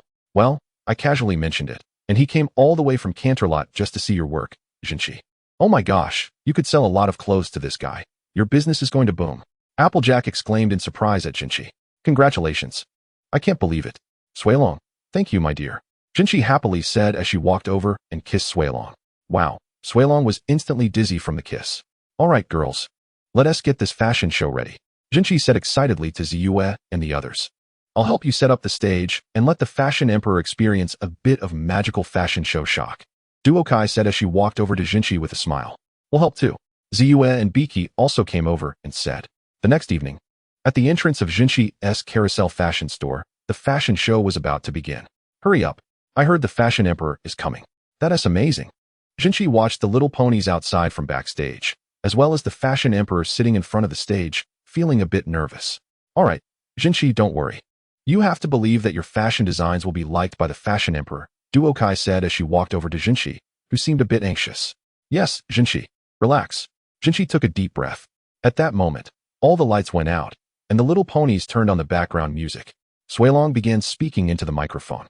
Since the dawn of time, the elites of Ponyville have been searching for the true fashion that can express their inner and outer qualities. They have waited for decades, no, for centuries, looking forward to the perfect pony dress. Today, hard work pays off. The wait is over. Let us witness the masterpiece of Ponyville designer, Jinshi. As Suilong finished the opening speech, the entire stage began to emit a soft sky blue light and stars, making the area around the fashion store feel like a starry sky. At that moment, Ziyue slowly walked out from the depths of the stage in her dress, with stars and constellations appearing beneath her feet with each step. As Ziyue reached the front, apple trees began to sprout, and patterns of apples and leaves appeared under Applejack's feet as she ran out from the apple grove. She then lassoed an apple, landing right at the front of the terrace. At that moment, candies began to fall from the sky, and the apple trees unexpectedly turned into white balloons. Pinkie floated down from above as a balloon, catching a candy in midair and happily leaping off the balloon, landing on the stage. As she landed, a plethora of candies and colorful paper appeared around her, and as the colorful paper fell to the ground, vibrant flowers began to bloom, instantly transforming the area into a sea of flowers, with butterflies and little birds fluttering around. Ruru, surrounded by butterflies, slowly walked out, with flowers and butterflies dancing at her feet with each step. After Ruru reached the front, colorful storm clouds began to appear in the sky, followed by colorful lightning striking down. With a loud bang, the clouds revealed a rainbow, and Yunbao flew out along the rainbow, drawing a splendid rainbow bridge in the air. When Yunbao landed in the middle of the stage, rainbows appeared around her, clearing the storm clouds above. The sky displayed a beautiful dusk, with flames burning in the sky as Duokai walked out amidst the dusk, with flames and golden patterns accompanying her every step, resembling the texture of fiery clouds. Wow. So beautiful, all the little ponies. It's so wonderful. Wow. All the little ponies exclaimed. These are amazing, incredible. Who made all this? Step forward, come out quickly. The Fashion Emperor said excitedly. At this moment, Jinshi walked out from the stage wearing a magnificent gown, accompanied by golden clouds and rainbow-like red ribbons, along with slow-moving jewelry crystals. With every step, crystals and clouds followed her. Wow, wow, so beautiful. Let's have another one, the Fashion Emperor shouted excitedly. Oh, thank you. Thank you so much, Jinshi said to the little ponies around her and her friends behind her. After the fashion show, in Jinshi's fashion store, the Fashion Emperor sincerely congratulated Jinshi on her first fashion show, which was such a great success. By the way, can I send your high-end designs to my top boutique in Canterlot? The Fashion Emperor asked Jinshi. Jinshi looked at the Fashion Emperor excitedly, saying, Then please make a dozen of each gown for me by next Tuesday. Ah, Jinshi looked at the Fashion Emperor in shock. Chapter 42. The Anomaly of Suilong. The weather was clear and cloudless. Today was a good day. In the Oak Library, Duokai, get up. A voice called out her name. Duokai looked around as the environment began to blur and anxiously said, "No, I just saw a chance to win a game, and now I woke up. So, my whole night was wasted." Duokai saw the increasingly blurry scenery and tried not to listen to the outside voices, thinking to herself that she must continue sleeping. Lying in bed, Duokai instinctively covered her ears with a pillow, but it was useless. Ziyue had already opened the room door and was approaching Duokai step by step. "Lao Zhou, I will remember this game. I will come to find you tomorrow to continue," Duokai said reluctantly while listening to the faint footsteps nearby. Lao Zhou was obviously taken aback, thinking this little one really believed she could win. This was a move he intentionally let her have. He smiled helplessly at Duokai and shook his head, then waved his sleeve, causing the surrounding scenery to ripple like the surface of water and disappear. "Get up, Duokai. What time is it? Still not up?" Ziyue said helplessly, looking at Duokai, who was lying in bed covering her head. Upon hearing Ziyue's words, Duokai opened her eyes, sighed, and murmured, "I was about to win, and now I'm awake." "Huh, what do you mean by winning?" Ziyue asked, puzzled by what Duokai was saying. "Huh, good morning, Ziyue," Duokai said as she got out of bed and yawned while looking at Ziyue. "What time is it?" "It's still early." Ziyue rolled her eyes at Duokai and said, "Forget it, get up and get ready. We're going to watch the meteor shower together tonight," Ziyue said to Duokai. "Meteor shower?" Duokai looked at Ziyue in confusion. "This meteor shower happens only once every 100 years, and tonight's will be spectacular," Ziyue said excitedly to Duokai. "Meteor shower? Once every 100 years? Meteorite? Should I try to get one down to see if I can use it as material?" Duokai pondered while stroking her chin. "What are you thinking about?" Ziyue asked Duokai, who was standing still. "All right, Duokai, you and I should go find Pinkie and Jinchi. Let's have dinner together tonight, and then go watch the meteor shower," Ziyue said as she walked to the door. "Okay, see you later," Duokai waved at Ziyue. "Let's go eat first. I'm a bit hungry," Duokai said as she felt her stomach. "Suilong, is there anything to eat?" "I'm a bit hungry." Duokai walked downstairs and saw Ziyue organizing the books. "Duokai, you're awake. Here, I have some apple pie left," Suilong said as she brought the apple pie from the kitchen to Duokai. "Yum, it's delicious. By the way, Suilong, how's your training going?" Duokai asked while eating the tasty apple pie. Pretty good," Suilong said proudly. "Really? Let me see," Duokai said as she swallowed the apple pie and walked over to Suilong, nudging her with her horn. Duokai felt Suilong's training progress and current physical condition. "Not bad, Suilong. You're training quite solidly," Duokai praised Suilong while assessing her. "Of course, I am the great Suilong," Suilong said proudly, lifting her head. "Wait, what's this?" Duokai suddenly felt something unusual deep within Suilong's body, something that was not originally there. Duokai used magic to explore that area. "This is a magical fluctuation?" Duokai sensed a strange magic, and then followed the magical fluctuation deeper, finally seeing something that shocked her. After carefully using magic to sense it again and checking Suilong's body to see if there was anything wrong, she thought, "What happened, Duokai? Is there a problem?" Suilong asked worriedly, looking at Duokai, who had been frowning after checking her. "Wait, let me think," Duokai replied to Suilong, trying to see if there were similar situations. "No, this isn't it. Dragon Clan gossip? I've read this book before. Let's see what this is all about. Why does the Sex Library have such gossipy books? Oh, I remember. This was brought in by a disciple of a certain sect. It was about issues with formations. When they were experimenting with formations, they saw this book they brought along and read it out of boredom. It mentioned a dragon clan offspring whose mother underwent dragon transformation while pregnant with it. Normally, it should have undergone the transformation alongside its mother, but for some reason, it did not fully complete the transformation with her. After birth, it was just a pseudo-dragon. Although very close, it was not a pure dragon. Hence it still needed to practice the dragon transformation technique to undergo metamorphosis. Normally, its metamorphosis would be much easier compared to others. And indeed, it completed the transformation quite easily. However, due to the existence of this dragon pearl shadow, its transformation process was very smooth, encountering almost no difficulties. But isn't Suilong a dragon of this world? Why is she forming a dragon pearl shadow now? Forming a real dragon pearl means that Suilong's talent is exceptionally high. Duokai circled around Suilong twice, wanting to see closely what was going on with her. Suilong, being circled by Duokai and looking a bit scared with a serious expression, hugged her tail. "Is Suilong special? Or do dragons in this world all cultivate this technique like this?" But judging by her physical condition, Suilong had some subtle differences from the previous dragon with a smoky voice. But this should be a difference among individual dragons. I can try to find another dragon if I get the chance, Duokai thought as she stopped looking at Suilong. Duokai, is there a problem? Suelong asked, a bit scared, looking at Duokai, who had stopped moving. Oh, sorry, Suelong. I was lost in thought, Duokai said, smiling at Suelong, who seemed a bit frightened. It's nothing. And you are training very well. Keep it up. Duokai patted Suelong's head with a smile. Really? Suelong asked, releasing her tail. Haha, yes, Suelong, you're doing great. Duokai said with a smile. Suelong felt relieved upon hearing Duotsai's words, thinking she might have done something wrong. All right. Suelong saluted and began to tidy up the books on the floor. That evening, on the best hill to observe the meteor shower, Duokai said to Ziyue and Suelong, who were talking behind her, Ziyue, Suelong, hurry up. Ziyue stopped talking to Suelong and looked at the excited Duokai running ahead, smiling. Duokai, why are you suddenly so excited?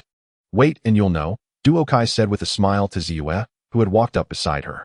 She took out the blanket from Suelong's cart, spread it on the ground, and arranged the food and drinks neatly.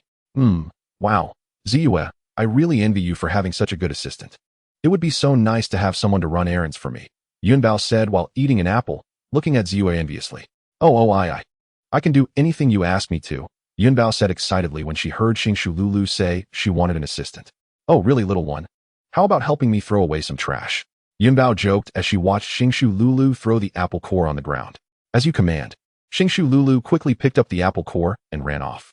Yunbao looked at the departing Xingshu Lulu in shock. We really have to thank Suelong for preparing so many things. He is truly amazing, Jinshi said, looking down and smiling at Suelong. Oh, all right, Suelong said, feeling a bit flattered by Jinshi's praise. As for what Duokai was doing, she was drawing a formation on the nearby open ground to safely capture a meteor. Phew. All right, finally finished drawing. We should be able to safely capture it, Duokai said as she completed the last formation pattern. Stop praising me. I already know, she chuckled. Haha. Ziyue, it's your turn. Suelong, lost in the praise, then looked at Ziyue, who hadn't praised him yet. Suelong, that's enough, Ziyue said with a somewhat helpless smile at Suelong. Everyone look. The meteor shower is here. Sweetheart baby said, looking at a bright light in the sky. I want to stand in front. The little ponies exclaimed. Duokai, come over. The meteor shower is coming. Ziyue called to Duokai, who was still on the side. You can see it from here. You guys watch from there, Duokai replied. Looking up at Ziyue. After saying that, she began to activate the formation, and the formation pattern started to emit a faint golden glow. All right then, Ziyue said, no longer calling Duokai over, and turned to admire the falling meteor shower in the sky, exclaiming, so beautiful, so stunning, so magnificent. Wow, wait, that last one seems to be getting closer and closer to us, Ziyue said, watching a meteor in the sky grow larger. Haha, dear, what are you talking about? How could that be? Jinshi laughed, responding to Ziyue. But it really does seem to be getting closer. Applejewel pointed at the last meteor that was approaching them. Just as the little ponies were about to scream, a burst of golden light suddenly lit up beside them, transforming into a pattern that intercepted the meteor flying through the sky. It then formed a spherical shape, landing steadily next to a little pony. Ziyue looked at that little pony, her mouth agape in shock, then shook her head and walked over to ask, Duokai, what did you do? Oh, Ziyue. As you can see, I captured a meteor, Duokai said casually, looking at the golden sphere in front of her. Ziyue was so shocked she couldn't say a word. Chapter 43, Jealous Suelong. The meteor shower had ended. Ziyue looked at the meteor floating in front of Duokai with magic. Oh, now it should be called a meteorite. Duokai, how did you manage to bring the meteor down? At first, we were all startled and thought the meteor was going to crash into us. Ziyue asked curiously as she looked at Duokai. With a formation, it's very simple. Just like this, and then use this to safely obtain a meteorite. Duokai explained while drawing the corresponding formation in the air. Ziyue understood the front part, but couldn't quite grasp the latter part.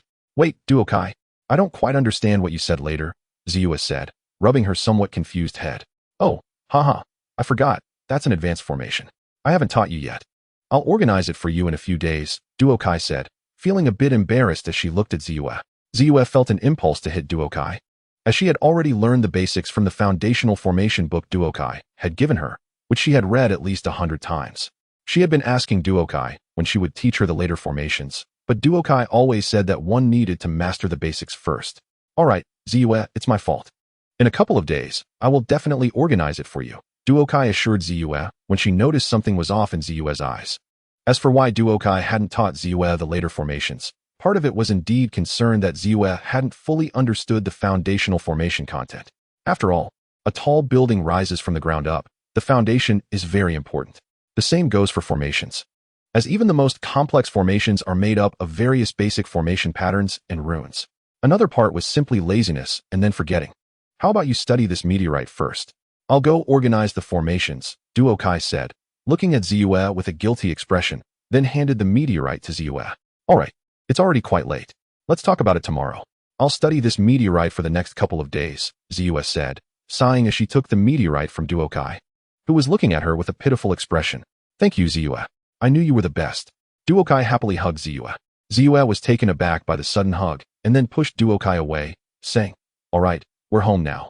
Get some rest. Don't forget to organize the formations tomorrow. No problem. I promise to complete it, Duokai said with a smile, saluting Ziyue. Duokai opened the library door and let Ziyue carry the already asleep Suilong inside. Good night, Ziyue, Duokai said as she reached her room door. After Ziyue closed the room door, she placed Suilong in his little nest, saying, Sweet dreams, my number one little assistant, as she covered him with a blanket while looking at Suilong, who was sleeping soundly. Then she picked up the meteorite captured by Duokai and walked to the workbench by the window, turned on the small night lamp, and carefully observed the meteorite. She then took up a feather pen and a scroll, writing her notes on comet research. Comets are irregularly shaped small celestial bodies composed of non-volatile grains and frozen gases. As Ziyue studied the meteorite, she recorded her observations. Just then, a sound came from another window behind her. Their celestial structure is very fragile and diverse. A shadow flew past the window, interrupting Ziyue's note-taking. Ziyue opened the window to see what it was, but as soon as she opened it, the scroll she had just written on was blown away by the wind. As the owl was about to fly away after settling in, Ziyue called out to it, Wait. Don't go yet. Don't be afraid, little owl. Who? The owl hooted twice before flying to a nearby clothing rack to watch Ziyue. Ziyue smiled as she looked at the owl that had flown into the room. Oh, where was I? Right? Very fragile and diverse. Surrounded by a layer of mist called the coma. When a comet approaches the sun, what's this?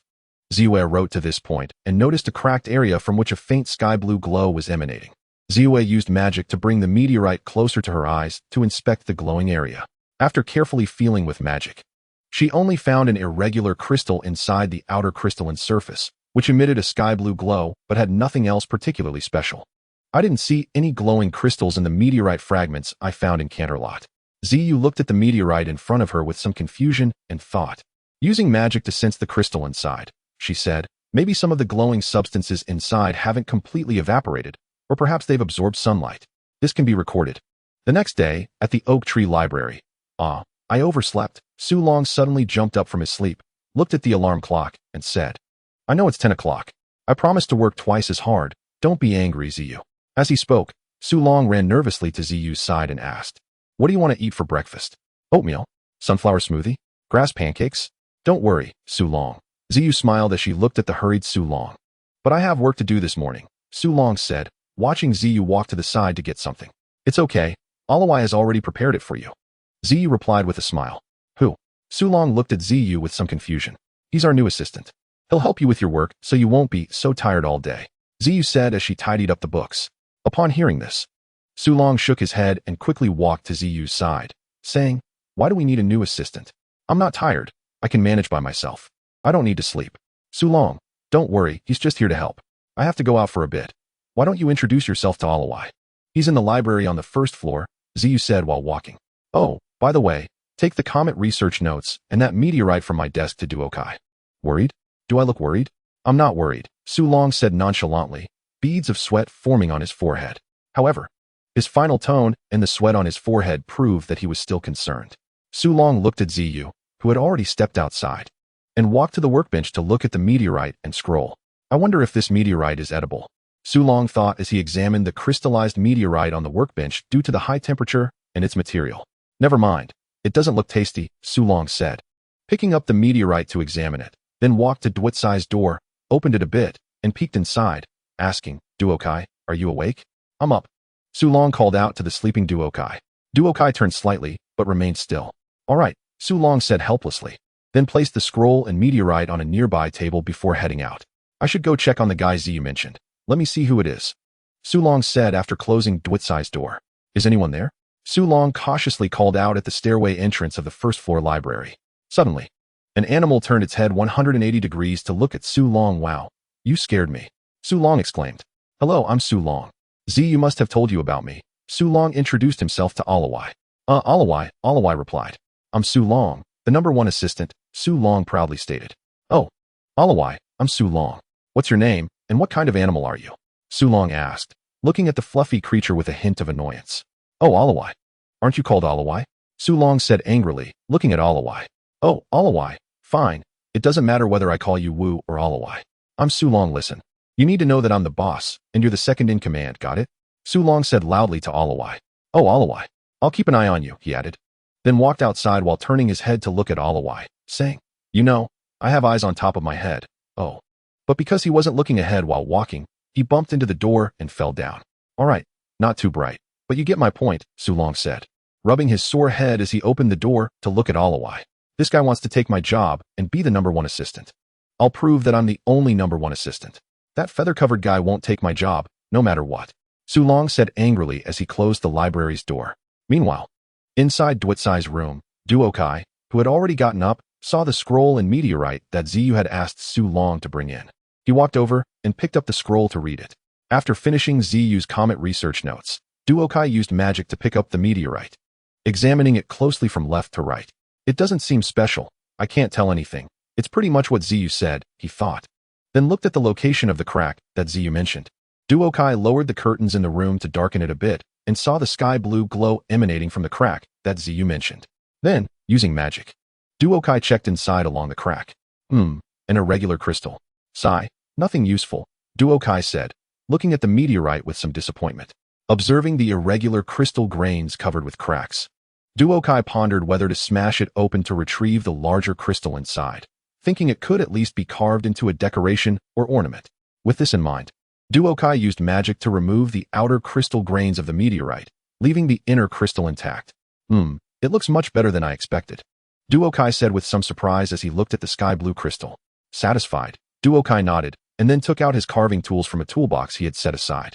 Looking at the irregular crystal, he had already envisioned what he wanted to carve it into, and then he gently touched the crystal. Unexpectedly, a slight wave emanated from the sky blue crystal, and the surrounding space began to twist. As Duokai observed the distortion around the blue crystal and the rippling waves emitted, he suddenly seemed to remember something, threw the carving tools aside, and immediately used magic to draw a formation. This is actually Chapter 44, Space Crystal. Duokai looked at the sky blue crystal on the table in shock, a bit in disbelief, rubbing his eyes with his hooves and carefully examining the crystal that had stopped moving and returned to normal. Using magic, he brought the crystal to his eyes. That was indeed a spatial fluctuation. If it's true, Duokai said calmly, looking at the sky blue crystal. Let me try using a detection formation. Duokai placed the sky blue crystal in a box on the table, then walked to the treasure chest where he kept gems, took out the best quality gem, divided it into several pieces, and drew a detection formation in the middle of the room. This formation could detect items with spatial attributes, as well as their size and stability. As for why Duokai didn't notice it initially and thought it was an ordinary gem, that's because items with spatial attributes were also very rare in the previous world, the cultivation world. Furthermore, items with spatial attributes do not emit any spiritual power or magical fluctuations on their own. They can only be detected with specialized magical tools or corresponding detection spells and formations. Duokai only knew about formations, Taoist methods, or spells, and he had little knowledge of them. So he could only use the formation to determine whether this gem was indeed a crystal with spatial attributes and the size of its hidden spatial attributes. Duokai placed the crystal in the center of the formation, and as he activated the formation, the sky blue crystal floated in the center. However, this process required some time to fully sense the condition of the crystal.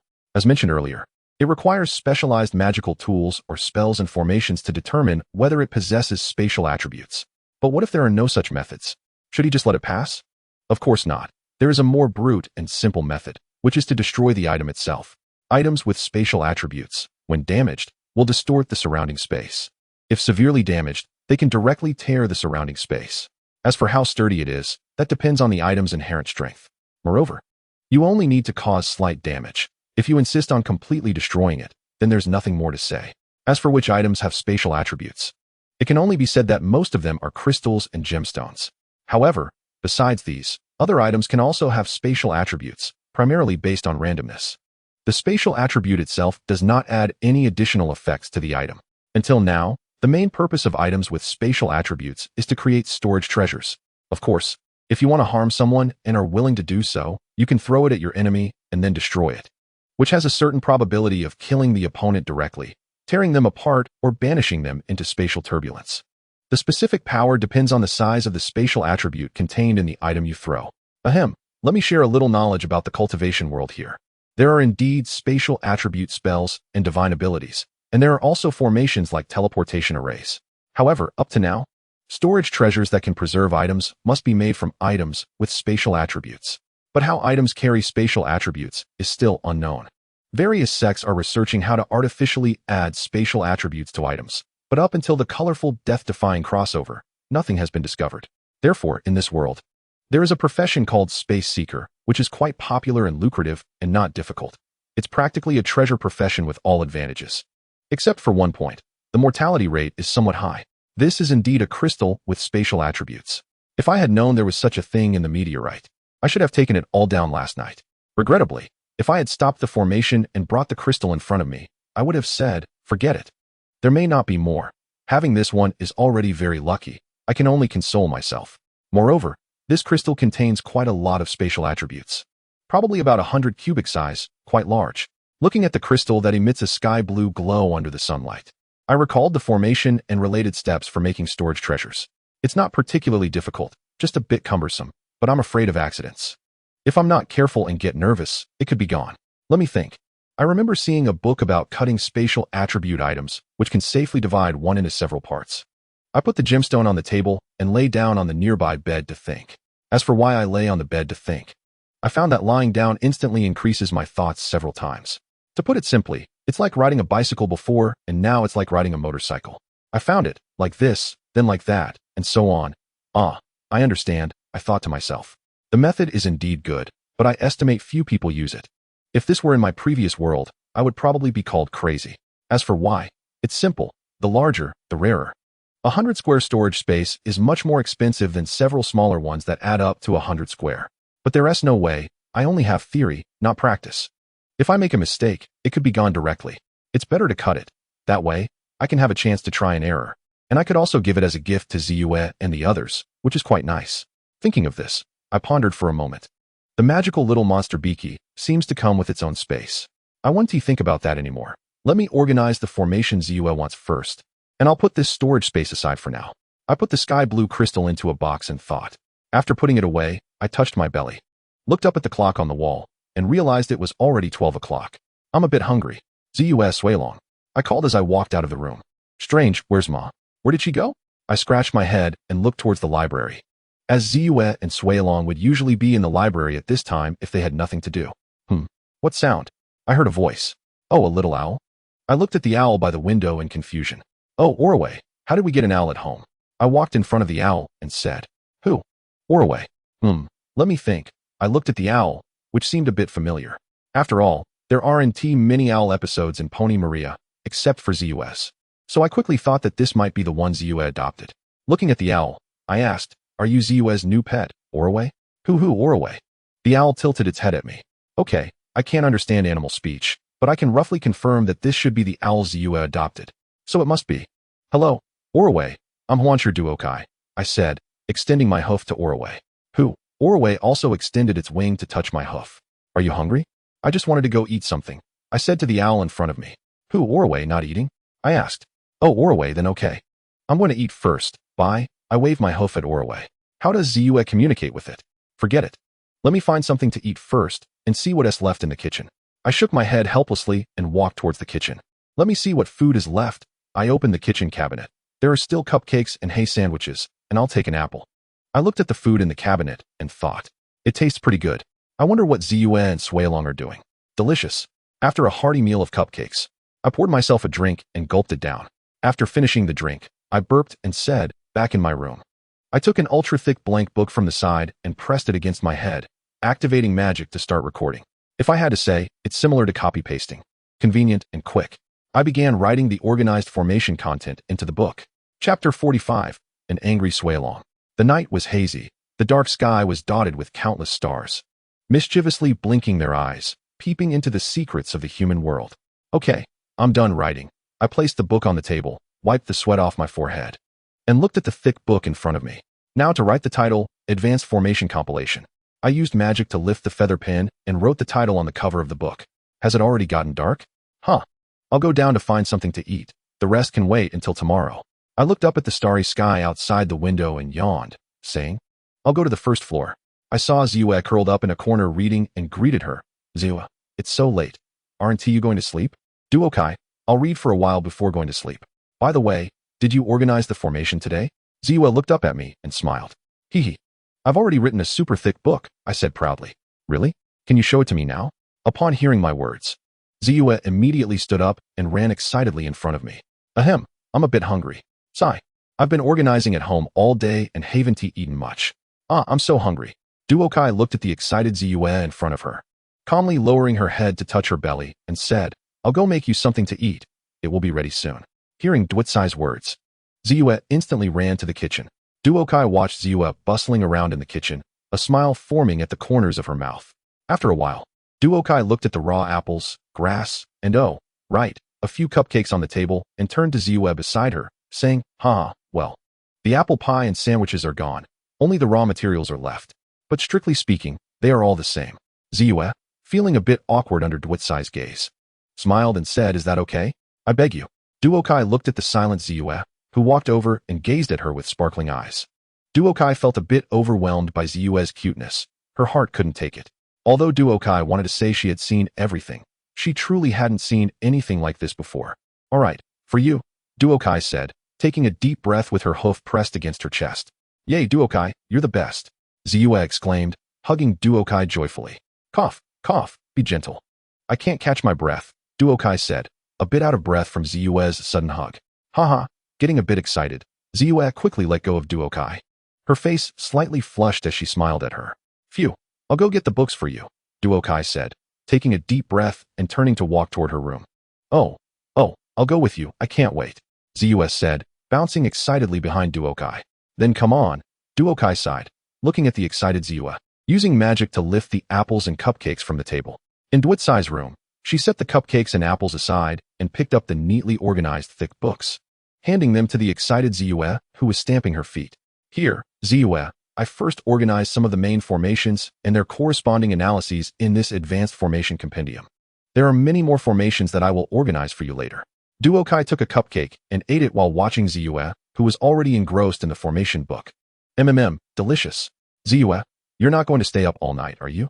Duokai asked, feeling a bit uneasy about Ziwa's enthusiasm. Ziwa said, pulling out a feather pen and a scroll to start taking notes. Duokai regretted mentioning that she had finished writing the books, watching Ziwa so absorbed in her reading. Duokai finished her cupcake and lay down beside her, saying, Ziwa, let me explain it to you. Ziwa looked up at Duokai, who was nestled beside her, and smiled, saying, Sure. Duokai turned the book toward herself, pointed to the content with a feather pen, and began explaining to Ziwa step by step. This formation is a rather special one, and the main reason it is placed on the first page is that many subsequent formations have parts influenced by this formation, like this part here. Ziwa leaned closer to Duokai, picking up her feather pen and scroll to take notes seriously. The soft moonlight streamed through the window, illuminating the two little ponies in the room, while the warm light surrounded the engrossed little ponies. The next afternoon, in the Oak Library, on the second floor, in Duotsai's room, Ziwa stopped her note-taking with the feather pen, turned her head to look at Duokai, who was sleeping against her. She actually fell asleep before a girl. Ziwa thought with a smile, recalling that the books said girls usually fell asleep first, and then boys kindly carried the girls to bed and covered them with blankets. If Duokai heard Ziwa's thoughts, she would definitely wake up instantly. Can I blame this? Is it normal to stay up until nearly noon the next day without feeling tired at all? I'm full of excitement and energy, looking like I just woke up. Not a hint of staying up late. I really can't take it. I can't handle it at all. You know, the brilliant Duokai, usually don't get up until the next noon. I admit defeat. Sleeping is really wonderful. However, sleeping Duokai could be considered half a girl.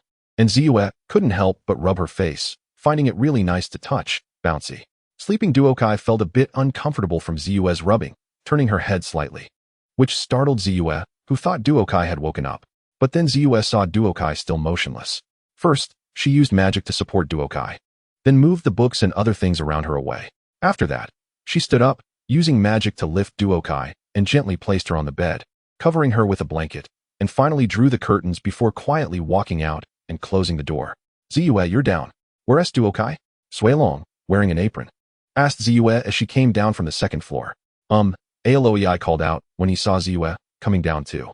Ziyue placed the formation book on the display stand for books on the first floor, saying, sounds good.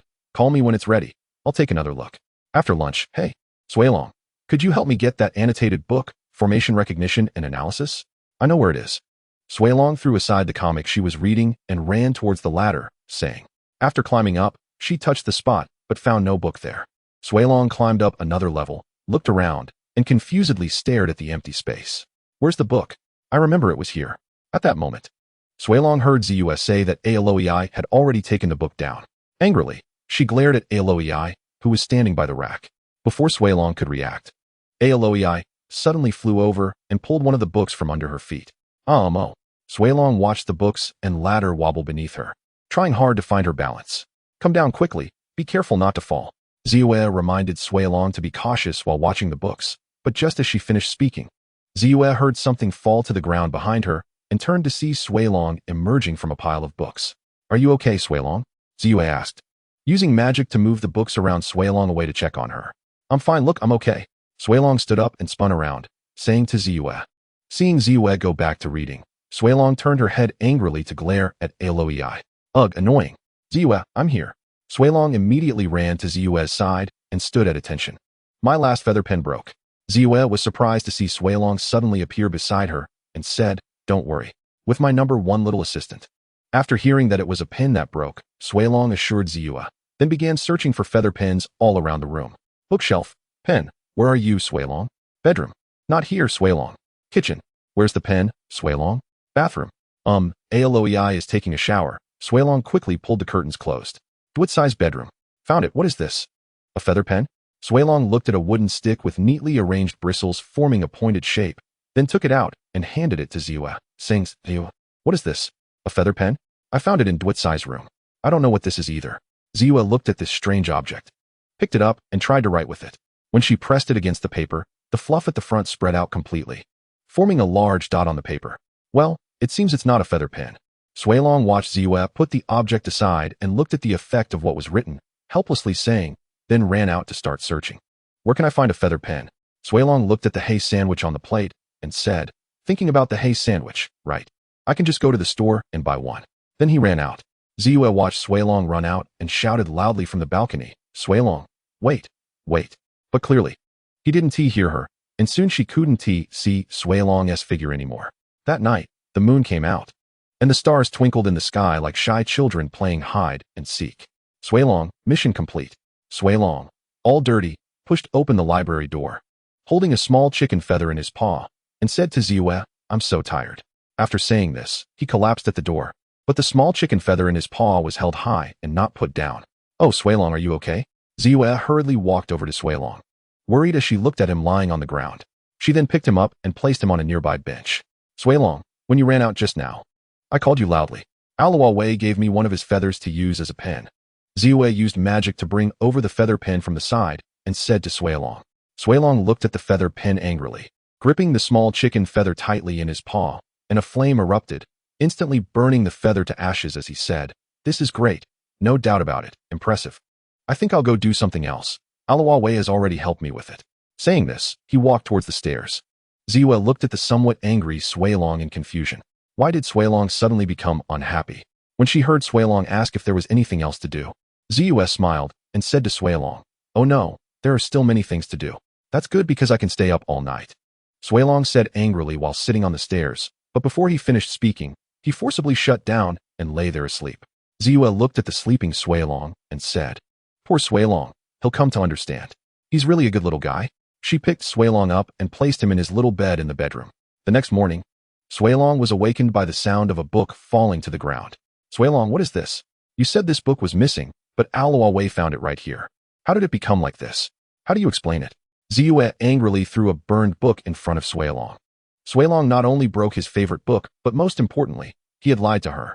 Suelong looked at the book titled Astronomy Astronomer's Yearbook Astronomy Encyclopedia Guide, and nervously hugged his tail, looking at the angry Ziyue, stammering, I didn't want to disappoint you, but have you seen a dragon sneeze?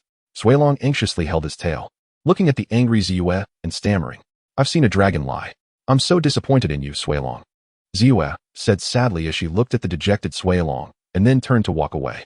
Ziyue felt she had done something wrong, letting Suelong learn to lie. Suelong looked at the departing Ziyue sadly and suddenly stood up, pointing at Aloawei beside him, saying, You're framing me.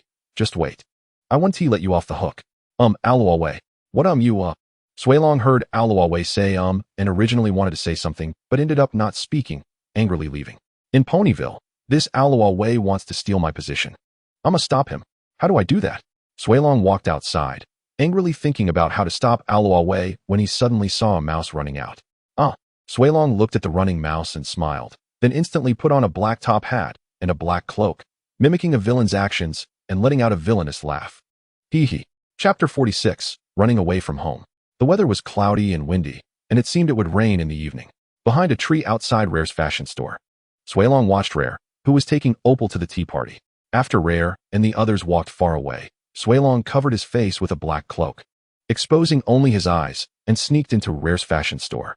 Looking at the various outfits and fabrics inside, Suelong said, Rare has made so many beautiful dresses. Suelong shook his head and continued searching for Opal's toy mouse. Found it. Suelong walked to a purple plate and took out a toy mouse, saying, It's made so well. When Ziyue finds a dead mouse at home, she'll definitely think it was Aloawei who ate it, and I will once again become the #1 little assistant. Hee hee. Suelong looked at the toy mouse in his paw, and after finishing, he didn't forget to let out his signature villain laugh. After laughing, he cautiously walked out, covering his face with the black cloak. A passing Lyra looked at Suelong, who was dressed in a magician's outfit, and tilted her head in confusion. What is Suelong doing? In the oak library, Suelong opened the seam on the toy mouse's belly with his paw, then pulled out 2 whiskers from the toy mouse, using one as a button for the eye, and left it aside. He also took out some cotton from the toy mouse and scattered it on the ground. Finally, he threw the toy mouse hard on the ground, saying, Now, the crime scene of a dead mouse is ready. After doing all this, Suelong ran to the kitchen and took out ketchup from the food pantry, pouring it while letting out his signature villain laugh. Hee hee. Then he ran upstairs, took Ziyue's pillow, tore it open from the middle, and started scattering the feathers from the pillow down the stairs, all the way to the toy mouse's crime scene. However, Suelong seemed not to notice that he stepped on the ketchup. At the toy mouse's crime scene, he scattered the ketchup while letting out his signature villain laugh. Hee hee. But before he could laugh a few times, he felt he bumped into something. Turning around, he saw Ziyue looking at Suelong with a serious expression. Look, this poor little mouse has been torn apart. The toy mouse obediently dropped a bunch of cotton from its body. I think Aloawei must have done this. You know, owls eat mice. He's both cruel and scary. We must punish him, right? Suelong looked at the mouse lying in a pool of blood, angrily condemning Aloawei, and finally looked at Ziyue with a cute expression, saying, Ziyue, should I be angry about this? Did you deliberately plot to frame Aloawei? Or do you think this ridiculous scheme would work? Jealousy has clouded your head, Suelong. I'm really disappointed in you. This shouldn't be the Suelong I know and like. Ziyue said this angrily, but with a hint of disappointment to Suelong standing in front of her. After saying this, she took Aloawei and went to the bedroom on the 2nd floor. Suelong watched Ziyue disappear at the top of the stairs and said sadly, She won't like me anymore. In the depths of the forest on the outskirts of Ponyville, Suelong walked with his head down, carrying his luggage through the dark woods. Ziyue hates me now. I'm cold, hungry, tired, and lonely, Suelong said sadly as he walked, feeling dejected. After finishing his words, he looked up at the dark sky and said, Is there anything worse than this? At that moment, a lightning bolt struck, startling Suelong, and a few drops of rain fell on his face. He looked up at the sky, and soon the rain began to pour down heavily. It seems there really is, Suelong said, looking down at the heavy rain around him helplessly. He then looked around for a tree hollow or a rock cave to take shelter from the rain. Fortunately, he spotted a stone cave not far away and ran towards it. Upon reaching the entrance of the cave, Suelong called softly inside, Is there anyone there? Is there anyone there? Just then, lightning flashed again, and Suelong, using the light, saw many reflective objects deep inside the cave. What is that? He squinted at the shiny objects and said. Curiosity drove Suelong to walk towards the reflective area. When he arrived, he was amazed to see a large pile of gems, like a small mountain. He looked around in surprise and exclaimed, Wow! After that, he leaped into the pile of gems with a perfect diving posture. Gems, yum, so delicious. Suelong grabbed a handful of gems and ate them. Before long, his little belly was bulging like a small ball. Burp. Even though my belly is full, I still feel empty. I really miss Ziyue, and of course, I miss the other ponies too, Suelong said, looking sadly at the cave ceiling. But she doesn't love me anymore. I guess I'll just stay here, he said, picking up a gem and scratching it with his paw. After that, he put it back in his mouth. It felt hot, and the steam was good for his skin, but it seemed a bit too hot. Suelong felt hot while eating the gems, so he sat up and wiped the sweat off his forehead. After saying that, he held the gem in his mouth and prepared to walk to the cave entrance to cool off. But as soon as he turned around, he saw a huge dragon head right behind him, staring at him. The heat he felt earlier was because there was a giant dragon behind him. What are you doing in my cave? Who allowed you to eat my gems? The dragon asked, looking somewhat angrily at little Suelong. Suelong, seeing the giant dragon behind him, quickly spat out the gem in his mouth and said, a bit scared, hello buddy. I didn't know this was your cave, nor did I know these were yours. Please don't be angry, okay? Suelong retreated a bit while looking at the approaching dragon head. We're brothers, right? Look, you're a dragon, and I'm a dragon too. We were one family 500 years ago. The giant dragon roared loudly at Suelong, blowing him aside onto a pile of gems. Suddenly gathering some courage, Suelong stood up and shouted at the giant dragon, You can't scare me. You're big, very big. But before he could finish, his tone softened again because this dragon was indeed enormous. Your claws are sharp, and your tail has many spikes, Suelong said, looking at the giant dragon. The dragon cooperatively displayed its claws and spikes. But you can't scare me. Humph, Suelong shouted at the giant dragon. After that, he spat out a small flame at the dragon. Are you scared now? Suelong provocatively waved his paw at the dragon. Hearing the little one's words, the giant dragon breathed out a flame that was as tall as 2 Suelongs. Suelong quickly ducked to avoid it, looking at his singed scales and thinking, I wanted to stay, but I have to go now. Goodbye, and I hope not to see you again. After saying that, he ran out from under the giant dragon's belly. Suelong hid behind a rock, but was instantly smashed by the dragon's tail. Looking at the massive crack on the ground beside him, he quickly ran to the side, but he didn't get far before reaching a wall, leaving him with nowhere to escape. As the giant dragon approached him, Suelong shouted in fear, Help! Just then, a voice from behind the giant dragon called out, Suelong. Hold on, I'm coming to save you.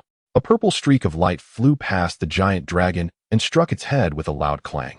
Chapter 47. The transforming dragon. Suelong. The weather was cloudy and windy, and it looked like it would rain in the evening. In the oak library, on the second-floor bedroom, Ziyue, who was reading a book, felt she couldn't concentrate. From time to time, she looked up at the table where a photo of herself and Suelong was placed. Aliyue, do you think I've been too harsh with Suelong? Ziyue asked as she looked at Aliyue, who was standing beside her. Aliyue. Ziyue sighed, feeling guilty. It's my fault for not talking properly with Suelong. She picked up the photo and looked at Suelong in it, feeling helpless. I should go find Suelong and talk to him, Ziyue said, putting the picture back on the table and turning to leave the bedroom. Aliyue flew up and followed Ziyue. Suelong, are you there? I think we need to talk. Ziyue called out loudly as she walked down to the first floor, shouting Suelong's name. Aliyue flew to the door and called out to Ziyue. Hearing Aliyue's voice, Ziyue looked towards the door and saw a trail of red footprints leading outside.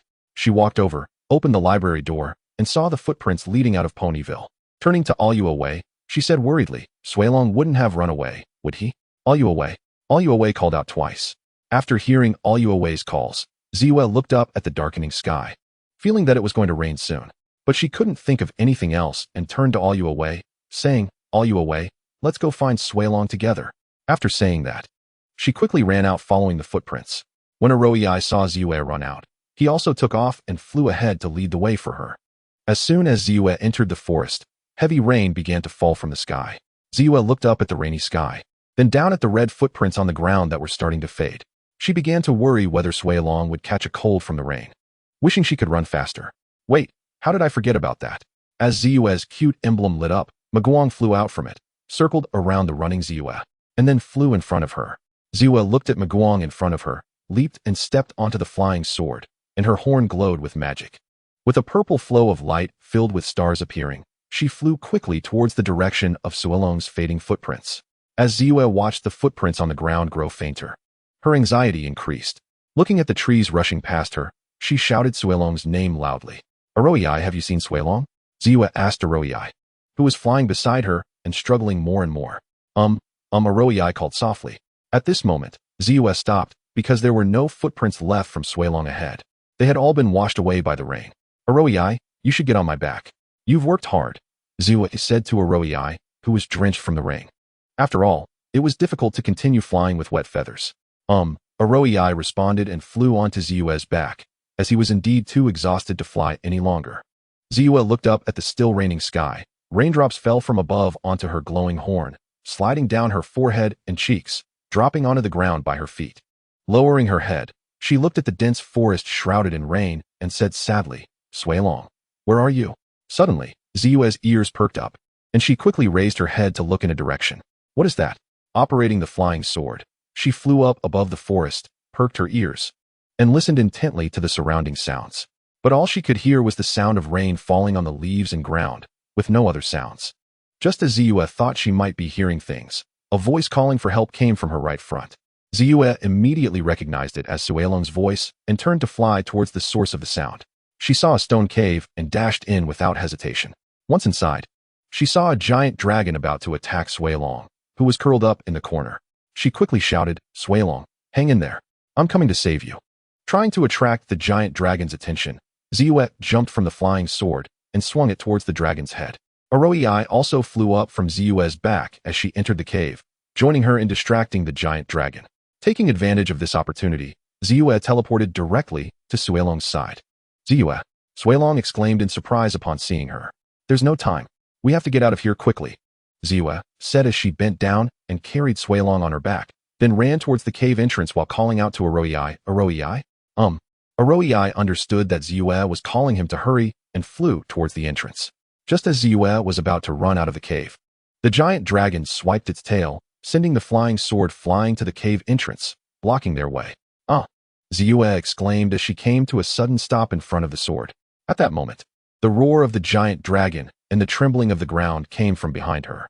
Turning her head, Zua saw the giant dragon chasing after them, with sparks flying from its mouth. Zua knew what those sparks meant and quickly turned around, facing the dragon. She used magic to position the flying sword in front of her and cast a shield spell.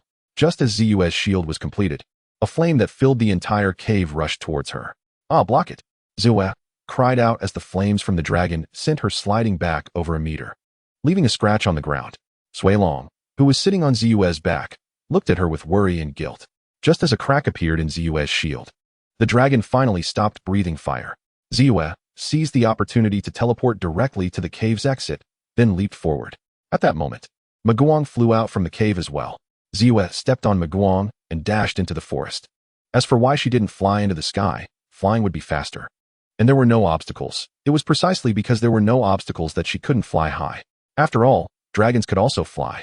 Especially a fully grown dragon chasing after a Zua whose magic was almost depleted. So the best option was to head into the forest, using the cover of darkness and rain to better shake off the pursuing dragon.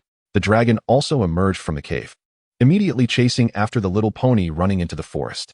However, due to the abundance of trees and its large size, it could only crash through many trees, which slowed it down. It watched as the little pony and the thief stealing its gems grew further away and took to the air, flying towards Zua's escape route while gathering power. As it got closer to the little pony, it unleashed the fire it had been charging up, heading straight for Zua's path. Zua saw the dragon's flames, dodging left and right, but ultimately couldn't avoid it.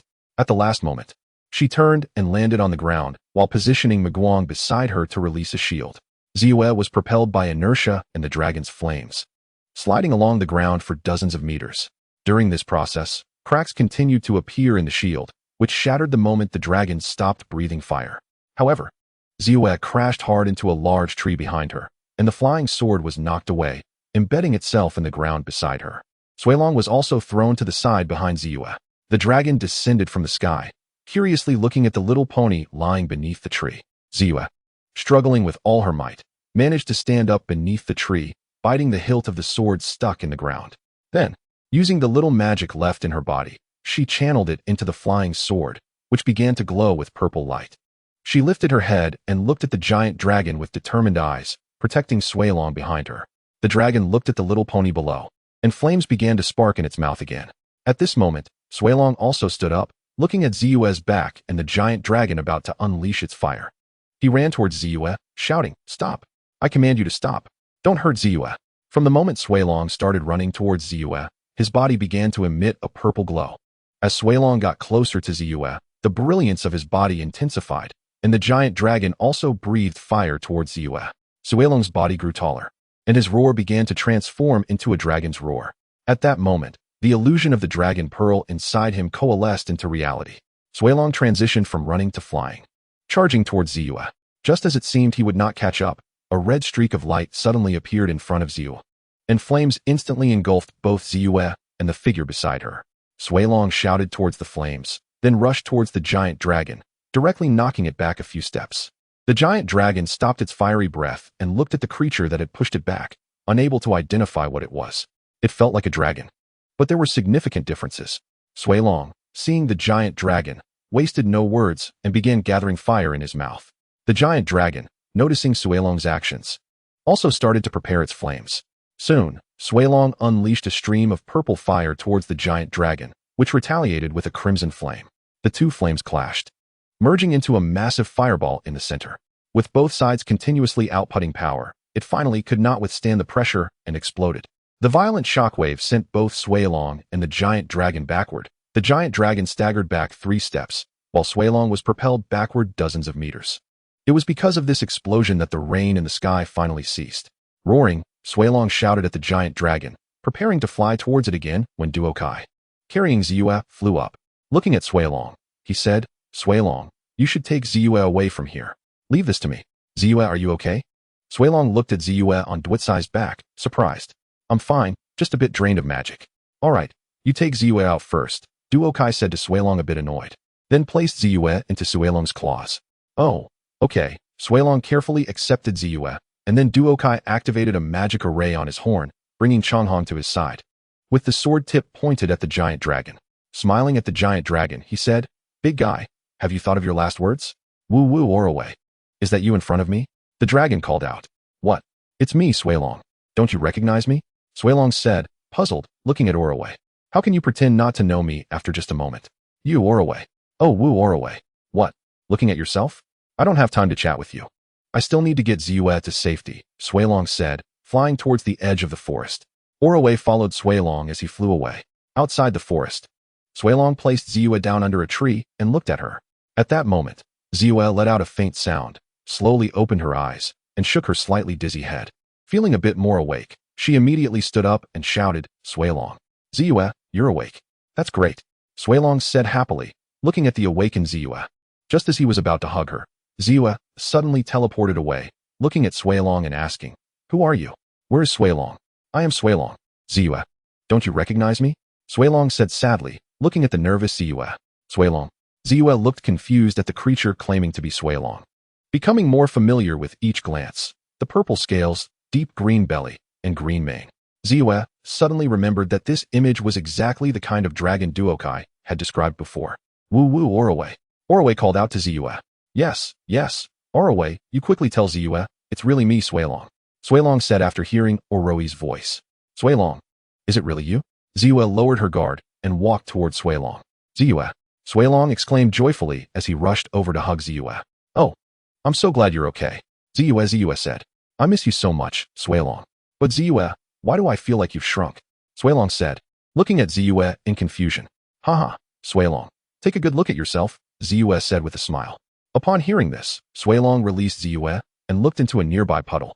Seeing his own reflection, antlers like a deer, head like a horse, eyes like a rabbit, neck like a snake, belly like a clam, scales like a fish, claws like an eagle, paws like a tiger, ears like a cow, and he had no wings. "This is me. I successfully transformed into a dragon," Suelong said happily, looking at his reflection in the lake. "Ziyue, look at me, am I handsome?" Suelong posed and asked Ziyue. "Haha, handsome, very handsome," Ziyue said with a smile at the Suelong before her. "Of course, I am the most handsome dragon," Suelong said naturally after hearing Oroway's words. "Suelong, you can understand what Oroway is saying?" Ziyue asked Suelong, who was speaking to Oroway. Yes, how come I can understand you now?" Suelong suddenly realized, looking at Oroway. "Woo, Oroway, I can really understand," Suelong exclaimed in surprise. At that moment, a red streak of light flew over and landed beside Ziyue, using magic to check Suelong's body. "Duokai, you came too," Ziyue said in surprise upon seeing Duokai. "What? If I hadn't come, you would probably be lying on the ground unable to get up now," Duokai said, looking at the somewhat shocked Ziyue and Suilong. Duokai knew about the previous events, but this time, the situation was a bit different from what he knew. The giant was genuinely a bit angry in the end. It's all my fault, Suilong said awkwardly, looking at Duokai, Ziyue, and Orowei. Then Suilong recounted the events in detail to Duokai, and Ziyue learned why Suilong had run away from home. Suilong, I am very disappointed, but you are my number one little helper, my friend, and my family. That will never change. It's just that sometimes I need help at night. And I can't let you stay up too late. You're still a dragon baby. You need more rest. The owl doesn't sleep at night. So I asked Orowei for help, not to replace you. Ziyue said gently, using her hooves to touch the green scales on Suilong's head, looking at Suilong, who had his head lowered. Nobody can ever replace you, Suilong, even if you get jealous and act foolishly. I'm really sorry, Ziyue. I shouldn't have been jealous, Suilong said, hugging Ziyue after hearing her words. I'm sorry too, Suilong. I should have been more understanding of you, Ziyue said to Suilong in an apologetic tone. In the end, Ziyue and Suilong apologized to each other, and to Orowei, now I know you didn't want to take my job. Please forgive me, Suilong said to Orowei, who was perched on the tree, feeling embarrassed. Oh, Orowei, I was wrong, Suilong said again, not understanding. Ziyue also curiously looked at Duokai. Ziyue and Suilong looked at Duokai in confusion. Moreover, due to Suilong's intense emotions at that time and the sufficient magic power within him, that state might only be usable this once. After that, to use it again, based on Suilong's situation, it might take a while. Duokai, seeing the curious expressions on Suilong and Ziyue, deliberately paused for a moment, cleared his throat, and said, Ahem, I don't know either. Don't look at me with those eyes. This situation isn't recorded in books. How would I know? Hey, don't leave, wait for me. Duokai looked at Suilong with a teasing glance, and started to carry Suilong home. Ziyue smiled and hurried after them. Aloei flew alongside Ziyue, while the dragon was currently healing in the cave. As for why it was healing, it was initially Suilong's fault. The giant dragon only intended to teach Suilong a lesson. And if it had malicious intent, it would no longer exist in this beautiful world. So, tomorrow, it would ask that big guy for compensation. It wasn't too much. It could just pick 2/5 from its pile of gems. As for why it was asking for compensation, who told it to hurt Ziyue in the end? The key was that it couldn't defeat Suilong. Humph. Chapter 48. A Return to the Starry Sky. Stars twinkled, the bright moon hung high.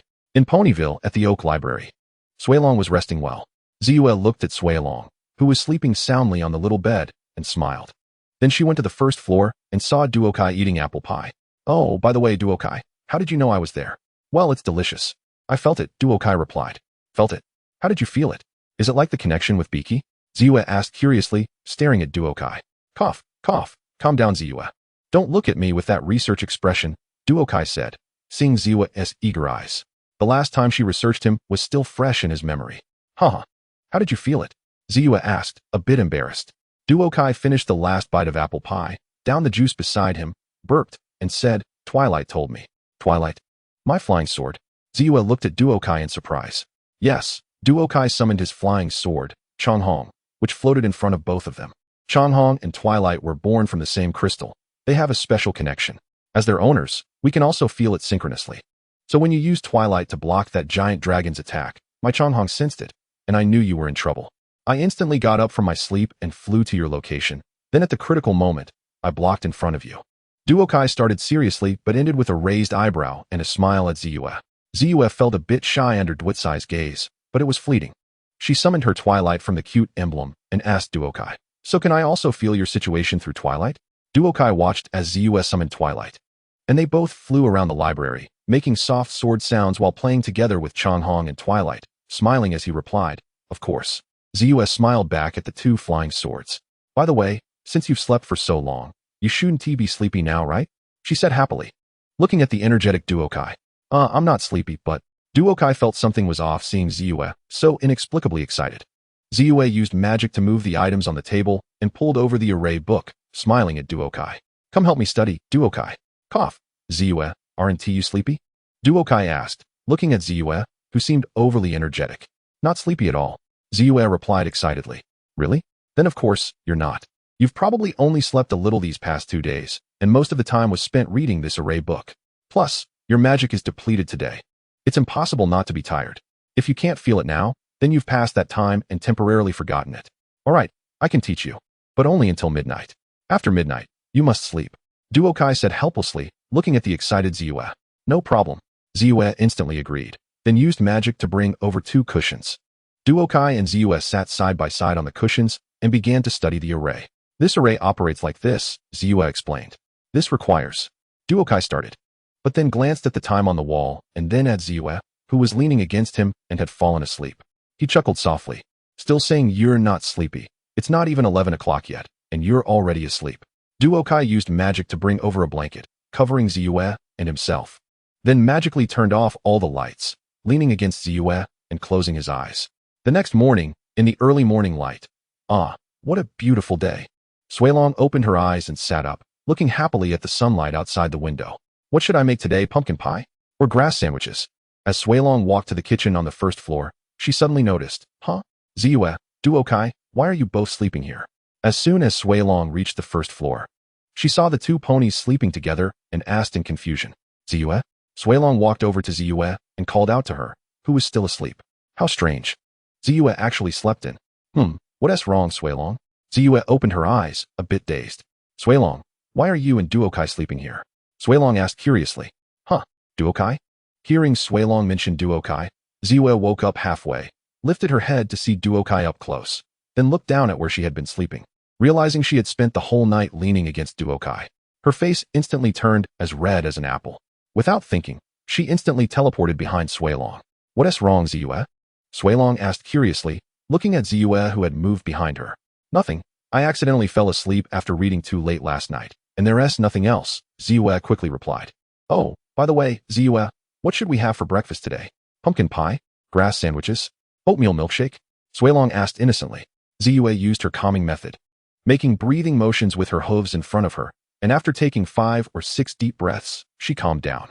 Let us have grass sandwiches, she said. Okay. I'll have it ready soon. Suilong saluted Ziyue and ran to the kitchen to cook. Ziyue smiled at the still sleeping Duokai, then moved the books and cushions aside, climbed back onto the cushion, and began reading, waiting for Suilong to finish the grass sandwiches before waking Duokai for breakfast. As for why Duokai was sleeping so soundly again, it was because he had been pulled back into that space. Let us push the time forward a little. Here, Duokai opened his eyes, looking at the familiar starry sky. Why am I back here again? What is going on this time? It seems like I can move freely here. Duokai looked at the colorful starry sky around him and instinctively took a step forward, unexpectedly walking out. Before, he could only float, but now he could actually walk. Great. An upgrade in treatment. Duokai watched the starlight flowing out from beside him, turned to look in the direction of the flowing starlight, and thought about these lights. Previously, he felt that each light point might represent a cute symbol, but he could only see the points of light and wasn't sure. However, the central position was the source of harmony, the 3 princesses, and his own cute symbol. Perhaps that was the case. In the vast, dark starry sky, only a few points of starlight flickered, seemingly more scattered as he moved in that direction. Where were these starlights drifting to? Did this space have an end? Or was it cyclical? Or where exactly was that place? Duokai looked at the limit of what he could see in the dark starry sky, where only a few starlights flickered. At this point, he suddenly thought of the concept of lifespan. Did these starlights represent the lifespans of the little ponies? When they stopped flickering, what did that mean? Why did he suddenly start thinking about this? It didn't seem like his colorful style at all. Besides, those starlights disappearing could also represent the birth of a little pony. Or, thinking bigger, those distant flickering starlights might be the little ponies beloved by fans in his original world, their beliefs transformed into starlight watching over My Little Pony. After all, he had crossed over twice. Such absurdities were possible. After all, friendship is magic. Duokai closed his eyes, took a deep breath, turned around, and looked at the glowing place not far away, walking over. Let's see what brought me here this time. Duokai, becoming colorful, had a meal. Duokai opened his eyes to see Ziyue in front of him, staring blankly for a moment. Duokai, you aren't still half asleep, are you? Ziyue looked at the dazed Duokai, amused by his silly expression, saying with a smile, Ziyue, I'll go wash my face and come right back. Duokai shook his head, regained his composure, stood up, and said to Ziyue, okay. What's up with Duokai? He seems distracted. Suilong approached with a grass sandwich and said to Ziyue, it's nothing. Duokai was half asleep. A wash will fix it, Ziyue replied as she rubbed Suilong's head with a smile. At this moment, Suilong exhaled a flame, which transformed into a scroll that fell to the ground. It's a letter from Princess Cosmos. Suilong, quickly see what it says, Ziyue said, looking at the scroll on the ground. Suelong placed the grass sandwich on the table, picked up the scroll, and said, "Ahem, dear Ziyue, I will come to Ponyville tomorrow. I look forward to hearing about your recent insights on friendship in person. From Princess Cosmos." "Wow, Suelong, Princess Cosmos is coming to Ponyville tomorrow," Ziyue exclaimed excitedly. Circling around Suelong. "What's up, Ziyue? Why are you so excited?" "Duokai, just coming out of the washroom," asked the excited Ziyue. "Do you know Duokai? Princess Cosmos is coming to Ponyville tomorrow," Ziyue said excitedly, running up to Duokai. "Princess Cosmos is coming? That's definitely good news." Duokai understood why Ziyue was so excited. "Alright, stop jumping around.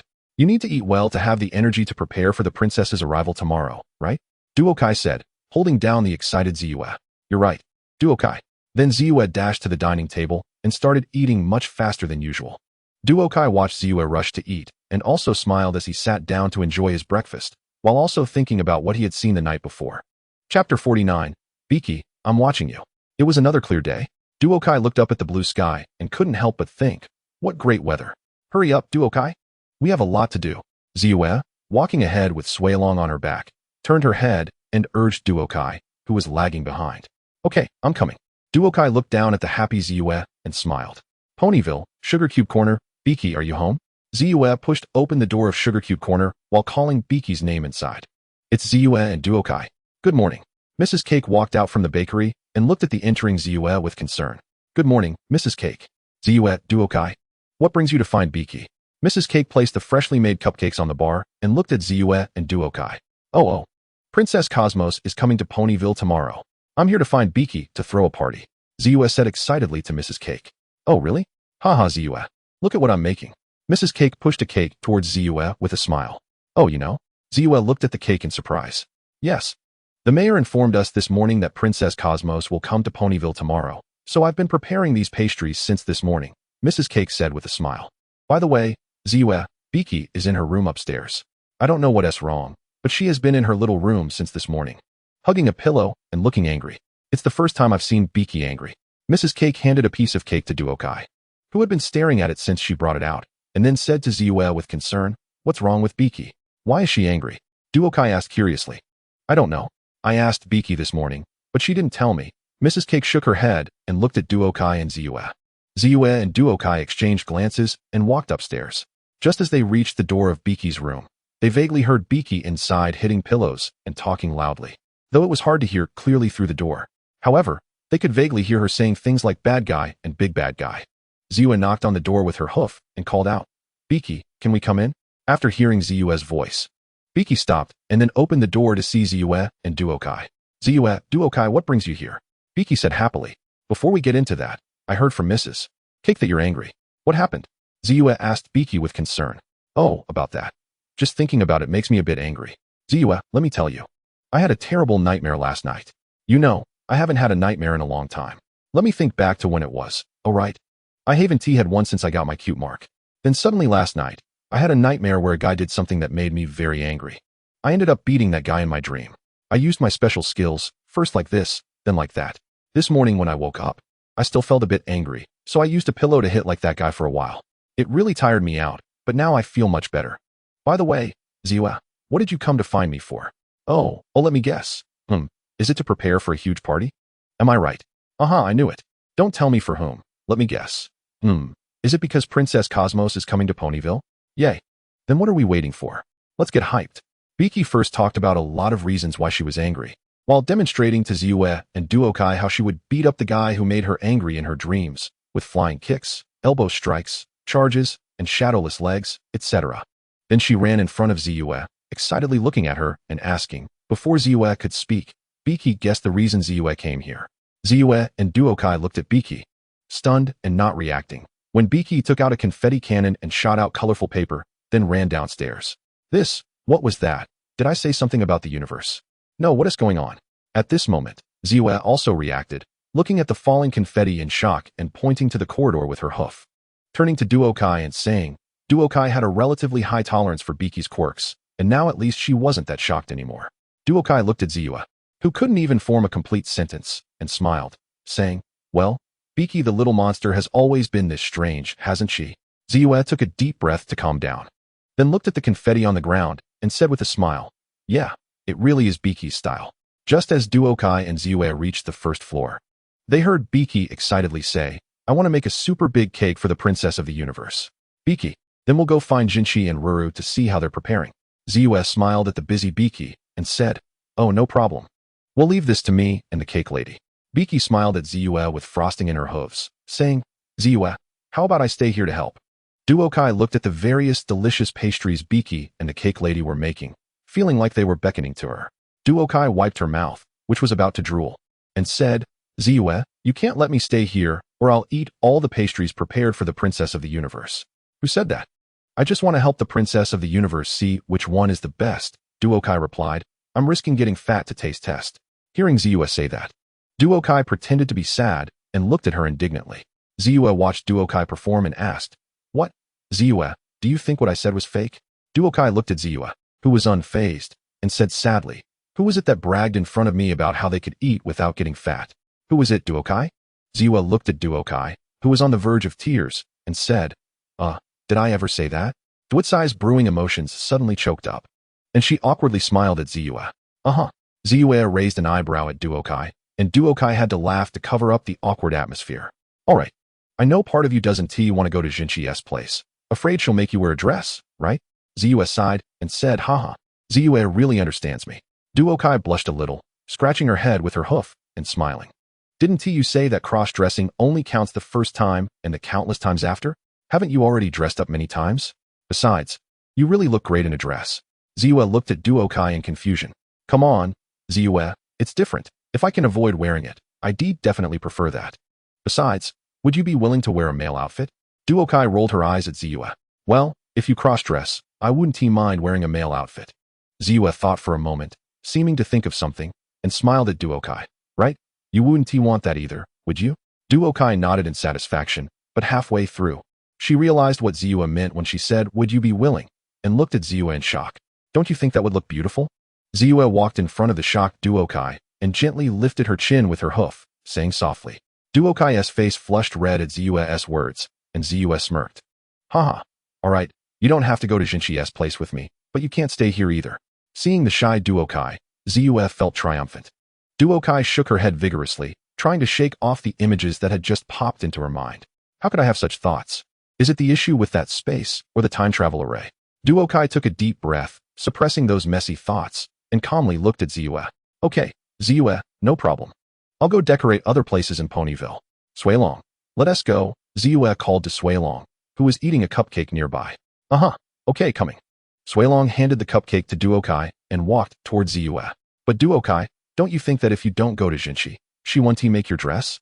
Ziyue turned around at the door, looking at Duokai with a smile. Duokai was stunned, looking at Ziyue, who had just turned around with half-closed eyes and an enchanting smile. That expression from Ziyue just now was super cool. Wait, what did Ziyue just say? Duokai then reacted, surprised. Oh, Ziyue just said that whether you go or not, Jinshi will still make you a magical dress. Biki, stirring the flour with a mixer, said to Duokai. Duokai looked at Biki helplessly. What's wrong? Biki looked at Duokai in confusion. Duokai magically picked up a cupcake that Suilong had handed her and took a big bite, helplessly saying to Biki, I'm going to decorate Ponyville now. Goodbye, Biki. Oh, okay. See you tomorrow, Duokai. Biki happily waved her hoof at Duokai. After Duokai went outside, she saw many ponies starting to prepare decorations to welcome the princess of the universe and went over to see where she could help, starting the decorations together. Chapter 50, Welcome Party for the Princess. As evening approached, the sun slowly set and the moon gradually rose. There's not much food, but it's delicious.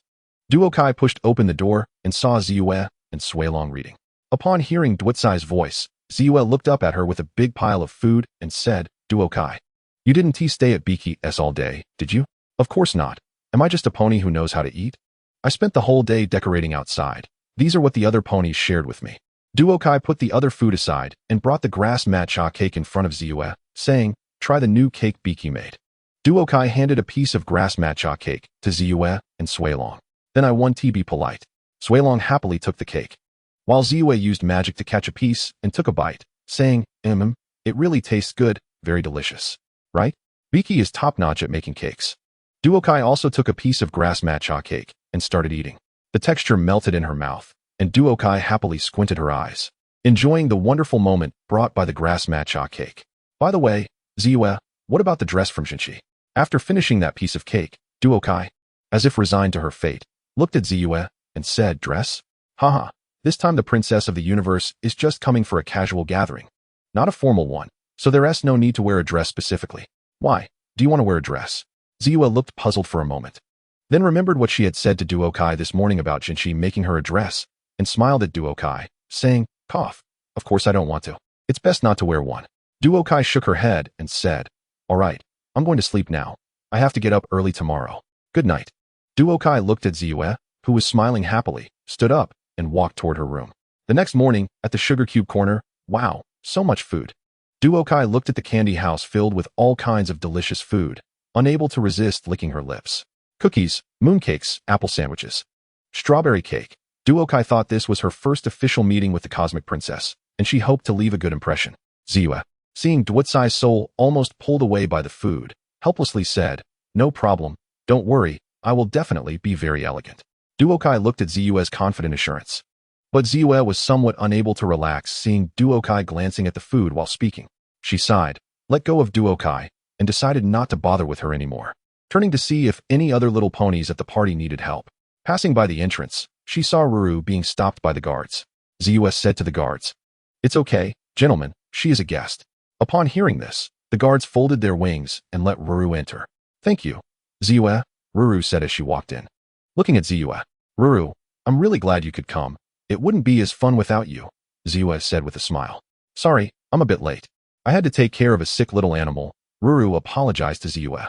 Speaking of taking care of little animals often, the Cosmic Princess would definitely like that.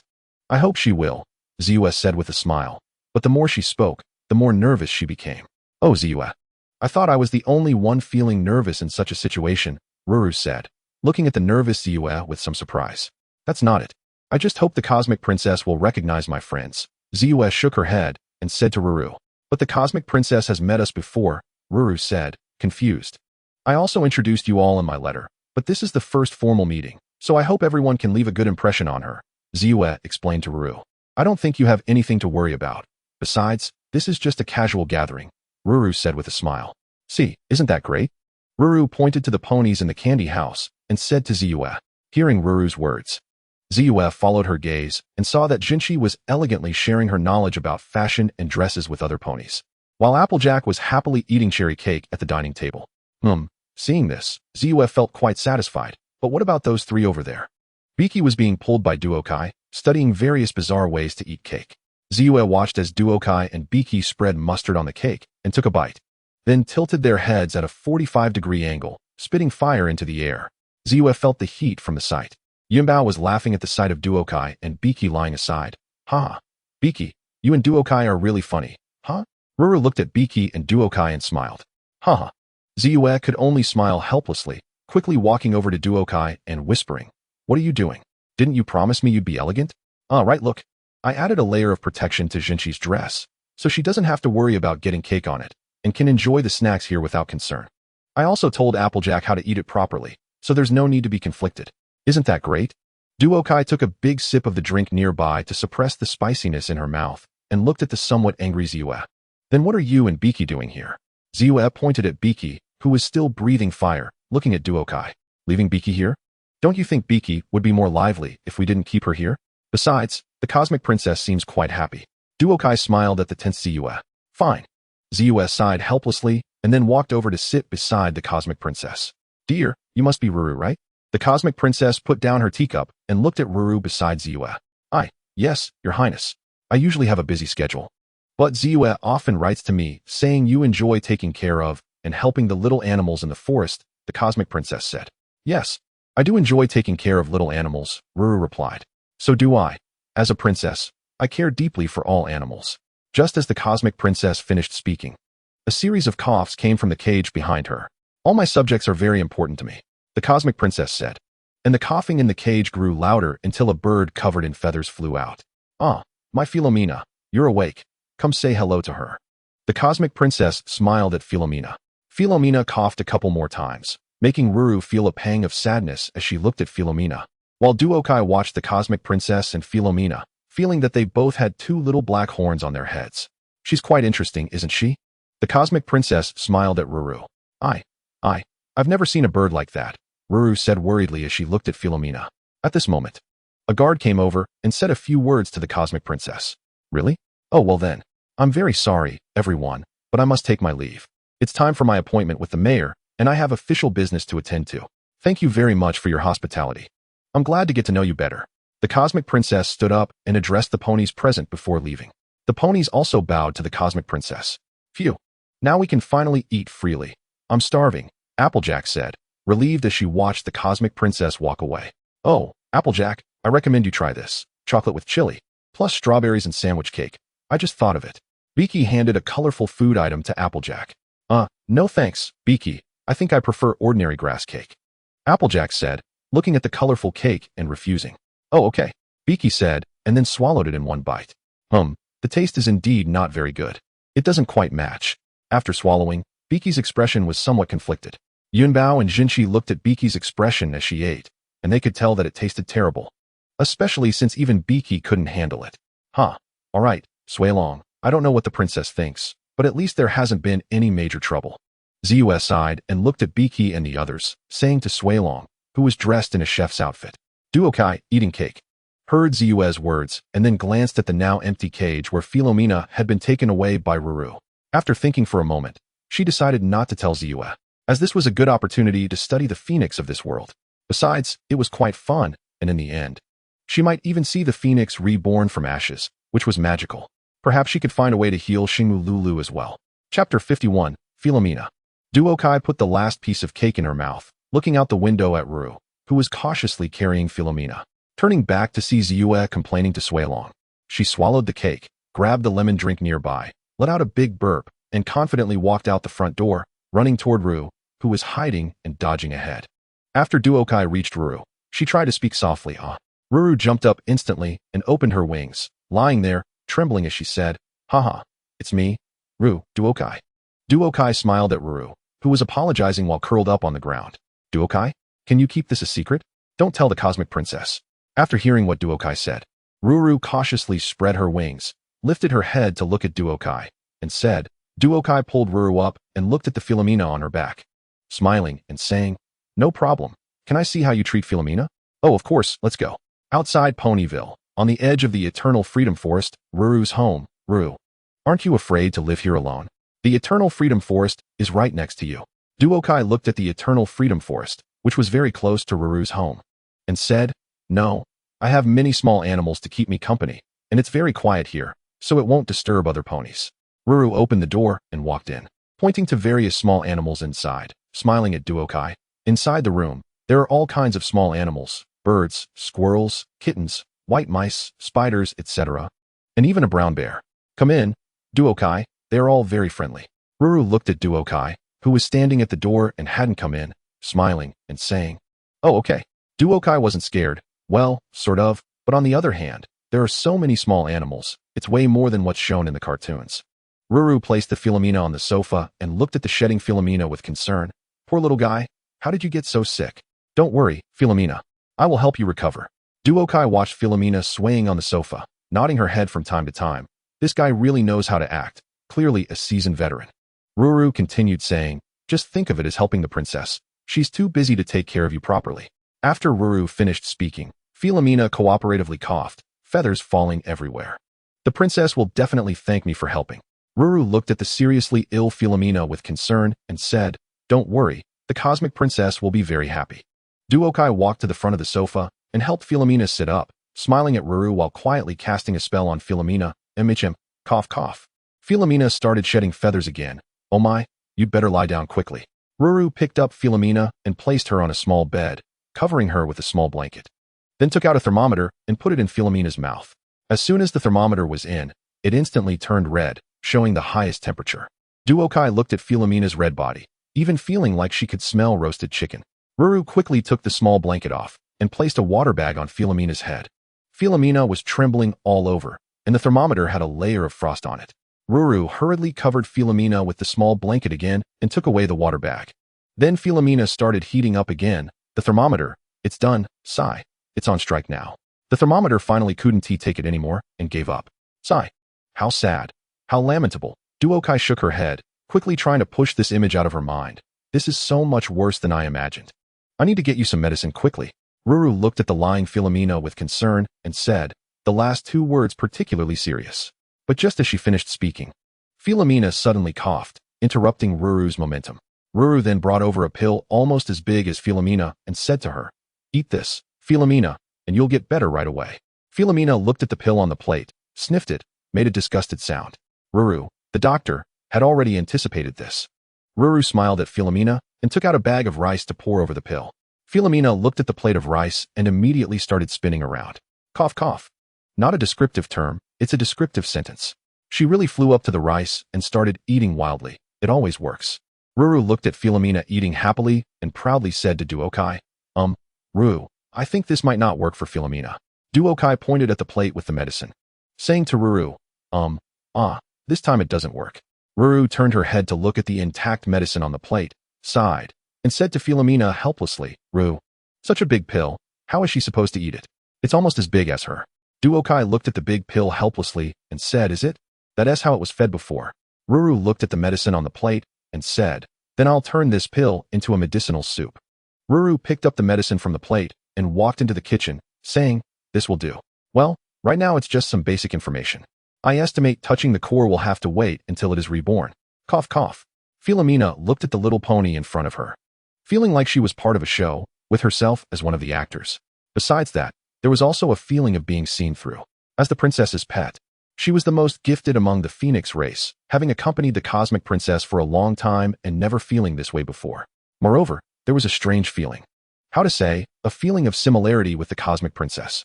The key was that he was a stallion, which felt a bit off. She needed to pay attention to this little pony. Both sides were sizing each other up. But if Duokai knew that Philomena sensed his abnormality, especially that hint of similarity with the cosmic princess, he would definitely be shocked. After all, from what Duokai had seen in the show, phoenixes were far inferior to dragons. At least dragons could be said to be an intelligent race, while the phoenix race only demonstrated a higher spirituality without showing traits of an intelligent race. Duokai used to think it was a characteristic of this world that dragons and phoenixes were not on the same level, with phoenixes below dragons and the rest above unhatched intelligent races. If one were to say what the next intelligent race would be, it should unavoidably be the phoenix race. Nothing heals better than a hot soup.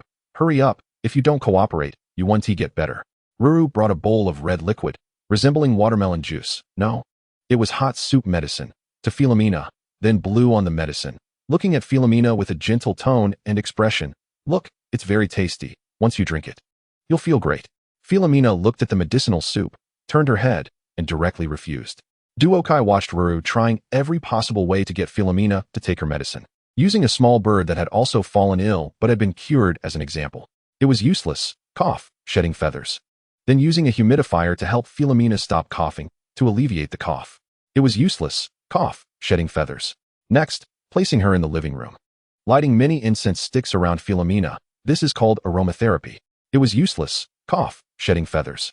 A warm water bath. Philomena absorbed all the hot water like a sponge, turning into an extremely chubby creature. It was useless. Cough, shedding feathers. Applying ointment. Just after applying it, she instantly started breaking out in spots all over. It was useless. Shedding feathers. Surgical knife, surgical tape, feathers. Ruru, wearing a surgical reflective mirror, sweating profusely, said to Duokai, while Duokai handed the tools Ruru mentioned to her. Angel stood on Ruru's head, occasionally wiping the sweat off Ruru's forehead with a towel. Cough, cough. Philomena also coughed at the right time. Oh, Philomena. I thought it would be easy to cure you, but I've tried everything. Look at you. You've gotten even worse. Ruru picked up Philomena worriedly and said, just then, Ruru seemed to hear something and pulled Duokai to hide behind the door.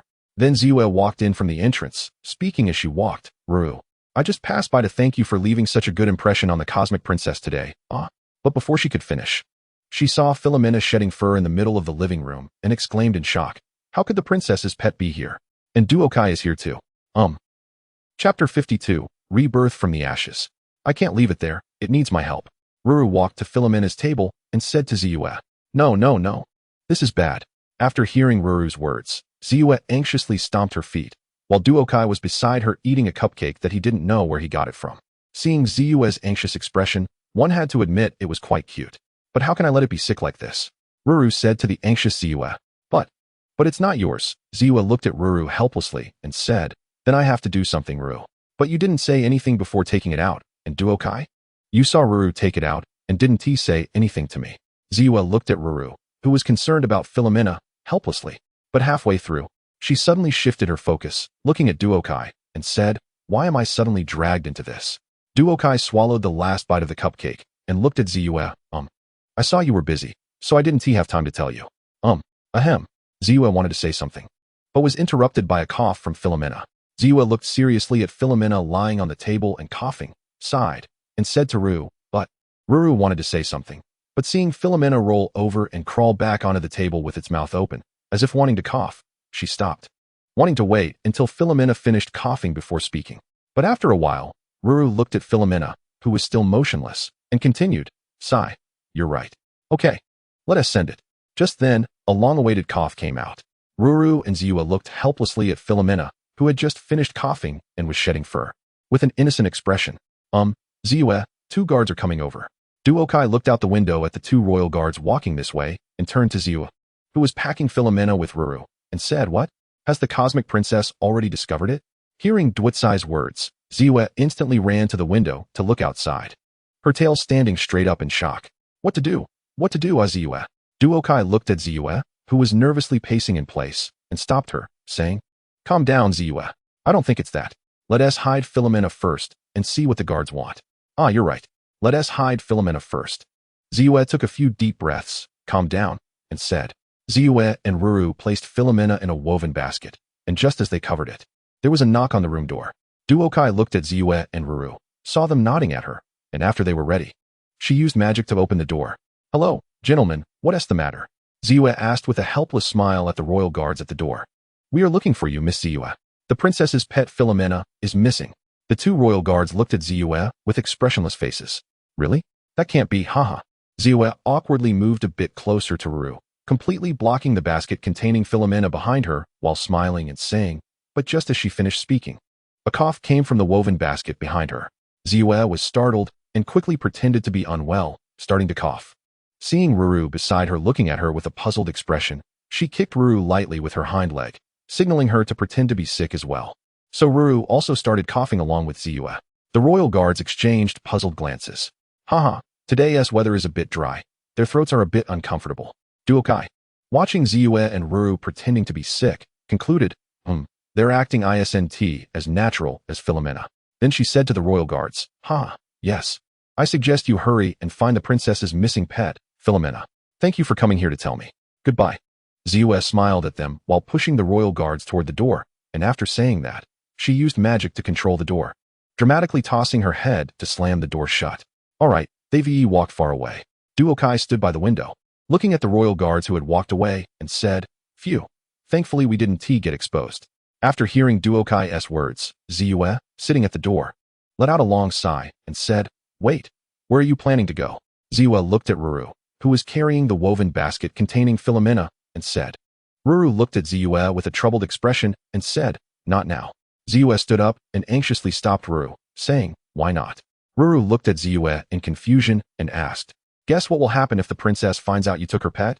Ziwa looked at Ruru fearfully and said, do you think the cosmic princess would really do that? Ruru looked at what Ziwa was saying and questioned, I don't think the cosmic princess would. Duokai took the woven basket off Ruru and said, Ziwa, you can't just say that. Ziwa glared at the interrupting Duokai and said, well, although these things might not happen, would you be willing to take that risk? The only thing I care about is whether the poor little Philomena can get better. Ruru took Philomena out of the woven basket and said, and Philomena cooperatively let out a cough. You're so kind-hearted. If you exile me, I'll write to you. Unless I'm exiled to a place without a post office, then you can write to me, okay? Ziwa looked at Ruru holding Philomena, somewhat annoyed, and said, don't worry, Ziwa, I will go accompany you. Duokai looked at the pessimistic Ziwa and laughed loudly. Come on, Ziwa, just help me get Philomena treated, and we'll return it to the princess. Then everything will be fine. Ruru raised Philomena towards Ziwa and asked, did you give Philomena some medicine, Ziwa? I tried, but she wouldn't eat, Ruru. Then you have to force her to eat. You can't always be so weak, Ruru. You need to let the patient know who's in charge and make her obedient.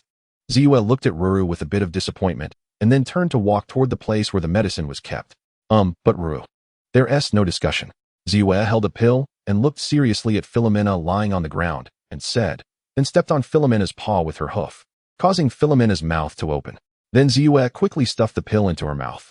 After doing all this, Ziyue turned to Ruru and said, done. Good. What else? There's also the fact that she keeps pulling out her feathers, not to mention those that fall off when she coughs. Ruru looked at Ziyue and said. Upon hearing Ruru's words, Ziyue directly brought a horn headpiece for Philomena, and that was it. Ruru, seeing Philomena on the ground struggling to get rid of the horn headpiece on her neck, said with sympathy, it seems she doesn't like it very much. This is for her own good. You want her to get better, right? Ziyue looked at Ruru seriously and said, of course, but Ruru. Ziyue interrupted Ruru, who was about to speak, and said loudly, she needs to rest now, Ruru. Ziyue stopped Philomena, who was still running around trying to get rid of the horn headpiece, and smiled. Look where you're running. Duokai watched as Ziyue forcefully locked Philomena in a cage. Wondering if Ziyue was acting a bit different today, a bit forceful. It might be because the Cosmic Princess is officially visiting Ponyville for the first time, making Ziyue a bit overly nervous. A good sleep will fix it, but let's not think about that for now. Philomena will probably escape in a while. Duokai sensed the information coming from the formation and had a general idea about Philomena's information, but it didn't contain what Duokai wanted. It seemed they would have to wait for Philomena to be reborn to observe it. However, the formation on Philomena would probably become ineffective by then, turning to ashes before her rebirth. Maybe I should cast a wide-range spell then? Not very appropriate, Duokai thought while watching Ziyue feeding soup to Philomena, pondering how to obtain information later. After all, this scene of a phoenix being reborn was quite rare. How to handle it then? Head spinning. Seems like I need to use my brain more. Ziyue, seeing Duokai lost in thought, shook her a couple of times and anxiously shouted, then chased outside. Has she already run off? Oh, okay. Sigh, I guess I'll think while chasing. Duokai said helplessly, then hurried after Ziyue. By the Ponyville fountain. Ziyue lifted Jinchi and looked down, saying sorry. Put me down, Jinchi said helplessly. What are you all doing? Applejack looked at the anxious Ziyue and Ruru in confusion. As for why Duokai wasn't speaking, she was calmly standing aside, not getting involved. Sorry, we need to find Ruru's pet bird, Philomena. Ruru hadn't finished speaking when she was interrupted by a voice from the royal guard behind her. Everyone followed the gaze of the royal guard to the top of the statue in the fountain, where Philomena, now completely bare, was fitting the scene perfectly by coughing several times. Philomena, come down quickly. You'll get hurt like this. Ruru shouted worriedly at Philomena, who was staring at the last feather on her body. As the last feather fell, she began her final performance, coughing twice, spinning around twice, then lying back with her tongue out, motionless. Just as Ruru was preparing to show a sad expression, Philomena suddenly got up again and this time fell downwards. I'll catch you, Ruru exclaimed as she rushed to catch the falling Philomena, and Duokai, who had been prepared for a long time, also ran over, even faster than Ruru. At the moment Philomena caught fire, Duokai extended a hoof, and a formation appeared on it, catching Philomena steadily before descending to the ground. As soon as they landed, Ruru ran over. Duokai lowered her head and held the formation in front of Ruru. When Ruru and Ziyue saw the pile of ashes on the glowing formation, they exclaimed, Ruru looked at the pile of ashes, tears already welling up in her eyes. The Cosmic Princess approached at this moment and inquired, while Ziyue and the others bowed their heads to salute her. Princess Ziyue, Your Highness, something terrible has happened, Ziyue said, bowing her head in a remorseful posture. It's all my fault, Ruru. Duokai watched Ziyue and Ruru struggling to admit their mistakes and thought about whether to interrupt them. After some thought, she brought the formation to the Cosmic Princess and said, Sorry, Your Highness. After saying this, Duokai handed the ashes from the formation to the Cosmic Princess. The Cosmic Princess looked expressionless at the 3 little ponies in front of her. I'm sorry, Cosmic Princess. It's my fault for taking this little one away that it ended up like this. I just wanted to help her and then return her to you, really. Ruru said seriously as she approached the Cosmic Princess. If you want to exile me and lock me up in a dungeon in the place of my exile, then I deserve it. The Cosmic Princess looked at Ruru, then glanced at the ashes in Duotsai's possession, lowered her head to look at Philomena's ashes, revealing a sad expression. However, she didn't hold it for 3 seconds before smiling at Philomena's ashes and saying, Stop joking around. Philomena, you've scared everyone. Then, the ashes of Philomena began to rise, gathering in midair. Nearby, Pinkie and the others were also surprised by this scene. With a bright bird's call, Philomena transformed into a fiery red and orange phoenix. I don't understand. What is this? What's wrong with Philomena? Ruru asked as she walked over to Philomena, who had landed on the Cosmic Princess's lap. This is Philomena. Just as I said, she's quite interesting. This is normal for a phoenix, right, Philomena? The cosmic princess smiled at Ruru and then looked at Philomena, who chirped in agreement. She is a phoenix. Ruru exclaimed. A phoenix is a beautiful and magical bird. They are mostly healthy and happy, but sometimes they will be reborn, shedding all their feathers and transforming into flames. The cosmic princess smiled at Ruru while watching the phoenix flying in the sky.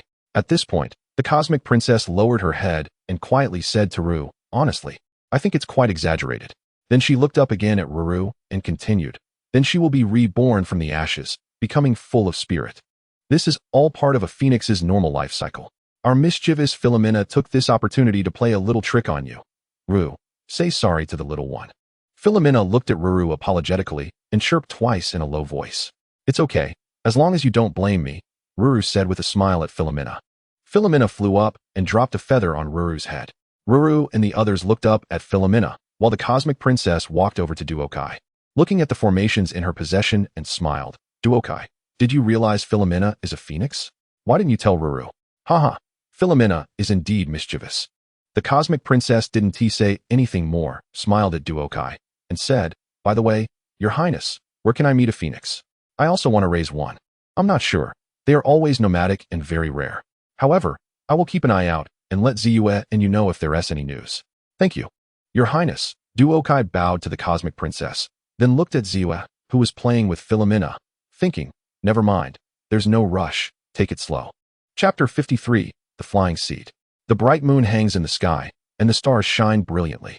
In Ponyville at the Oak Library, Multicolored has cleared a space in the room and set up a complex verification formation.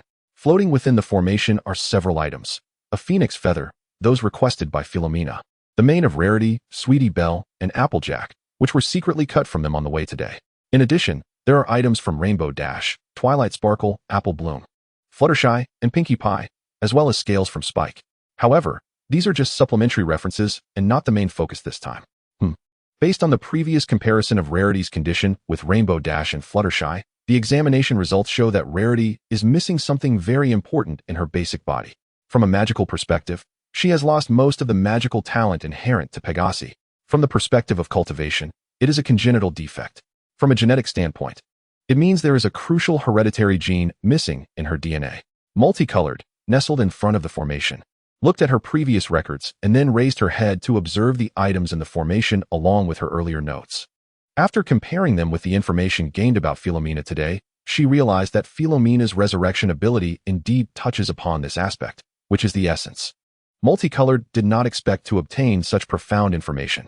Although it is only a small part, her intuition tells her that there is something she needs here, a potential cure for Rarity. However, Multicolored does not know which items are useful, which are not, or even which might be harmful to ponies. It's so frustrating. I was just an ordinary person in my last life, and I only read some popular science knowledge about genetics. In my previous life, I mostly focused on formations. I did look at other content, but it was just superficial. Moreover, that was a world of cultivation. Those with related issues either didn't have the ability to address them directly or were able to resolve them immediately. Rarity's issue is indeed beyond my scope. Multicolored covered her head with a hoof, lay on the ground, and helplessly complained. She began to roll from left to right in the room, then back from right to left. Accidentally, her hind hoof bumped against a nearby bookshelf, and she instantly hugged her hoof. Ow, that hurts. It really hurts. It felt, how to say, like bumping into a little toe, about the same feeling. Twilight Sparkle, in her own room, was quietly reading a book, preparing to go to sleep.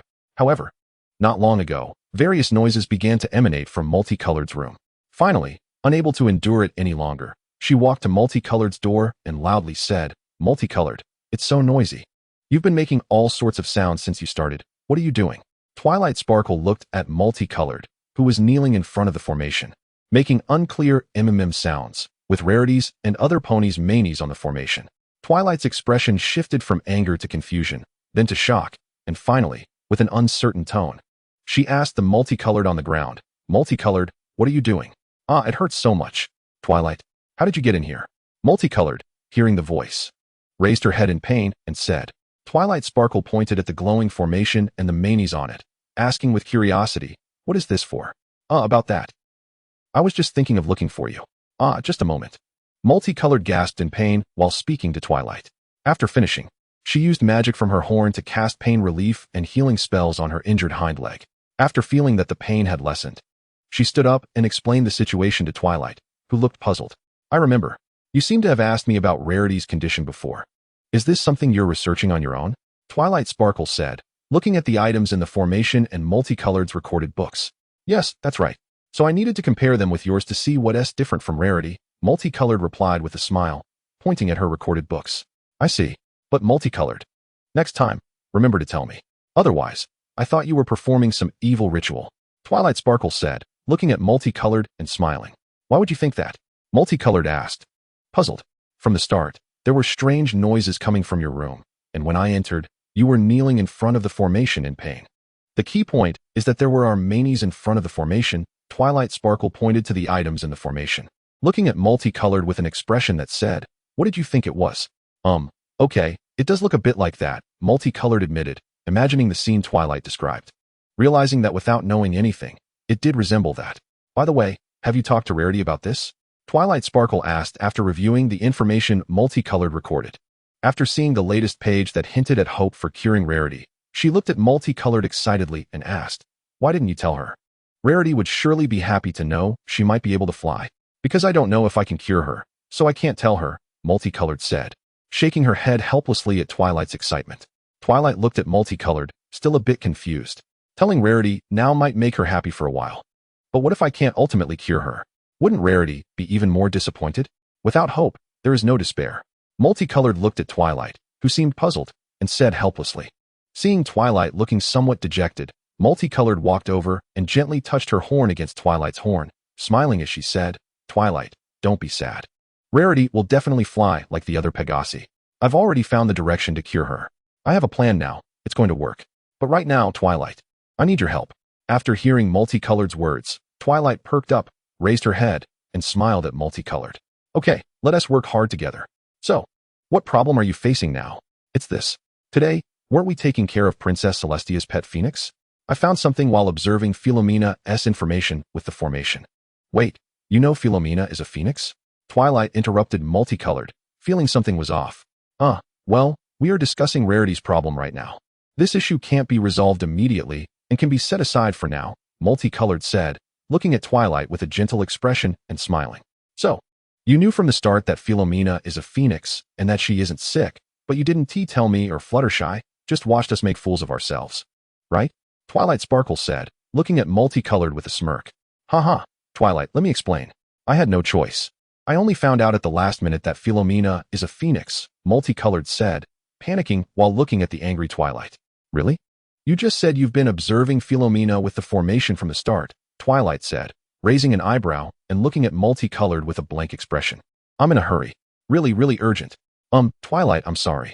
I was wrong, Multicolored said, intending to explain but finally just apologized to Twilight. Twilight looked at Multicolored expressionlessly, initially thinking of ignoring her for 2 days, but circumstances had their reasons. She took a deep breath and sighed, saying, all right, Multicolored. Considering you're doing this for Rarity, I won't hold it against you. Really? You're the best, Twilight. Multicolored exclaimed. Duokai raised his head in surprise and said to Ziyue, Duokai, I remember you promised to unconditionally agree to 3 things for me, right? Ziyue suddenly recalled that Duokai had mentioned giving her 3 unconditional promises. Yes, Ziyue, do you want to discuss the first thing? What is it? No, it's just such an important agreement. I just wanted to confirm, Ziyue smiled and said to Duokai. All right, let's talk about it. What are you stuck on? Ziyue used magic to bring over the book that Duokai was recording in and looked at him, saying, okay, let me teach you how to obtain the corresponding information from this formation. It's very simple, you just need to do this. After Duokai explained the formation to Ziyue, he began discussing the content of the book directly with her. Oh, I see. I have seen this knowledge in the Cantrelot library. I know a bit about it. Tomorrow, I'll talk to the Cosmic Princess and see if we can get those books delivered. After hearing what Duokai said, Ziyue realized it involved knowledge related to the magic essence of the ponies and helplessly said, there's no rush. This isn't something that can be completed overnight. Ziyue, please tell me what you know. Upon hearing Ziyue's words, Duokai felt relieved that there was related knowledge here that made things much easier. If there hadn't been any relevant knowledge and they had to start from scratch, they would have to find the Cosmic Princess to look for information in the parallel universe of Ponyland, which was a technology-dominated world and should have knowledge related to genetics. Duokai quickly pushed aside his miscellaneous thoughts and began to listen seriously as Ziyue explained some related knowledge. Chapter 54, Celebration Preparation. The weather was clear, with a sky of endless blue. Duokai, hurry up and get out of bed. Don't sleep in. Tonight is the Galloping Gallop celebration, so get up. We need to gather at Jinshi's house now. Ziyue knocked on Duotsai's bedroom door with her hoof, excitedly shouting. Hearing no response from the quiet room, Ziyue rolled her eyes in frustration and used magic to teleport directly into Duotsai's room. She walked over to where Duokai was lying in bed, using a pillow to cover his head, and pulled the pillow away, loudly shouting at him. Duokai, get up. The sound was so loud that some leaves fell from outside. Haha, okay, stop shouting. I'm up, Duokai yawned, looking at Ziyue with a sleepy expression. Tonight is the Galloping Gallop celebration. How can you sleep? Ziyue said excitedly as Duokai stood up. Oh, it's because I've been researching the issues with Xingmu Lulu these past few days and completely forgot about the crystal figurines I needed to make for the Cosmic Princess and the Moon Princess. I worked all night to finish them, and I just fell asleep when you called me up. Duokai yawned again, looking lethargic. He really didn't want to go. It was a big occasion with all kinds of delicious food and drinks, but he had to wear a fancy dress, which he didn't want to do. All right, I know you've worked hard. Let me give you a massage. Does that help? Ziyue said, walking over to Duokai and smiling as she began to massage his back. That's nice. It feels better.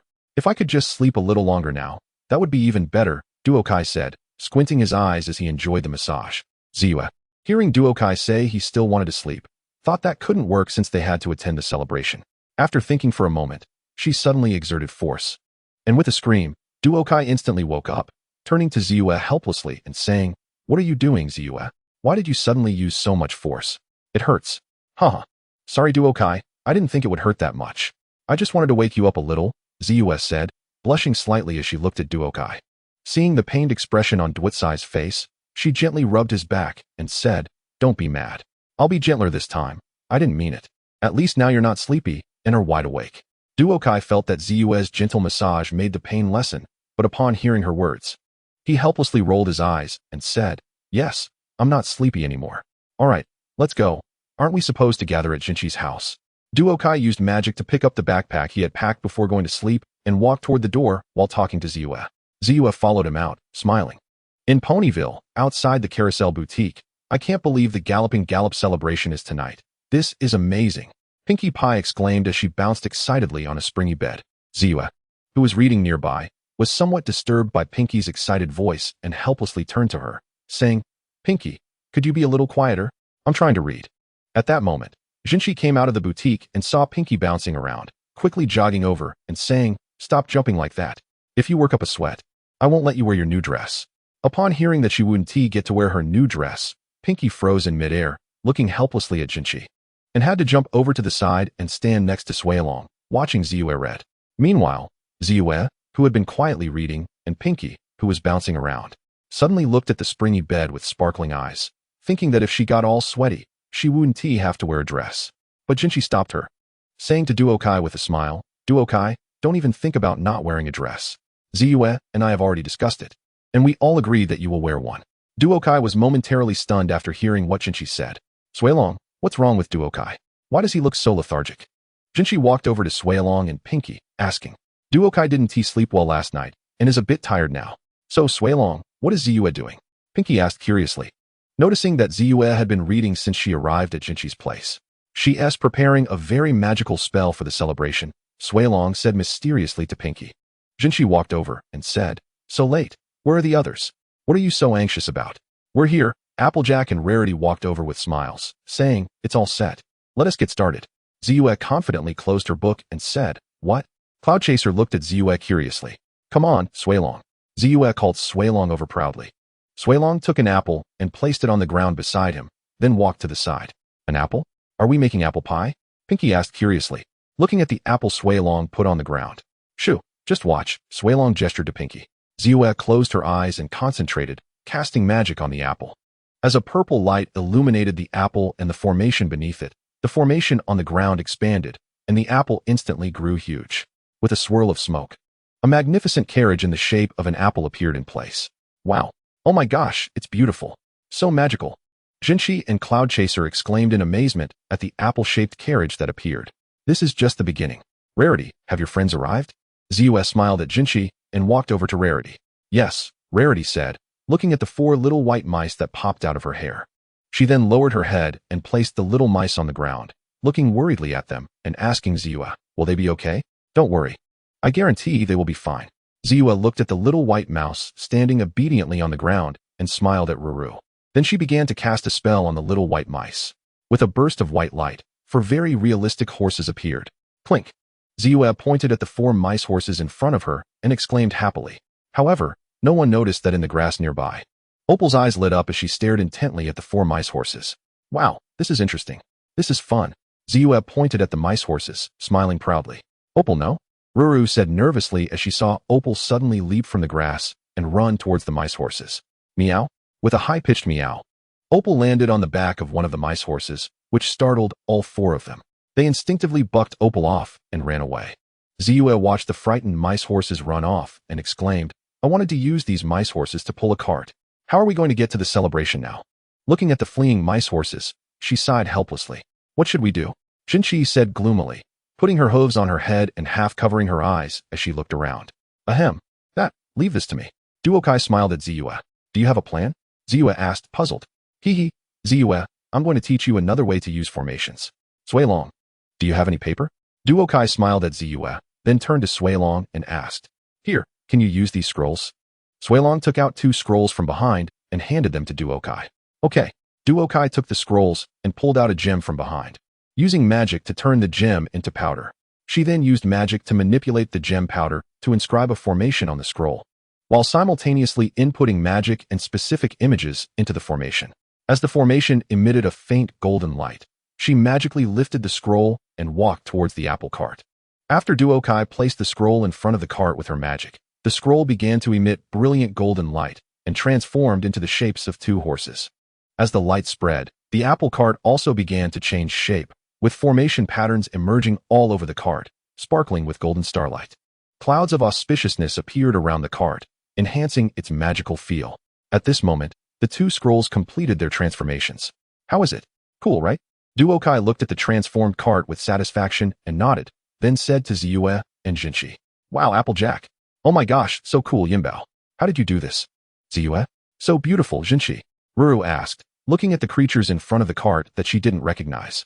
This is a dragon horse. A creature with some characteristics of both dragons and ponies. Duokai said after hearing Ruru's question, pointing to the front of the cart. It has a dragon's head and tail.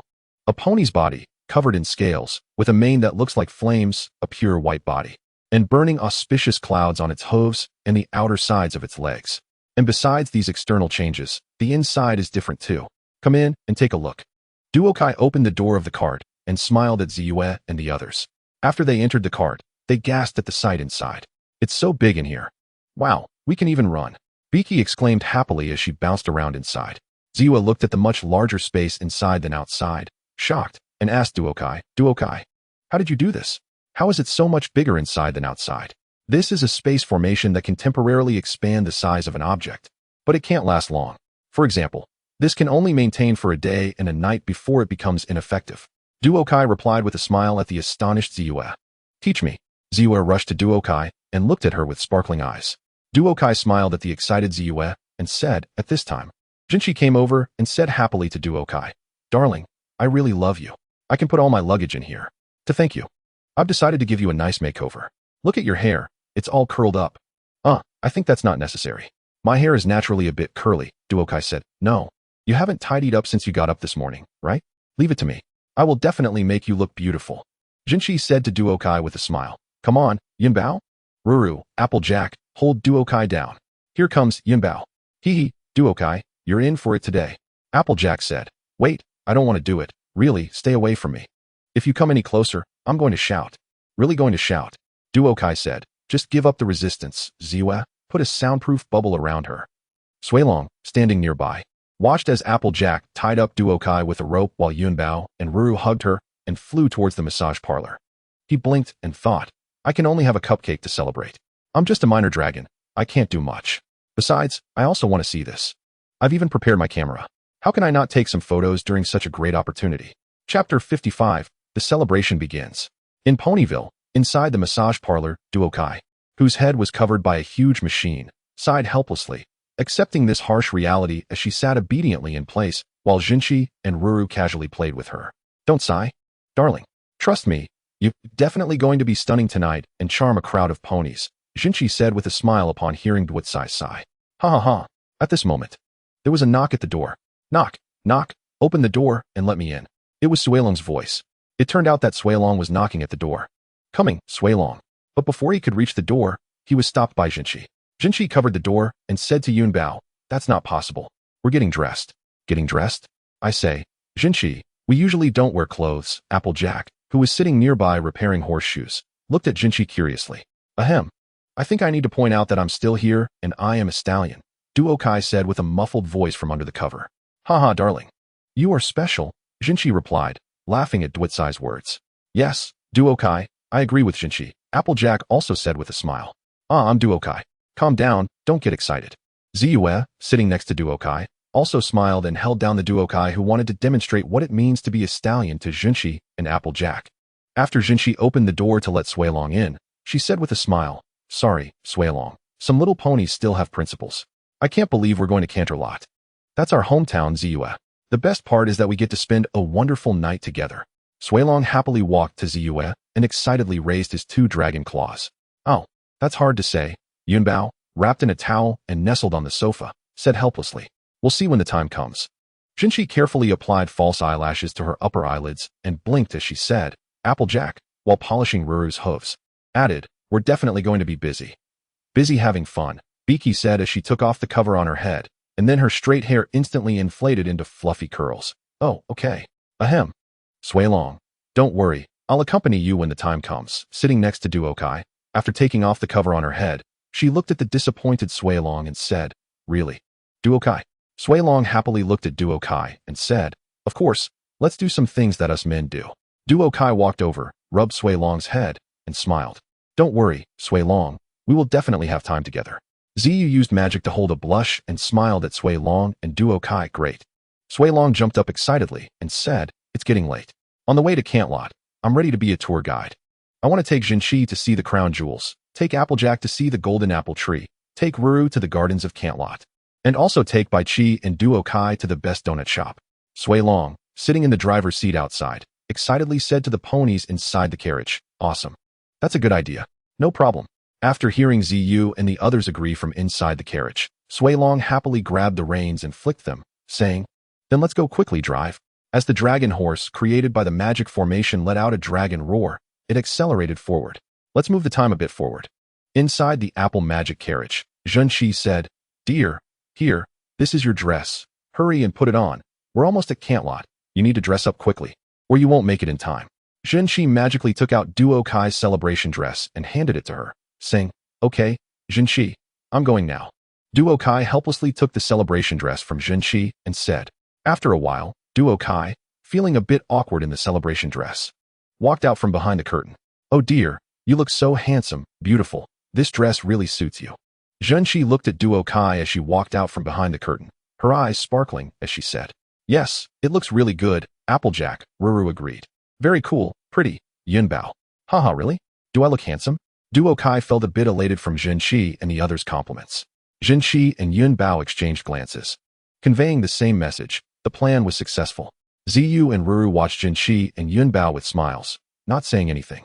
Jinchi looked at Duokai, who was admiring herself in the mirror while wearing the dress, and pondered a question, should I add a headpiece for Duokai? Ziyu Ruru. What do you think about adding a headpiece for Duokai? Would it be better? Jinchi walked over to Ziyu and Ruru, looking at Duokai's empty head.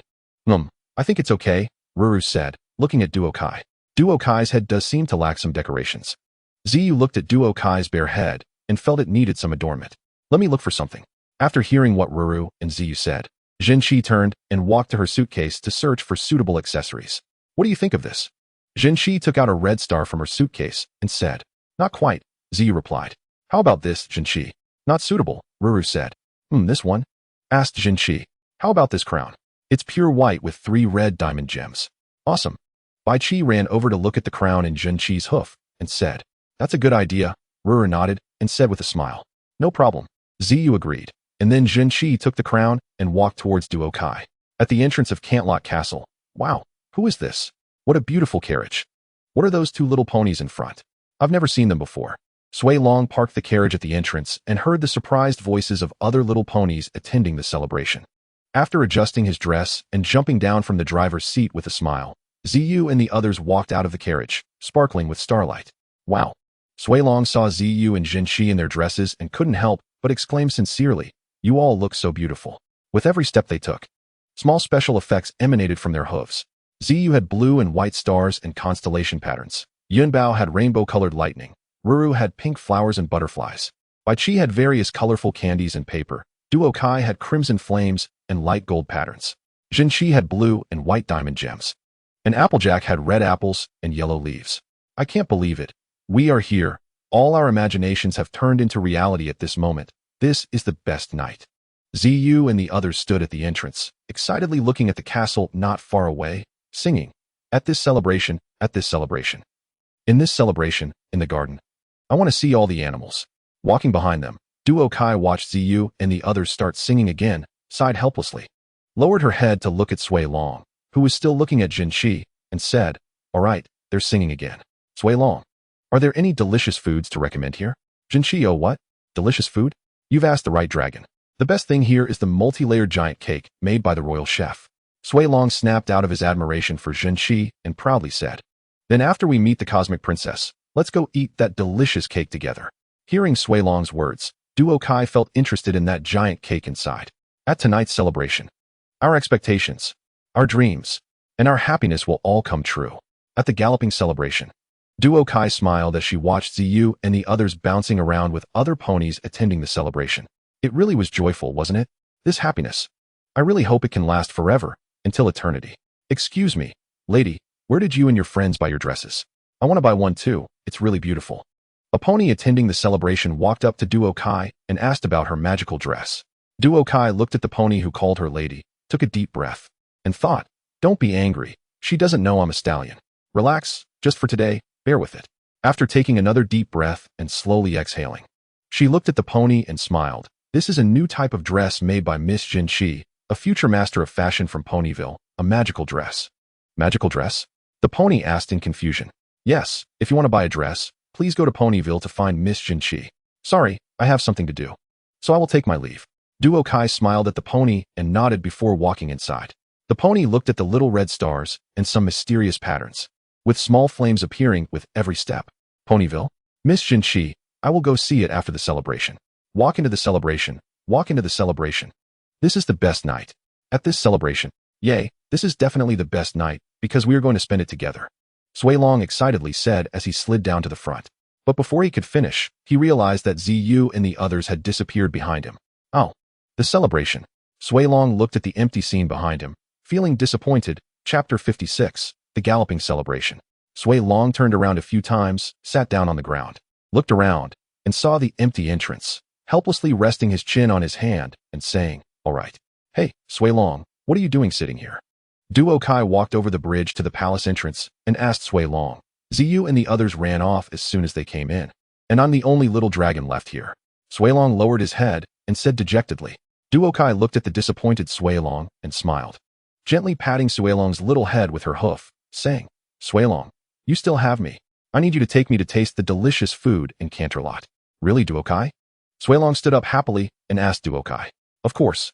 With so much food at the celebration, I can't try it all by myself. So I definitely need a tour guide to help me introduce it, Duo Kai said to the delighted Sui Long. Great. Then let's go. I can tell you, I am a food expert in Canterlot, and I will make sure you get to eat the best food. Sui Long proudly patted his chest with his paw and said to Duo Kai, I believe in you, Sui Long, but we need to meet Princess Celestia first. Duo Kai pulled Sui Long, who was walking to the side, and said, Meet Princess Celestia?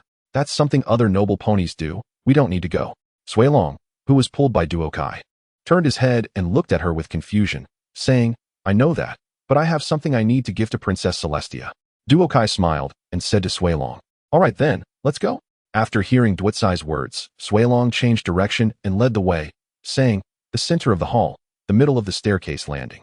Ziyu ran all the way to where Princess Celestia was standing on the staircase landing and smiled, saying, Hello, Princess Celestia. Ziyu, I'm so happy to see my lovely top student. I'm also very happy to be here. I have so many things to tell you. Ziyue looked at Princess Celestia with a somewhat spoiled tone and said, I hope you can stay by my side all night. We have so much time to chat.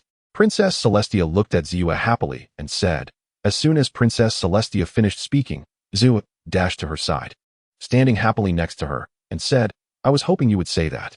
Princess Celestia gently looked at the delighted Ziyue and smiled. Suilong brought Duokai to the back of a pony in a dress, turned around, and pointed ahead, saying, Here we are, but we need to wait a bit. Duokai looked at Suilong with some confusion, and Suilong smiled and explained, There are quite a few ponies waiting to see Princess Celestia, so we need to queue for a while.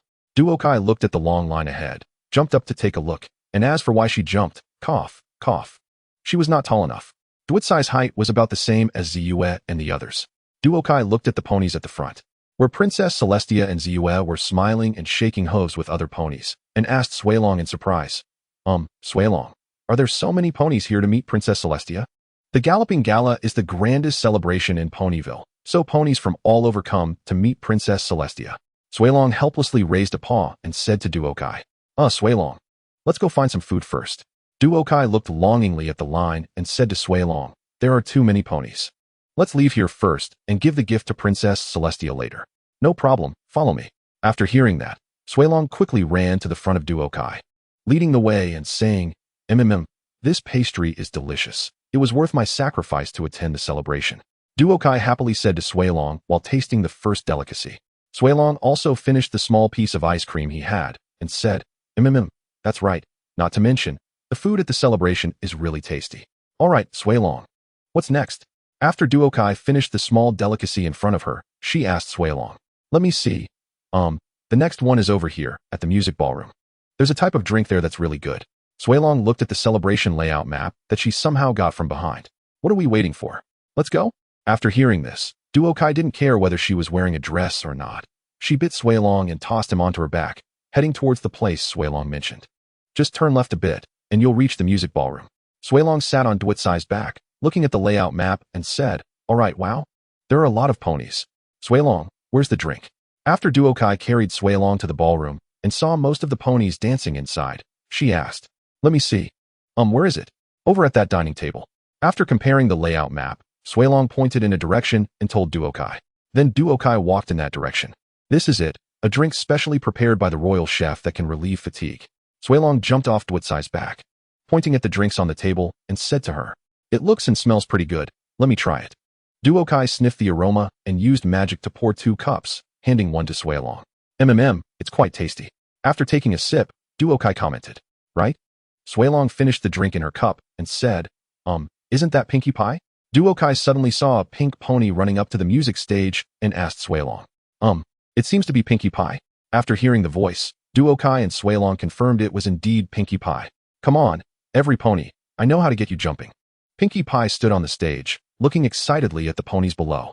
Then she turned to the musicians behind her and waved her hoof, signaling them, with a melodious tune. Pinkie Pie's singing spread through the ears of many ponies, reaching Duotsai's ears and resonating throughout the castle. You stretch out your right front hoof. You stretch out your right front hoof. Then shake, shake, shake. You dance the pony circle. Duokai listened to Pinkie Pie's song. How to say? This tune didn't suit Pinkie Pie. It needed a pony who could perfectly match the music to Pinkie Pie's song. Let's go, Suilong. We're off to the next delicacy. Duokai poured 2 small cups of drink again, using magic to lift them as she walked towards the door. All right, Duokai, let's go to the main venue. There's the grand finale delicacy, the royal chef's most perfect cake, a fruit medley. What are we waiting for? Let's go?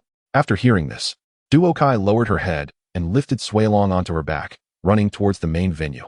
At the main venue, in front of the huge fruit medley cake. Wow. This cake is truly the best cake I've ever had. It's delicious. Duokai closed her eyes, covering her cheek with one hoof, and said with a blissful expression, Right? When I first had this cake, I had the same expression as you. Suilong smiled at Duokai while eating a small spoonful of the cake they cut. Let me have another piece. Duokai used magic to pick up the cake cutting tool and cut another piece from the cake, just as Duokai was about to eat. Pinkie Pie's voice came from the entrance. Oh, come on, let's get hyped, yay. Pinkie Pie excitedly jumped up one step after another, then laughed and leaped down, saying, Oh yay, catch me. At that moment, Applejack pushed a cart carrying an 8-layer cake, walking in from the entrance. All right, you picky ponies. I made a fancy apple cake for you. It's sure to suit your taste. Just after finishing speaking, Pinkie suddenly descended from the sky and landed on the cart. Due to the force and physical effects, the cake flew off the cart. The prince, seeing the flying cake, instinctively pushed Jinchi beside him to shield himself. If nothing unexpected happened, the cake was about to crash onto Jinchi. At the critical moment, Duokai used magic to control the falling apple cake. Jinchi opened her eyes and looked at the apple cake, which was only a hoof's distance away from her. Turning her head to look at the prince hiding behind her, she angrily said, "You, sir, are definitely the most uncouth prince I've ever seen in my life. You don't have the slightest bit of a prince's demeanor, just a narcissist." The prince was so frightened by Jinchi's angry expression that he took a few steps back and accidentally knocked over a statue. Just as the statue was about to fall to the ground, a figure flew to catch it, preventing it from shattering. "Yay!" Yunbao exclaimed proudly as she caught the statue. However, due to not being in the best position, it became somewhat unstable, forcing Yunbao to find balance, and she ended up knocking over several stone pillars nearby. With a rumbling sound, the statue Yunbao was carrying also broke into several pieces in the midst of the ruins. Then, Ziyue and Princess Universe entered through the door.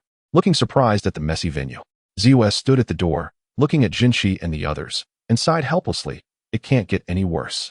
Just after saying that, a sound of animals running came from the door connected to the garden. As the door burst open, a furious Ro looked at the animals rushing in and shouted, "You all must like me." With this sentence, along with the things that rushed in, the entire venue was thrown into chaos. Ziyue, looking at the small ponies and animals running around, was so shocked that she couldn't say a word. Princess Universe lowered her head and whispered to Ziyue, "Run." Ziyue looked at her friends inside and magically tugged at their ears toward her direction. After seeing Jinchi and the others looking at her, signaling them to hurry and run out with her, she quickly dashed outside. Duokai used magic to protect the fruitcake and looked at Ziyue and the others running out. Then turned to Suilong and said, Did Ziyue and the others forget about us?" It seems so," Suilong replied. "Forget it, let's go too." Duokai magically carried Suilong on her back while holding the fruitcake and exited through another door. At Old Joe's donut shop, Duokai asked Suilong, "Are you sure Ziyue will come here?" "Yes, they will definitely come here," Suilong affirmed. After hearing this, Duokai pushed open the shop door and immediately heard Ziyue and Jinchi's laughter. "You're right, princess, being with friends makes even the worst times better," Ziyue said. "Yes, being with friends," Yunbao added. Chatting, Ro chimed in. Joking around, Pinkie said, "Even though this night has been terrible," Applejack remarked, "it's much better with friends." Jinchi concluded, "Hey, where are Duokai and Suilong?" Pinkie asked. "We're right here. I thought you forgot about us," Duokai said as she walked in through the door, looking at the messy Ziyue and the others with a smile. "Of course not. We were just waiting for you," Ziyue replied with a smile at Duokai and Suilong. "Really?" Duokai asked as she set Suilong down from her back. Pinkie looked at Duokai excitedly and said, "Is that so? Then look what this is. The best fruit cake of the whole celebration." Duokai smiled as she magically brought the fruit cake from behind to the table and said, "Yay, this is truly the best night ever." Pinkie and Ziyue cheered happily as they looked at the cake. Duokai watched Ziyue and the others happily eating the cake and also took a piece to walk over to Princess Universe. She took out a crystal figurine she had prepared earlier and handed it to Princess Universe, saying, "Your Highness, this is a crystal figurine of you and Princess Moon. These two figurines can be separate or combined, making them two little ponies cuddling together." Princess Universe accepted the crystal figurine from Duokai, looking at the lifelike representation of herself and her sister, and smiled at Duokai, saying, "Thank you, it's a beautiful gift. I'm glad you like it, Your Highness," Duokai replied. "Okay, I'll tell Princess Moon," Princess Universe said, putting away the figurine and looking at Duokai with a smile. Duokai was about to chat a bit more with Princess Universe when she noticed Pinkie directly devouring half of the fruit cake, so she quickly reached out to stop Pinkie, saying, "Hey Pinkie, wait. Leave me some. I haven't eaten much yet. It's so delicious, Duokai. I will save some for you. Can I just have one more bite?" Pinkie said after being stopped by Duokai. "No, you're eating too fast. You need to eat slowly like Ziyue and the others, and then I will let you go," Duokai replied. Princess Universe smiled gently as she watched Duokai and Ziyue. Chapter 57, The Beginning of Chaos. The weather was clear, and the sun was shining brightly at the Canterlot Castle. "Thank you, Your Highness, for agreeing to let me read in the library," Duokai said, walking beside Princess Universe with a smile. "It's no problem, Duokai. Ziyue wrote to me saying you would be staying in Canterlot for a few days. So you can stay here for now," Princess Universe said, leading Duokai to a room and opening the door with a smile, saying, "This is your resting place."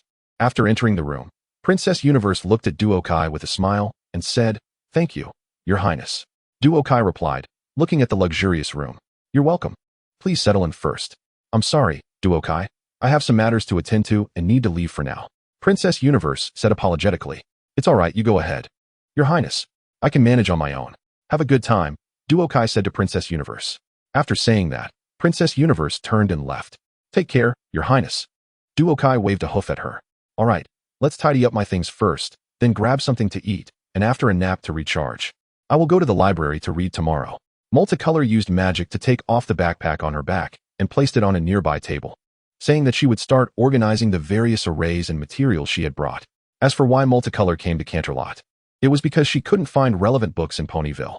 Multicolor and ZUF found that their current knowledge was insufficient to continue their research. As for what they were researching, it was that project that was seriously beyond Multicolor's capabilities, the research on how Rarity could fly. Actually, along the way, ZUF had asked Multicolor if it was possible to let Rarity practice a technique to control a flying sword using magic. Multicolor had thought about this before, but this method wouldn't work. Only unicorns and alicorns could actively channel magic. It had been mentioned before that Earth ponies and Pegasi also had magic, but it was hidden within their bodies and was passive. Even if they successfully practiced, it would only serve to strengthen their bodies and could not actively use magic. However, in the future, it might be possible to try to create a flying ship, but that would have to wait until there was free time. Making a flying ship by oneself would be too troublesome and time-consuming. That's why Multicolor ran to Canterlot, to supplement her knowledge at the library there. As for why ZUA didn't come along, she had thought about it, but Multicolor didn't let her come and instead sent her to practice array techniques in Ponyville. After all, there were various incomplete arrays in Ponyville's library that Multicolor had prepared for ZUA to repair and learn. As for why Multicolor was so eager for ZUA to learn arrays. After all, the space crystal was still stored in Multicolor's room. Multicolor really didn't dare to easily try such a precious item by herself, so she needed another array master to assist her. Therefore, now they were just waiting for ZUA to become proficient in the relevant arrays before attempting to create a storage space. The food recommended by Suelong's shop was pretty good. All right, after eating and drinking enough, they would read the storybook of the brave Pegasus before going to sleep. The next morning, in Canterlot's sculpture garden, Caney walked while introducing various sculptures around to the students, saying, "This is the world-famous sculpture garden in Canterlot, and today we are going to conduct our investigation here." Pointing to a sculpture representing friendship, Teacher Caney said to the students, "That sculpture over there represents friendship." Following behind, Rarity, Sweetie Belle, and Apple Bloom looked at the sculpture representing friendship, not paying attention to their feet, and bumped into each other. The three little ones shook their slightly dizzy heads, and, upon hearing Teacher Caney's voice, ran toward her position. After the three little ones left the sculpture, a gray mist emerged from the ground, floated up, and circled in the air as if it had discovered something. Then left the sculpture representing friendship and flew in one direction, which was the direction of Rarity and the others. It then split into three smaller gray mists and attached themselves to Rarity, Sweetie Belle, and Apple Bloom. "Children, keep up. This sculpture represents victory." Teacher Caney walked to a sculpture of an earth pony holding a flag, with a pattern of three identical diamond-shaped blocks on the flag, and pointed at it. "If this were my cute mark, that would be so cool," Rarity said while looking at the sculpture representing victory. "Cool. Let's wait until we have the ability to get a cute mark first," Apple Bloom intentionally retorted to Rarity, who was looking at the sculpture. "Hey, that's not how it works," Sweetie Belle said loudly to Apple Bloom. "I will definitely get it," Rarity said hopefully while looking at the sculpture representing victory. "Children, come look here. This is a very interesting sculpture. Can you find any characteristics?" Teacher Caney smiled and said while pointing at a sculpture behind her. The three little ones ran over after hearing Teacher Caney's words and looked at the sculpture she pointed at. "It has eagle claws." Apple Bloom pointed to one of the claws and said, "Bear paws." Rarity pointed to another claw and said, "And a snake's tail?" Sweetie Belle jumped up and waved her hooves happily. Teacher Caney looked at the enthusiastic three little ones and continued smiling. "This creature is called a dragon horse." Before Teacher Caney could finish, she was interrupted by Sweetie Belle. "Teacher Caney, is this a dragon horse?" Sweetie Belle asked, pointing at the sculpture in confusion. "Yes, Sweetie Belle, this creature is called a dragon horse. But this one is different from the one I saw," Sweetie Belle said, pointing at the sculpture in confusion. "You've seen one?" Teacher Caney looked at Sweetie Belle in surprise. "Yes, Multicolor used magic to transform one at my sister's dress shop. My sister went to the galloping gala in a carriage pulled by a dragon horse, and that dragon horse was way cooler than this one." It had a dragon head and tail, a pony body, and 2 deer antlers. Super beautiful, Sweetie Belle said excitedly while gesturing to Teacher Caney. Sweetie Belle. Maybe that was a different kind of dragon horse, just like we have earth ponies, pegasi, and unicorns, Teacher Caney said, smiling at Sweetie Belle. But I will visit Multicolor when I have time to learn more about the type of dragon horse you mentioned. Teacher Caney then pointed at the sculpture and said to the ponies, but now, let's take a look at what this dragon horse looks like. It has a pony head, but its body is made up of various animals. Also, can you see anything from it? What does it represent? Confused Apple Bloom. Evil Sweetie Belle. Chaotic Rarity. It's not chaos, you idiot, Sweetie Belle angrily said to Rarity. Don't call me an idiot. You're the idiot. I say chaos is chaos. Rarity shouted back at Sweetie Belle, glaring at her. You're all wrong. Apple Bloom jumped on top of Rarity and Sweetie Belle and said loudly, and then they started to wrestle. You're wrong. I'm not wrong. You're the one who's wrong. No, you're wrong. I'm right. I'm right. Teacher Caney walked over, looking somewhat puzzled at the usually close Rarity, Sweetie Belle, and Apple Bloom. How did they end up in a little quarrel? After a moment of thought, she helplessly smiled at the 3 little ones and said, actually, you could say that none of you are wrong. Upon hearing Teacher Caney's words, Rarity, Sweetie Belle, and Apple Bloom stopped and looked at her in confusion. Teacher Caney smiled at the 3 little ones who had stopped and said, this sculpture represents disorder, which is the disharmony between ponies. Your behavior just now is a typical example of disorder, so I will punish you 3. Each pony must write an essay reflecting on it. After hearing Teacher Caney's words, Rarity, Sweetie Belle, and Apple Bloom lowered their heads in disappointment and looked at the ground. The other classmates looked at the 3 little ones with smiles. Let's go. But I hope there won't be any more disorder among ponies, Teacher Caney said with a smile, then walked over to another sculpture. It's confused. It's evil. It's chaotic. As they left here, 3 gray mists emerged from the bodies of Xingmu Lulu, Sweetheart Baby, and Apple Lily. However, it was evident that these 3 gray objects had become much thicker than at the beginning. They then merged together and flew towards the sculpture representing chaos. As the gray mist integrated into the sculpture, cracks began to appear all over it. In less than a minute, the cracks covered the entire sculpture, and a standard villainous laugh echoed from within the statue. Nahaha. At this moment, in the royal suite of Canterlot, on a soft, fluffy bed, a small white pony with a red and white mane was lying on the bed, sound asleep. Additionally, a storybook was covering its face. What time is it? The small pony suddenly sat up, then turned to look at the clock on the bedside. Oh my, it's past 10 o'clock. I got so engrossed in reading last night. What a mistake. After glancing at the time on the clock, the small pony immediately jumped out of bed, used magic to grab the backpack on the table, slung it over its back, and opened the door with magic, rushing towards the library. Yes, this small pony is colorful, who was captivated by the storybook about the fearless Pegasus last night and lost track of time, only waking up now. Chapter 58, The Chaotic Prologue. The weather was changeable, and it was a sunny morning in Ponyville. Rainbow Dash was soaring freely in the blue sky, enjoying the refreshing breeze on her face. Have you seen the pink clouds? Rainbow Dash looked at the pink clouds flying past her and shook her head, staring at the cloud in confusion. What's going on? Pink clouds? Although it was strange why they were pink, there shouldn't be clouds in the sky today, so she chased after the pink cloud, saying, I have to catch it. After catching the pink cloud, Rainbow Dash looked at the sticky cloud and, after shaking it off, curiously licked it, exclaiming, cotton candy. Just after saying that, a large group of pink clouds flew over, swirling around Rainbow Dash. One pink cloud stopped above her head, and then a drop of brown rain fell onto Rainbow Dash's head. Hey, it shouldn't be raining before tomorrow. You can't do that. Rainbow Dash looked up at the pink cloud above her and shouted, but before she could finish, that cloud started pouring down brown rain. Ugh, Rainbow Dash sighed. Lowering her head, she shook off the cotton candy from her hooves and flew towards the rain cloud, determined to give it a lesson and let it know who was in charge of the skies over Ponyville. Then a chase ensued in the sky, with the sound of fighter jet engines roaring, making it quite intense. Imagine it for yourself.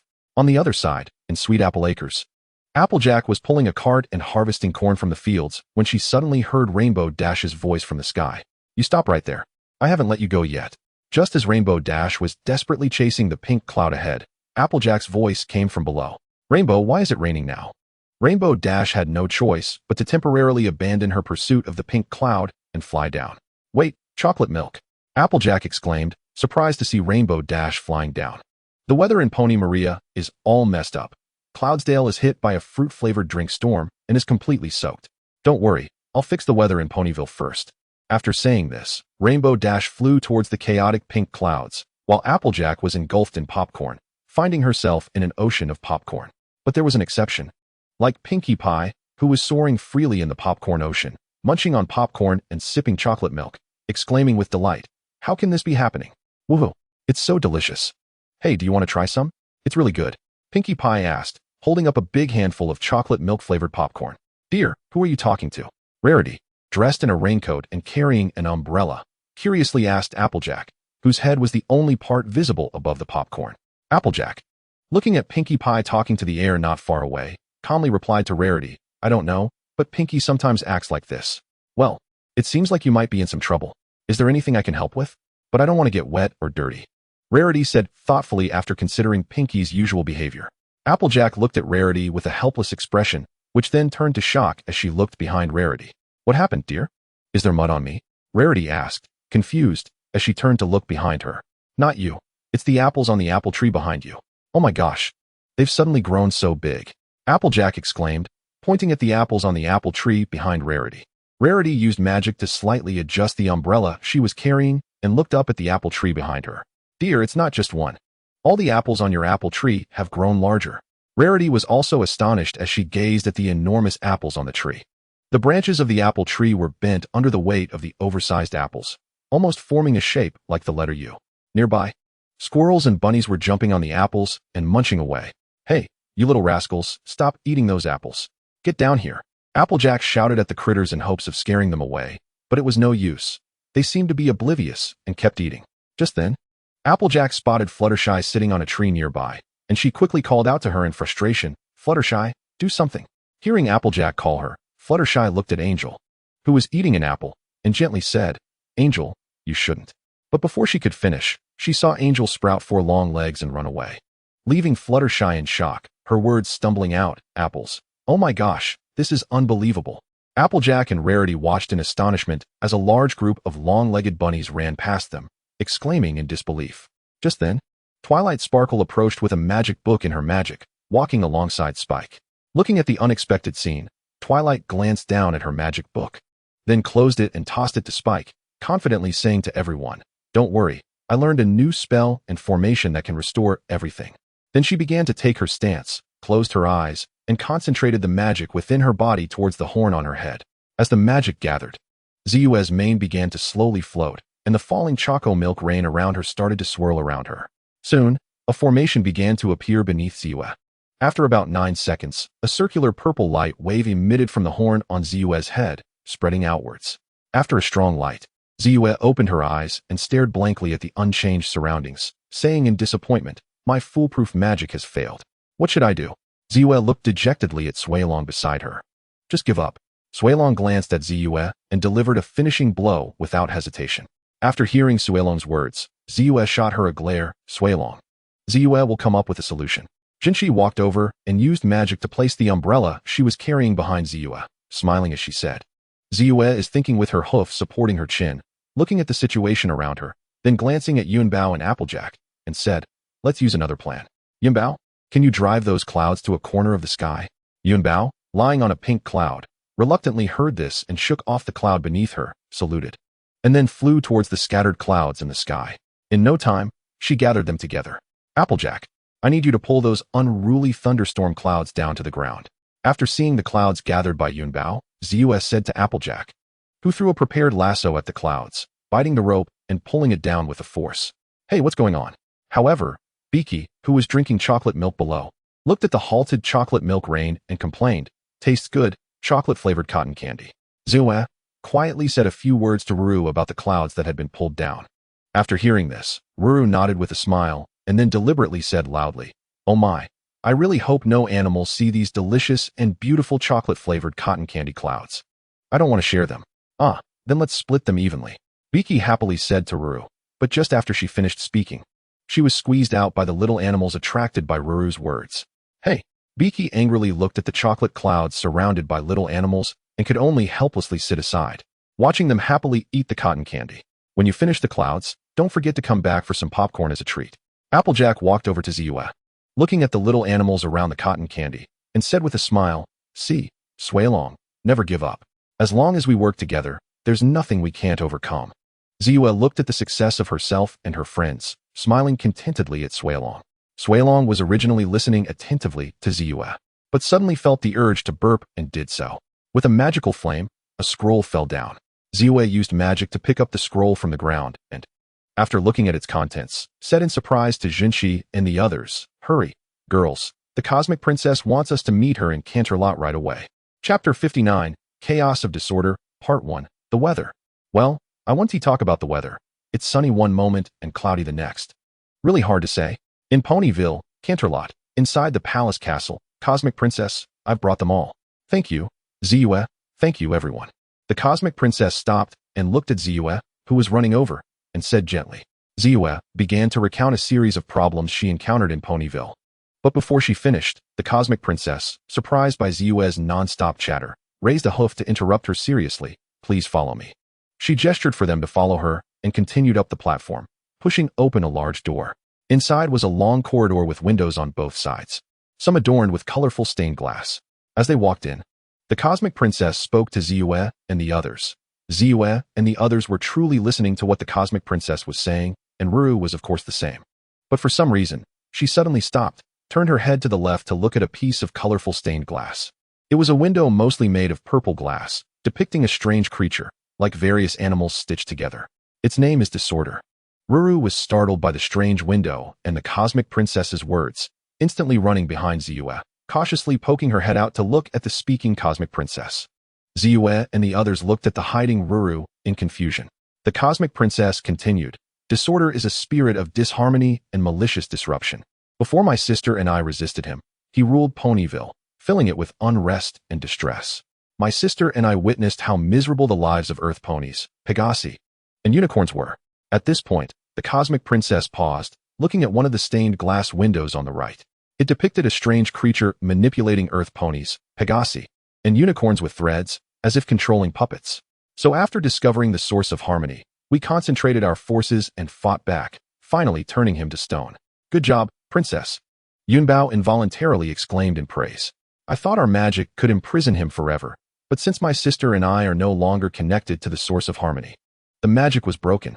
Hearing this, Ziyue looked at the Cosmic Princess and asked in confusion, "Why us, and not you and the Moon Princess?" The Cosmic Princess paused, turned to Ziyue, and pointed to the door behind her, which was engraved with magical elemental symbols, saying seriously, "Why is it us?" Ziyue felt that such an important matter was really entrusted to them. "Hey, look, we're famous now." At that moment, Biki's joyful voice broke the somewhat silent atmosphere. Ziyue and Jinshi turned their heads to look at Biki and the colorful window in front of her, depicting their scene of defeating Nightmare Moon. The Cosmic Princess looked at that window and gently said to Ziyue and the others, "You six have used the magic of friendship to defeat powerful opponents, showcasing the full potential of the source of harmony. Although my sister and I have used the source of harmony, only you can unleash its power. The only ones who can defeat disorder are you." At the end, the Cosmic Princess spread her wings and looked at Ziyue and the others seriously. Ziyue, at a loss, looked at her friends around her, lowered her head to think for a moment, then raised her head, looking at the Cosmic Princess with determined eyes. "Leave it to us." "Cosmic Princess." Biki suddenly raised a hoof, looking serious at the Cosmic Princess, then widened her eyes excitedly at Ziyue and shouted, "Wait, that eternal chaos will rain chocolate. It's chocolate rain." Ziyue helplessly pushed Biki aside and asked the Cosmic Princess, "Don't listen to her. We are honored to be able to use the source of harmony again, and besides, Multicolor is also in Canterlot, right? Where is he? He can join us. Multicolor's magic is also very powerful." "I don't know where Multicolor is now," the Cosmic Princess said, shaking her head at Ziyue. "You don't know?"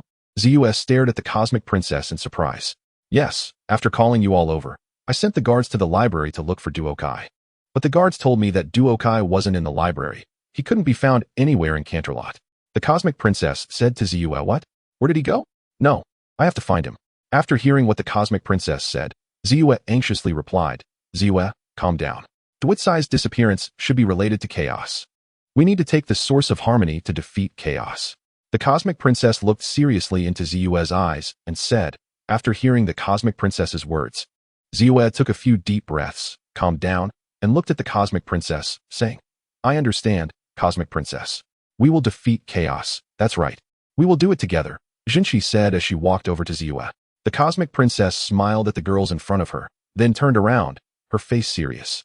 Gathering magic and inserting her horn into the keyhole of the large door, casting the unlocking spell. As the cosmic princess watched the door gradually open, she thought, although I don't know why Chaos took Duokai, with this group of girls here, we will definitely seal you back in the statue. With a flash of light across her face, the cosmic princess confidently looked at the blue box inlaid with gems inside, saying, the source of harmony is for you. I want that box. Jinchi's eyes sparkled with excitement as she looked at the box inside. And the cosmic princess helplessly glanced at Jinchi before smiling at them, saying, don't be afraid, girls. I have great confidence in you. I believe you will definitely be able to use it to defeat Chaos. Ziyue looked inside the box opened by the cosmic princess and gasped in surprise as it was empty. Hearing Ziyue's surprised expression, the cosmic princess turned to look inside the open box and was also shocked when she saw it was empty, forgetting to continue casting her magic. The box fell to the ground with a thud, and the entire palace fell silent, all staring in astonishment at the empty box that had fallen on the ground. Well, except for Pinkie, who looked at the empty box and smiled, saying, well, if anyone wants to find me, come to the chocolate puddle outside. I want to drink to my heart's content all day long. After saying that, she walked towards the outside. Just as Pinkie was about to reach the door, a purple magical halo appeared around her body, and she floated up, saying, hi, my chocolate milk puddle, goodbye, I will miss you. The magic protecting this box is very powerful. Only I can unlock it. This doesn't make sense. At that moment, a loud laugh echoed throughout the palace. Ha ha ha. It doesn't make sense. If it made sense, what would be the point? Chaos, show yourself. The cosmic princess spread her wings, magic gathering at her horn, and looked around seriously. When she saw the glass mural depicting Chaos controlling the little ponies, the top part representing Chaos began to move, and its eyes looked at the cosmic princess, saying, ah ha ha. Did you miss me, little princess? I missed you. Being sealed in stone is so boring, but you don't know, do you? Because I haven't turned the little ponies into stone yet. Chaos swam into the mural representing the source of harmony, sitting on the head of the little pony representing Ruru, and knocked on it, saying, enough. What have you done with the source of harmony? The cosmic princess angrily said to the Chaos in the display case, I just borrowed it for a little while. Chaos snapped his fingers, making the source of harmony in the colorful display case disappear, saying, so you are Chaos, right? Where did you take Duokai? Ziyue stepped forward, looking at the Chaos in the display case, and shouted, oh, I know you. You are Ziyue, representing the most profound source of harmony, magic. Chaos looked down at Ziyue and smiled, saying, I can't believe we are wasting time talking to a window. Jinchi looked at Ziyue and the cosmic princess talking to the display case, saying, beautiful Jinchi, if I'm not mistaken, represents the generosity in the source of harmony, Chaos. Even if you know us, so what? Applejack, I know a lot more, honest Applejack, loyal Rainbow Dash, and kind Ruru. While Pinkie represents my favorite, optimism, Chaos. Hee hee. Ziyue raised her eyebrows, looking at Pinkie, who was snickering beside her. Pinkie, seeing Ziyue looking at her, pointed at the display case and laughed, saying to Ziyue, ha ha ha, he is standing on your head, ha ha ha. Stop talking nonsense, Chaos. What have you done with the source of harmony and Duokai? The cosmic princess said seriously to the Chaos in the display case. Chaos stopped doing the moonwalk on Ziyue's figure, looking bored at the cosmic princess and saying, oh, you are really boring. Well, I'll tell you, but I will only say it in my words. So where is Duokai? Chaos, where is the brilliant Duokai? Where did you take him? Ziyue asked anxiously, looking at the Chaos in the display case. Brilliant Duokai? Oh, I remember. That little guy who looks a lot like a little mare, right? Chaos rubbed his chin and thought for a moment, saying, he is there, Chaos, Ziyue said sternly to Chaos, who looked at the angry Ziyue and chuckled, saying to her, ha ha ha, that little guy is really interesting. I even kind of like him. Oh, okay Ziyue. Don't be angry. Once you find the source of harmony, you will know where he is. He he he. Chaos quickly smiled at Ziyue, whose horn was glowing with magic. Chapter 60, let's make a bet. Ziyue and the others walked to the display case where Chaos had disappeared, and Ruru looked at Ziyue fearfully, asking. Applejack looked at the painting in the display case, confusedly asking. Ziyue lowered her head and walked towards the window, thinking about the garden outside, then saw the huge maze next to the garden and suddenly thought of something, happily saying. The cosmic princess looked at Ziyue and the others, gave them a knight's salute, and said, good luck, girls. The fate of Pony Maria depends on you. Thank you, princess. You won't be disappointed. Let's go, girls, in the Canterlot library.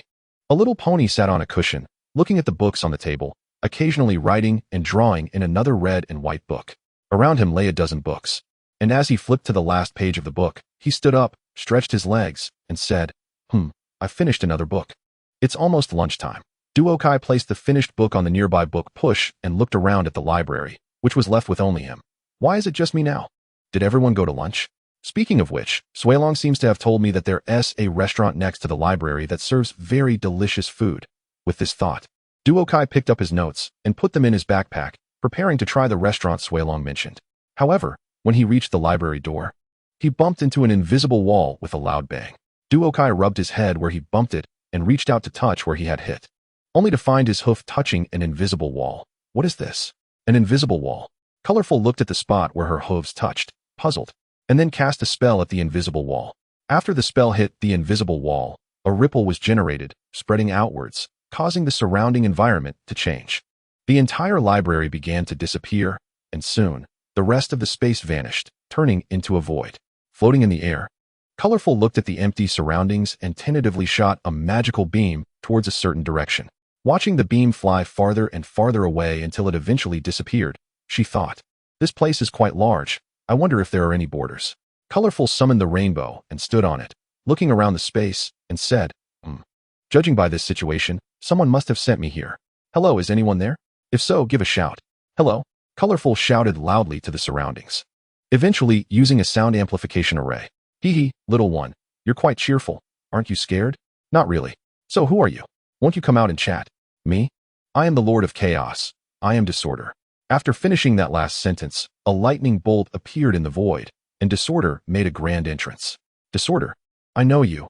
You ruled over Pony Maria 1,000 years ago, plunging the entire land into chaos and disorder, Colorful said, standing on the rainbow and looking at Disorder striking a pose in front of her. Ha ha ha, since you know me, you must be scared now, right? Ha ha. Disorder laughed heartily at Colorful's words. Seeing Disorder laughing in front of her, Colorful felt relieved. It was the Disorder she knew, not scary at all. Ha ha ha. Interesting, interesting. Little one, you're even more interesting than I thought. Disorder circled around Colorful and said, So, Mr. Disorder, do you have something to discuss with me for bringing me here? Colorful asked with a smile. Well, how to put it? You seem a bit special, quite similar to those two little princesses in some aspects. Disorder circled around Colorful twice, looking at her while extending a claw to pinch her ear, flicking her horn, and even lifting Colorful up to take a look. Hey, Disorder, what are you doing? Put me down, Colorful said angrily, looking at Disorder, who was holding her up. Wow, you're actually a stallion. At first, I thought you were a mare, a princess. It seems I was wrong. After releasing Colorful, Disorder stroked his chin in thought. Colorful fell down directly after being released, but quickly reacted, controlling the rainbow to fly up and looked at Disorder angrily, saying, Disorder, do you know how rude that is? You're being quite excessive. Colorful's face turned red as she looked at Disorder, her horn glowing as she aimed it at him. Oh, sorry, I didn't mean to. Disorder chuckled at Colorful's angry expression. Seeing Disorder's insincere expression, Colorful directly shot a spell at him. Disorder easily dodged the magical beam Colorful shot at him, smiling leisurely, as the Lord of Chaos. The Great Disorder, if I want to know something, I will know immediately. But I actually don't know your gender. That makes me curious. Colorful took a deep breath and stopped casting spells at Disorder. She realized he hadn't been holding back. He had been outputting full power. Yet she couldn't land a single hit on him. Truly worthy of being the most unknown entity in Pony Maria. Have you stopped? To be honest, I've never seen someone like you before. I'm quite curious about what's so special about you. How about this? Do you want me to study you? Disorder looked at the stopped Colorful and smiled. Colorful took another deep breath to calm herself and said to Disorder, No, I refuse. Don't be in such a hurry to refuse.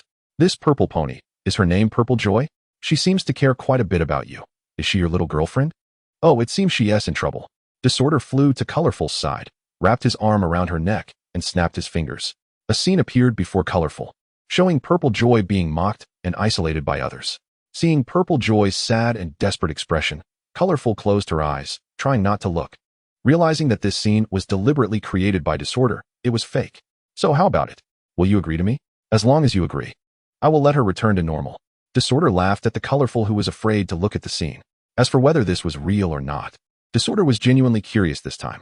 He vaguely felt that this little one had something very special about her. When he tried to continue his investigation, he was stopped. Just as Disorder was about to force his way through, He realized that this method wouldn't work. He needed her consent to continue. Thus, this conversation unfolded. After all, as the Lord of Chaos, having existed for so long, there were very few things that interested him. He even felt bored. Otherwise, he wouldn't have been sealed by those two little princesses for over 1,000 years. Upon waking up this time, he felt that something fun was about to happen. And here he was, right after coming out, finding a very interesting little pony. Ha ha ha ha. Interesting, really interesting. Ha ha. This will definitely be fun. Colorful looked at the very close disorder, thinking about whether to launch a big attack now, but then reconsidered. The chances of hitting him were small. So she abandoned that idea. Turning her head, she looked at Disorder and said, "So, Mr. Disorder, how about we make a bet? Make a bet with me? Interesting. What kind of bet do you want to make? Tell me, I'm listening." Disorder stopped laughing, snapped his fingers, and conjured a sofa and a glass of red wine, saying, "It's simple. From now on, you continue the game according to your original idea. If in the end, Purple Joy and her friends fail, I will cooperate with you, but you must restore them to their original state. Okay, go on, I'm listening." Disorder drank from the cup in his paw, laughing. "If in the end, Purple Joy and her friends succeed, I will seal you as a statue again, and you must promise me one thing. How about that?" "Ha ha. No problem, little one. I'm starting to like you. Don't worry, I'll be careful when studying you. I won't hurt you." Disorder laughed a couple of times, snapped his fingers, and transformed the surroundings into an operating room, wearing a doctor's outfit, holding a chainsaw, and smiling at Colorful. Colorful looked at the surrounding environment and then at the excited Disorder, saying to him, "Disorder, as the great Lord of Chaos, you wouldn't go back on your word, would you?" "Ha, don't worry. I, Disorder, always keep my word. I would never do such a thing." Disorder hugged Colorful and said.